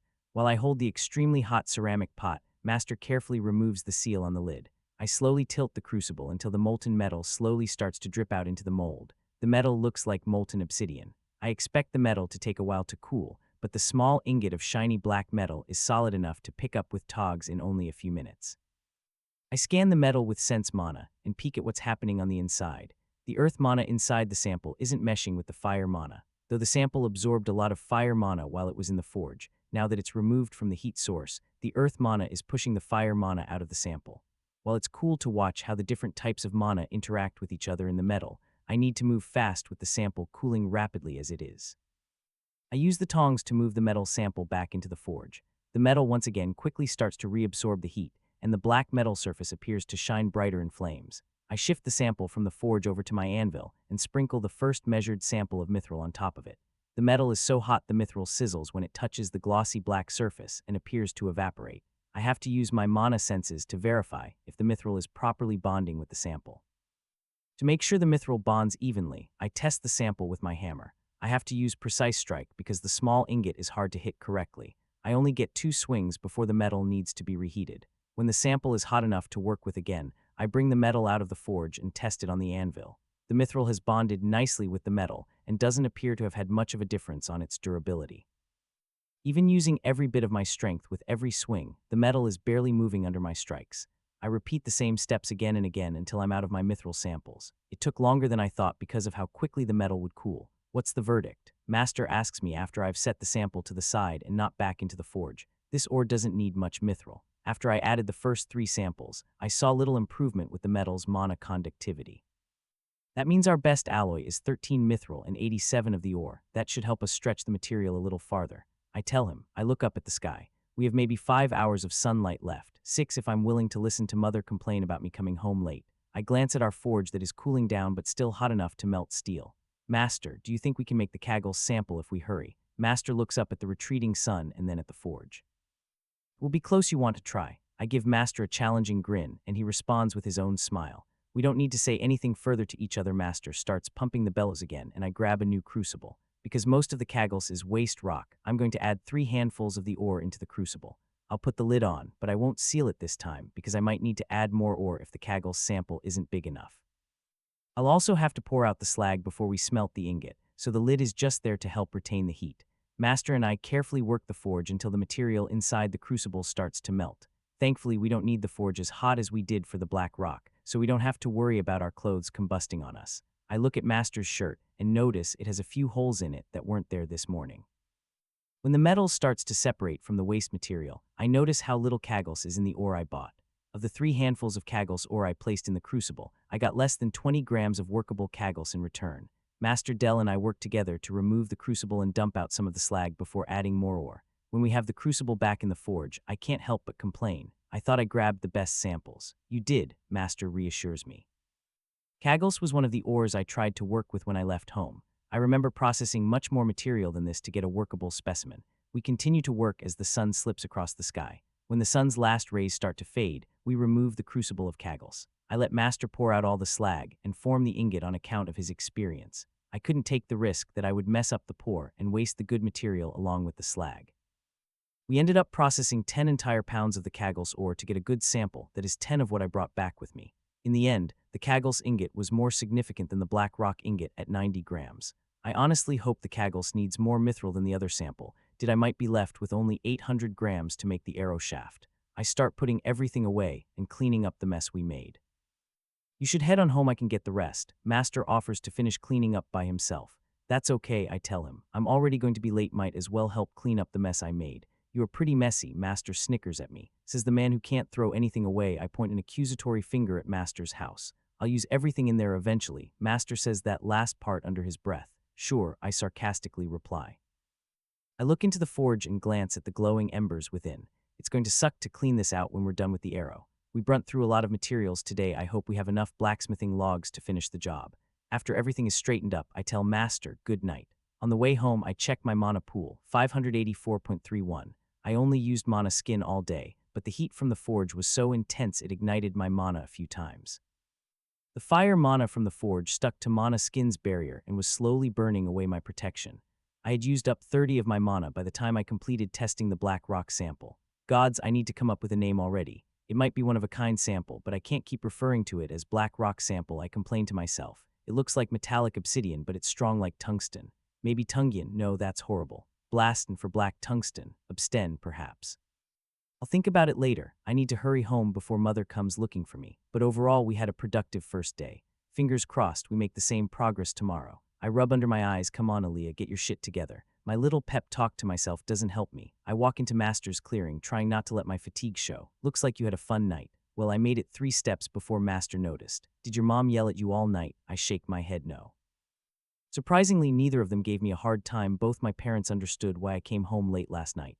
Then why do you look like you're about to fall over? Master asks. I grit my teeth. You could say I had an annoying dream that kept repeating every time I closed my eyes. A nightmare. Master tries to clarify as he moves magicite and blacksmithing logs next to the smelter. No, just a recent memory, I tell him. Want to talk about it? Master offers. No, I snap at him. Master drops the wood he's carrying and holds up his hands in a placating gesture. All right, I won't ask again. Are you ready to start for the day? Yeah, I'm ready, I grumble loud enough for Master to hear. I leave Master to set up the smelter while I get the forge going. I use magic to start the forge before Master has time to light the smelter. Walking over with a strut of superiority, I point my hand at the blacksmithing logs. Leif Gamfer all en namps. I overclock my flame spell with 4 times the usual mana, creating a fireball the size of a baseball in my hands. The large flame easily ignites the dried wood. I turn and smirk at Master, who raises a questioning eyebrow. I got a new skill while I was away, I tell him with an obnoxious look on my face. The joys of having magic are immense, Master agrees with downcast eyes. Well, I'm an asshole. I can't take my frustrations out on Master. Sorry, I quickly apologize to Master Dell and move back to the forge. I set up the mithril for the Kaggles test just like I did with the last sample. Only this time, I measure out piles of mithril that weigh 5 grams each due to the larger size of the starting sample. I stick the Kaggles sample in the forge to let it heat up and cast a glance at Master, who's adding the black rock to the smelter. I can't believe I snapped at Master like that. It's my skill's damn fault, I complain to myself. I couldn't fall asleep last night and was forced to rest in my soul again. If that wasn't bad enough, when I entered my sea of memories, I was once again forced to relive the bandit attack. And to add insult to injury, when I woke up, not nearly enough time passed as I thought it did. I was forced to go back into my soul, and wouldn't you know it, I was forced to relive that moment for a 4th time. And to top it all off, the last time I was ejected from my soul, the sun wasn't even up yet, so I ended up lying in bed for an hour. Mother wanted to go running together again, only this time. She spent the time running next to me, sending me worried looks. Put it aside, Aaliyah. You're here to work, I berate myself. I start testing the Kaggles like I did the black gun sample. Gods, the names are getting worse. I eventually discovered the Kaggles compound I'm looking for after adding the 6th pile of mithril. It turned out the 5th helping of mithril was the sweet spot. When I added the 6th portion of mithril to the sample, the durability dropped significantly, and the mana conductivity only improved slightly. I added 25 grams of mithril to the 90-gram ingot of Kaggles, which gives me an alloy of 21.7 mithril and 78.3 Kaggles. I noted down the percentages for later and moved next to Master Dell, who was focusing on maintaining the smelter's temperature. The smelter retains heat better than the forge, but Master still needs to watch the flames as he works the bellows, meaning he has to stand in front of the smelter's only opening. Master is wearing the same shirt he had on yesterday, and I can see why. Large patches of Dell's clothing are burnt away, revealing his toned, ebony skin underneath. The parts of his skin unprotected by clothing look dried out and irritated. We should switch. I offer to take over the bellows to give Master a break. Are you finished with the Kaggles? Master asks me, ignoring my offer. Yeah, I'm done, I tell him. Let me work the bellows for a little bit, your clothes need a break. I reach for the pulley Master is holding. I'm fine. Master bumps my hand away with his elbow. Part of me realizes this is Master's payback for earlier, but I'm not in the mood to play along. Really, you're fine. I narrow my eyes at Master. Yep, he tells me in a flat tone. I test his resolve by poking one of his cheeks. As soon as my finger touches his exposed skin, he recoils and hisses through his teeth. You're fine, huh? I say sarcastically. I don't want to talk about it. Master uses my earlier excuse against me. I don't know why, but that pushes me over the edge. Fine, you stupid dwarf. Turn into ashes for all I care. I regret what I said as soon as I finish yelling at Master. I lower my gaze to the ground and clench my fists. I expect Master to yell at me or maybe even throw a punch, but nothing happens. I look up, and Master is still working the bellows like I never said anything in the first place. Seeing Master ignoring me hurts more than if he did try to hit me. My vision starts to become cloudy. I wipe away the tears before they can fall down my face. You're fine, huh? Master finally looks at me with no small amount of concern on his face. Brushing away someone trying to help you hurts both of you. I'll let you take over the bellows if you finally tell me what happened. Do I have a choice? I was going to give you time to talk to someone on your own terms, but seeing how quickly you deteriorated from yesterday, I can't play the nice Master anymore. Master tells me with a severe expression. How are you supposed to do your best work as you are now? Fine, move out of the way. Master lets me push him aside so I can work the bellows. Master steps a few feet away, where the smelter's heat isn't as bad but still close enough to listen to me. I start telling Master everything that happened to me on the way back home. He doesn't interrupt even when I explain how I killed all the bandits by blowing myself up. After telling him how I made it back home with Real and what he said about the bandits, I explained to Master my recurring dreams. I rant about how I'm over what happened, but for some reason, I'm plagued by the memories of the bandit attack. Master patiently waits for me to stop talking before telling me what he thinks. That real fellow made some good points, Master nods his head, but he didn't tell you the one thing you needed to hear most. And what's that, I ask? That you are still you, Master Dell tells me with a smile. You haven't changed who you are as a person because you were forced to take a life. You're still the girl who told me she didn't want to join the army to further her magic study because you didn't want to hurt others. I agree with Real, I don't think you should feel bad about killing the bandits. But just because we tell you that it doesn't mean it will change who you are. If these dreams are as persistent as you say they are, then obviously you aren't over it. But I try to deny what Master is saying, but he shakes his head, silencing me. You suffered a traumatic experience. There is no way you're over it just because you were given a pep talk. It will take time for you to feel normal again, and that's okay. I'm here to talk with you, and I recommend you tell your family as well, Master suggests. Are you crazy? You know how mother and father will react, I exclaim. Maybe I half-heartedly reply. Good. Are you feeling any better now that we've talked? A little, I reluctantly agree. Excellent, but don't think I forgot about how you called me a dwarf. Master Dell's supporting smile morphs into a grin of someone looking for revenge. I'm so sorry, I sincerely plead for forgiveness. You can't get out of it that easy, Master crosses his arms. What are you going to do? I tentatively ask. I don't know, but I'll think of something. I'll tell you what I decide your punishment will be after we finish this blasted arrow. But mark my words, it will be brutal. Master laughs in an over-the-top manner. Okay, I reluctantly agree to Master's belayed sentencing, with a small smile on my face. And just like that, Master knows what to say to make me feel better. The rest of our day went smoother after I talked to Master. We worked together to process the black stone, and when we poured the shiny metal into our molds, we realized we would have enough material to make 9 arrowheads when we factor in the mithril we still need to add. After we poured the molten black metal, we decided to process the kagels today as well. We used the already hot smelter to process the material quicker, much like we did yesterday with the forge. At the end of day 2, we had our primary metal samples ready. Tomorrow I can add the mithril to the metal and start shaping the arrow components. After some back and forth with Master, I decided to tell my parents what happened after Kervin comes to pick up the finished arrow. Mother is just about to finish dinner, and hopefully, I can get a good night's sleep after talking with Master. But whether I sleep or not, tomorrow will be a big day regardless. Now that all the prep work is finished, the real fun begins tomorrow. I hope I'm ready. I'm glad to see you doing better. You had me worried yesterday. Mom fuses over me as we stop running. I'm sorry I made you worry. I apologize profusely. The last thing I want to do is give Mother a reason to worry about me. You can tell me anything, you know that, right? Mom looks me in the eye while trying to catch her breath. I know, I tell her. And I promise to tell you everything after I finish the arrow for the general. My reassuring tone helps alleviate some of the worry I see in Mother's eyes. All right, I can wait for a few days. But if you have another bad day like yesterday, you better come to me immediately, Mother demands, putting her foot down. Of course, Mom, I give her a smile. Listen, I need to go to work. I'll see you and Dad tonight. Leaning in, I give Mother a big hug, hoping the gesture relives any worry she may still have. All right, be safe, Mother tells me while letting go. She watches me walk down the path leading to Dell's clearing. I know she won't move until she can no longer see me. I run towards Dell's house with a smile on my face after talking to Mother, but just because I'm happy doesn't mean I don't keep my senses trained on the woods around me. I might not have had to relive the bandit attack last night, but I'm not to the point I'm no longer paranoid about my surroundings. Baby steps, I guess. I quickly make it to Master's clearing and scan the surroundings before stepping past the tree line. Master is sitting on his bench examining the Kagels ingot we made yesterday. He shoots me a quick glance before turning his attention back to the metal. When I get close enough to him, Master holds up the ingot for me to see. Do you know how much this is worth? I don't. Mr. Gray only told me the price of the ore. I inform Master Del Kagels is a well-known magic metal. There's a mine close to Olbert's capital. It's common to add it with steel to make a decent magical alloy. You only need 20 kagels, some steel, and a little mithril to produce a decent sword. I'd say this is worth at least 15 gold coins, Mater tells me while holding the tannish metal up to the sun. Well, it's a good thing I got the ore for 7 gold coins then. I can't help but brag a little, but I see what Master is trying to get at. I grabbed the best ore samples I could. If I was purchasing a random assortment of ore, it would have cost me 3 times as much to produce the same amount of refined kagels. Are you sure you want to make the arrow shaft out of pure kagels and mithril? Master sends me a questioning glance. I think it needs to remain pure, I explain to him. Diluting the mixture with steel will take away most of its flexibility.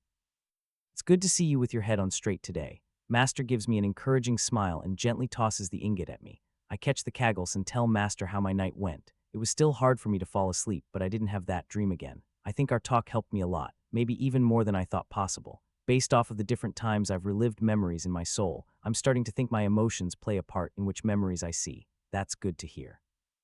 It would be a shame if you ruined such fine materials because you weren't rested enough.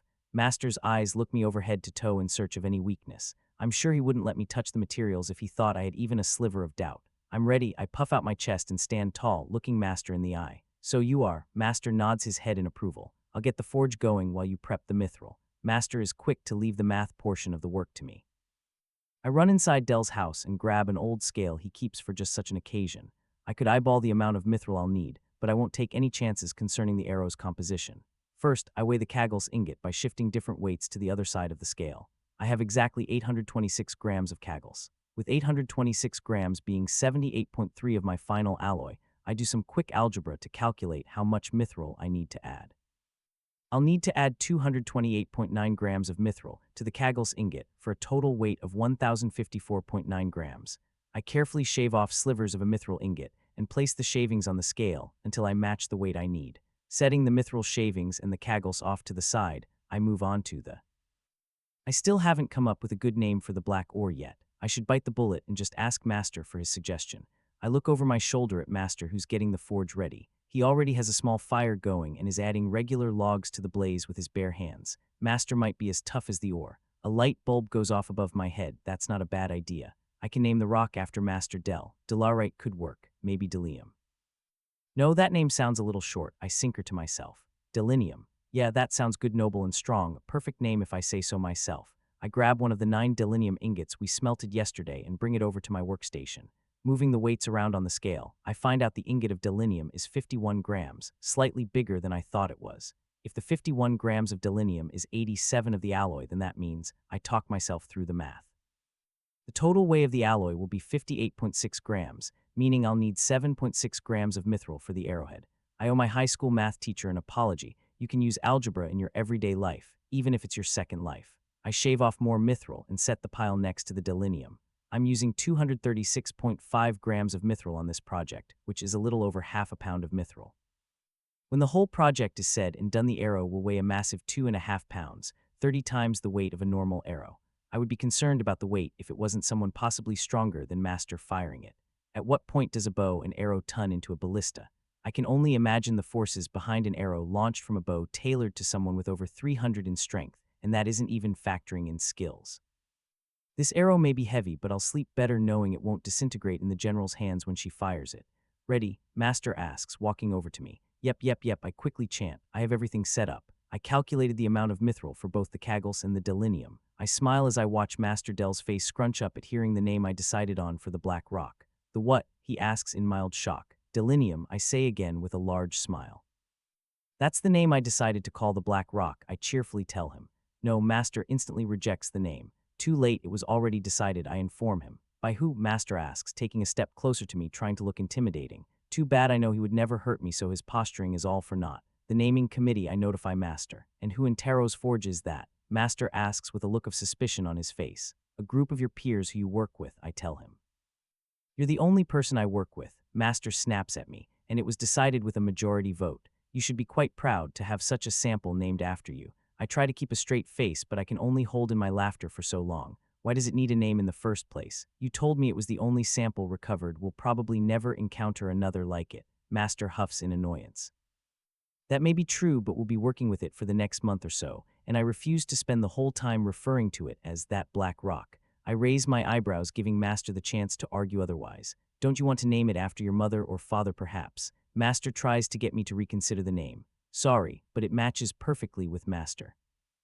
An incredibly strong lump of ore that refuses to break unless you hit it really hard, withstands incredible temperatures, and comes out of the fire more beautiful than it went in. I'd say this rock resembles Master to a T. I proudly tell Master. Dell turns around and stomps over to the forge, trying to hide the blush on his face. If only delinium was that easy to work with. I give Master a minute to collect himself before I join him at the forge. He's already placed some blacksmithing logs and magicite inside, and I can feel the heat rolling out of the forge and clashing with Mana Skin's barrier. We won't need to add chameleon spider carapace to add the mithril to the mixture, but who knows if we'll be able to work the delinium with the temperature the forge is at now. I decide to start with the Kaggl's. Using tongs, I move the ingot into the forge's flames. I don't take my eyes or mana sense off of the metal while it's in the forge, but I notice Master move off to the side from the corner of my vision. Usually Master would lie down on his bench and let me work by myself, but this time he stays close in case I need his help. When the tannish metal heats up enough, I pull it out of the forge and swing it over to the anvil. I pour half the mithril shavings onto one side of the ingot and use double strike to help the metals bond easier. While the metal is still hot, I flip the ingot over and sprinkle the other half of the shavings onto its glowing surface. I move the kagels back into the forge and let it heat up again. When it's hot enough, I pull the kagels out again and inspect every millimeter of the ingot to make sure the mithril bonded correctly and hasn't messed up the internal mana structure. I sigh in relief when I confirm everything bonded correctly. I only get one chance to make this arrow, and I don't want to imagine what would happen if I mess up at any point. No, if I dwell on everything that could go wrong, then I'll defiantly screw something up. I set the kagels alloy off to the side and pick up the small delinium ingot and place it into the forge. I poke at the logs and magicite in the forge and arrange then to create a hot spot around the delinium. I'll need to be fast this time. When I notice the delinium starts to slow down on its fire mana absorption, I pull the ingot out of the forge and quickly sprinkle one side of the ingot with mithril. I don't have enough time to inspect the metal before I place it back into the furnace. As soon as the metal is hot enough, I again remove it from the forge and use weighted strike on the side I applied the mithril. I get a better look at the metal's structure as I put it back in the forge, and I'm happy to see everything is bonding as it should. I repeat the same steps with the other side of the delinium and confirm the ingot's internal structure took to the mithril as it should have. The materials are ready, I tell Master. Which do you want to start with, the arrow shaft or the arrowhead? Master asks, looking at the two completed ingots sitting on the anvil. I think I'll start with the easy one first. I pick up the kagels, which is cooled enough I can pick it up with my mana skin-covered hands. Is there a third ingot I'm not aware of? Master jokes. That small bit of humor was enough to make me laugh and release some of the tension I was holding. Take your time and everything will be fine, he tells me. I move the kagels ingot back to the forge and wait for it to heat up. I go over what I need to do to the ingot in my head. I need to turn this rectangle lump of metal into a thin circular rod. Ronald taught me the length of an arrow has to do with the length of an archer's arm and how far back they draw their bow. Sadly, I don't know General Pitt's measurements, so I'll have to improvise and make the arrow shaft 26 inches. I'll have to ask Kervin to get more precise details from the army before I make the next one. Here I'm planning for the next arrow, and I haven't finished the first one yet. I focus back on the work in front of me. The kagels' tannish color starts to fade to a white luster as it reaches its desired temperature. I quickly shift the hot ingot over to the anvil and give it a few test strikes to see how it moves under my hammer. It might not be as hard as the delinium, but the kagels is still an earth-attuned magic material, and I have to put my full force behind my swings to get it to move. I follow the ingot's internal magic structure and slowly start to shift the metal. It's a juggling act as I constantly shift the metal back and forth between the forge and my anvil. Time quickly becomes meaningless as I focus solely on my work in front of me. I work in a trance, trying to craft my best work to date. I don't stop until I have a basic arrow shaft in front of me. Though it looks just like the hundreds of other arrow shafts I made before, I plan to go over every millimeter of the metal before I decide to quench it. I hold the shaft up to the sky and try to spot any bumps in its surface. It looks straight to the untrained eye, but I notice several uneven surfaces. I switch out my heavy hammer to a smaller one for a series of precise strikes. After I think I've hammered out all the flaws, I grab the most important tool I use when testing my arrow shafts. I go over to the shed I keep the state-of-the-art device in. I pull out the wooden rack I made when I first started making arrows for the army. The 22-inch rack has two raised sides that you can rest an arrow on top of like you're trying to display it. The stand works by holding a spinning arrow shaft. If you spin the shaft and one of the sides wobbles, it means the shaft isn't straight. I study both ends and see a little bit of wobbling on the right side of the shaft, meaning it isn't perfectly straight yet. When I make a bunch of arrows for the army, I can't take the time to make sure each is perfectly aligned, but I can't use that standard when the arrow I'm making is over 100 times more expensive. It's a good thing I gave myself enough time to craft this arrow. Del Raisin's point of view, I can't help but raise my hand to my chest. My heart is pounding like a war drum. Watching Aaliyah working on the arrow brings a tear to my eye. I can't contain the overwhelming sense of pride I'm feeling right now. From the way she worked the metal to how she finds even the smallest flaw in the arrow shaft, I couldn't be prouder of her. She's completely engrossed herself in the project, and I'm sure she wouldn't notice if I left right now. I'm sure the arrow Aaliyah is making will impress the general, and once she does, there will be no more hiding for her. It's only a matter of time before a noble walks into my clearing demanding her cooperation. A part of me wants to walk over and destroy the arrow before it can ever be finished, but I could never do that to my student. She's putting everything she has into this project. She's managed to incorporate her ridiculous magic skills into her forging, allowing her to craft well above her skill level. Crafting with both the inner and outer structure in mind, she forges just like master smiths do back in Truest. Her technique is hers alone, and it would take an equally monstrous talent to copy her. Any mage would sacrifice their entire family to pose as her skill in magic. Her talent will shine brightly to those who know what it looks like. Like a torch in the deepest caves, people will be drawn in by what her light offers. And it will be my job as her master to swat the insects her light will inevitably draw in as well. But I can't do it alone. I'll need to work with her family. Her mother is extremely smart and calculating. I'm sure she's already aware what this job for the general entails for Aaliyah's future. It's one thing to make weapons for the army. It's another to make something personal for one of the strongest people in the kingdom. I look up at the sky and watch the sun slowly move across the horizon. The sun will start to go down in a few hours. I'll leave her to her work and only step in when dusk arrives, then I'll send her home even if she wants to keep working. I'm sure she would conjure a light to keep working if I let her. No, she needs her sleep. When I saw her this morning, I could tell with a quick glance that she finally managed to get some decent sleep last night. She's strong for her age, stronger than most stone kin I used to know. Locked deep in their cities, without so much as seeing what lays outside their stone walls. I remember seeing young stone kin my own age in the army break down for weeks after their first kill, rambling about the blood. She'll need time, but I'm positive Aaliyah will overcome it just like she's done with every other challenge placed in front of her. I sigh to myself and watch her work. Ever so slowly, the sun starts to dip out of sight, and I'm forced to intervene just like I thought I would have to. I walk over to Aaliyah, who's still carefully shaping the arrow shaft. Even to my enhanced senses, I can't spot a single flaw on it. Hey, I put my hand on her shoulder. She flinches and stares up at me like she doesn't know where she is. It's getting late, go home. What? No. Aaliyah fumbles her speech and starts to look around. It takes a minute, but it finally dawns on her why I'm stopping her. The sun's going down already. Aaliyah sounds more like she's trying to convince herself what's happening rather than asking me a question. Yeah, you've been working all day. I tell her in a level-headed tone. But I'm not finished yet. I don't have the time to stop now, she says in a panic. Aaliyah, I get her to stop talking by calling out her name. My apprentice looks me in the eyes. Remember, a blacksmith needs to use their time wisely. You can spend the next 2 days fussing over the arrow shaft, but you'll never finish the arrow if you do. You need to rest and come back tomorrow to work on the rest of your project. But the forge, she looks at the tools scattered about and the fire in the forge that's still roaring. I'll handle it, I tell her. But I'll handle it. I leave her no opportunity to disagree. Aaliyah nods her head in understanding. Good, now go home and have dinner with your family, I tell her in a softer voice. Okay, have a good night, master. I can tell how tired she is by her subdued tone. If only it was this easy to get her to listen to me all the time. Good night, I tell her as she makes her way back home. As soon as she leaves the clearing, I pick up the arrow shaft she put so much work into. I'm once more tempted to break it, but instead I hold the arrow shaft up and examine it closely. Perfection is a rare adjective to use in our business, but I can't think of anything else to describe the Kaggle's shaft. The surface is smooth and doesn't look like it was struck by a hammer even once. I glance around the clearing, taking note of everything I need to clean. At least I have something to do now. Aaliyah's point of view, good morning, master. I carefully call out to Dell as I enter his clearing. It appears you had a good night. Master watches me stroll over to him.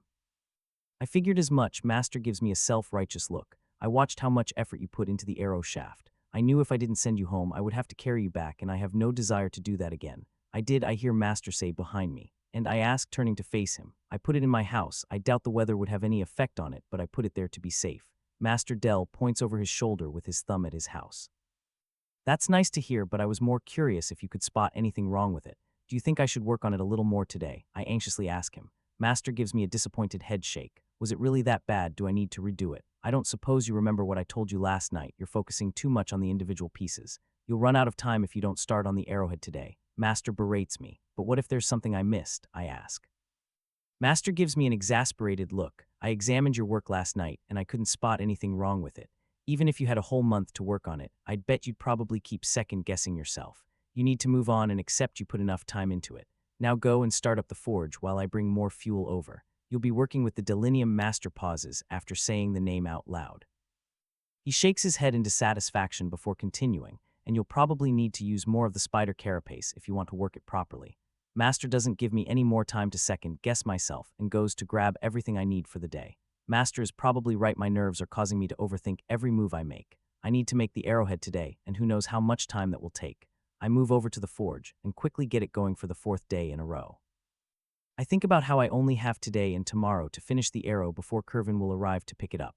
Master helps me add more material to the forge and works the bellows while I grab the delinium ingot I infused with mithril yesterday and place it in the flames. Which type of arrowhead are you making? Master asks me. I'm going with my helix design, or do you have a better idea? I ask for Master's opinion.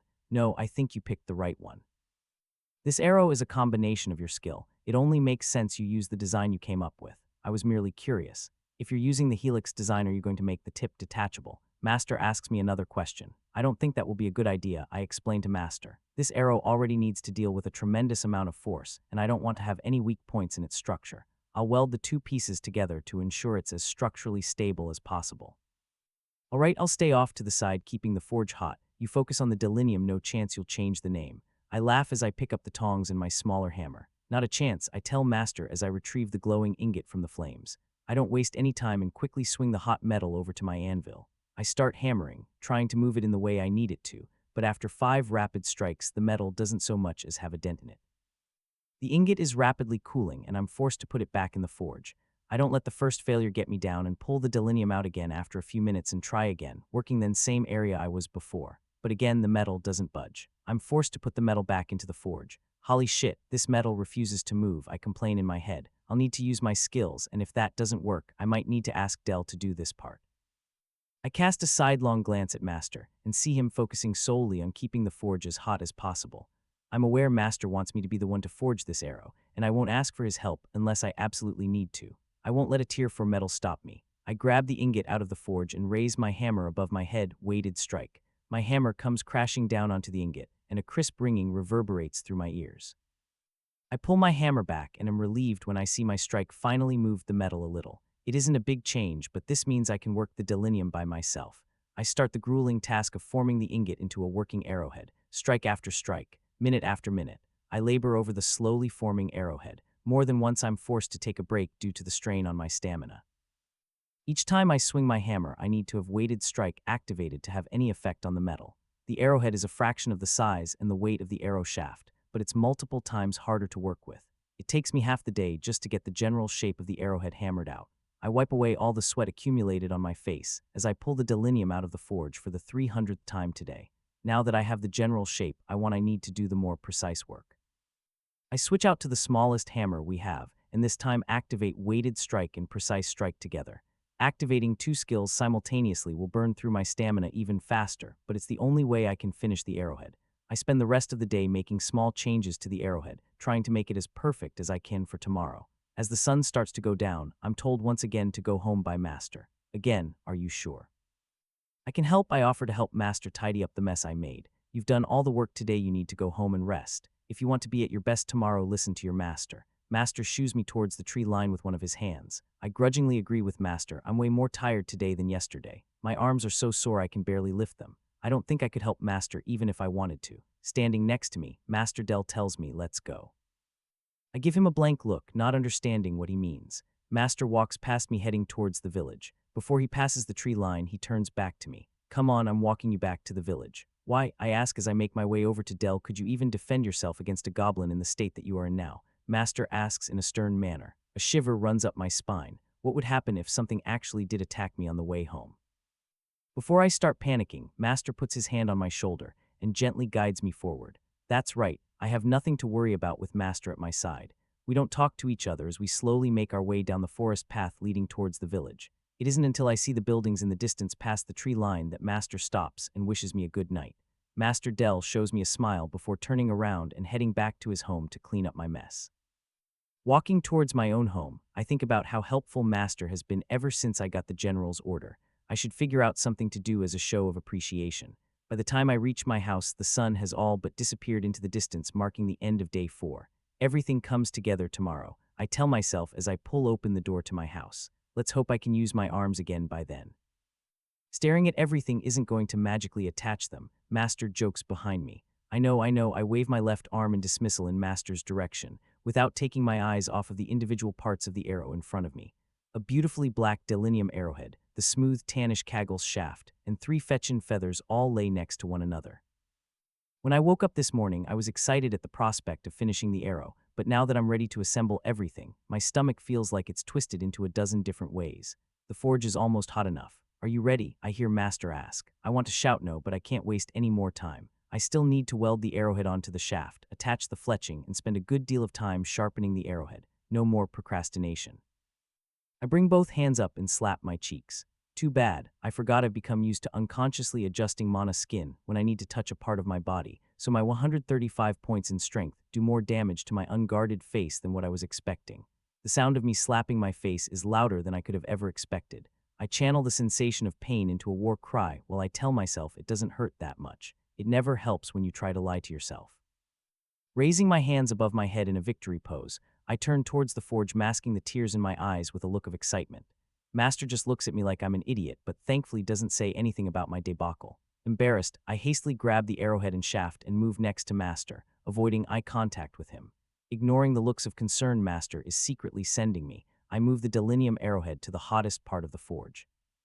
I take the arrow shaft and also place it in the forge, but I put the end I'm going to weld next to the arrowhead in the hottest part of the forge. Master, can you help me attach the pieces? I wouldn't need to ask Master for help if I was working with ordinary metals, but the delinium cools too rapidly for me to do this without an extra pair of hands. Sure, what do you want me to do? Master, of course, agrees to help me while reminding me I'm in charge. I need you to pull the arrowhead out on my mark and hold it in place. I'll line up the arrow shaft and connect them after I match their internal mana structures. Okay, Master Del nods in understanding. It's essential I fuse these two components correctly. I've worked both the arrowhead and the shaft to optimize their internal mana structures best when they're combined. Unlike the arrows I made for the army, which have detachable tips, this arrow will be one solid piece and won't lose as much mana as long as I properly align everything. Wait until I say pull. I give Master a severe look. The two of us take up positions. I only have one chance to get this right. First, I pull the arrow shaft out of the forge. I don't instruct Master to remove the arrowhead yet and instead use sense mana on the arrow shaft. I make sure to sear the internal structure into my mind. Pull, I tell Master. Del expertly removes the small arrowhead from the forge and moves it over to the anvil, moving across the ground like a steady phantom. I focus all my senses on the arrowhead Master is holding in his tongs. I take special note of the delinium structure around the part I intend to slide the arrow shaft. I twist the tongs in my hand, trying to match everything up. I reach into a small pot nearby and grab a handful of flux. I sprinkle the alchemical composite on the arrow shaft's tip to better help the forge weld take. Using steady hands, I guide the rod's end into the arrowhead. With Master's strength holding his component in place, I'm able to force the two pieces together with brute strength. That's good, release, I instruct Master. He lets go of the arrow, and I shift it back into the forge. Combining the arrowhead to the shaft only took 2 minutes, but it felt like a lifetime to me. I wait with weighted breath for everything to heat back up. Master has moved back off to the side, content to watch me finish the arrow by myself. Once everything is hot enough, I remove the arrow from the forge and go right into using my skills. Weighted strike, precise strike, double strike, all together with steady hands. I don't hesitate to use 4 skills at once to weld the 2 arrow pieces together correctly. I'm forced to use the skill combination 3 times before confirming I have a good weld with sense mana. Though I want to heat everything and mana quench the arrow now, my low stamina forces me to take a break first. Master doesn't say anything as I move over to one of the benches and enter a meditative state. I need to recover quickly, so I focus only on my breathing. It takes maybe 20 or so minutes before my stamina is recharged enough to continue. I move back over to my workstation and place my arrow back in the forge. When the whole thing is glowing hot, I pull it out of the flames. I hold the arrow with a pair of tongs in my left hand and channel a large chunk of my mana into my right hand. I reach out and hover my right hand over the delinium arrowhead. I take a deep breath and grab the arrowhead with my mana skin-covered hand. The heat from the arrow immediately starts to eat away at my skills barriers at an astonishing rate, so I start pumping my mana into the material as fast as I can. I force nearly 200 mana into the arrow in a few seconds, and I realize I've underestimated the materials I picked. Both the delinium and the kagels are absorbing my mana like a dried sponge. 300, 400, 500. Shit, I still need a part of my mana for the next part of the build. Thankfully, I purge the last of the fire mana from the arrow when I near 700 mana. The arrow may be quenched, but expending almost 70 of my mana pool in a few seconds is an enormous strain on my mana network. If I wasn't used to using large chunks of my mana pool at once, I don't think I would have been able to quench the arrow. Are you okay? Master asks, concerned. Even I was able to feel the amount of mana you released there. So even Master was able to sense the pulse of mana I released.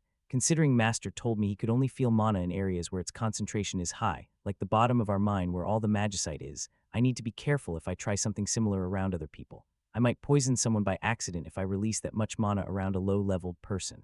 Yeah, I'm fine, I tell Master. It took a lot of mana to quench the arrow properly. Do you need some more time to rest?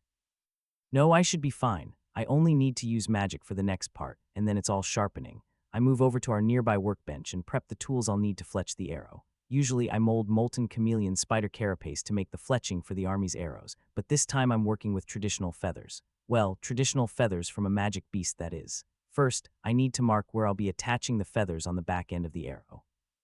I use a bit of twine to measure the circumference of my arrow. Again, using the string, I can evenly mark where the 3 feathers will be attached, so their spacing is perfect.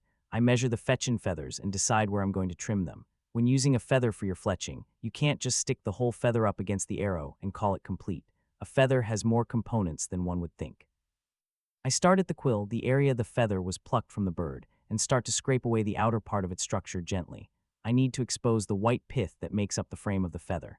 Usually I would split the feather in half to create 2 fins, but I'm only using the best sides of each of the feathers to create my fletching.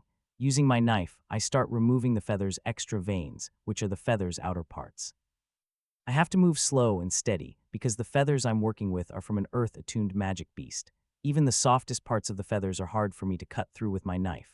Eventually, I'm left with the part of the vein I'm going to use. Next, I grab a pair of metal shears we use to cut thin sheets of metal and trim the remaining part of the vein to resemble your common fletching.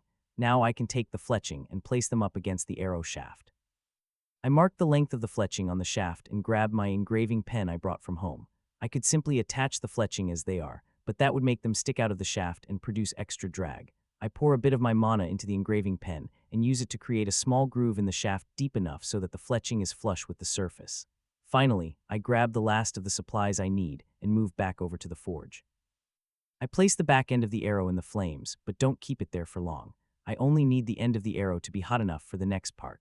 I pull the end of the arrow out of the forge and rub a thin wire of tin across the grooves I carved into the arrow. The tin quickly melts, and I place the fletching on top of the melted metal, soldering the fletching to the arrow. That should hold the fletching in place better than any adhesive we have on hand. I hold the arrow up and marvel at how it looks. Now I need to sharpen the arrowhead, and I'm done. I gather the sharpening stones and move over to a bench to get comfortable. I watch Master take up his favorite spot nearby and lay down for the first time in days. I start by sanding away the rough spots where the shaft and arrowhead were melded together. Then I use a finer grit to smooth the arrow shaft to reduce as much drag as possible. Once the arrow is smoother than glass, I focus solely on the arrowhead. Because the delinium is so hard, the edges are already quite sharp, so I start at an already high grit of sanding stone to work on the edges. I have to go over the arrowhead hundreds of times to sharpen it to the best of my abilities. I'm finally done. I say out loud to no one in particular. "Are you now?" Master says from his bench. I turn towards Master Dell and give him the biggest smile I can manage. "It's ready for Curvin." "How do you know that?" Master's question gives me pause.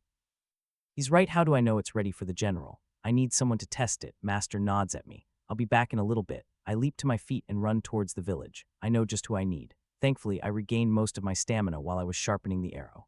Activating double step, I rush towards the headman's house. A few villagers call out to me as I make my way through the village, but everyone leaves me alone when they notice I'm running towards Camden's house like someone is chasing me.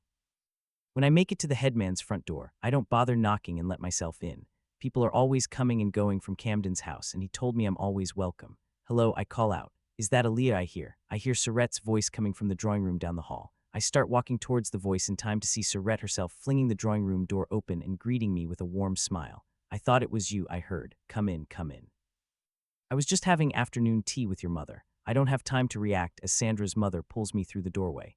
"Aaliyah, I thought you were working today." Mother questions me as I'm guided to an open seat. "I am. That's why I'm here. I'm looking for Ronald, and I didn't want to run all over the village looking for him. I figured Camden would know where he is, so I came here." I explained to my mother and Surette. "My husband is in his office. I can grab him for you, but I'm curious. Why do you need Ronald? Does it have something to do with the arrow you're making?" Surette asks me with excitement in her eyes. I'm shocked she knows about my work. "Oh, don't look surprised, sweetie." Surette gives me a reassuring look. "What do you think your mom and I talk about all day?" I glance at Mom and she smiles, sipping at her tea. Well, if she already knows, I'm looking for Ronald because I want him to test out my arrow. I tell the two gossiping ladies. Both Mother and Surette look excited at the news. "You're done?" Mother questions me while setting her teacup down. Almost as I said I want Ronald to test it out, I once again tell them the reason why I'm here. This is so exciting. Mother's friend is practically shaking in enthusiasm. "Let me go grab my husband. I'll be right back." Mother and I watch our host dash out of the room. I look at Mom and give her a questionable look. "What?" She shrugs. "We talk about our children." Was I not supposed to tell her why you left the village? Bragging about her daughter is a mother's job. I'm about to retort mother when we hear a set of footsteps running down the nearby hall. I catch a quick glimpse of Nicholas as he passes by the open door. He doesn't stop to say hello, and soon I hear the front door opening and closing in quick succession. Mother and I exchange curious looks when we hear more footsteps coming down the hall. Camden walks into the room, followed closely by Surette. It's nice to have you in our home again, Aaliyah. Camden smiles at me. Surette already told me why you stopped by, and I sent Nicholas to find Ronald for you. No problem at all, we can't wait to see the arrow you made, Camden exclaims in a booming voice. Excuse me, I deadpan. It's the only thing the three of us have talked about for weeks. I'm sure you can show us your work. Camden's eyes all but insist that I agree. I narrow my eyes at my mother, but she pretends not to see my look of frustration. I hope Dell doesn't mind a little company, sure, I guess. I say with little enthusiasm. I don't know if they notice my lack of excitement or if they just don't care, but both of Sandra's parents continue to prattle on about how excited they are to see my work. I haven't seen you since you came back to the village. Did you like Dre? You aren't thinking about moving there, are you? Camden gives me a good-natured smile, but I can see a bit of sweat forming on his face. I don't plan on leaving. Yet I say the last part so quietly no one notices. I haven't had a chance to talk to my parents about my future goals. I told them about how Mr. Gray asked me about my future, but I didn't tell them the specifics of my answer. I don't plan to move to Dre, but I do want to leave the village in the future. There's a whole world full of magic out there, and I want to see it all. I continue to dodge his questions, and our back-and-forth chatter stops only when we all hear the front door open again. Nicholas escorts Ronald into the drawing room, and I watch Braden follow in after them. I guess that's one more person who wants to see the arrow I made. A part of me is excited to see everyone's reaction to my work, but I know how Master detests visitors. Aaliyah, why don't you lead everyone? Mother smoothly directs me to lead everyone to Dell's clearing. I nod my head and make my way out of the headman's house. A lot of the villagers stare at us as we make our way through the village. Some even come up to Camden and ask if everything is okay and why the seven of us are walking together. Camden waves them all off, telling them he has business to discuss with Master Dell. As we make our way through the forest to Dell's clearing, I think about the last time somebody other than Master and myself came out here.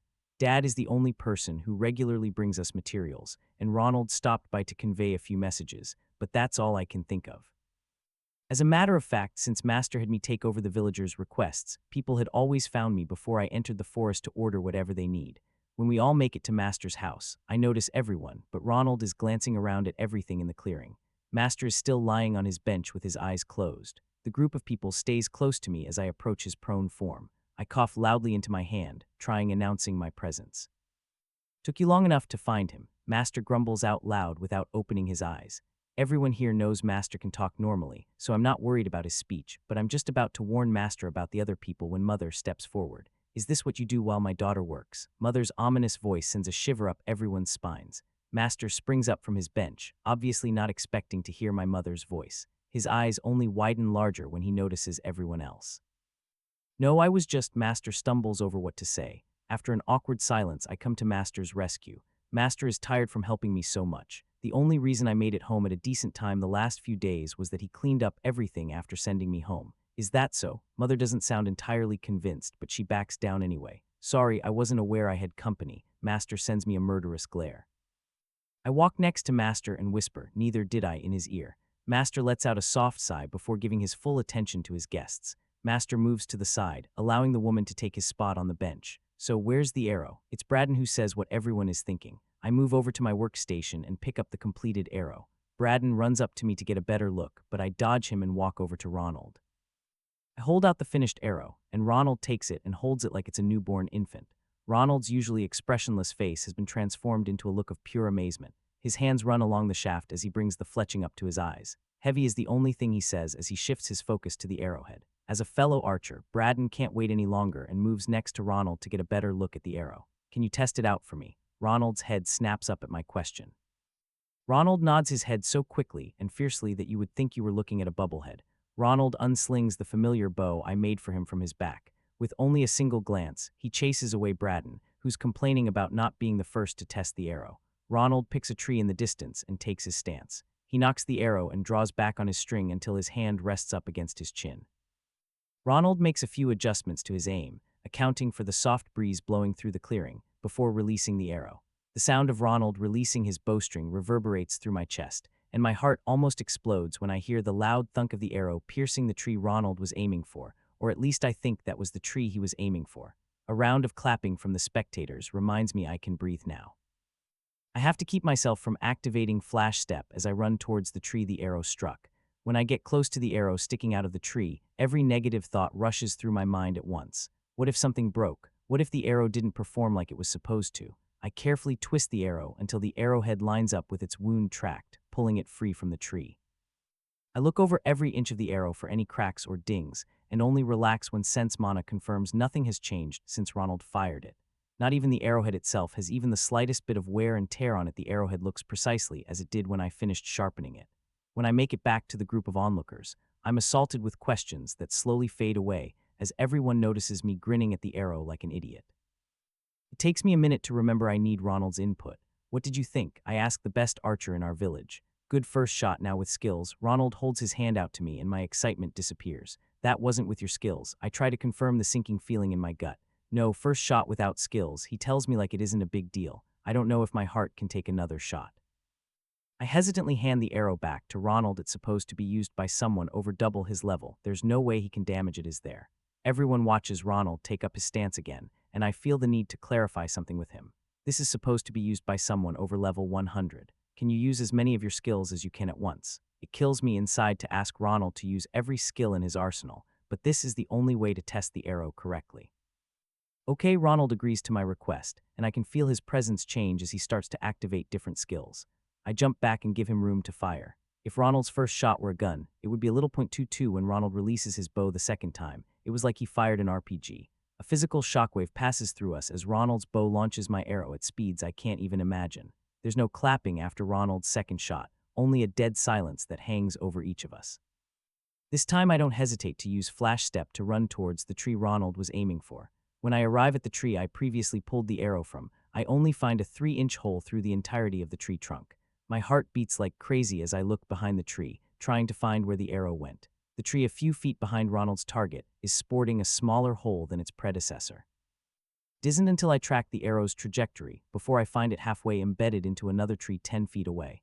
My hands shake as I carefully dislodge the arrow from the tree. When I see the shiny black delinium arrowhead pulled out of the bark, I feel like I'm about to cry. I sink to my knees and scan every micron of the arrow. My hands tremble as it becomes apparent the arrow is still in perfect condition, fired from an archer above level 50 using multiple skills. Passed through multiple trees. And it doesn't have so much as a scratch on it. I can't help but laugh at the arrow in my hands. I did it. This arrow is by far the best thing I've ever forged in my career. I laugh even harder on the forest floor. And that's how everyone found me, laughing on the floor, hugging my arrow. Of course, Mother was upset when she found me, but offered me congratulations like everybody else when I told her the results of the test. Braden insisted on trying the arrow for himself and even manages to pierce the tree he was aiming for. I found the arrow stuck in the tree behind his target. We all converge around the benches while I answer people's questions. What's it made from? Camden asks. The fletching is Fetch and Feathers, which is an earth-attuned magic beast. The shaft is Kagels and Mithril, while the arrowhead is also mixed with Mithril and Delinium. I explain to everybody, Delinium. Mother asks me before looking at Master Del. All eyes turn to Master, and I can see him starting to blush as he takes a step back. It's an unnamed metal pulled from a high magic region. It was annoying to call it that black rock, so I named it Delinium. I explained to everyone, which quickly turns into everyone laughing other than Master. How much? Ronald asks me while holding the arrow to his chest, refusing to put it down. Yeah, how much for you to make me